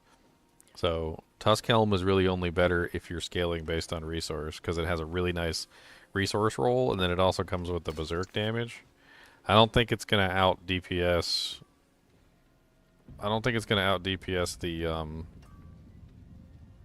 the two-handed version. If you're doing one-handed with Ramalani's and you're scaling resource, probably.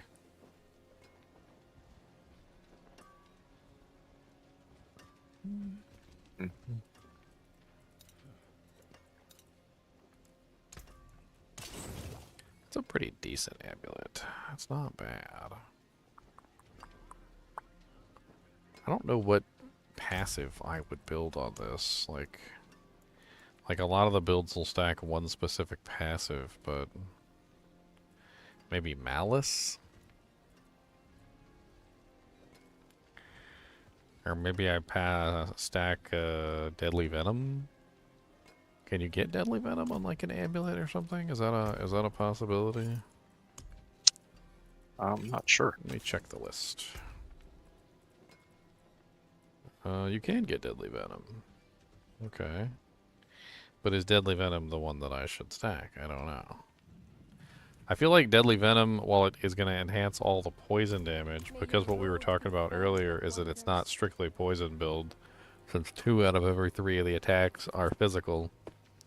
I feel like if you went with something that enhanced everything, rather than just enhancing the poison, I think Malice might be a better choice, because Malice gives you a multiplier for vulnerable enemies. Is Malice an option?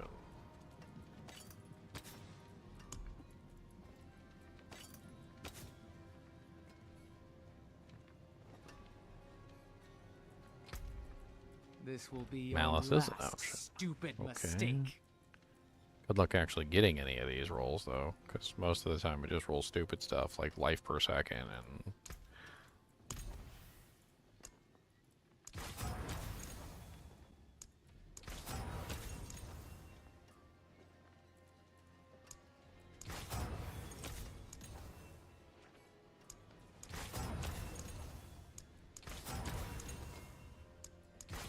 Half the time I don't even see passives on here when I reroll like the amulet.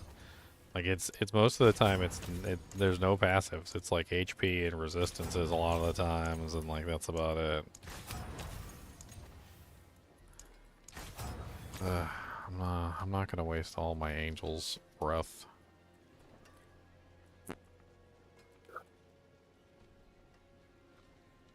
I mean, that 19% armor roll on here is better than what I was using. I kind of want to swap. Swoopy, swoopy, swoopy, swoopy, swoopy, swoopy, swoopy, swoopy. I mean, yeah, I lose the poison res, which didn't really... No, I was actually using the poison res. It's terrible. How's the road going? I'm still pretty good. I'm getting there. Slowly. I'm at level 75, working my way up. Once I get to 80, I can pilfer my stash of greater affix rolled items that I've got sitting in my stash. I can do some pilfering.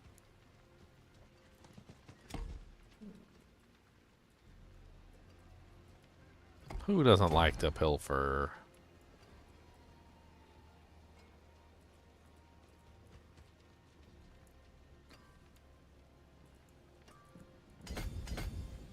Let's see. That's 14, 19. That's 24. So we need one more intelligence roll.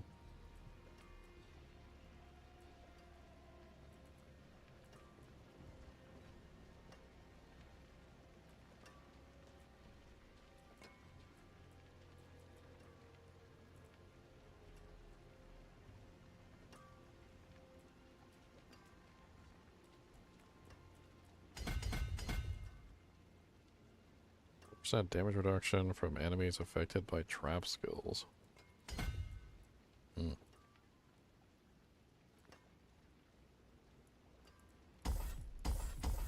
What I should have done? I should have done this.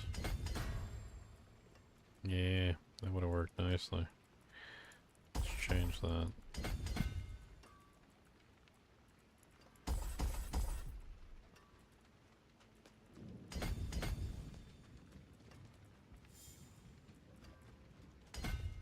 So 5, 10, 15, 20. And then I need one more.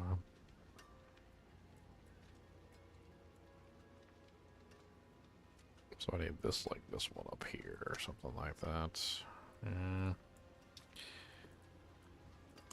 Alright, I think I got another ancestral guidance. I've been hanging on to, or ancestral awakening, I've been hanging on to all the ones I find, so. Where do I get my amazing certs? These are from, this one's from a place called, Box Lunch. Box Lunch, so that's where this one's from.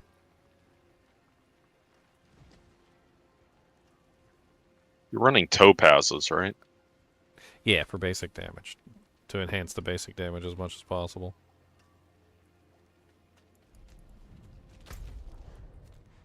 I mean, it's a base damage equation thing. I'm pretty sure it is, anyway. I think the higher that you get your base damage, the better your poison damage is going to be from the puncture. I mean, and puncture's your main ability anyway, so why not enhance puncture as much as you can, unless you're going a different direction.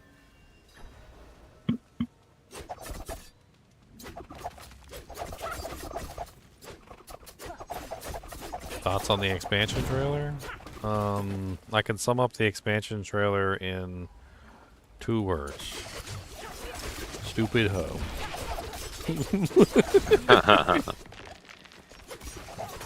I do not like that girl. I'm so glad she's going to get eaten by Mephisto. She deserves every single ounce of torture that she gets. She's a big fat dummy. Dummy. She's a dummy. And Lorath is a dummy too for telling us to let her go. Because at the end of the story, I don't know if you remember, but she leaves and we're going to go after her. And Lorath is like, no, let her go. Like, she needs to do it on her own or something. And I'm like, she is a dummy. I was like, everything she does turns out wrong. And look, now she got Mephisto sucking her soul out. Like, because you a big fat dummy.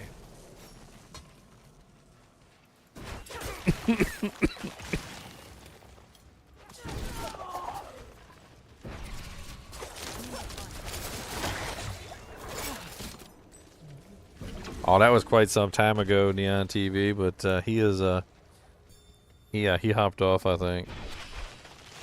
He gave away 20 subs, bro. 20. I got 2 people gave away 20 subs in the stream today. It's insane. I can't believe it. Freaking, Cryptor threw in a Prime sub. Trying not to die here. Marptic gave away 20 subs on the frickin' channel. And then, frickin' before that, Lost Kite gave away 20 subs on the channel. It's frickin' insane. I don't know what's going on. I don't know why he lost his kite, but I think we need to help him go find it.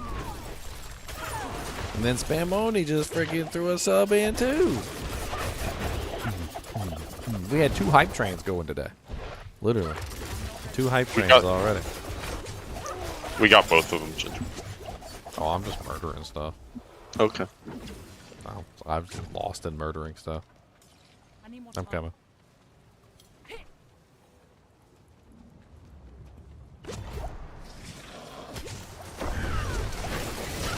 I better see tons of chunky boy chinchilla emotes and little sad frogs.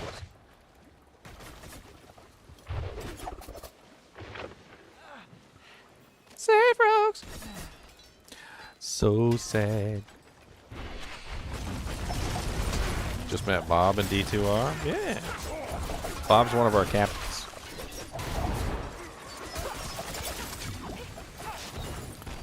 Over the years, it's been some years. Over the years, I take some of the more dedicated members and turn them into captains against their will.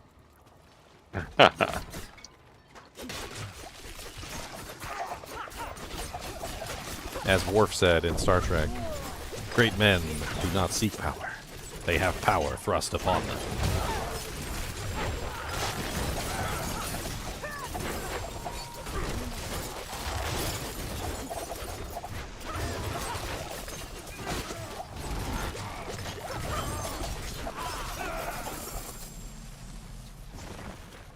I'm doing pretty good so far.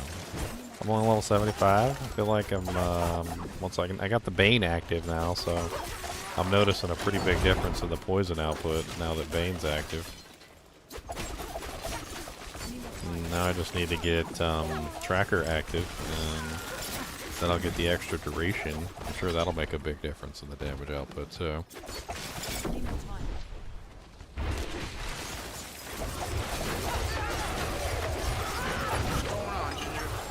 What's up, Bab? I got somebody in chat saying good things about you. I'm surprised. Usually they only say bad things about you. I know, right?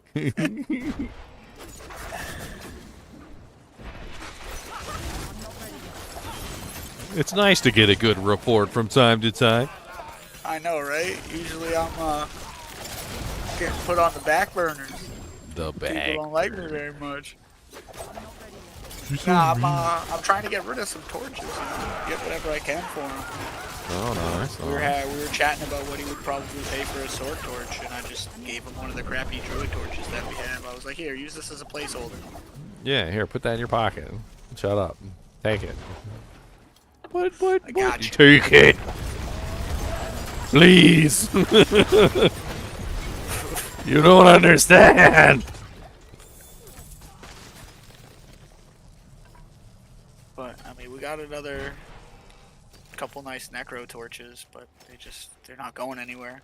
The sword torch, yeah, we're like very, we ain't got hardly no necros this season at all. I know. It's crazy. Which is sad, because necros are actually pretty powerful, but I guess nobody wanted to play necros this season. They said no. They said no necros. No necros.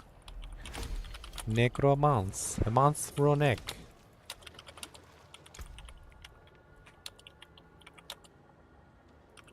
A 1 o'clock, 2 o'clock, 3 o'clock, necro. A 4 o'clock, 5 o'clock, 6 o'clock, necro.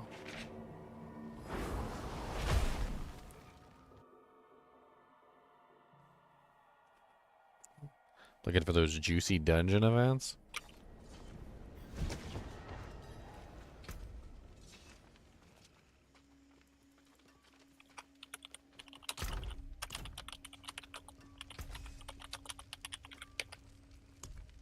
Equip.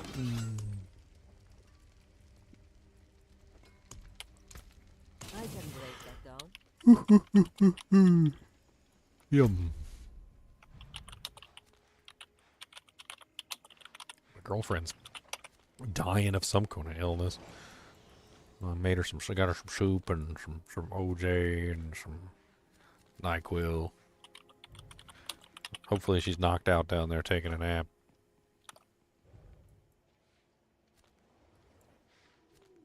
Sleep. Sleep. Alright, that was the last one of my ancestral awakenings. I don't know if you got any floating around. Check. I think I want to do this. Imbuement skill effect is a 40% increased potency against vulnerable enemies. Let's try that one.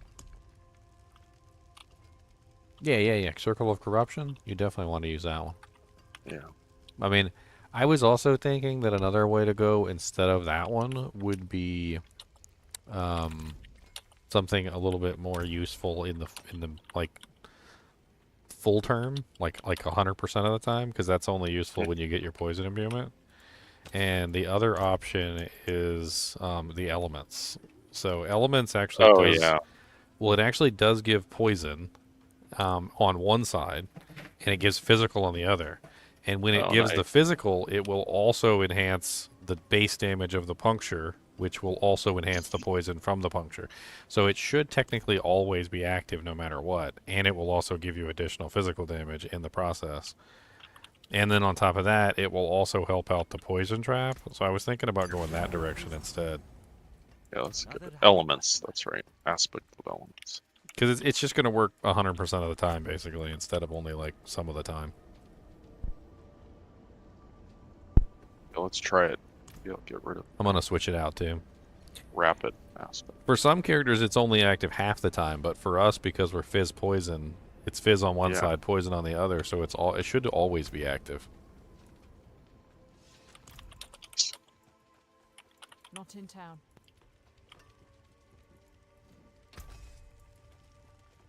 Come back if you need the forge. Oh man, why am I so sleepy? Yeah, I'm ready. Oh, it's almost still. I got one more in me. Let's see. We want.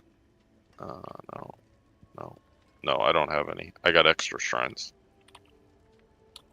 And increased crit strike chance and gold find. Sometimes you just gotta punch yourself in the head, guys. Okay. Sometimes you just gotta punch yourself in the head. All right. It's like I don't know what to tell you guys. All right. Sometimes you just gotta punch yourself in the head. Isn't that right, Bob? Who we punching? Yourself in the head. Well, I guess so. Sometimes you just gotta do it. I was yawning too much, so I punched myself in the head. I don't like it. Stop doing that.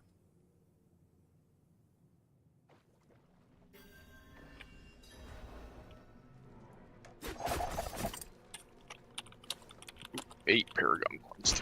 Let's just do this.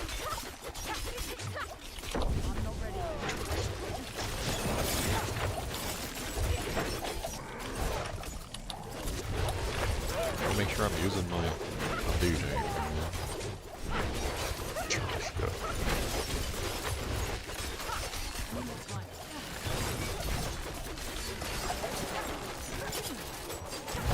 Yeah, every time I use a cooldown, I get like 14% dodge. Is kind of neat.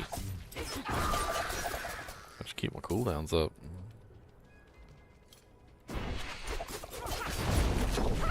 These 100% dodge builds are kind of fun. Come up here and get poisoned to death.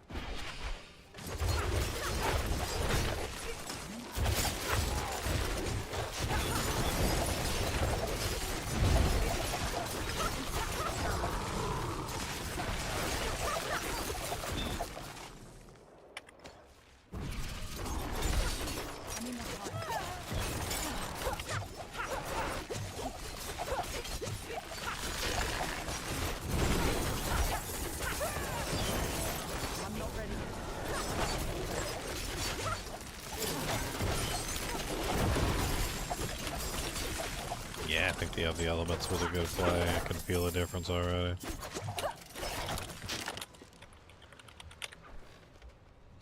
Oh, no pole.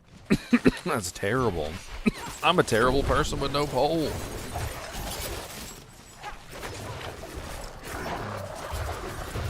That's it. We're stopping to make a pole. K-Ski's mama's a hoe. How about that?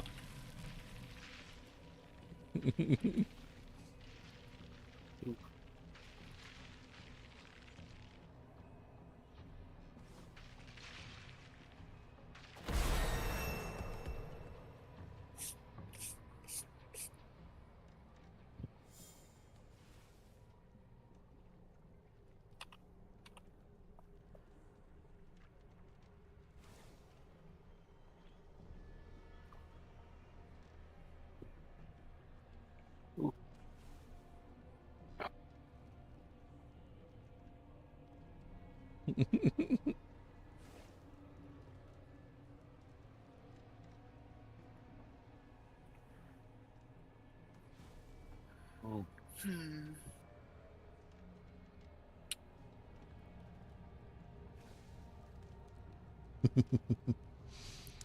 I'm going died. old school with this one. Good if I revive. Oh yeah, go ahead. We got 4 revives. Should be fine. This is a tough corner. Maybe I'll wrap around the other way, kill.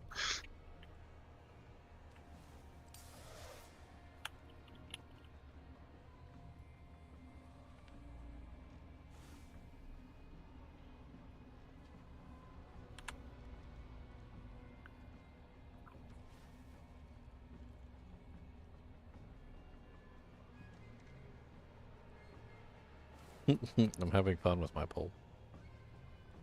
You got your mama stuff in it? Sure.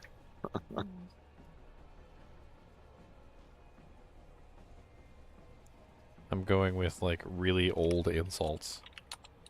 Let's see which really old insult you guys like the best. Ooh.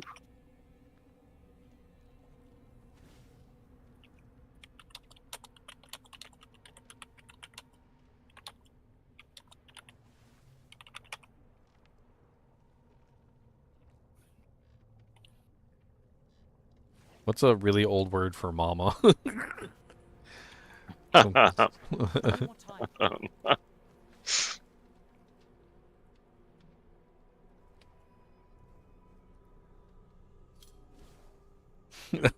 Apparently Modor.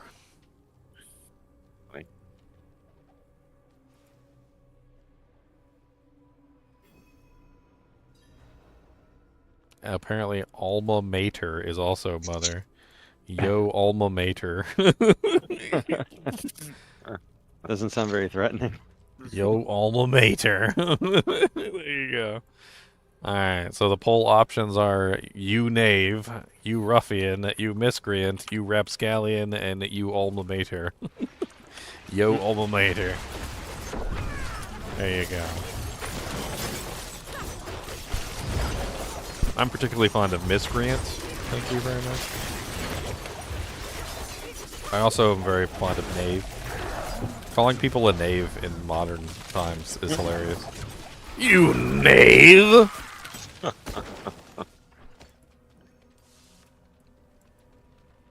What, with all these knaves about?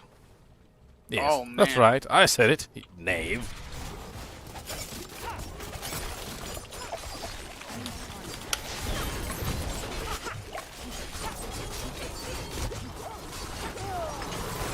I gotta go back to the other chat and World Stone just popped. Oh, Oh, there's XP nobody time. there anymore. Yeah. Never mind. I mean, you could put out a call to arms. People show up for Worldstone EXP. Oh, I clicked on the shrine and a bunch of snakes popped out. That was grody. And then a bunch of spiders popped out. That was grody. That was grody too. You know, that's one thing I missed from Diablo 3. For those of you who played, you might know what I'm talking about, but there was like a specific unique item that you could put on, where every single time you clicked on a shrine, an elite monster would pop out. Oh yeah. It's, what are those gloves called? It was They were gloves. They were it gloves. was gloves, wasn't it? Yeah. Yeah, It was gloves. The amulet made the shrine last consistent. But it was, yeah. I loved wearing those things because I would seek out the shrines just to kill the elite monsters. It was fun. Sometimes it got me into trouble though because like the monster that would pop out would be like god tier. Alright, JDN, you have a good night too, man. If I'm not going to eat any more pudding, you're going to bed? I mean, I do have one more pudding cup. I do have one more pudding cup. Maybe I save that for tomorrow, though. I'm not ready yet. Nothing like a good chilled pudding cup.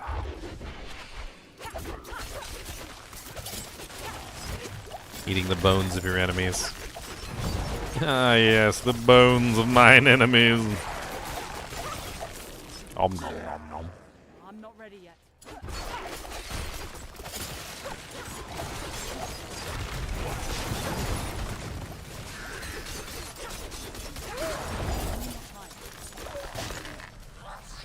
I've got a bunch of keys. I don't know if you guys can run any more torches, but I've got several D keys and some H keys and. I think we would still need T. Yeah, I don't get any T keys. The Countess is mean to me, so I don't run her. I know she does not like you. She doesn't like me at all. One time I went there, and you're not gonna believe this, Bob. She didn't offer me a bloodbath. That's terrible. I can't believe it. She hates you that much? She hates me always that offers much. me a bloodbath. She didn't offer me a bloodbath. I was, you know what? That's rude. It's not like I ever accept the bloodbaths, but the fact that she didn't offer, just The only one thing she's supposed to do. It's like she didn't offer. She didn't offer. Alright, Ice Girls, you have fun. Oh, looks like Chilled one zebra person who cakes? joined Those are my pretty good runs too. Popped up into the other chat, so I'm gonna go up there.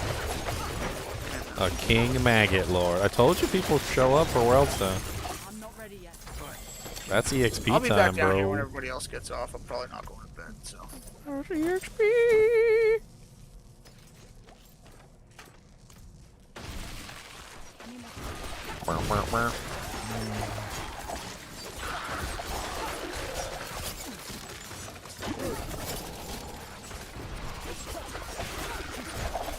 I feel like the inner sight gauge just doesn't ever fill up quick enough. Like I see that inner sight can give me like a crit bonus, but maybe I would be better off with a dump ability, just so that I can I don't know. It's locked. I don't know. You got the key? Oh, I do. Do you have the key? You got the key to the door? We got to go into the door and we're going to look at this stuff. And we're going to do the thing. It's locked. There's monsters in here. I'm not ready yet.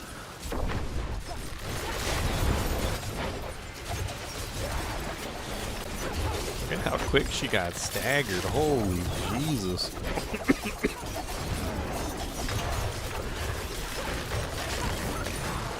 I think we've got some stagger bar juices flowing with this build, don't we? Yes.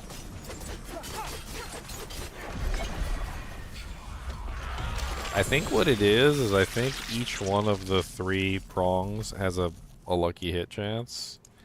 And I think what's going on is we're getting like 3 procs of the freeze. I don't know if you're running the freeze, but I'm running the freeze. I got like freeze on my armor. I got. Oh yeah, me too. I got freeze on my pants. I got freeze on my gloves. I got freeze on my boots. I'm running like 4 different proc chances for freeze.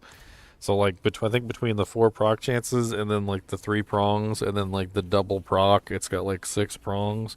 I think we're doing like so many freeze procs in such a short period of time that like they can't they just can't handle it. Because freeze is one of the really good stagger counters too. It adds a huge amount to the stagger. Yeah, I have freeze. One of mine is stun. Boots, freeze, gloves. The only reason I'm using freeze is because of this. That's what I'm using freeze for. Slightly forced. Poison.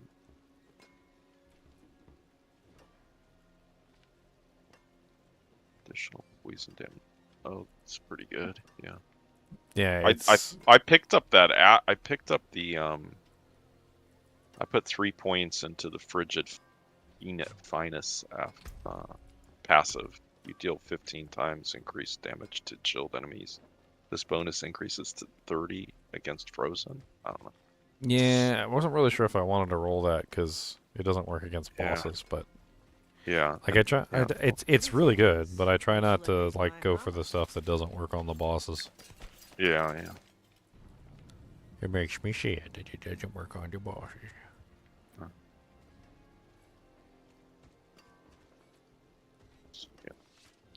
All right, I think that's it for me. All right. I'm gonna clean up gear.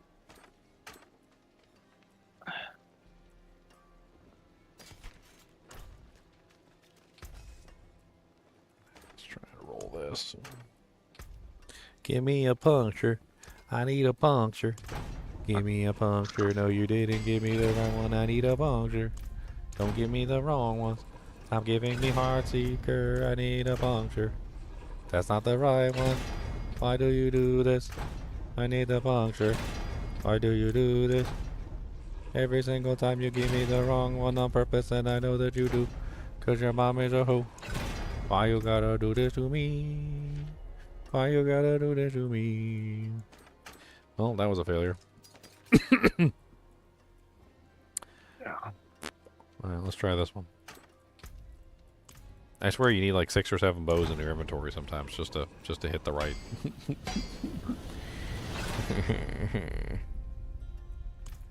55% chance of puncture.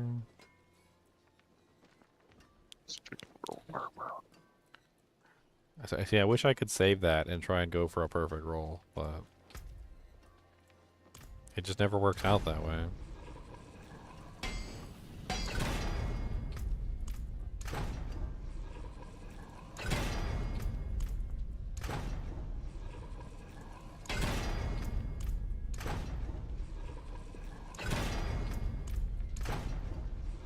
There we go. Nice. Finally got a halfway decent crossbow. Okay, so this one. I even rode crowd control damage on there, so that'll work great.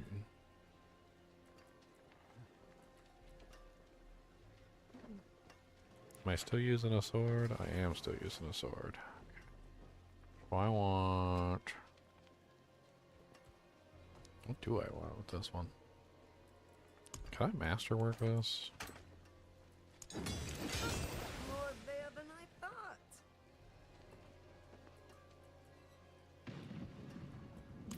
Got any obtusite or ingolith I can convert down?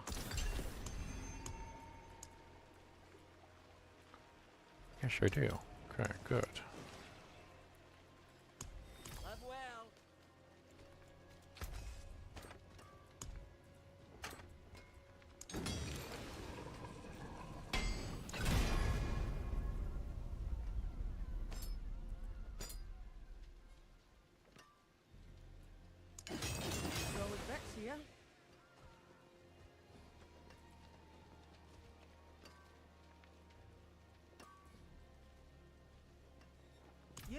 Days on all my equipment.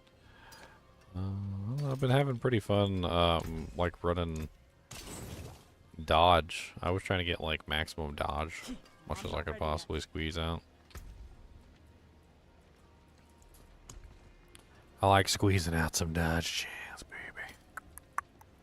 You will not find me getting squeamish.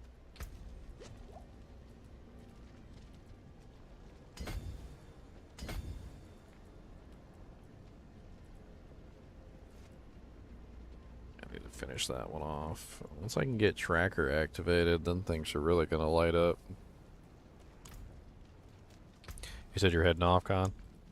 Yeah. I'll drop party. Probably get out of this. Some steel you need. Just clean it up here. Sure. Oh, wait. I need a socket. I need sockets. I need a socket.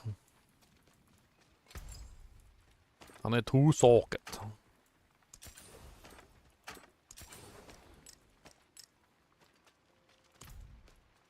Night, Ginger. Night. Alright, now I need to imbue Moonrise here. Before I forget like an idiot, because I'm not very smart. I'm kind of a big dum-dum.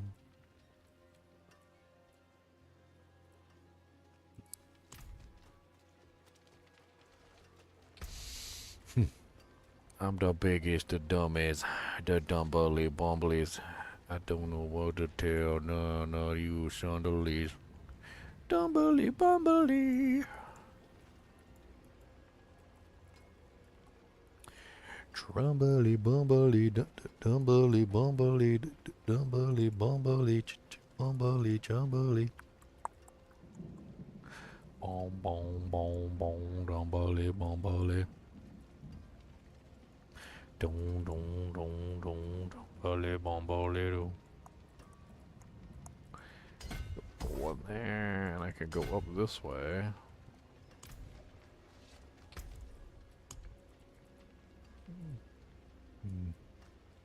Guess we're gonna find out if I can do this on my own.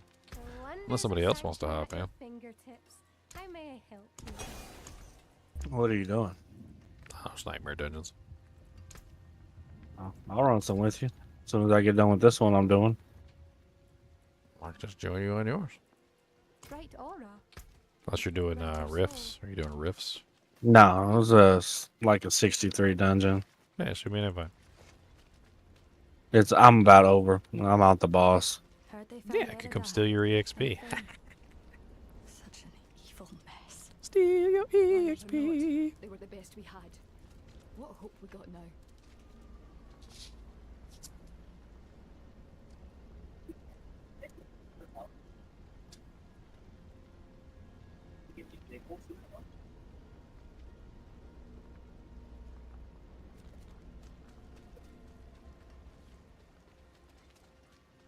That's the spirit.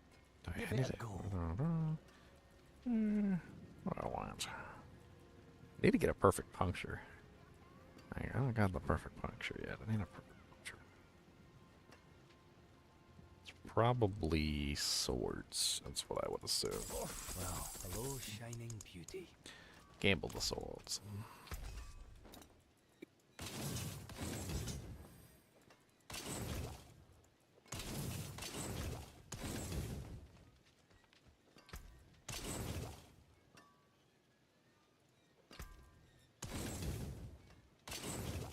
I'll keep my forge hot. Return soon.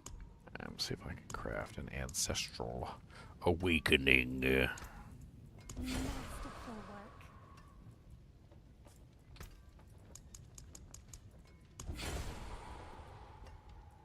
Dang. Sublime. Hey, I got one. Nice.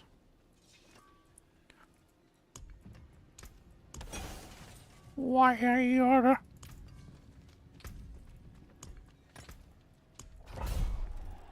Alright, let's go. HP. Let's grab an incense. Let's get into the dungeon.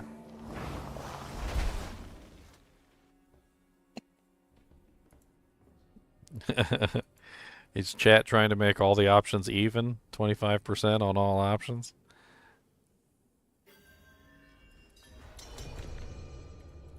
You ruffians. You miscreants. You rapscallions. How dare thee. Do thy not know?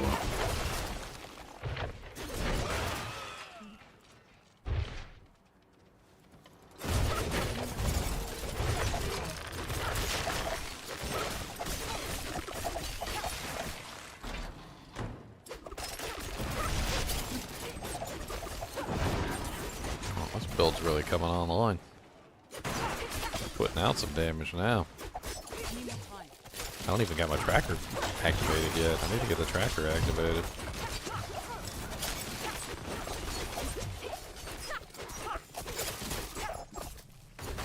I'm not ready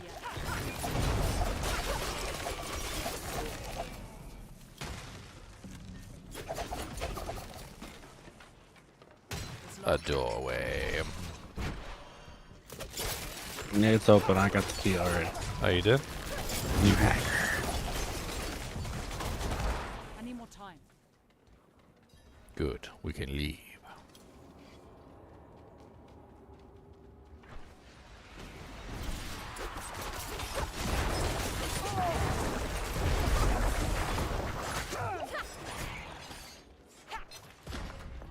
ready yet.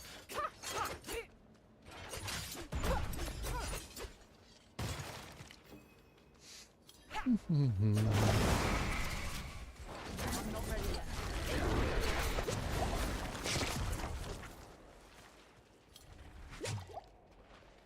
Ugh, animus. I'm not ready yet. Not my favorite. A little bit better than Slay All, though. Greetron. We're gonna get some goblins. Well, there's like 4 of the animus carriers right here. Sweet. Yep, there's a goblin. Come here, buddy.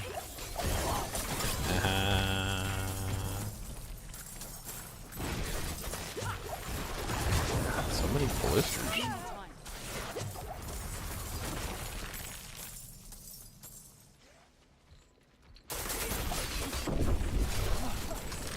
If you get the grid shrine, we might get another goblin.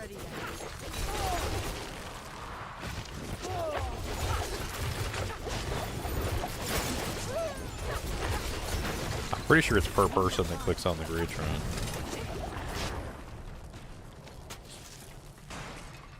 And then they just kind of like spawn randomly around you.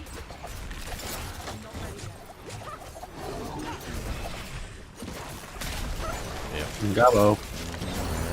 There hims be. Ooh, he dropped me a greater affix amulet. +3 energy on kill. What? Doesn't seem very good. Especially when you have, I've never played a rogue. when you have energy per second now. I've seen energy per second. That looks way better. I don't know.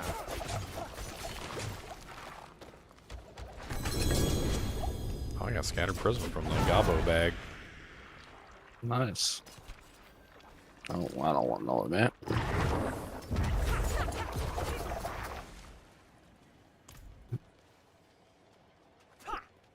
I'm not ready yet.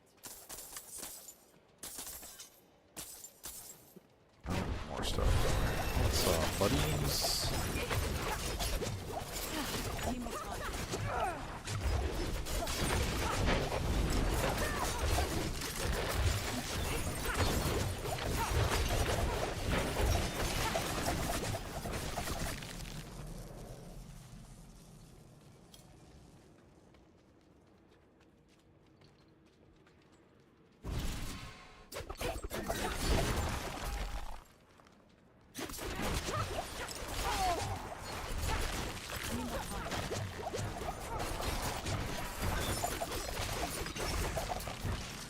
Oh, there's the last guy over here.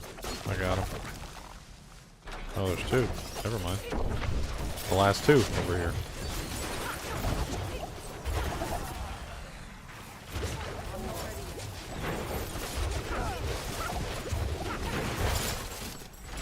I'm not sure about Caltrops with this. He's pushing me back. I don't want to move backwards.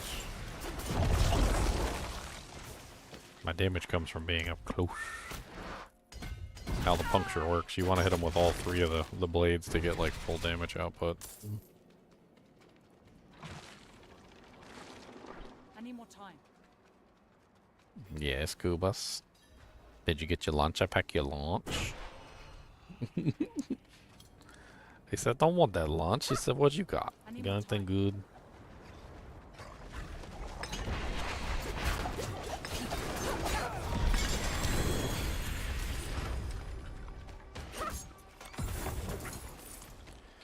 Alright, tracker glyph online.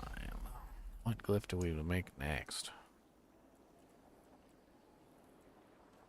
Enemies affected by trap skills take 10% increased damage. I feel like that's a good option. Because we're definitely using traps.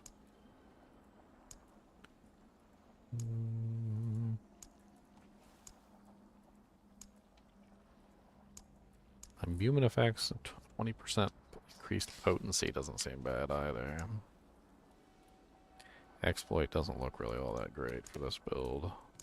Doesn't help the multipliers.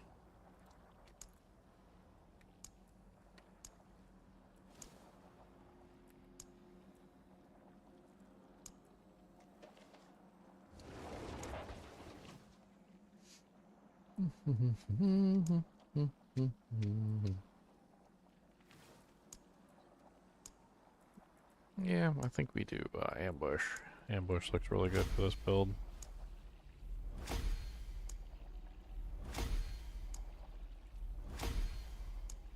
That way, whenever we have our poison traps active, especially on bosses and stuff, we get a 10 times multiplier there. That's certainly not a bad thing.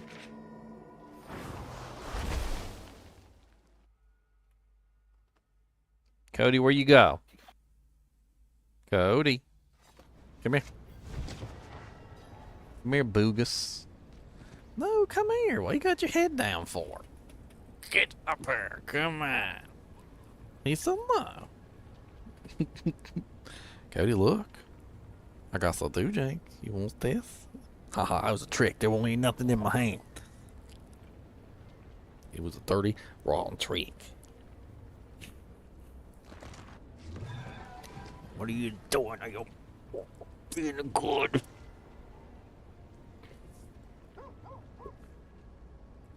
Monster.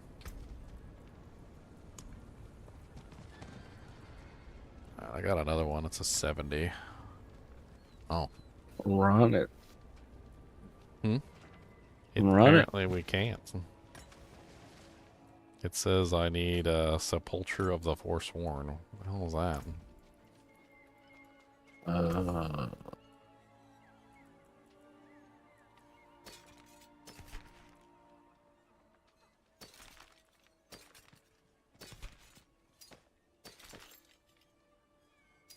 Hey, a better frickin' poison doojank. Nice. That'll up my damage a little bit. I'm not ready yet. You can still use these. The forge is always hot.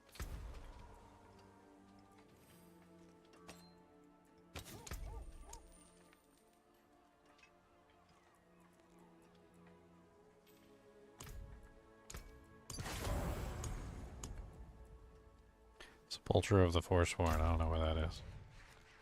I think that's in that It's one of the strongholds, probably. Virez. Virez. Down there in Hawazar.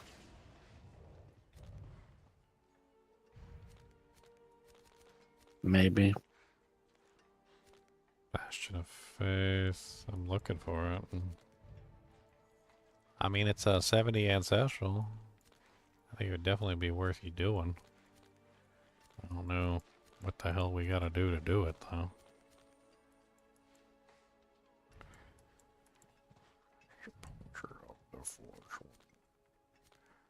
I don't see it.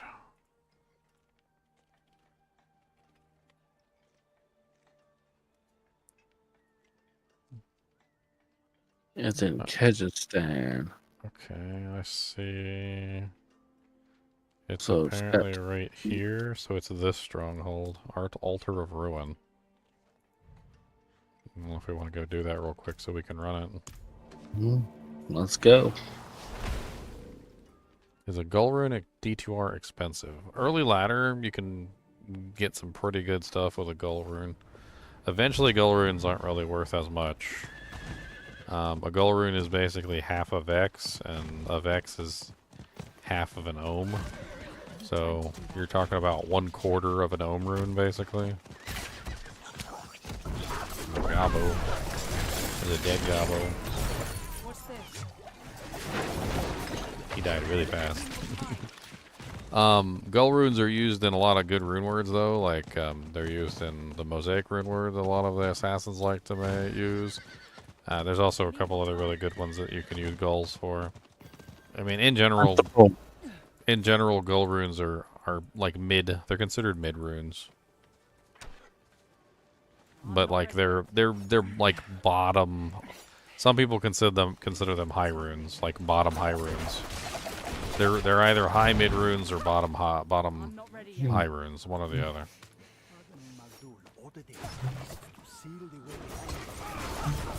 They're right at the border, is what normally you look at them like. They're on the border between the two.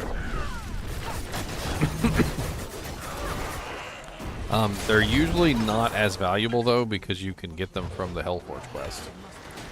The highest rune that you can get from a Hellforge quest is a Gull rune. So.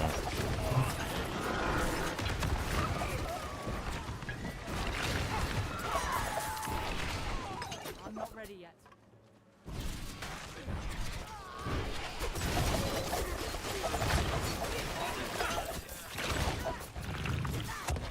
Ritual chamber keystone.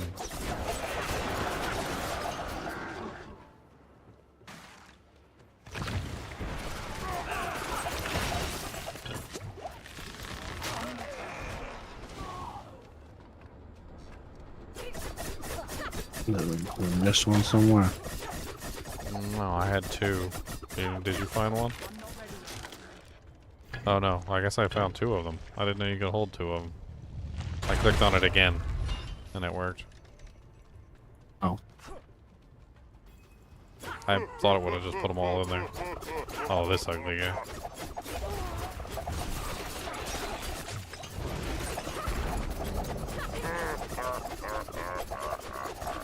He's like Bale. He just sits there and summons monsters and laughs.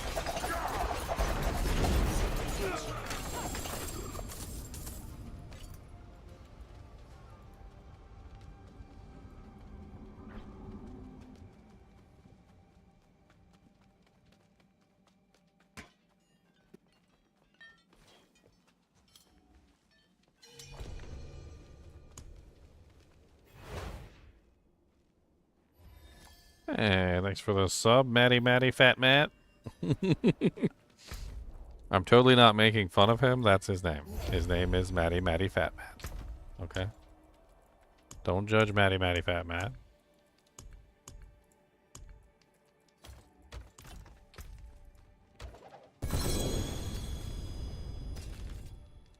Do not do the judge.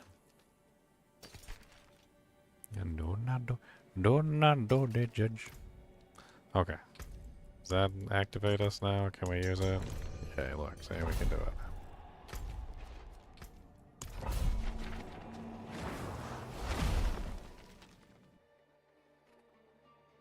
Cody, would you like a peanut bar? Would you like a peanut bar? You want this? You want this? He said, I want it.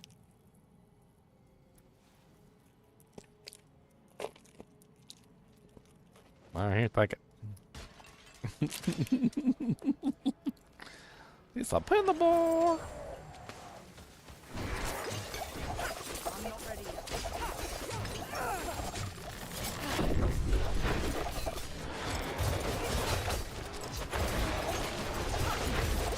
Ow. Ow. Ow. So many doojanks flying around in here.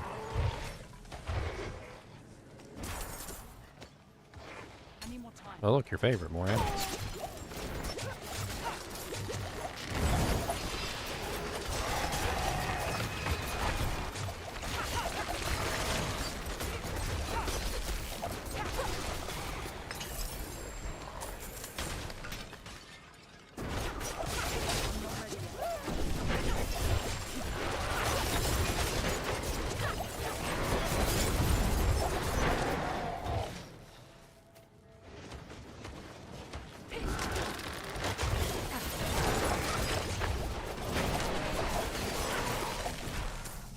I need more time.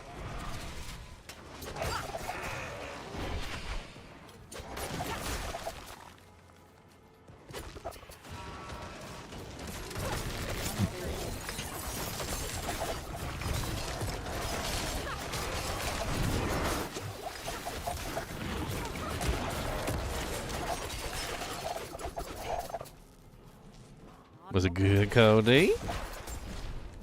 Thumbs.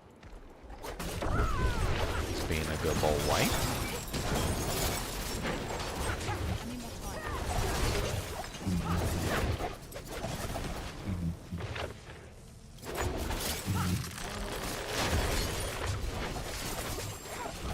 I'm not ready yet.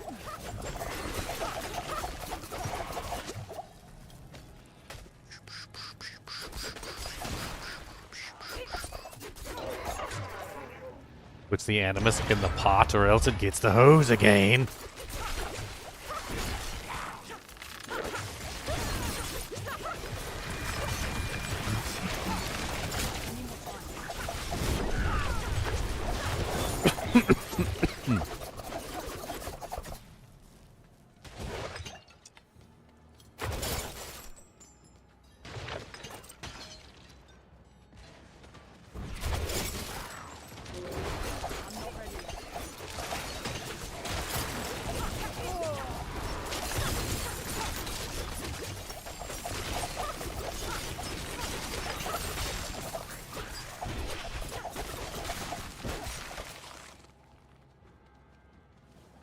You know, like if you drop caltrops on like a road or something, you'd be able to see them. Can you imagine if somebody dropped them in the grass?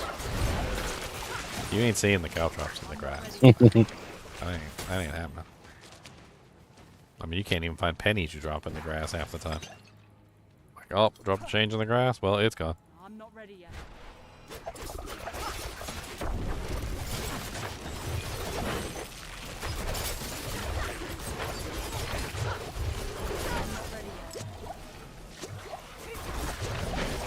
Yeah, Melt. You have been poisoned. You have been poisoned.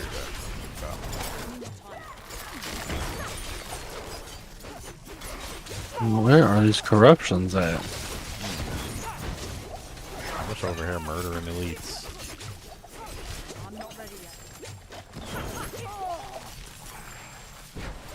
I need EXP too, so I don't really care. Is that a greed trap? Oh, it's artillery. Poopies.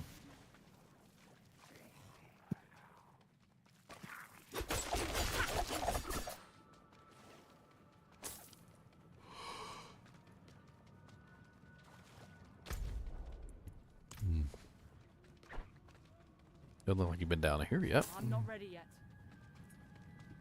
Yep, here it is. Wah, wah, wah, wah, wah, wah.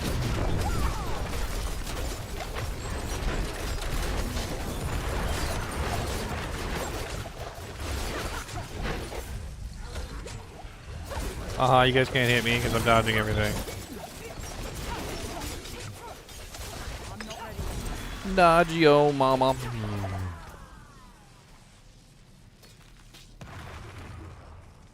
It's kind of a nice little helmet. Not for me, but it's nice. What's up, Boogus? What's up, Boogaloo? Boogatron? What's up, Boogatron 7?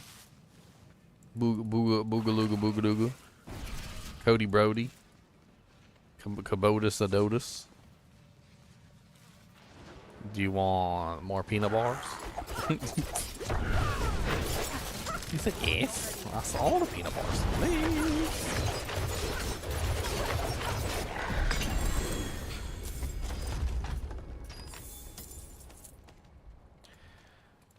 Alright, I'll see if we can get ambush active next. I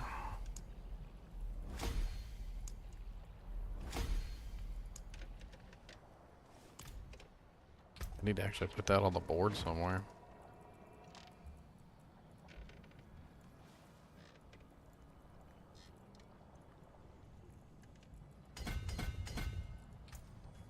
I'm just a little baby. I know that's that stuff.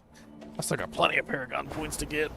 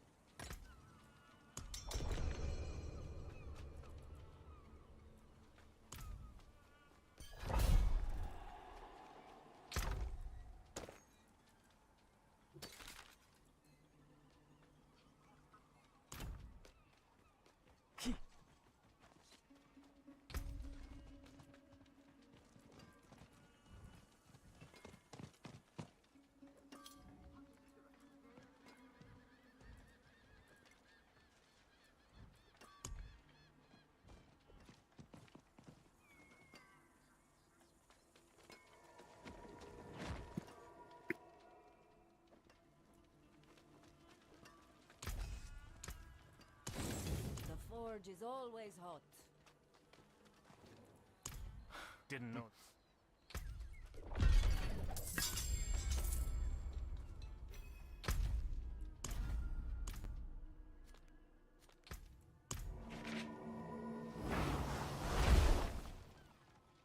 Cody's always watching me like I got like every single snack in the world over here. He's like, look, I heard a wrapper crinkle. Okay. And you gonna give me something, right? Right? Something for me. Can't be crinkling no wrappers without giving me some.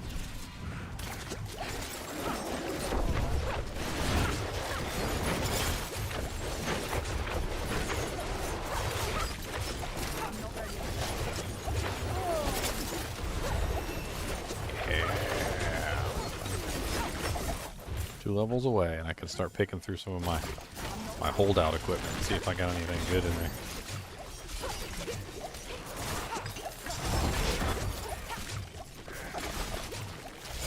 That is a lot of poison damage.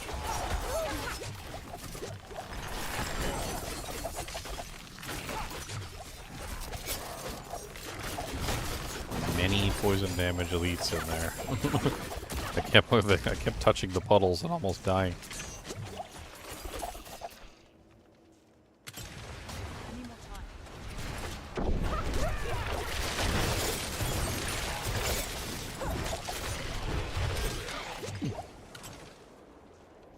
Travel to the cavern of self-exile, but I don't want to exile myself.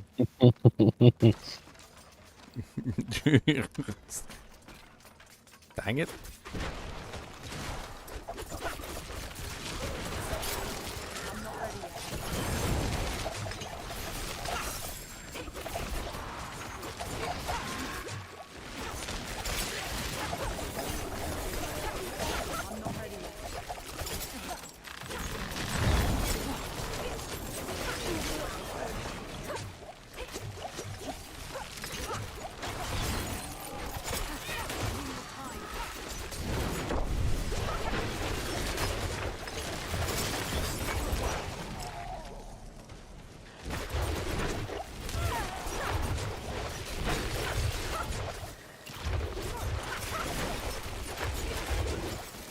Boots.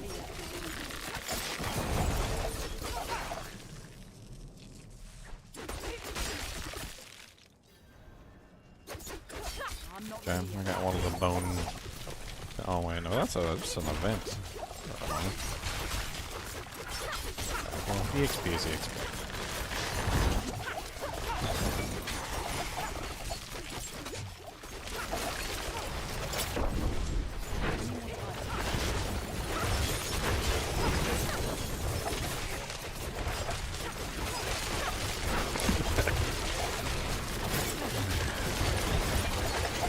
When he learned this, but this has got to be one of the silliest things he does. He just comes over and puts his head on my shoulder. He's got a big head too. It's not light. That's right. I said fat head. Fat head. Your head's fat. You got fat head. Fat head. That's right. I said it. I said fat head. Fat head. Why you fed so fat? How about that? Yeah, that's what I thought. Fat head. I love you, fat head. Here, have some scrooched-us. Hey, some scrooched-us down there. We go. Oh yeah, get it under the chin. Under the chinny chins.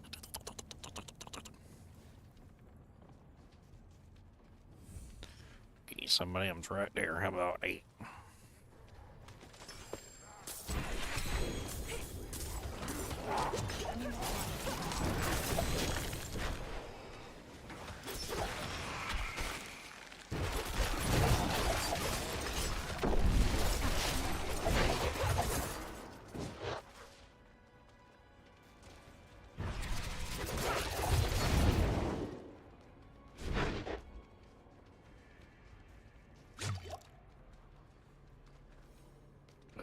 This one. Ugh. I'll go up and do the other one. It's probably up here. Mm-hmm. Yeah, it's up that way.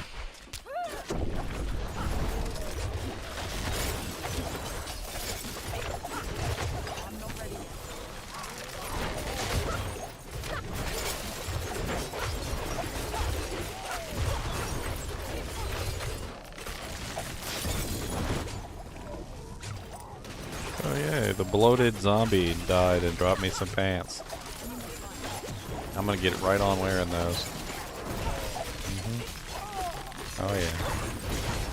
Always wanted a pair of pus-covered zombie pants. I'm not ready yet.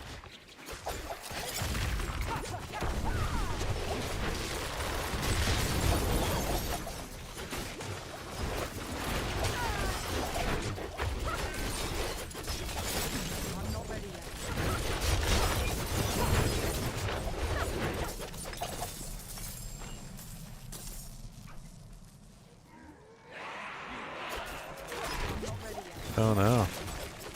Yo, alma mater is winning.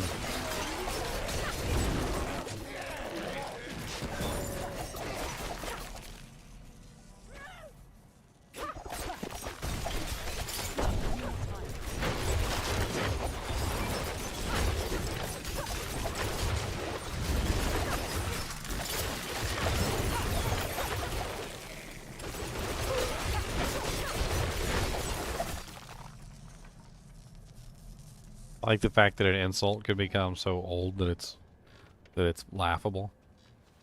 You miscreant! That's probably pretty serious back in the day, like being called a miscreant. I mean, come on.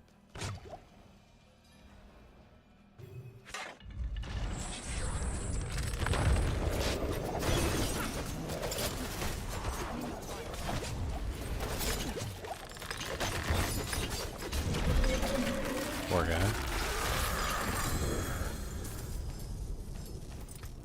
He did not live very long.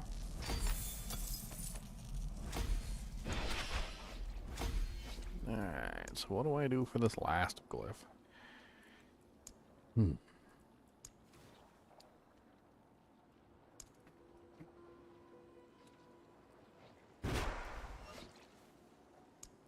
Oh yeah, we need control, because control is crowd control damage, and crowd control damage is our multiplier. So we should probably grab control. Yeah. No reason not to, since it's a multiplier for our damage output. Yep. Give me that toe. Give me that toe. I'm gonna take that toe. Give me that toe. That's my toe. I'm gonna take that toe and that's gonna be my toe forever. Give me this toe. This is my toe. This is my foot. I'm gonna take this foot. You don't need this foot. This is an extra foot. How about this foot? Give me this foot. Give me this foot.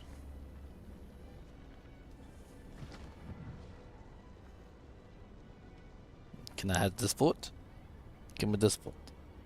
Give me this one. Give me this foot. That's a foot. Give me this foot. Give me this foot.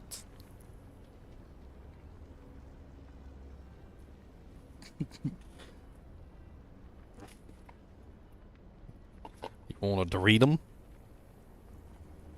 I'll pay you a Doritum for a foot. How about that? Give me a foot for one Doritum. Alright, lop it off. I want it delivered.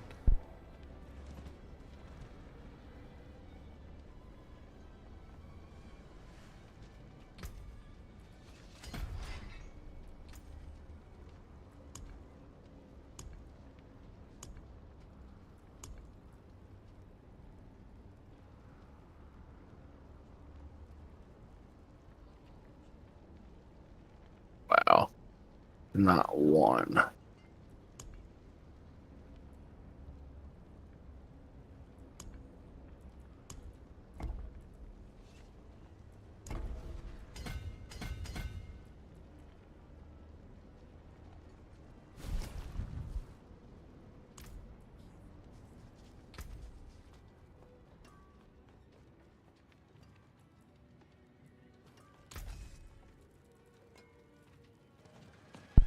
Not one what?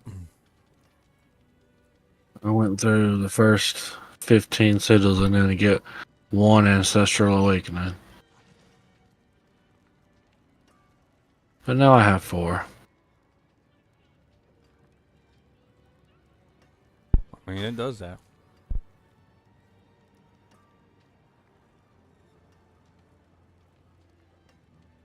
Not great ones, but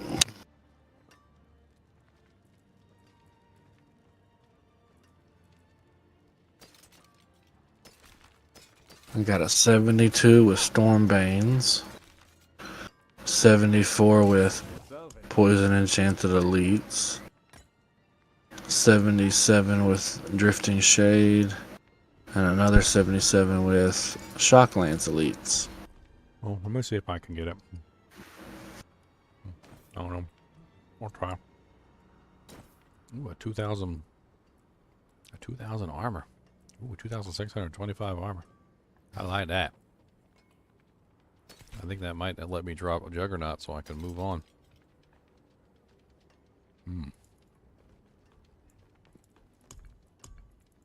Yeah, here, let me see if I can roll a an ancestral.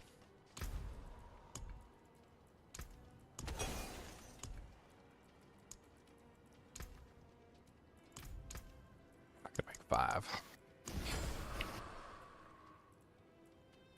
Yep, I got one. Nice. 79 Champion's Demise. Ooh, lovely.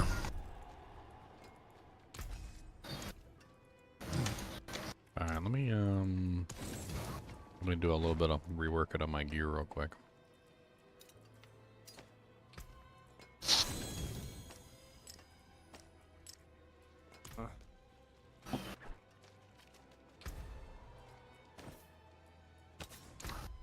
Crowded Sage here.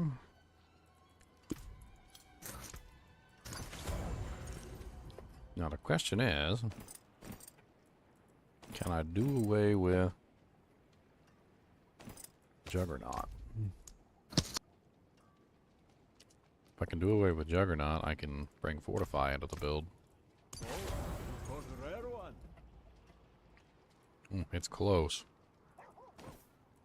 Very close. Can I add an armor mod onto my armor to make the armor better? I think you can do an armor mod, right? Yeah. Let's do a 15% armor mod.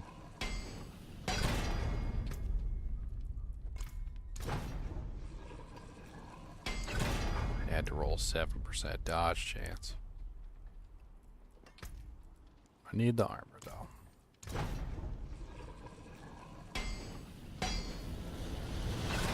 Okay, so with a 13% armor, I'm at 8,672. That's not bad.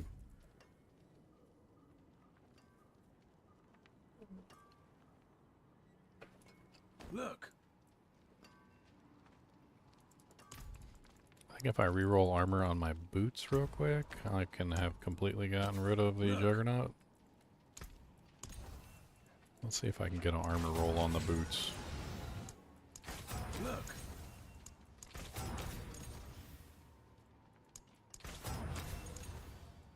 Come on, baby. No armor roll. Okay. Beautiful. Poopies, and I'm out of Angel's Breath. That's okay. I'm pretty close to the armor cap. It's only like 5, 6, 7, about 800 away. It's not too bad.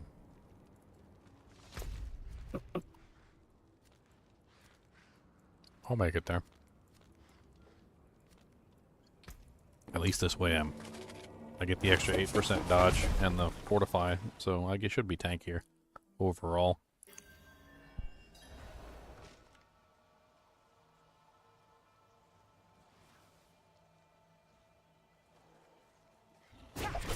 yeah, I need to farm some pits so I can masterwork.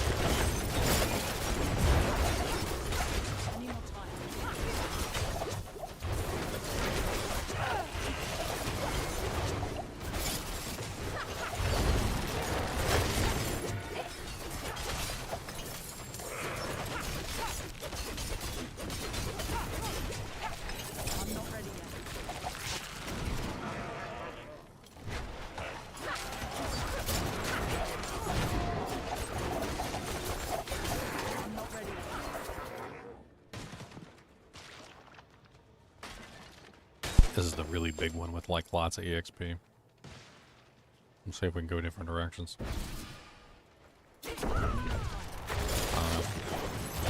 Hopefully I can handle it. Character keeps getting stronger and stronger every single time we do a run.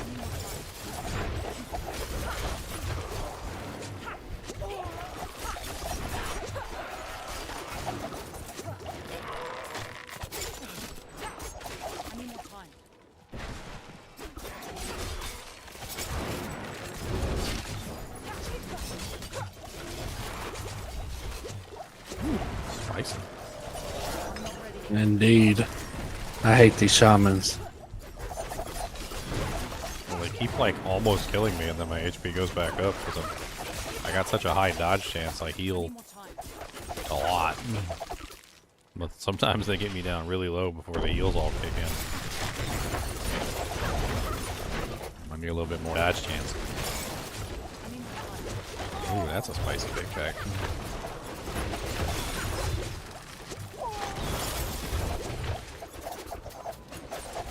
Ooh.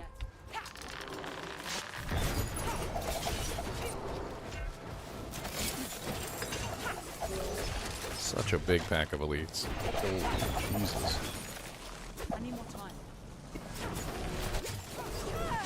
Yeah, there's the DR guy. Way deep inside the pack. Unfortunate. It was way too many elites and the DR guy was hanging in the back too much. I had to dive for him. I think I might have gotten the DR guy though before I died. I'm not ready yet. There's like so many DR guys over here though. There's just too many elites in that pack, it's ridiculous.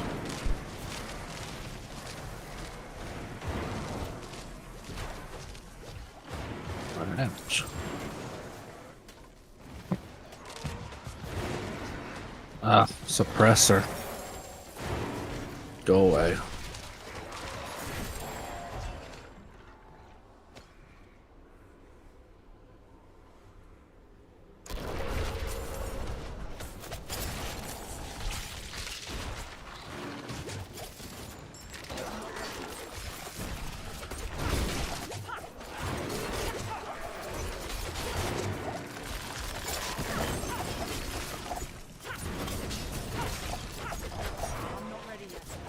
Yeah, Glenn, I pretty much have no choice on the combo points. None of the other ones have any purpose. I kind of wish I had a spender. You know, like Barbarian has the kick that he can just spend all of his resource on the kick and then maybe... Does the rogue not have one? No, there's no spender.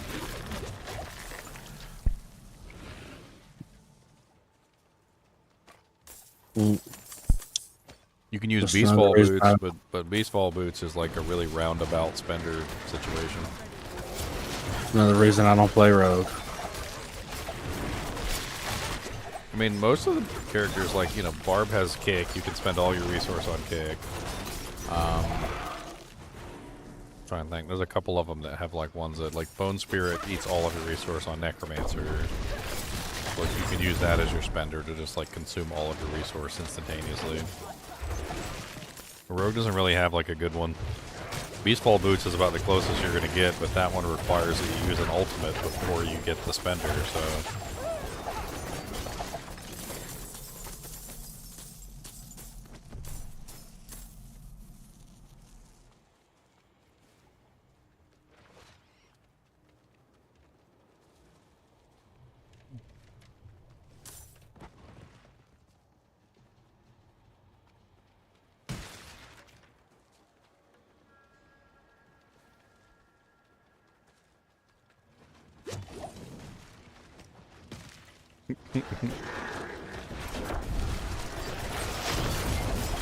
But he was playing with the Chinchilla, and the Chinchilla went upstairs, and then he started whining.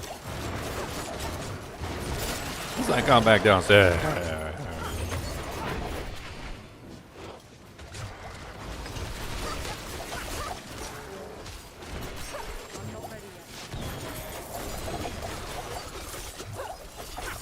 build has a little bit of an issue hitting the, like, pinpointing monsters. A lot of AoE damage, a lot of poison, like, but you gotta, like, basically dive into a pack to kill, like, the DR guys. It's a little bit of a pain in the butt, because you can't really dish out damage to a single target easily. Like, I just dove into that pack to kill 2 of the DR guys. I got both the DR guys down, but ended up getting hit by something.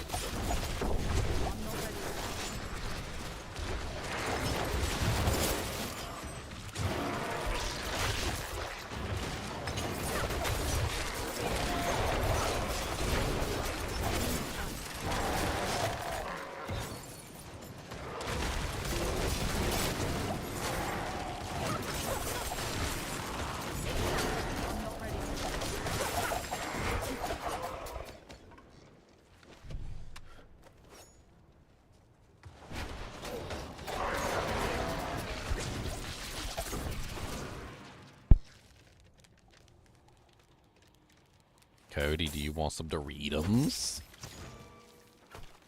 You like Doritos?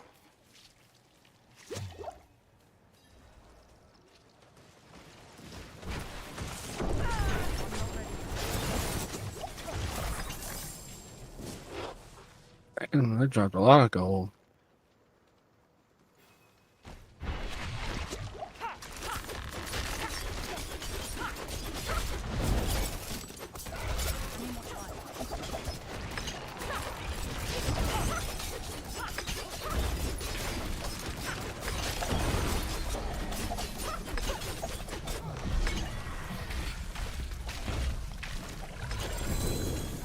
Poor fool.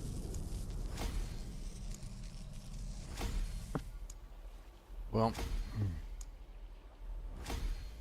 I guess that's control glyph I need to put in a place where I can get maximum effectiveness out of it, since it's crowd control damage.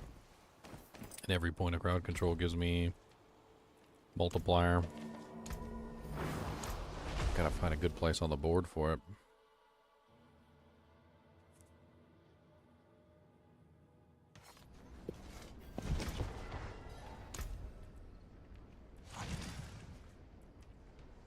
So control uses intelligence as a multiplier.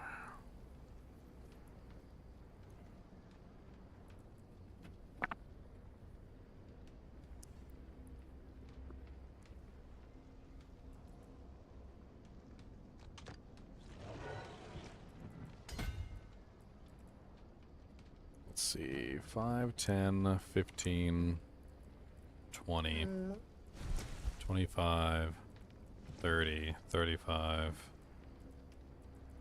40, 45.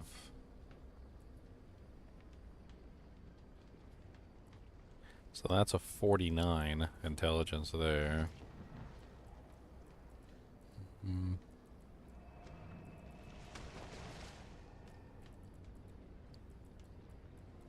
So that one's only 25, so that one's terrible.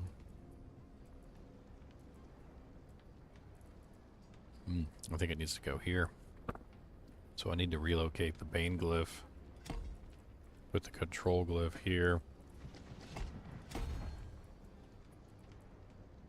Man, that's massive.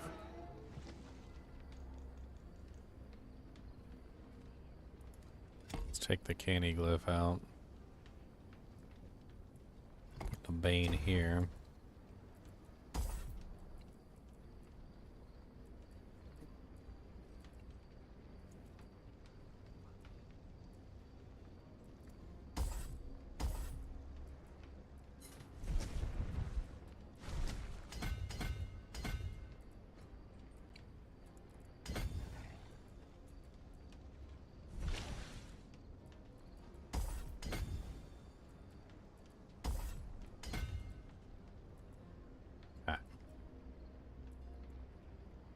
Take out both strength nodes here.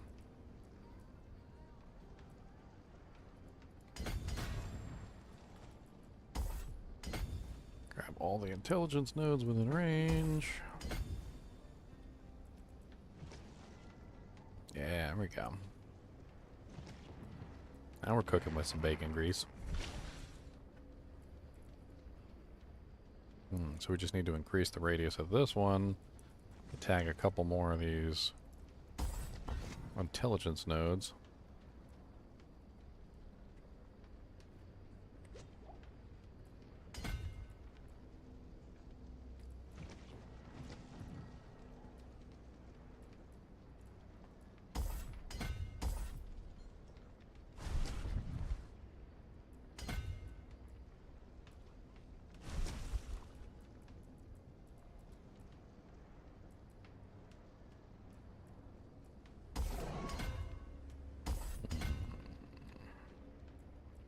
Yeah.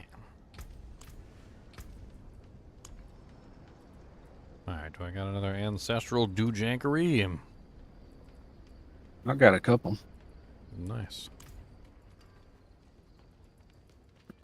They're just not fun. Huh.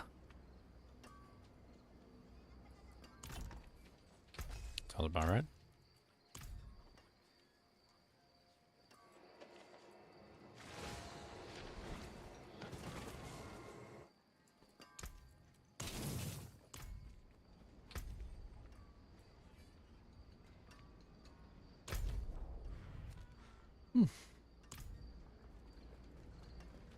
Need something blessed?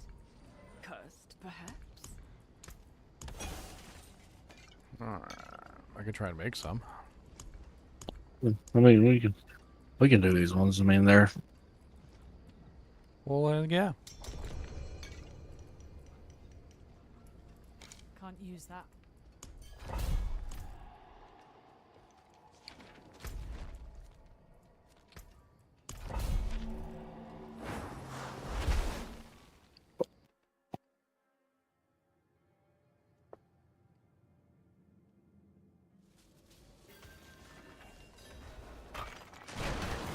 slay all. Slay them all. In the dungeon, you must slay them all, or else you don't leave. Or get to go to the mall.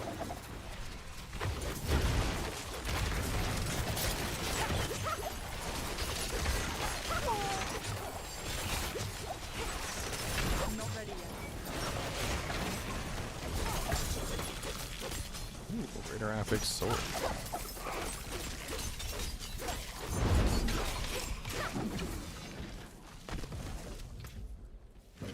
Life on hit. Of course. Of course it's life on hit. It's always life on hit. Did you ever figure out a build for that? Nah. I kind of like grew disenchanted with it because it messes with fortification too much. The more life on hit you build, the less fortification you'll have. Really? It's because when you heal, you don't heal fortification, so every single time you heal, you'll out-heal the fortification. Even if you have multiple fortification sources coming in, if you have too much healing, you basically run into a scenario where you're just constantly out-healing the fortification, and so you're never fortified. And I did it on one of the wolves. I had like Andy's Visage. I had like the Undying aspect. I was using the boon that lets you heal like every time on a lucky hit when you're in shapeshifted form. Like I had a bunch of different heals running at one time, and like I could not for the life of me get fortified to stay up. It was like impossible. I mean, I've generated plenty of fortify. That wasn't the issue. The issue was that every single time I took damage, I would heal the damage instantly, but the fortify wouldn't keep up with it. And even though I was generating fortify, the healing would generate faster, and so I just constantly stayed unfortified.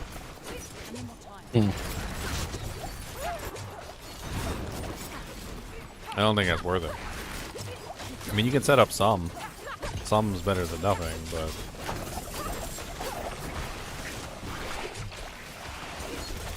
I think when you focus on it, it gets too difficult. I think I remember I ended up setting up barriers instead. I I ended up like dropping fortification entirely and went with like barrier generation. I think it was like temerities or something, because every time I would healed, I would like generate barrier. So I've been curious. I basically just focused on just over healing myself, essentially. I've been curious about how the old Stoneclaw build would work, the Earthen Bulwark one, with the new season. I don't know. I haven't seen anybody try it yet. You're talking about where you rely on Earthen Bulwark to explode? Yeah. They nerfed the explosion. When? It was a while back. The explosion it doesn't scale based on the monster's level anymore. That was what made it so broken, was it would scale based on the monster's level. So as the monster's levels increased, it would continually rise in damage to an absolutely like ridiculous degree. And they took that monster scaling away. I mean, it still explodes and it still does some damage. It just doesn't scale with the monster's level anymore. So when you're fighting like level 200 monsters, it doesn't do like 200 billion damage. That's why nobody's using it, because they nerfed it into oblivion.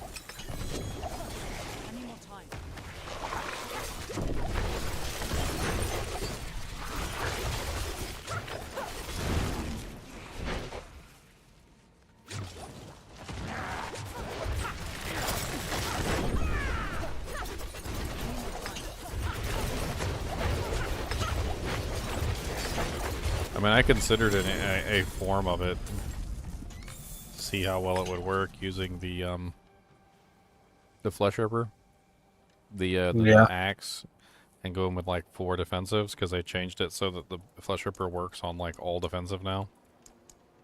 So it doesn't just work on debilitating roar and blood howl. It works on earthen bulwark and it works on cyclone armor now.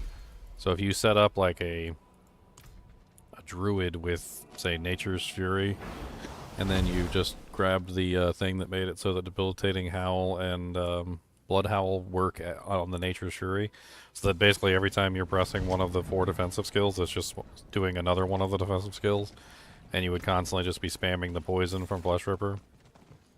But then you'd also get the explosions from the earthen bulwarks too, so you'd get that as well. That sounds kind of interesting. Not really sure how the damage would scale on it, but the Flesh Ripper is poison damage, which is apparently damage over times are doing really good this season, so maybe it will work really well. I'm assuming you would go Tracker and Bane to enhance the poison damage. I'm not really sure if it's damage over time though. I don't know if I got one in my stash. No. What it is, it says casting a defensive skill deals X amount of damage to nearby poisoned enemies, increased by 15% multiplicative for every 100 willpower you have. So you just need them poisoned. So, yeah. I mean, in that case, then My you would... current bonus is 210% multiplied. No, you just grab Poison Creeper and just let it go, and then stack willpower to the moon. Interesting. I might have to play around with that.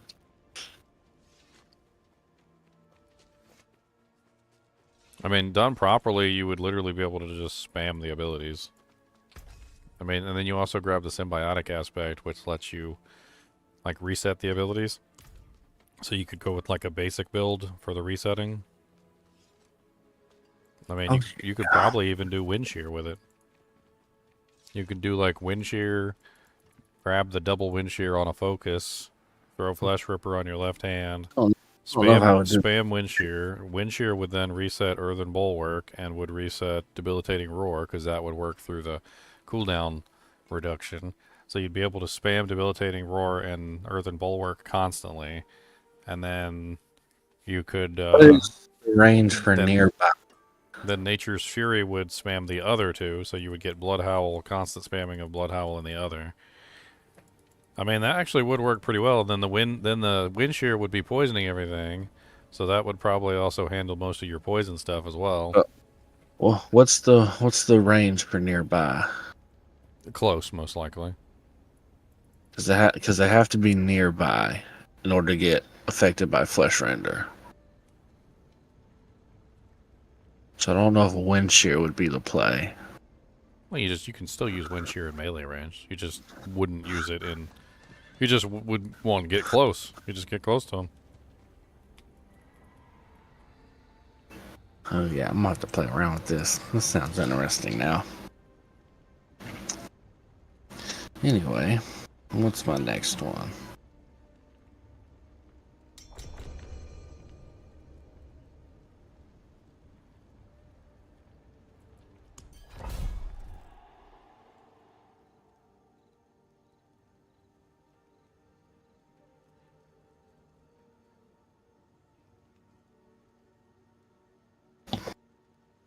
I have to do a little theory crafting.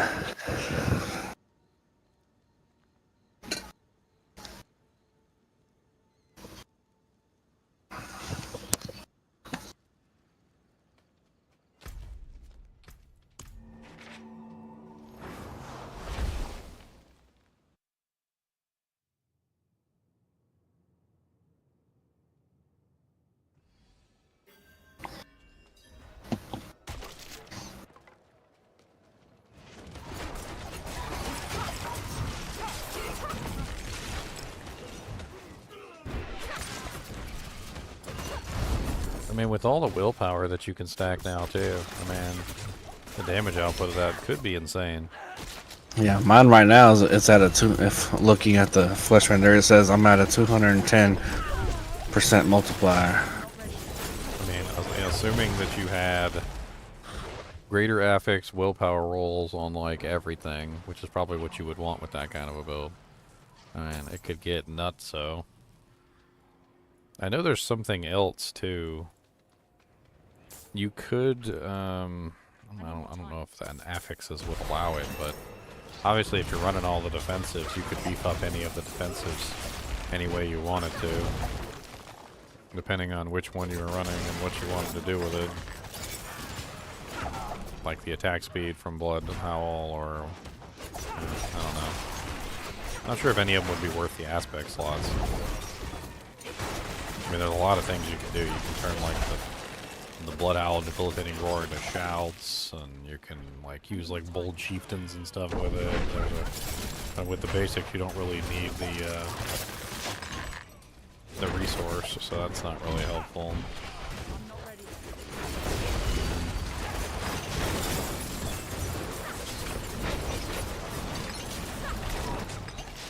I'd probably just get like the resets for Bulwark.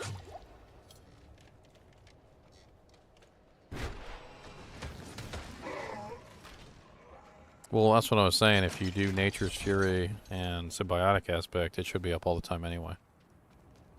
Like it'll be up like literally every single second that you can use it. You'll literally just be going 1-1. Like if you have Orphan Bulwark on 1, you'll literally just be going 1-2, 1-2, 1-2, 1-2, 1-2, 1-2. Like you'll be spamming it every single time it's up, and it'll be up constantly. You should probably never not have Earthen Bulwark up. And on top of that, you probably, since every time you spam it, you have the explosion happen to any nearby poison monster, you're probably just going to want to keep it on cooldown constantly. Just press the button every single time it's up, basically. Plus it gives you unstoppable, so, I mean, that's not a bad thing. Oh, Animus. I mean, it could be interesting to incorporate it into the Wind Shear build. I think my Wind Shear Druid is already using, like, 2 defensive skills. I've got 3 of them, everything except Bulwark. Yeah, so you would just put Bulwark in, put Flesh Ripper on the left. I mean, yeah, you would lose one of your Wind Shear multipliers, but you could make up for that by trying to make sure you get triple on the other. And then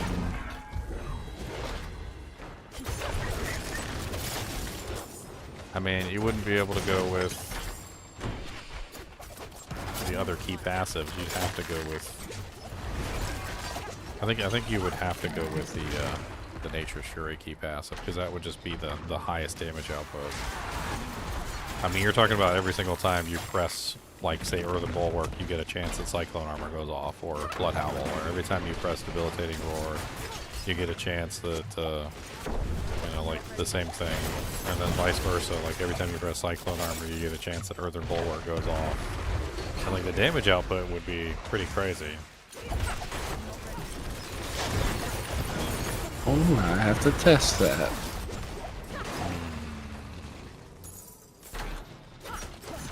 I ran a similar build in season 2. I think it was season 2. It wasn't as good. They hadn't really fixed it like they did now. The multiplier wasn't on there, and they also hadn't put the like changed it so that it works for debilitating roar and blood When they howl. first introduced it, it was just debilitating roar and blood howl. It wouldn't work for Earthen Bulwark or Cyclone Armor, which was the kind of a downside. And I had I did it with a werebear, drew it with the aspect of the changing the debt before they changed it. Yeah, it could be interesting. I mean, I got a win. I got the Windshear Druid. It's fun. That's okay, I guess. Oh, it does decent damage, but it would be even more fun if it was like a Windshear Druid with a Flash Ripper. I mean, it wouldn't be that difficult to swap out a little bit of points here and there and make it work either. Like, I mean, I would just change out Lupine Ferocity for Nature's Fury. I would need to work in the aspect of the symbiotic and the aspect of the I can't remember what it's called, the one that makes it so that debilitating roar and blood howl will work for Nature's Fury. Nature's Savagery or something like that. So you'd need to work those two in. But I mean, other than that, there's really not a lot more that you would need to do to make it. I'd probably have to drop. I mean, yeah, you'd probably have to drop something to work it in, but I'd have to drop. It might be worth it. I could drop this concussive strikes. Then the other thing is that to really get the most out of it, you'd have to stack willpower, like as. But I would also be gaining a aspect slot from using a totem, because right now I'm using a two-hander. Yes. So, ooh, I may. Oh wait, I don't know if the two-hander is really all that good for the Windshear build anyway, because I don't think it scales the. Well, I guess if you put the Windshear aspect on the two-hander. I got Moonrise on there. Yeah, to get more physical damage. You attack faster, so with the Windshear poison aspect, I mean, I think it's better to attack faster anyway. With this particular build, with the Nature's Fury part, you would want to attack faster as well, because that way you're going to reset the cooldowns quicker, and you're can have them back up almost instantaneously. And if you're using the hectic aspect, you could replace that with symbiotic. That pretty much would take care of that. Now, because hectic and symbiotic, hectic is not as good as symbiotic for the Nature's Fury passive. The question is to drop Tempest Roar or not. No, I mean, I think you still want to get in there in melee. You still want to get in there in, like... you still want to dish out the poison damage. I mean, it's still going to be a poison damage build. I feel like the build would really shine if you could make it both, not just one or the other.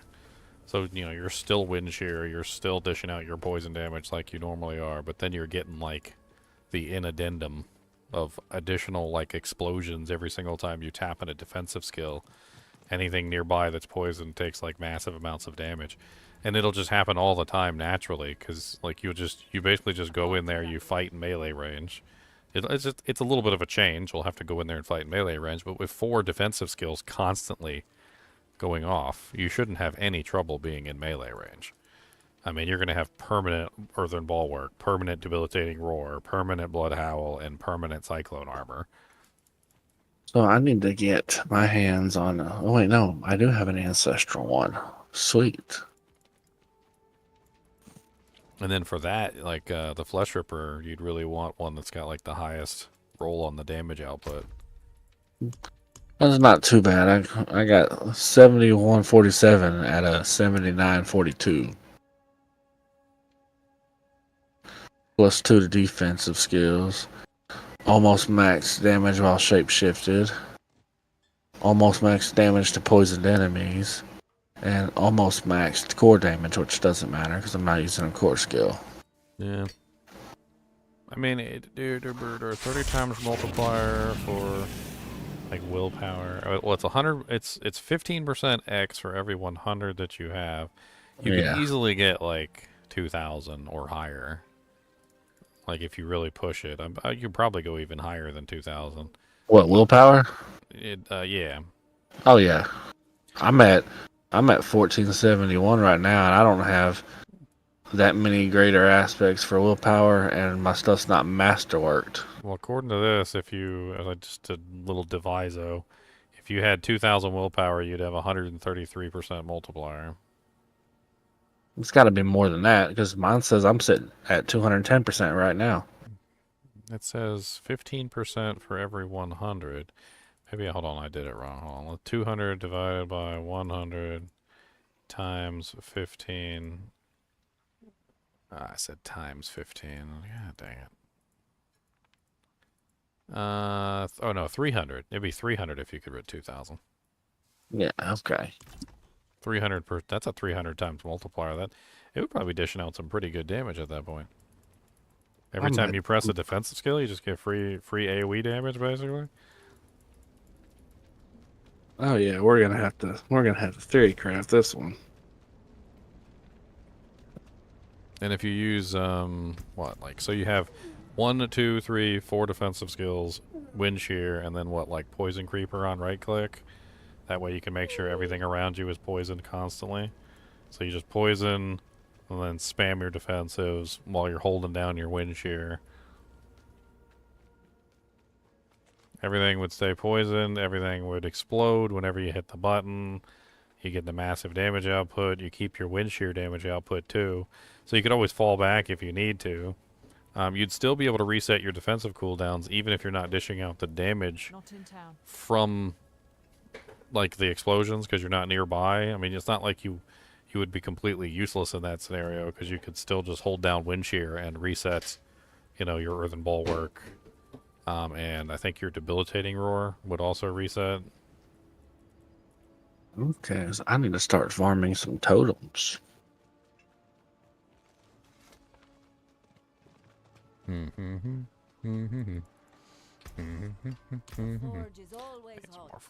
finally hit level 80. Alright. So that means I can finally take a look at my doojanks and pull out some nice stuff.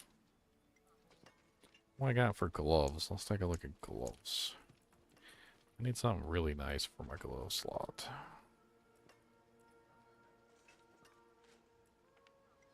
I got a critical strike chance with damage over time and life. That is kind of nice. Yeah, damage over time, critical strike chance.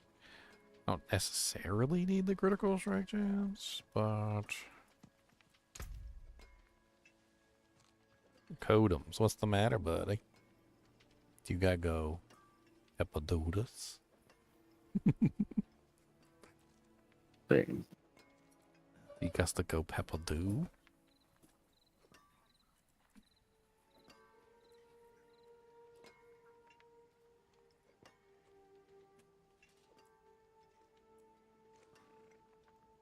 Man, that greater affix roll on these boots is... wait, no. Yeah, it's that's a lot of life. Aren't the greater affix rolls normally just like double? Why does it seem like that one's so much higher than the life roll that I have on my boots already? And it's not even a 925 pair of boots. Like the boots I have on say they go up to 494. And the boots with the greater affix roll are 1,310. Yeah. Like it's not even close. That's like more than 3 times. It's almost 4 times the value. I think it's time. I think I re-roll that intelligence and call that a day. That's what I think. All right, so that's one replacement. I think my pants are just like really good. I got auras, I got dex, and I got dodge, double dodge chance on those. Those are, I don't think I'm replacing those.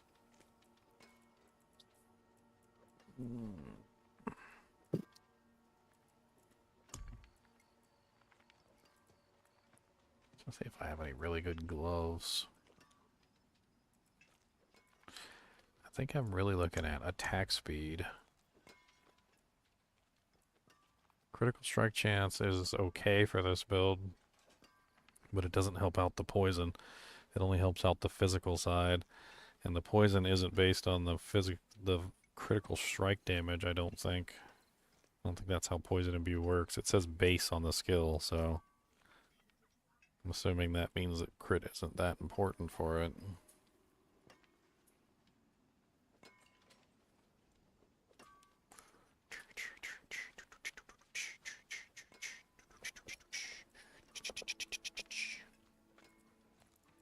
Boogus. Is you be a goodest?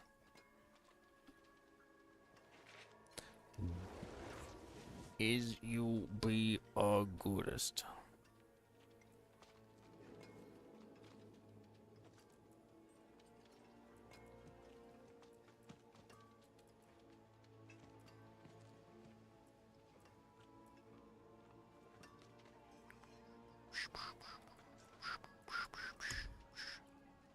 Scrooches, scrooches, scrooches, scrooches. All the doggy scrooches.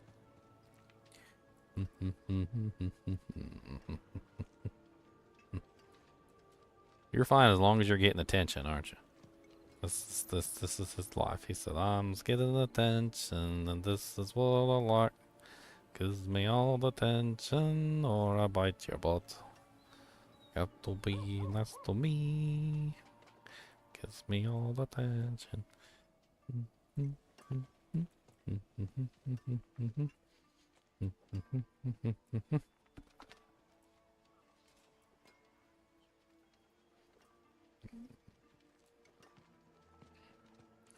+3 to all basic skills. Pants. Greater affix roll. It's too bad the other 2 rolls suck.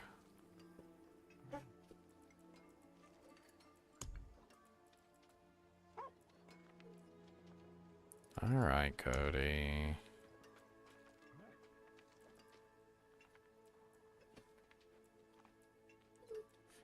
Okay, I'm gonna take you out. You ready? Are you ready to go?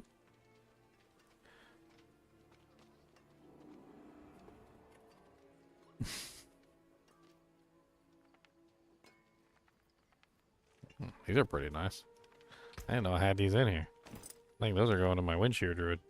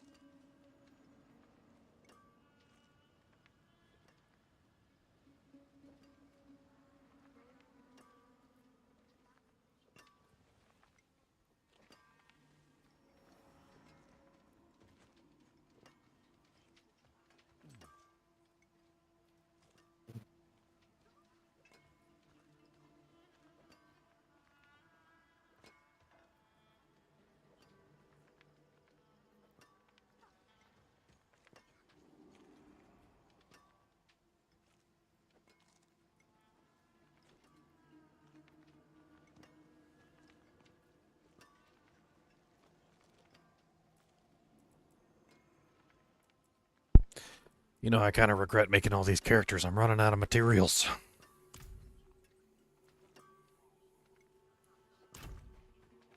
If I only made one character, I'd have plenty of materials. I'd never run out.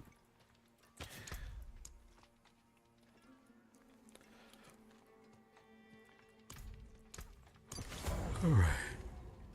Yeah. Well, that would be nice to try to work in there too, the conceited aspect. Well, for the barrier? Yeah. I mean, you'd have permanent barrier uptime, so yeah. You might as well,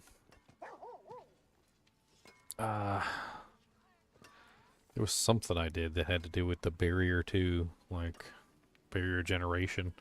You could go with barrier generation stuff. I can't remember if that affects bulwark though. It does.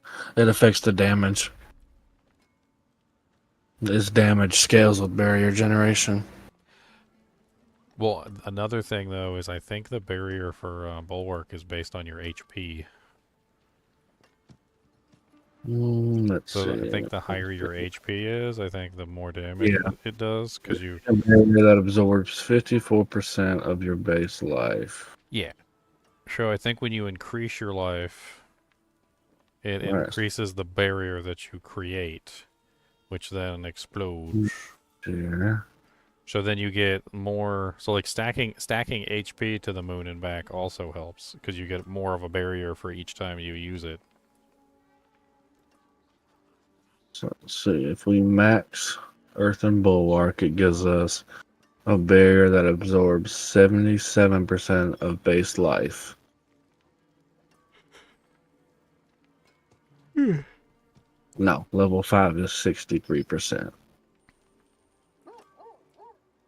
Well, you can get more points into it. You get 2 from Flesh Ripper as well, so it'll Yeah. go 5, 6, 7. And then you can Masterwork Flesh Ripper, which means it'll probably go to 3. So you'll get at least 5, 6, 7, 8. So you'll get at least 8. Then you could throw on like I think you can get plus Earthen Bulwark on like your armor. I think it's armor, or is it pants? No, pants is basics. You can get all the basics on pants. I can't remember.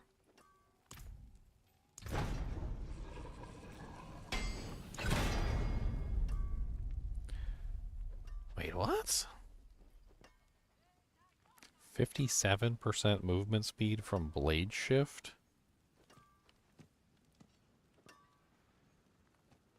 How does that work? Quickly stab your victim, allowing you to move freely through enemies for 4 seconds. While blade shift is active, you gain 15% resistance to all elements. While blade shift is active, you gain 32% movement speed. So, what to put the rest of these into? Okay. I don't know if I want that. I don't know if I want that. That doesn't sound useful.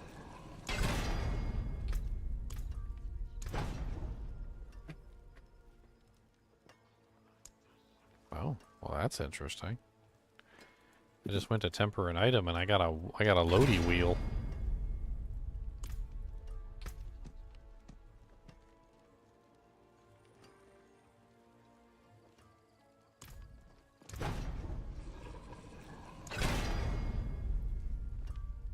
The loady wheel of justice.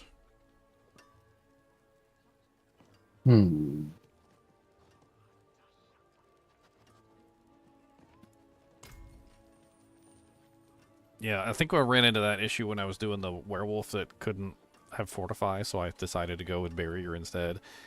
And that was when I realized that adding more HP also added more barrier for Earthen Bulwark, since it was a percentage of your HP. And then, like, so I started stacking HP, and you can stack a lot of HP in this game, too. So, like, you could go for greater affix rolls of HP on a lot of your pieces of equipment, which would bring your HP up to massive proportions. On top of that, you also, every single HP bonus, even on the Paragon board, rubies, the lot, are all multiplicative with each other. They actually give more than what they say when you stack them together. So the more you stack them, the more they actually do. So like if you grabbed every HP one on the board as well while you were going around, put rubies in your equipment, like the whole 9 yards, you could enhance the amount of HP or barrier that Bulwark is giving you massively. What's up, Simoleon?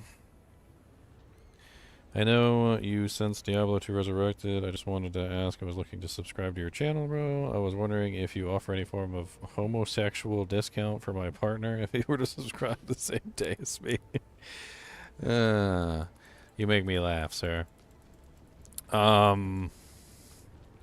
There's a couple different ways you could subscribe to the channel, and of course you could subscribe here on Twitch, which is you know, just doing like a sub. You can also do Prime subs. If you guys have Prime, you can do Prime subs, which are really cheap. I don't know if I do like a Prime command. I don't even remember. I should probably do a Prime command. But basically, it's if you have Amazon Prime, you get a free Prime sub every single month that you can do on whatever you want to. Like, let me see if I can pull up Twitch and I'll show you. So here's Twitch right here. If you go to sub. I don't think it works on here because I can't Prime sub to myself. Hold on, let me go to somebody else. I haven't given away my Prime sub today. Let's go give it to Sweet Phil. I don't even think he's live. Nope, he's not live. Ah, he's got music playing. So I can do resub, and then you see right here it says use Prime sub, so you can use the Prime sub, and you can subscribe for free. So I'm subbing to Sweet Phil for free, and it basically just gives him one sub. But you can also just do a regular sub. There's also subs that you can do on YouTube as well. So if you go to YouTube and you go to membership, you can do a membership through the membership channel. I've also got Patreon if you'd prefer Patreon or something like that. If you check on Patreon right here, you can get some merch through Patreon as well. There's some pretty free stuff that you can, pretty cool free stuff you can get.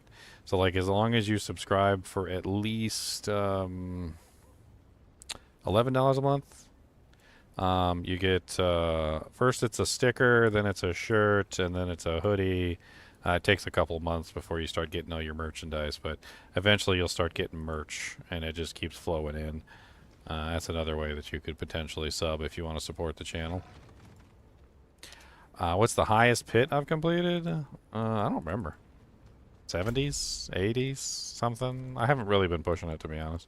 I've been having more fun, like, designing characters and having fun with it. Like, you know the Flay Barbarian, the, like, ultra-popular Flay Barbarian that everybody's been running this season that has cleared, like, massive pit levels? That's my design. I was the one that that basically made that Flay Barbarian, spread it all around. You know, I'm sure some other people have refined the build ever since I've played around with it, but the Flay Barbarian is literally my barbarian. I posted it on Diablo 4.live. I had an initial build, and then I had a build later that I kind of like refined a little bit more past that point. But there was the original one. Where's my original one? This isn't. I don't think this is the original one. There's the Flay Kick Earthquake one. I had a couple different versions, I think. I think that's what it was. I had a couple different versions. I did a Flay Kick Earthquake one. This was the Flay Kick Earthquake one. And then I also did the Flay Thorns one. Oh, I used Diablo 4.live.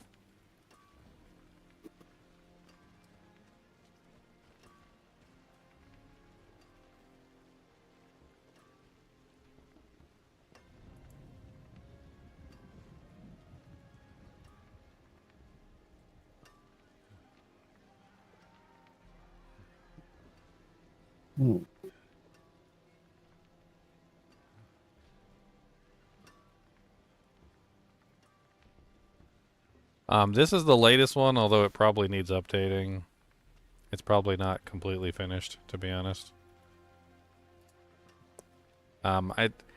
This was one that I threw together really quickly just for somebody because they wanted to copy the build that I was running. I think I ended up changing some things here and there. Like, I don't think I used Conceited anymore.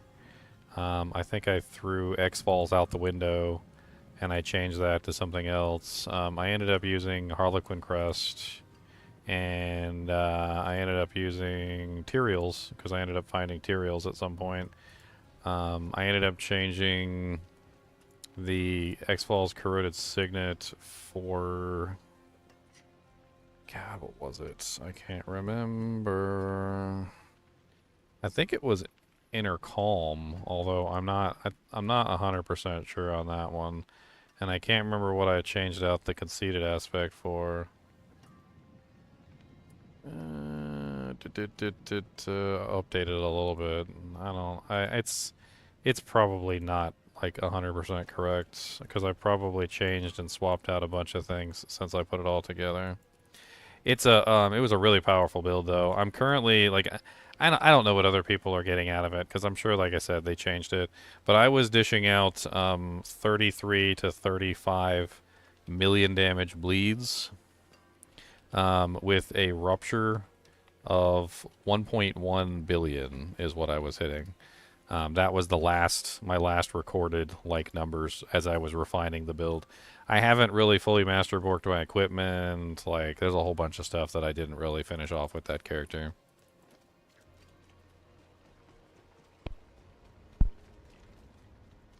I find it's just more fun to just have, just do the builds. It's more fun to just do the builds. Like, I like going through the process of playing around with stuff. Like we were talking about the Flesh Ripper build earlier. It's just really fun to go through the process of theory crafting the builds, coming up with ideas, changing things around, figuring out what works best. I mean, so far I've done the Firebolt Firewall build. That was really fun. I also did proc meteors with it, which was a neat way to approach it. I did the Flay Barbarian. I also did the Windshear Druid. Let's see. Firebolt, Windshear, Flay Barbarian. What did I do for Necromancer? Oh, I did Bone Spirit Necromancer. I have a really fun build with the Bone Spirit Necromancer where I can basically just spam Bone Spirit infinitely at almost full power. I mean, we're talking about 75 million damage Bone Spear, so 75 million AoE damage Bone Spirits constantly. And I never really quite finished the build. It's quite a sight to behold when you actually see the build function, because it's kind of nuts. Let me show it to you real quick just for lulz. I haven't been over there to play with it in a little while. That's right, I said play with it. I think I need to steal some pieces of equipment though first.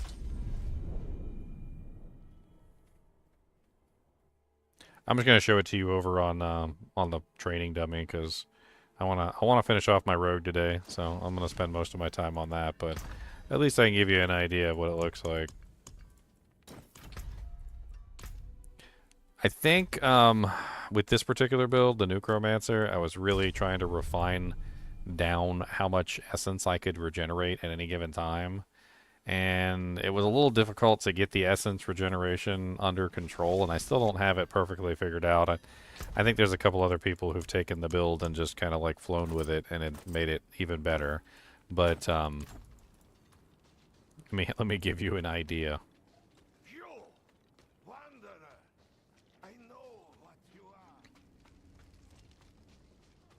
This is a build I've been working on for 2 seasons, by the way. Actually, maybe even 3 seasons, technically, since I did a Bone Spirit build.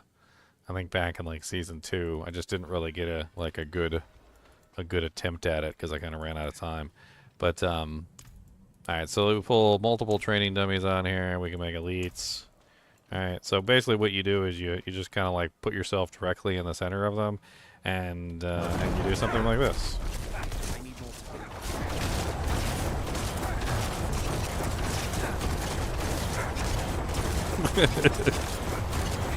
And then you can get your army up and running, of course. Let's go ahead and get our army here. Reproc that. And you literally just hold down the button.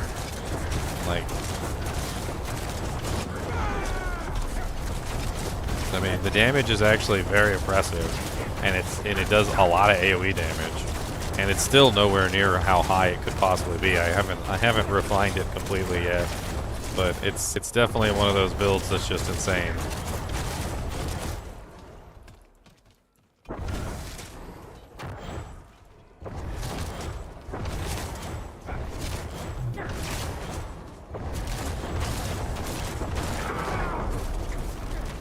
It's crazy how you can pretty much just hold down the button, though. I mean, Bone Spirit is an ability that has like a 12-second cooldown, and I could just hold down the button forever.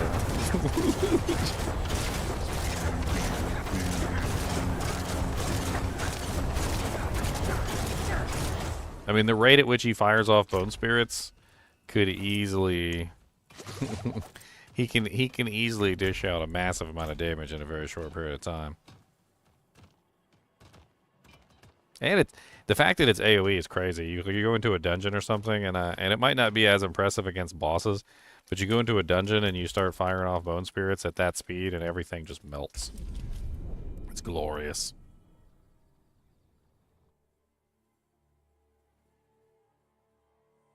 Glorious. Alright, I think I need, I wonder if I could do some roofs. I don't know if I can. She's this girl's a little. She's not as tanky as she should be. She definitely needs to be a little bit more tanky. You know what I'm saying? A little bit more tanky. I mean, I could probably pull off something. Potent portables. What needs of you? Oh dang! I ain't got enough gold to do the potion. I ain't got enough Angel's Breath to do the potion either. I am Poe. I'm Poe. Let's see if she can pull off a 40. I don't know if she can pull off a 40. She's only level 80. She's still a little baby. Let's get her a potions running. Let's grab... I got no good potions in here. Bunch of garbage. I get some vulnerable damage by 15%. That's about the best I got right now. Let's see how badly we got our booty talkings kicked. So, are you figuring it out? Right now, I haven't done the Paragon boards yet, but right now, just doing the equipment and getting, adding in the masterworks that I would want and the greater affixes. Basically for willpower. Yeah, you're trying to get all the willpower up as high as you can. Sitting at, without Paragon board, I'm sitting at 2,167 willpower, which gives me a 315% multiplier. It's pretty good. For flesh render. And that's that's without the Paragon boards.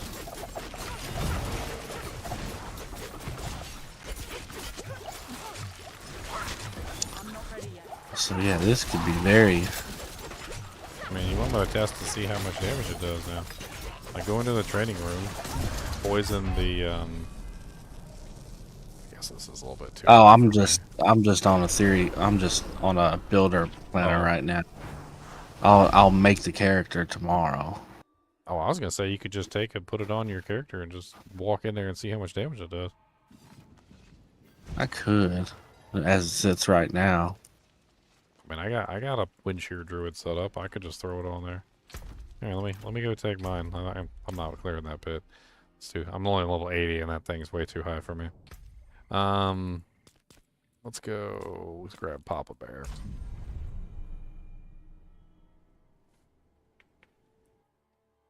I mean, I won't be able to spam them, and that's kind of like the whole key, is to be able to spam them. But I'll be able to go in there and at least put it on, and then see how it does. So here, I'll just throw the Flesh Ripper into place. I'll go over to Overshadow. According to the thing, I have 135% multiplier right now. So my willpower's not really all that high. This guy hasn't been min-maxed at all, so that's not surprising. I'm only sitting at 980 willpower. That's pretty bad. Guess I need to work on that.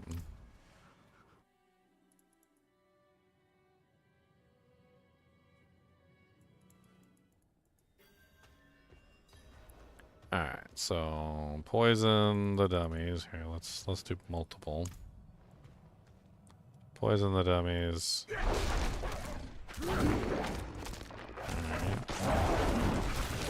Wow, was that 400k? Did that say 400k? That seemed like a lot. Let's do that again. 391,000, 384,000, 377,000. So with a paltry 135% times multiplier and a paltry 980 willpower, I'm getting nearly 400,000 damage. Let's see what mine That was a said. 719 right there. 719,000 that time. 435,000. That is totally worth it. Let's... You know what? You know what? That's really nice. I think that's really nice, guys. I mean, to change it out, all I would have to do, like for this build to become that build, is I would swap Lupine Ferocity for Nature's Fury. I would drop the wolves because the wolves are taking up one of the defensive slots that I want. So the wolves would go the way of the dinosaur. And then I would grab Cyclone Armor because Cyclone Armor is one of the 4 defensives that I want to be running. At that point, I think I'm already done. Like, I don't need the symbiotic and nature savagery. Well, I mean, for the skill tree, I'm like thinking about the skill tree. Yeah. Like, it's very minor changes on the skill tree to get over to that. And then on the actual aspects, I'd have to swap out some of the aspects. So let me tell you what I probably wouldn't be able to run Tyraels. But you know, I've got Tempest Roar for the helm. I don't know if I need to run Tyraels with 4 defensive skills. If I'm Probably spamming not. 4 defensive skills, do I really need Tyraels? No. I've got Aspect of Might on the chest, Conceited Aspect on the gloves for the 25% multiplier while you have a barrier. Cyclonic Force just for the physical damage reduction. Symbiotic on the boots. Moonrise on the totem. Nature Savagery on a ring. Adaptability on a ring. And Calm Breeze on the amulet. Well, none of the aspects that you're gonna need are gonna like pull away from. Yeah, the ones that offensive. I dropped weren't necessary for Like, anything really. The only one I would probably have to drop. I mean, do I drop Rapid or do I drop? If you're running Edge Tempest Masters? Roar, you can drop Rapid. Because you're yeah, as long as you're running the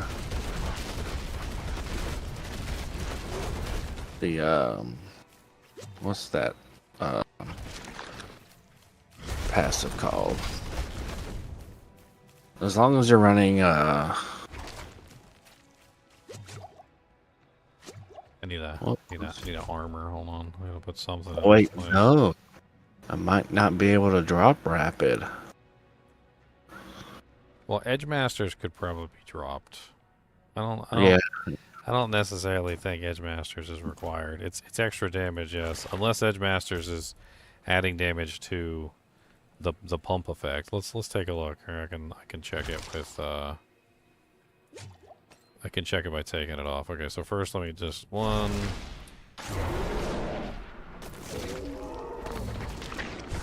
Holy Jesus, it's doing 1,000,000 now. What the hell did I change? The defensive skills are now hitting for 1,000,000. What did I change? What did I change? Is it always 1,000,000?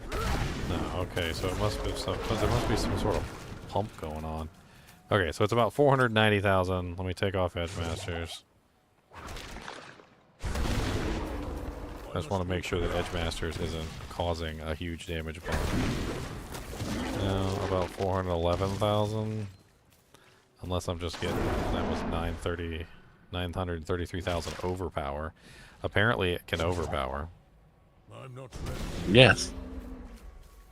It can also crit.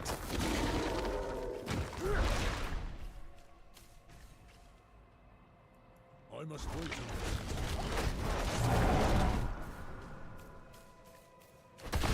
It doesn't look like Edge Masters affects it. You are going to lose some damage from the other, but being able to spam it more would be better than being able to dish out a little bit more damage. So I think Rapid is better than Edge Masters in that situation.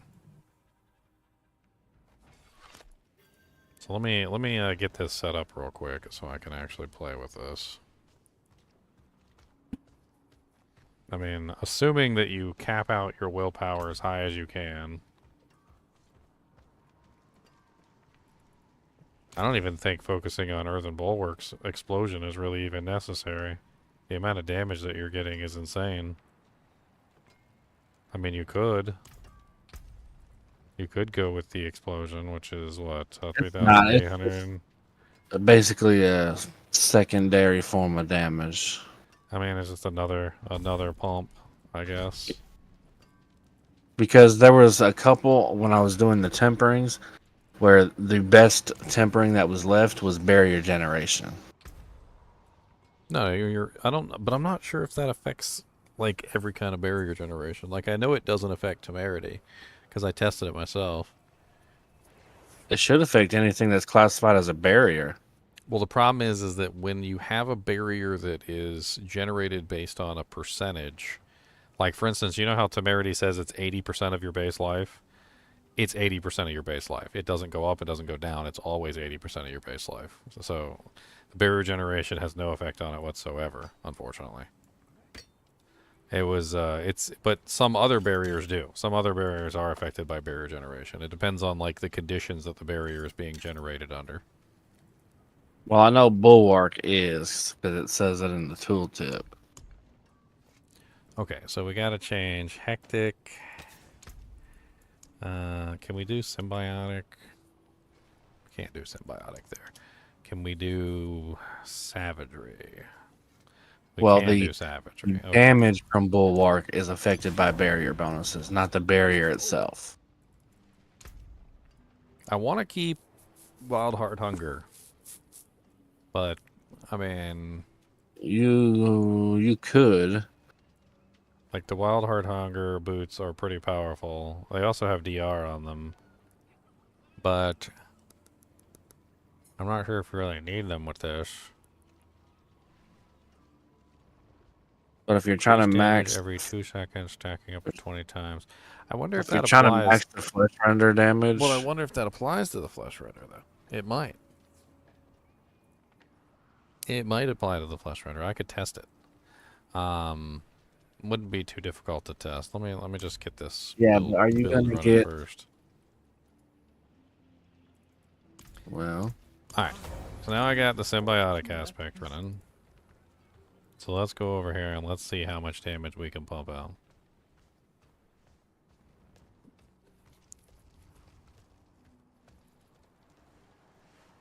Of course, this is with no, really masterworking on the flesh render or like, because you get more, I don't know. I would get more wind shear definitely if I masterwork the weapon. Let's go ahead and do the multiple elites. Alright, so first we're going to test and see real quick if shapeshifting causes, or the Wild Heart causes any damage bump.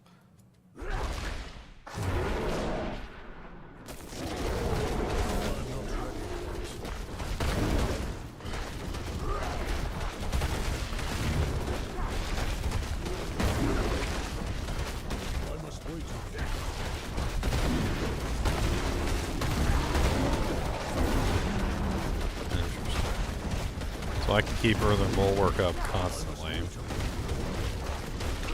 I can't keep the other ones up constantly though. But every single time I tap Earthen Bulwark or any of the others, there's a very good chance it procs another one at the same time.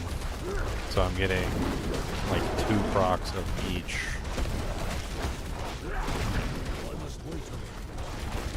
I mean, the damage output from the flesh render is not pathetic.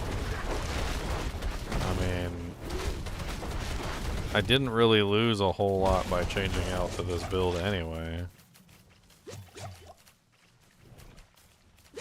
In fact, the only thing I'm missing is I need to change the Edge Masters back for Moonrise, because I'm missing my Moonrise. So I'm not attacking as fast as I would normally be attacking. The only thing I don't like is that Nature's Savagery is supposed to make the skills work for Nature's Fury, but then the symbiotic aspect doesn't seem to reset Debilitating Roar, because it should reset Debilitating Roar, but it doesn't. No. Because it does not actually turn them into Earth and Storm skills. But they're supposed to function as Meaning those when for you the cast ability. Debilitating Roar, because it's going to count as an Earth skill, you would cast Cyclone Armor. But not I mean, vice versa. It's still going to give you 4 skills that you can use that will have And a pretty then good chance to proc another of the other Bloodhowl, of the other 3. Bloodhowl will proc Bulwark. Exactly, and Debilitating Roar will proc Cyclone Armor, and so forth and so on. So you basically have 4 skills to constantly proc effects with.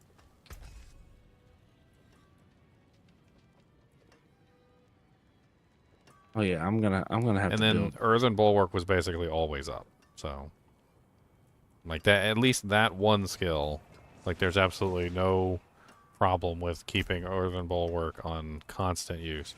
And then of course if you're using the Vigilance, which is 15% damage reduction for 6 seconds after using a defensive skill, that means you basically have permanent 15% DR there, which isn't bad.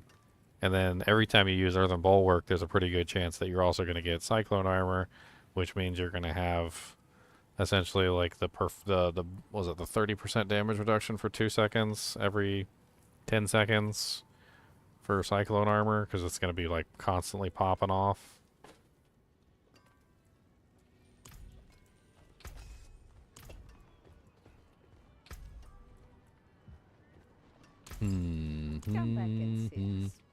I wonder if like an optimal form of this build would actually just be using willpower gems instead of rubies. Ooh. I mean, I don't know how much extra damage you could pull out of it, but Well, let's see. So right now, because I have rubies and thing, it's at a 315% multiplier. I mean, willpower, you could get 100 willpower for each gem, so that's 500 total willpower you could pull out with Royal Sapphires. Where's my sapphires? So if you threw in an extra 500, that's what, yeah, that's 15, that's 30, so like 60, 75, that's an extra 75% multiplier for throwing in the sapphires.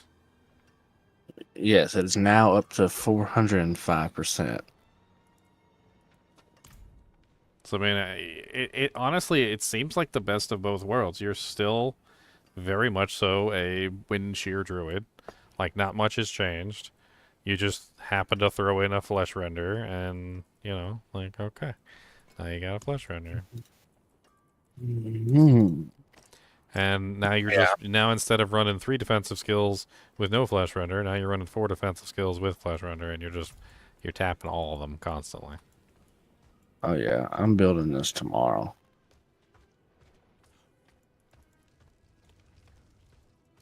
The I guess the most important thing there is just to get as much willpower as you possibly can. I mean, it's not like willpower is a bad thing. Willpower is also going to enhance your wind shear. I mean, the more willpower you get, the more wind shear damage you're going to have as well. And it increases your overpower damage. Because it can overpower. I mean, I'm planning on using it right now, and I've only got a paltry 165%, and I'm hit. like 500k, sometimes even as high as like, I'm seeing some that are hitting as high as 1 million. It's like 900,000, 950,000.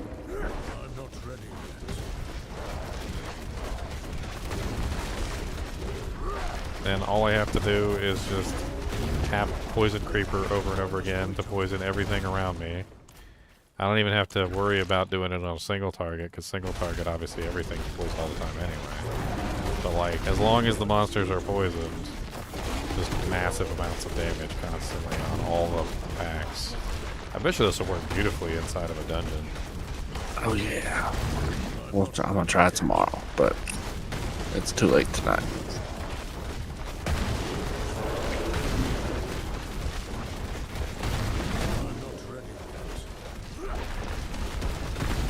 I mean, it's such a weird build, though, to like, because you're basically just relying on the fact that you have infinite base defensive skills.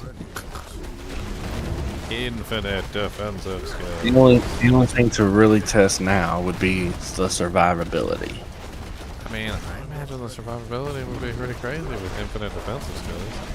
You've got Blood Howl is going to be healing you constantly. So every single time you pop Blood Howl, you're going to get Debilitating really nice Roar is going to heal you. Debilitating Roar has that really nice heal over time, which is even better, honestly, than the Blood Howl's heal.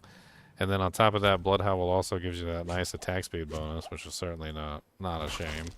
And then you get the fortification from Debilitating Roar, which is automatic. Cyclone Armor gives you a knockback every time it's procced, so it's going to kind of keep them away from you if you don't want all the monsters like right near you. Then you get the DR from Cyclone Armor too, so that's going to be constant. Then you get the Unstoppable. It's kind of a permanent Unstoppable, but not really on Earthen Bulwark, because as soon as the barrier goes down, you lose the Unstoppable, which kind of sucks. But at least you'll be able to almost instantaneously repop it if necessary. So like you're going to always have an Earthen Bulwark on command to try and pull you out of something. I mean, it ought to be, because even on the old Bulwark build, it was pretty much permanent. And then if you need it, you also have the Earthen Bulwark Fortify if you need to throw that in there, or you can do the Explosion, one or the other, which is another form of damage. With all that Fortify, if you chose what is it on the boon tree, if you grab Bolster, you could get the 15% maximum life for Fortify whenever you use a defensive skill, and that would probably cover all the Fortify that you would ever need. And then you could pull points from the skill tree, so you could pull, like, you probably wouldn't need Natural Fortitude or Nature's Resolve, because with 4 defensive skills constantly being procced, your Fortitude, your freaking Fortification should be constantly maxed. Like, there shouldn't be any issue. Which means, so we'd pull Natural Fortitude, because we wouldn't need that anymore. You could also pull Nature's Resolve. I don't even know if we would need Defensive Posture, which frees up 6 points to throw into the 2 other places.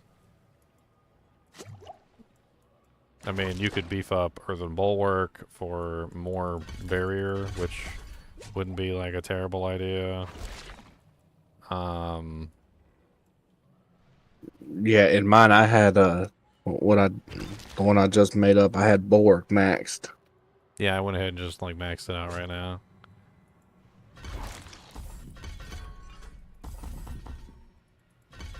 I mean, putting points in Cyclone Armor would make you a little bit more tankier to non-physical damage. It gives you 13.7% non-physical if you cap it, and if you leave it at 1, it's well, you get 2 skills from it anyway, but it's 11.9 at level 1 because it's sitting at 3. I mean, you get a little bit more damage reduction there for non-physical damage if you wanted to go that route. Putting points in the Blood Howl just gives you more of a heal. I'm not sure if that's worth it.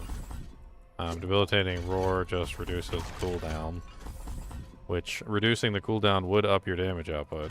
So, I mean, that's not like a terrible choice. Out of all of them, I think Debilitating Roar is the only one that actually reduces the cooldown when you raise it. Mm-hmm. So Debilitating Roar might be the one that you put points into, just simply because that would allow you to spam it more. And the more times you can spam it is the more damage you can output.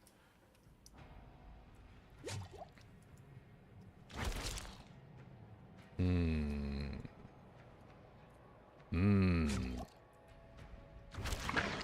I'm gonna have to work on finding me a good totem tomorrow. I mean, a cooldown reduction totem would be nice too.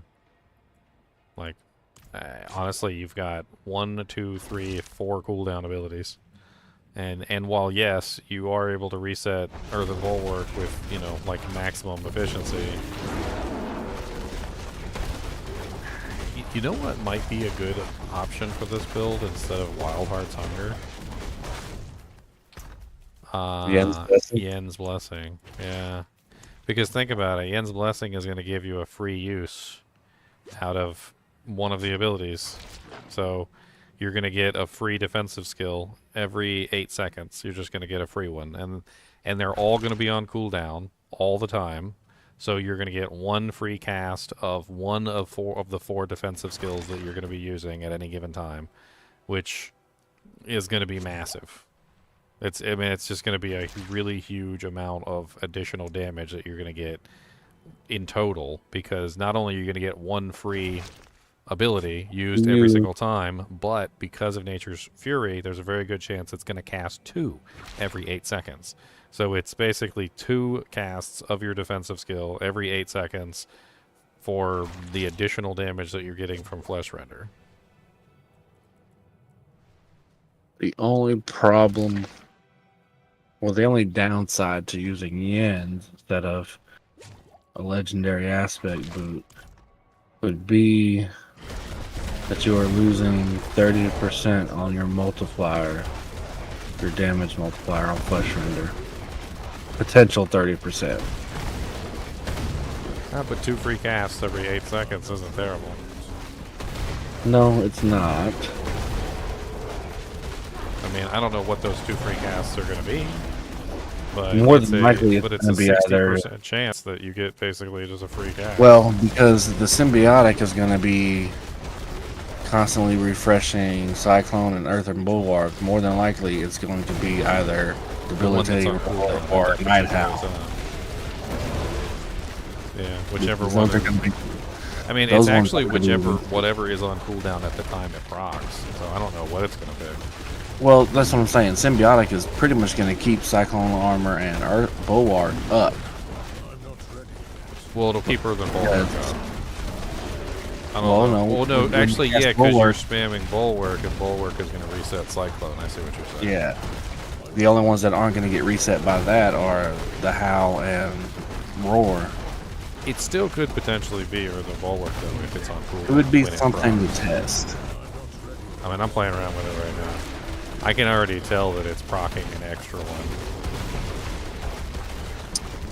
Okay, well, you have fun with that. I will be playing with it tomorrow. Time to get to bed because I have work in a couple hours. Hey. I must wait. But have a good one. Night.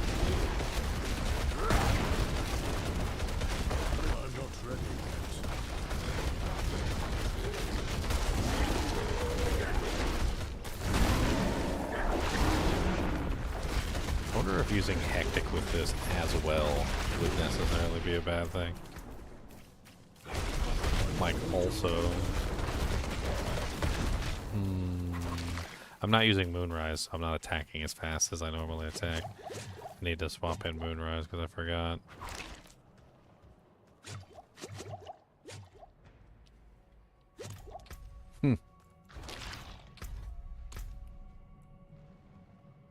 It looks like fun. What's up, Beaver Basher? Is that a sexual innuendo for a name, sir?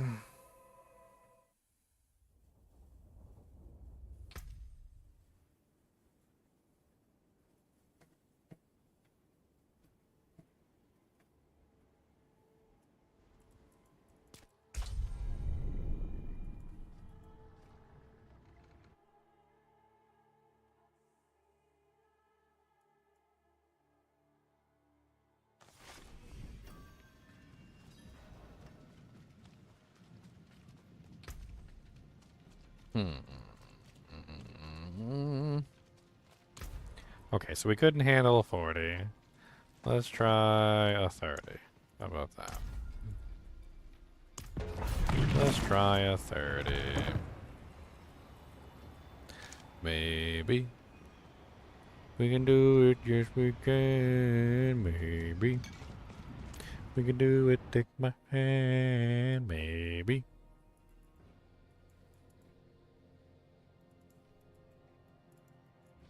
Cody, did you just fart? Cody, did you farted? Cody, did you farted?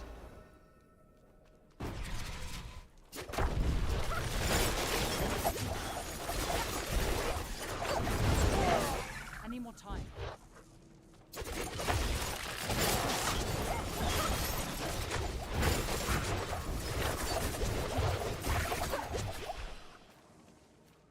I need more time.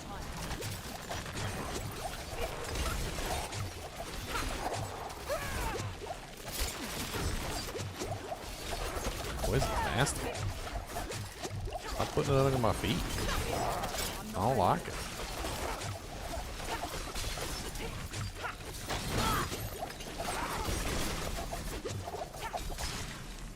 Cody is a lean, mean methane machine. Yeah, that's pretty close. That's pretty close to actually. I think he manufactures his own drugs. I think he's good at it too.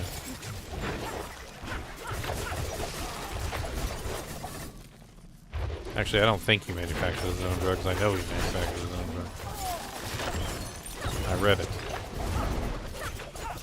Apparently, it's a thing that dogs do.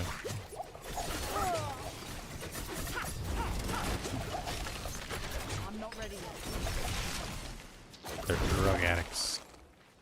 They're adrenaline junkies.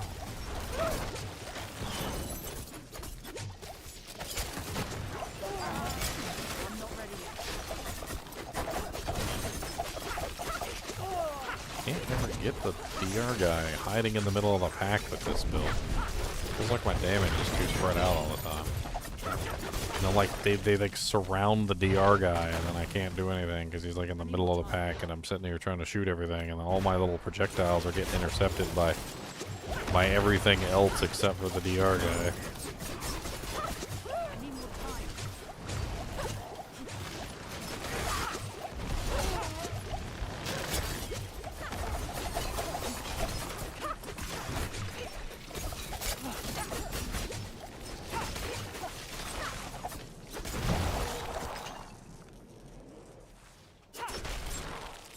What's up, DR Snake?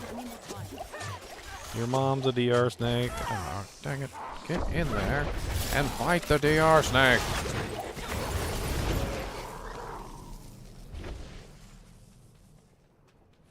Rest in peace to your necromancer. You're making a new one, Jarski? Was it hardcore?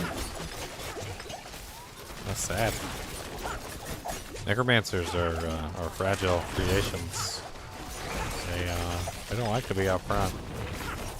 I've lost my necromancer more than a handful of times. Poor guy.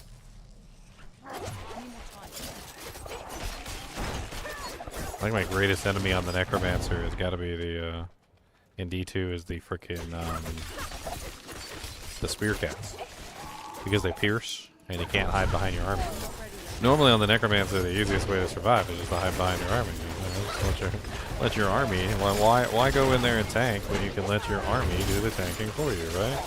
Well, you know, spear cats got pierce. They've got 100% pierce on those frickin' projectiles, and the spears just go straight through your army and they hit you, and there ain't nothing you can do about it. They're also like next to invisible, so you can't see the dang things, which does make it a little hard.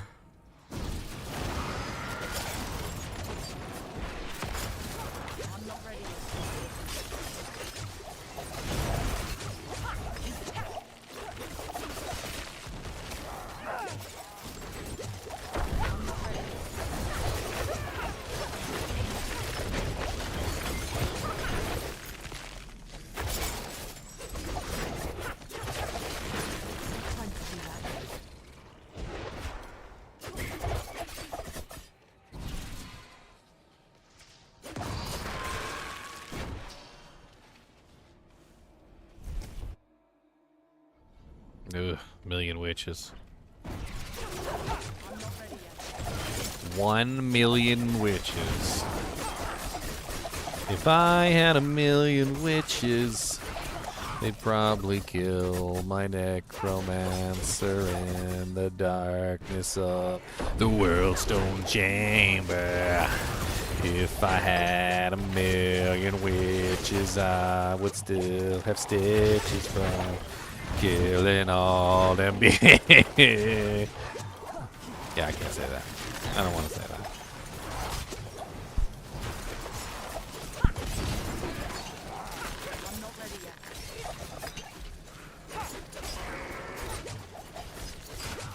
Well, I hope you stored everything in the shared stash, so you get to keep everything at least.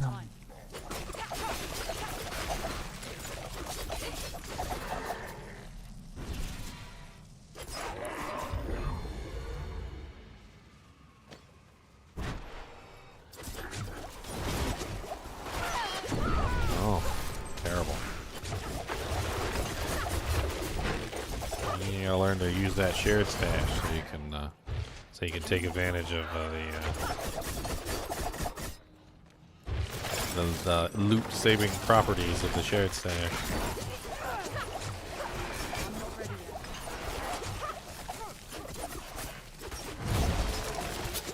Well, she's not doing too bad. This 30's kind of easy. She did die once, but honestly, I think that was my fault.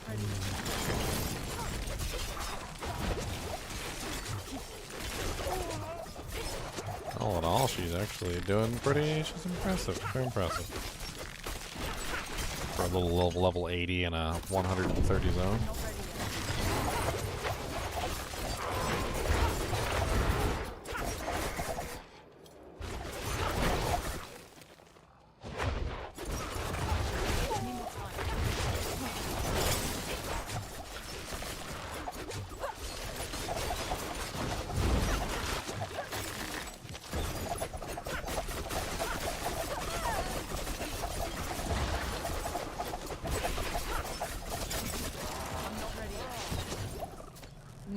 There goes the Portalis. Let's see how we do against the boss.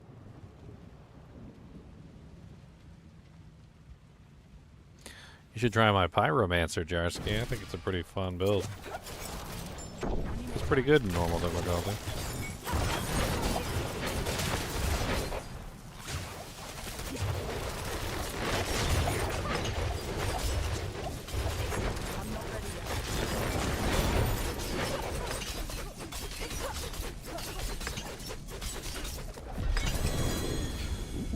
Greater affix rolled ring. We like those. Energy on kill and critical strike chance. It's got poison damage over time, or damage over time on it though. Might be worth a roll.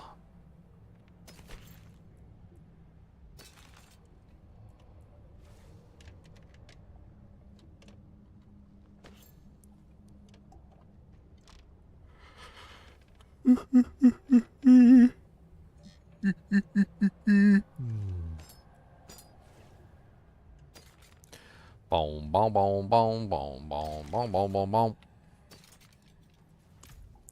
Got some Abdusite for my jinx. Got a little doody jinx.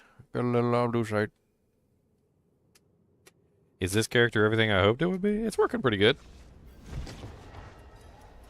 Maybe even a little bit better than I thought it was actually going to work. I don't know. Kind of feels a little bit better.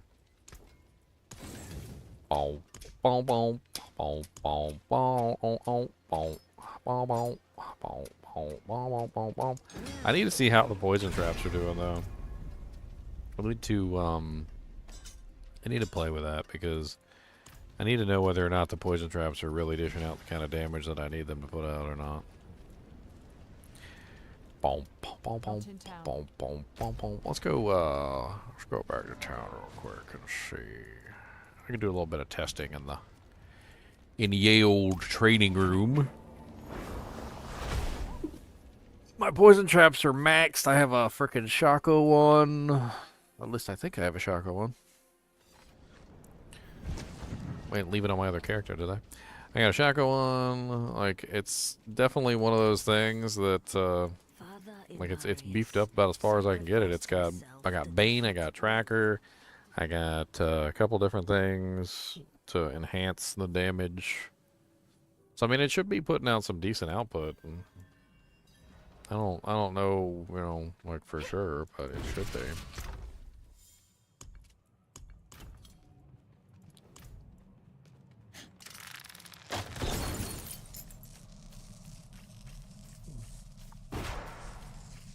It's doing about 11k a tick.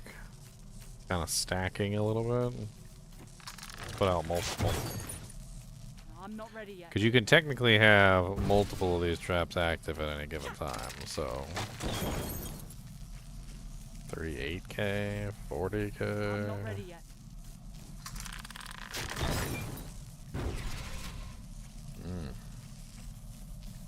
I don't know. Even over 14 seconds? I'm not ready yet. It says 270,000 damage on the tooltip.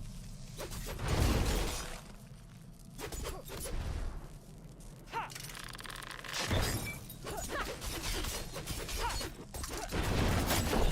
not ready yet.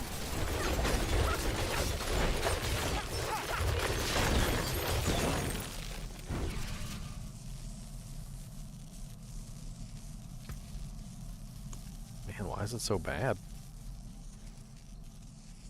I mean, I've even got...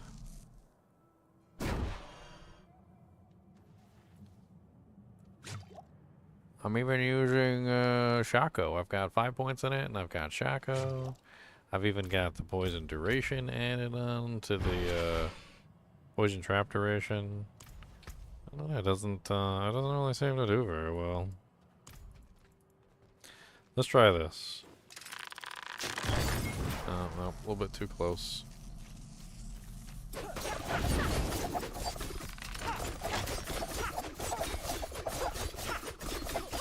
not ready yet.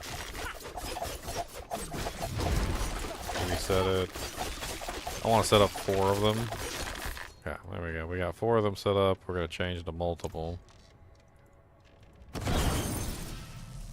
Alright, so with 4 proccing at once, we're still only looking at like 47, 50. It's ticking up a little bit. 100,000, 120 there was the cap on that. It's still ticking, still ticking, still ticking. Hmm.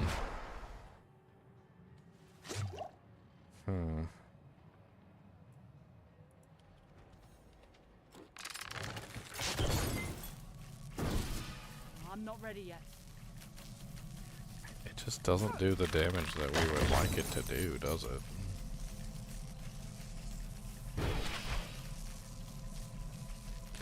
I mean, how much does it lose if I drop some skill points from it? So what if I reclaim some skill points?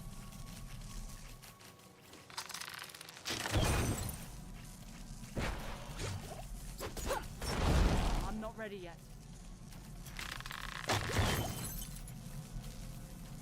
God, it's not even, it doesn't even seem like it's all that much less. It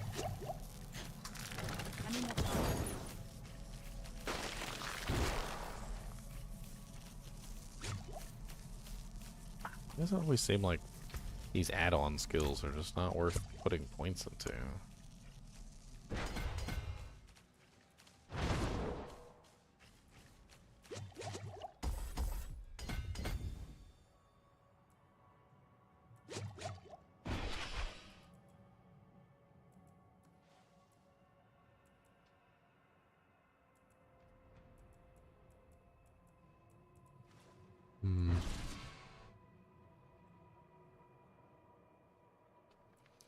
Alright, let's pull this and this.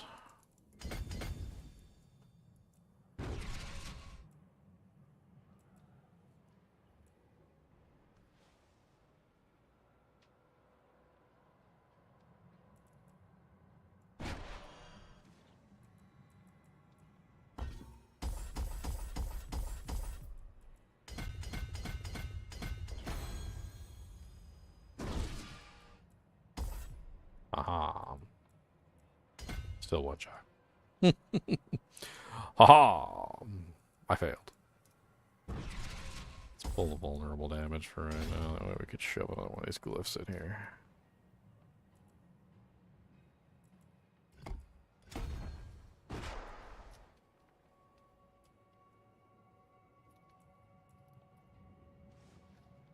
Bow, bow, bow. Bow, bow, bow.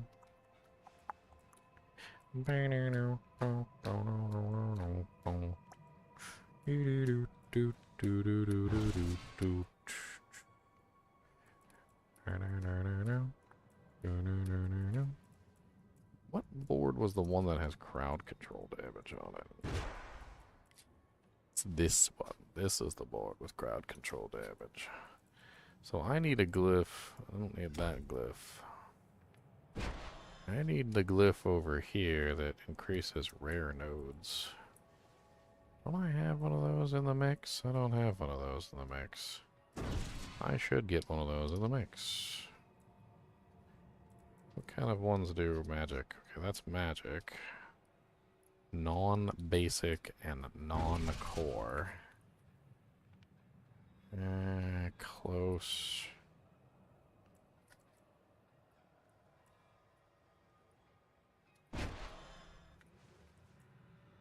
Damage, increased physical damage to both healthy and injured targets.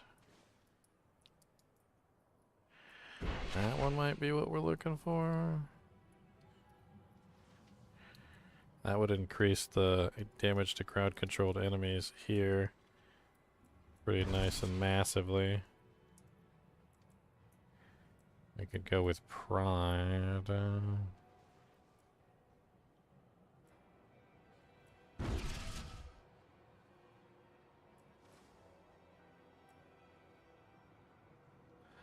Could also go with imbuement skill effects of a 20 times increased potency. That would work out pretty well. That's efficacy.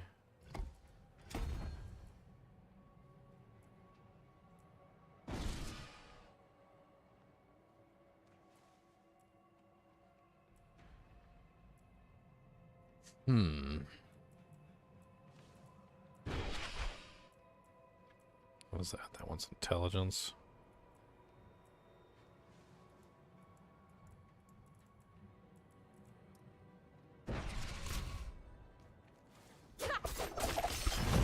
Let's go do some dungeons. In the dungeon, you can meet your fellow dungeon in the dungeon.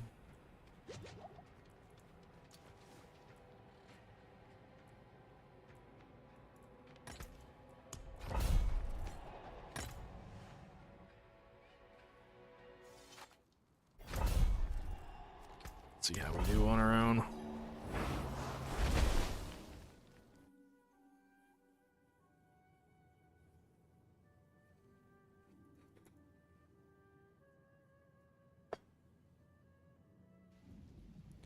What's my multiplier at now? Need to get that control maxed out as much as possible. I think I'm missing a couple points here and there.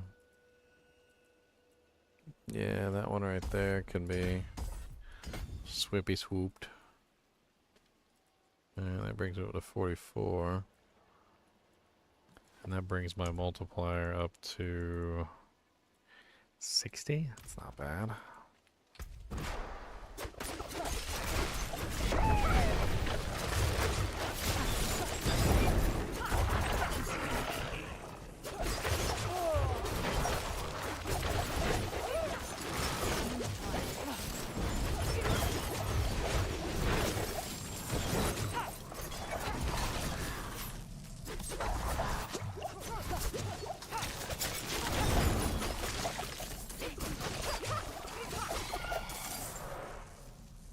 So I pulled those 4 points out of poison trap, and I don't even think, honestly, I'm gonna notice the damage loss. So where do I throw them back into?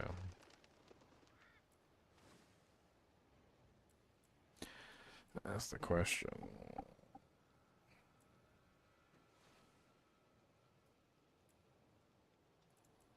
I mean, I could put them back, 2 in the back into siphoning strikes to get more heals. Siphoning strikes isn't really super powerful anymore, but it does work nicely. Non-physical damage you deal has a 5% increased lucky hit chance. Extra critical strike chance for viewed skills. Energy. Give it trap mastery for increased critical strike chance against vulnerable crowd-controlled enemies. This is the only one I was really thinking about here. Is haste. 5% increased movement speed, or 5% increased attack speed, depending on how our resource is currently looking.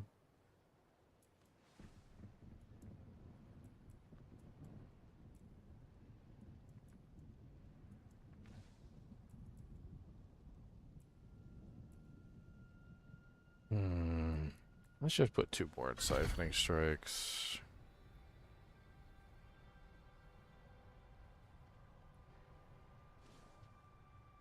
And let's put 2 in stutter step so we can get around faster.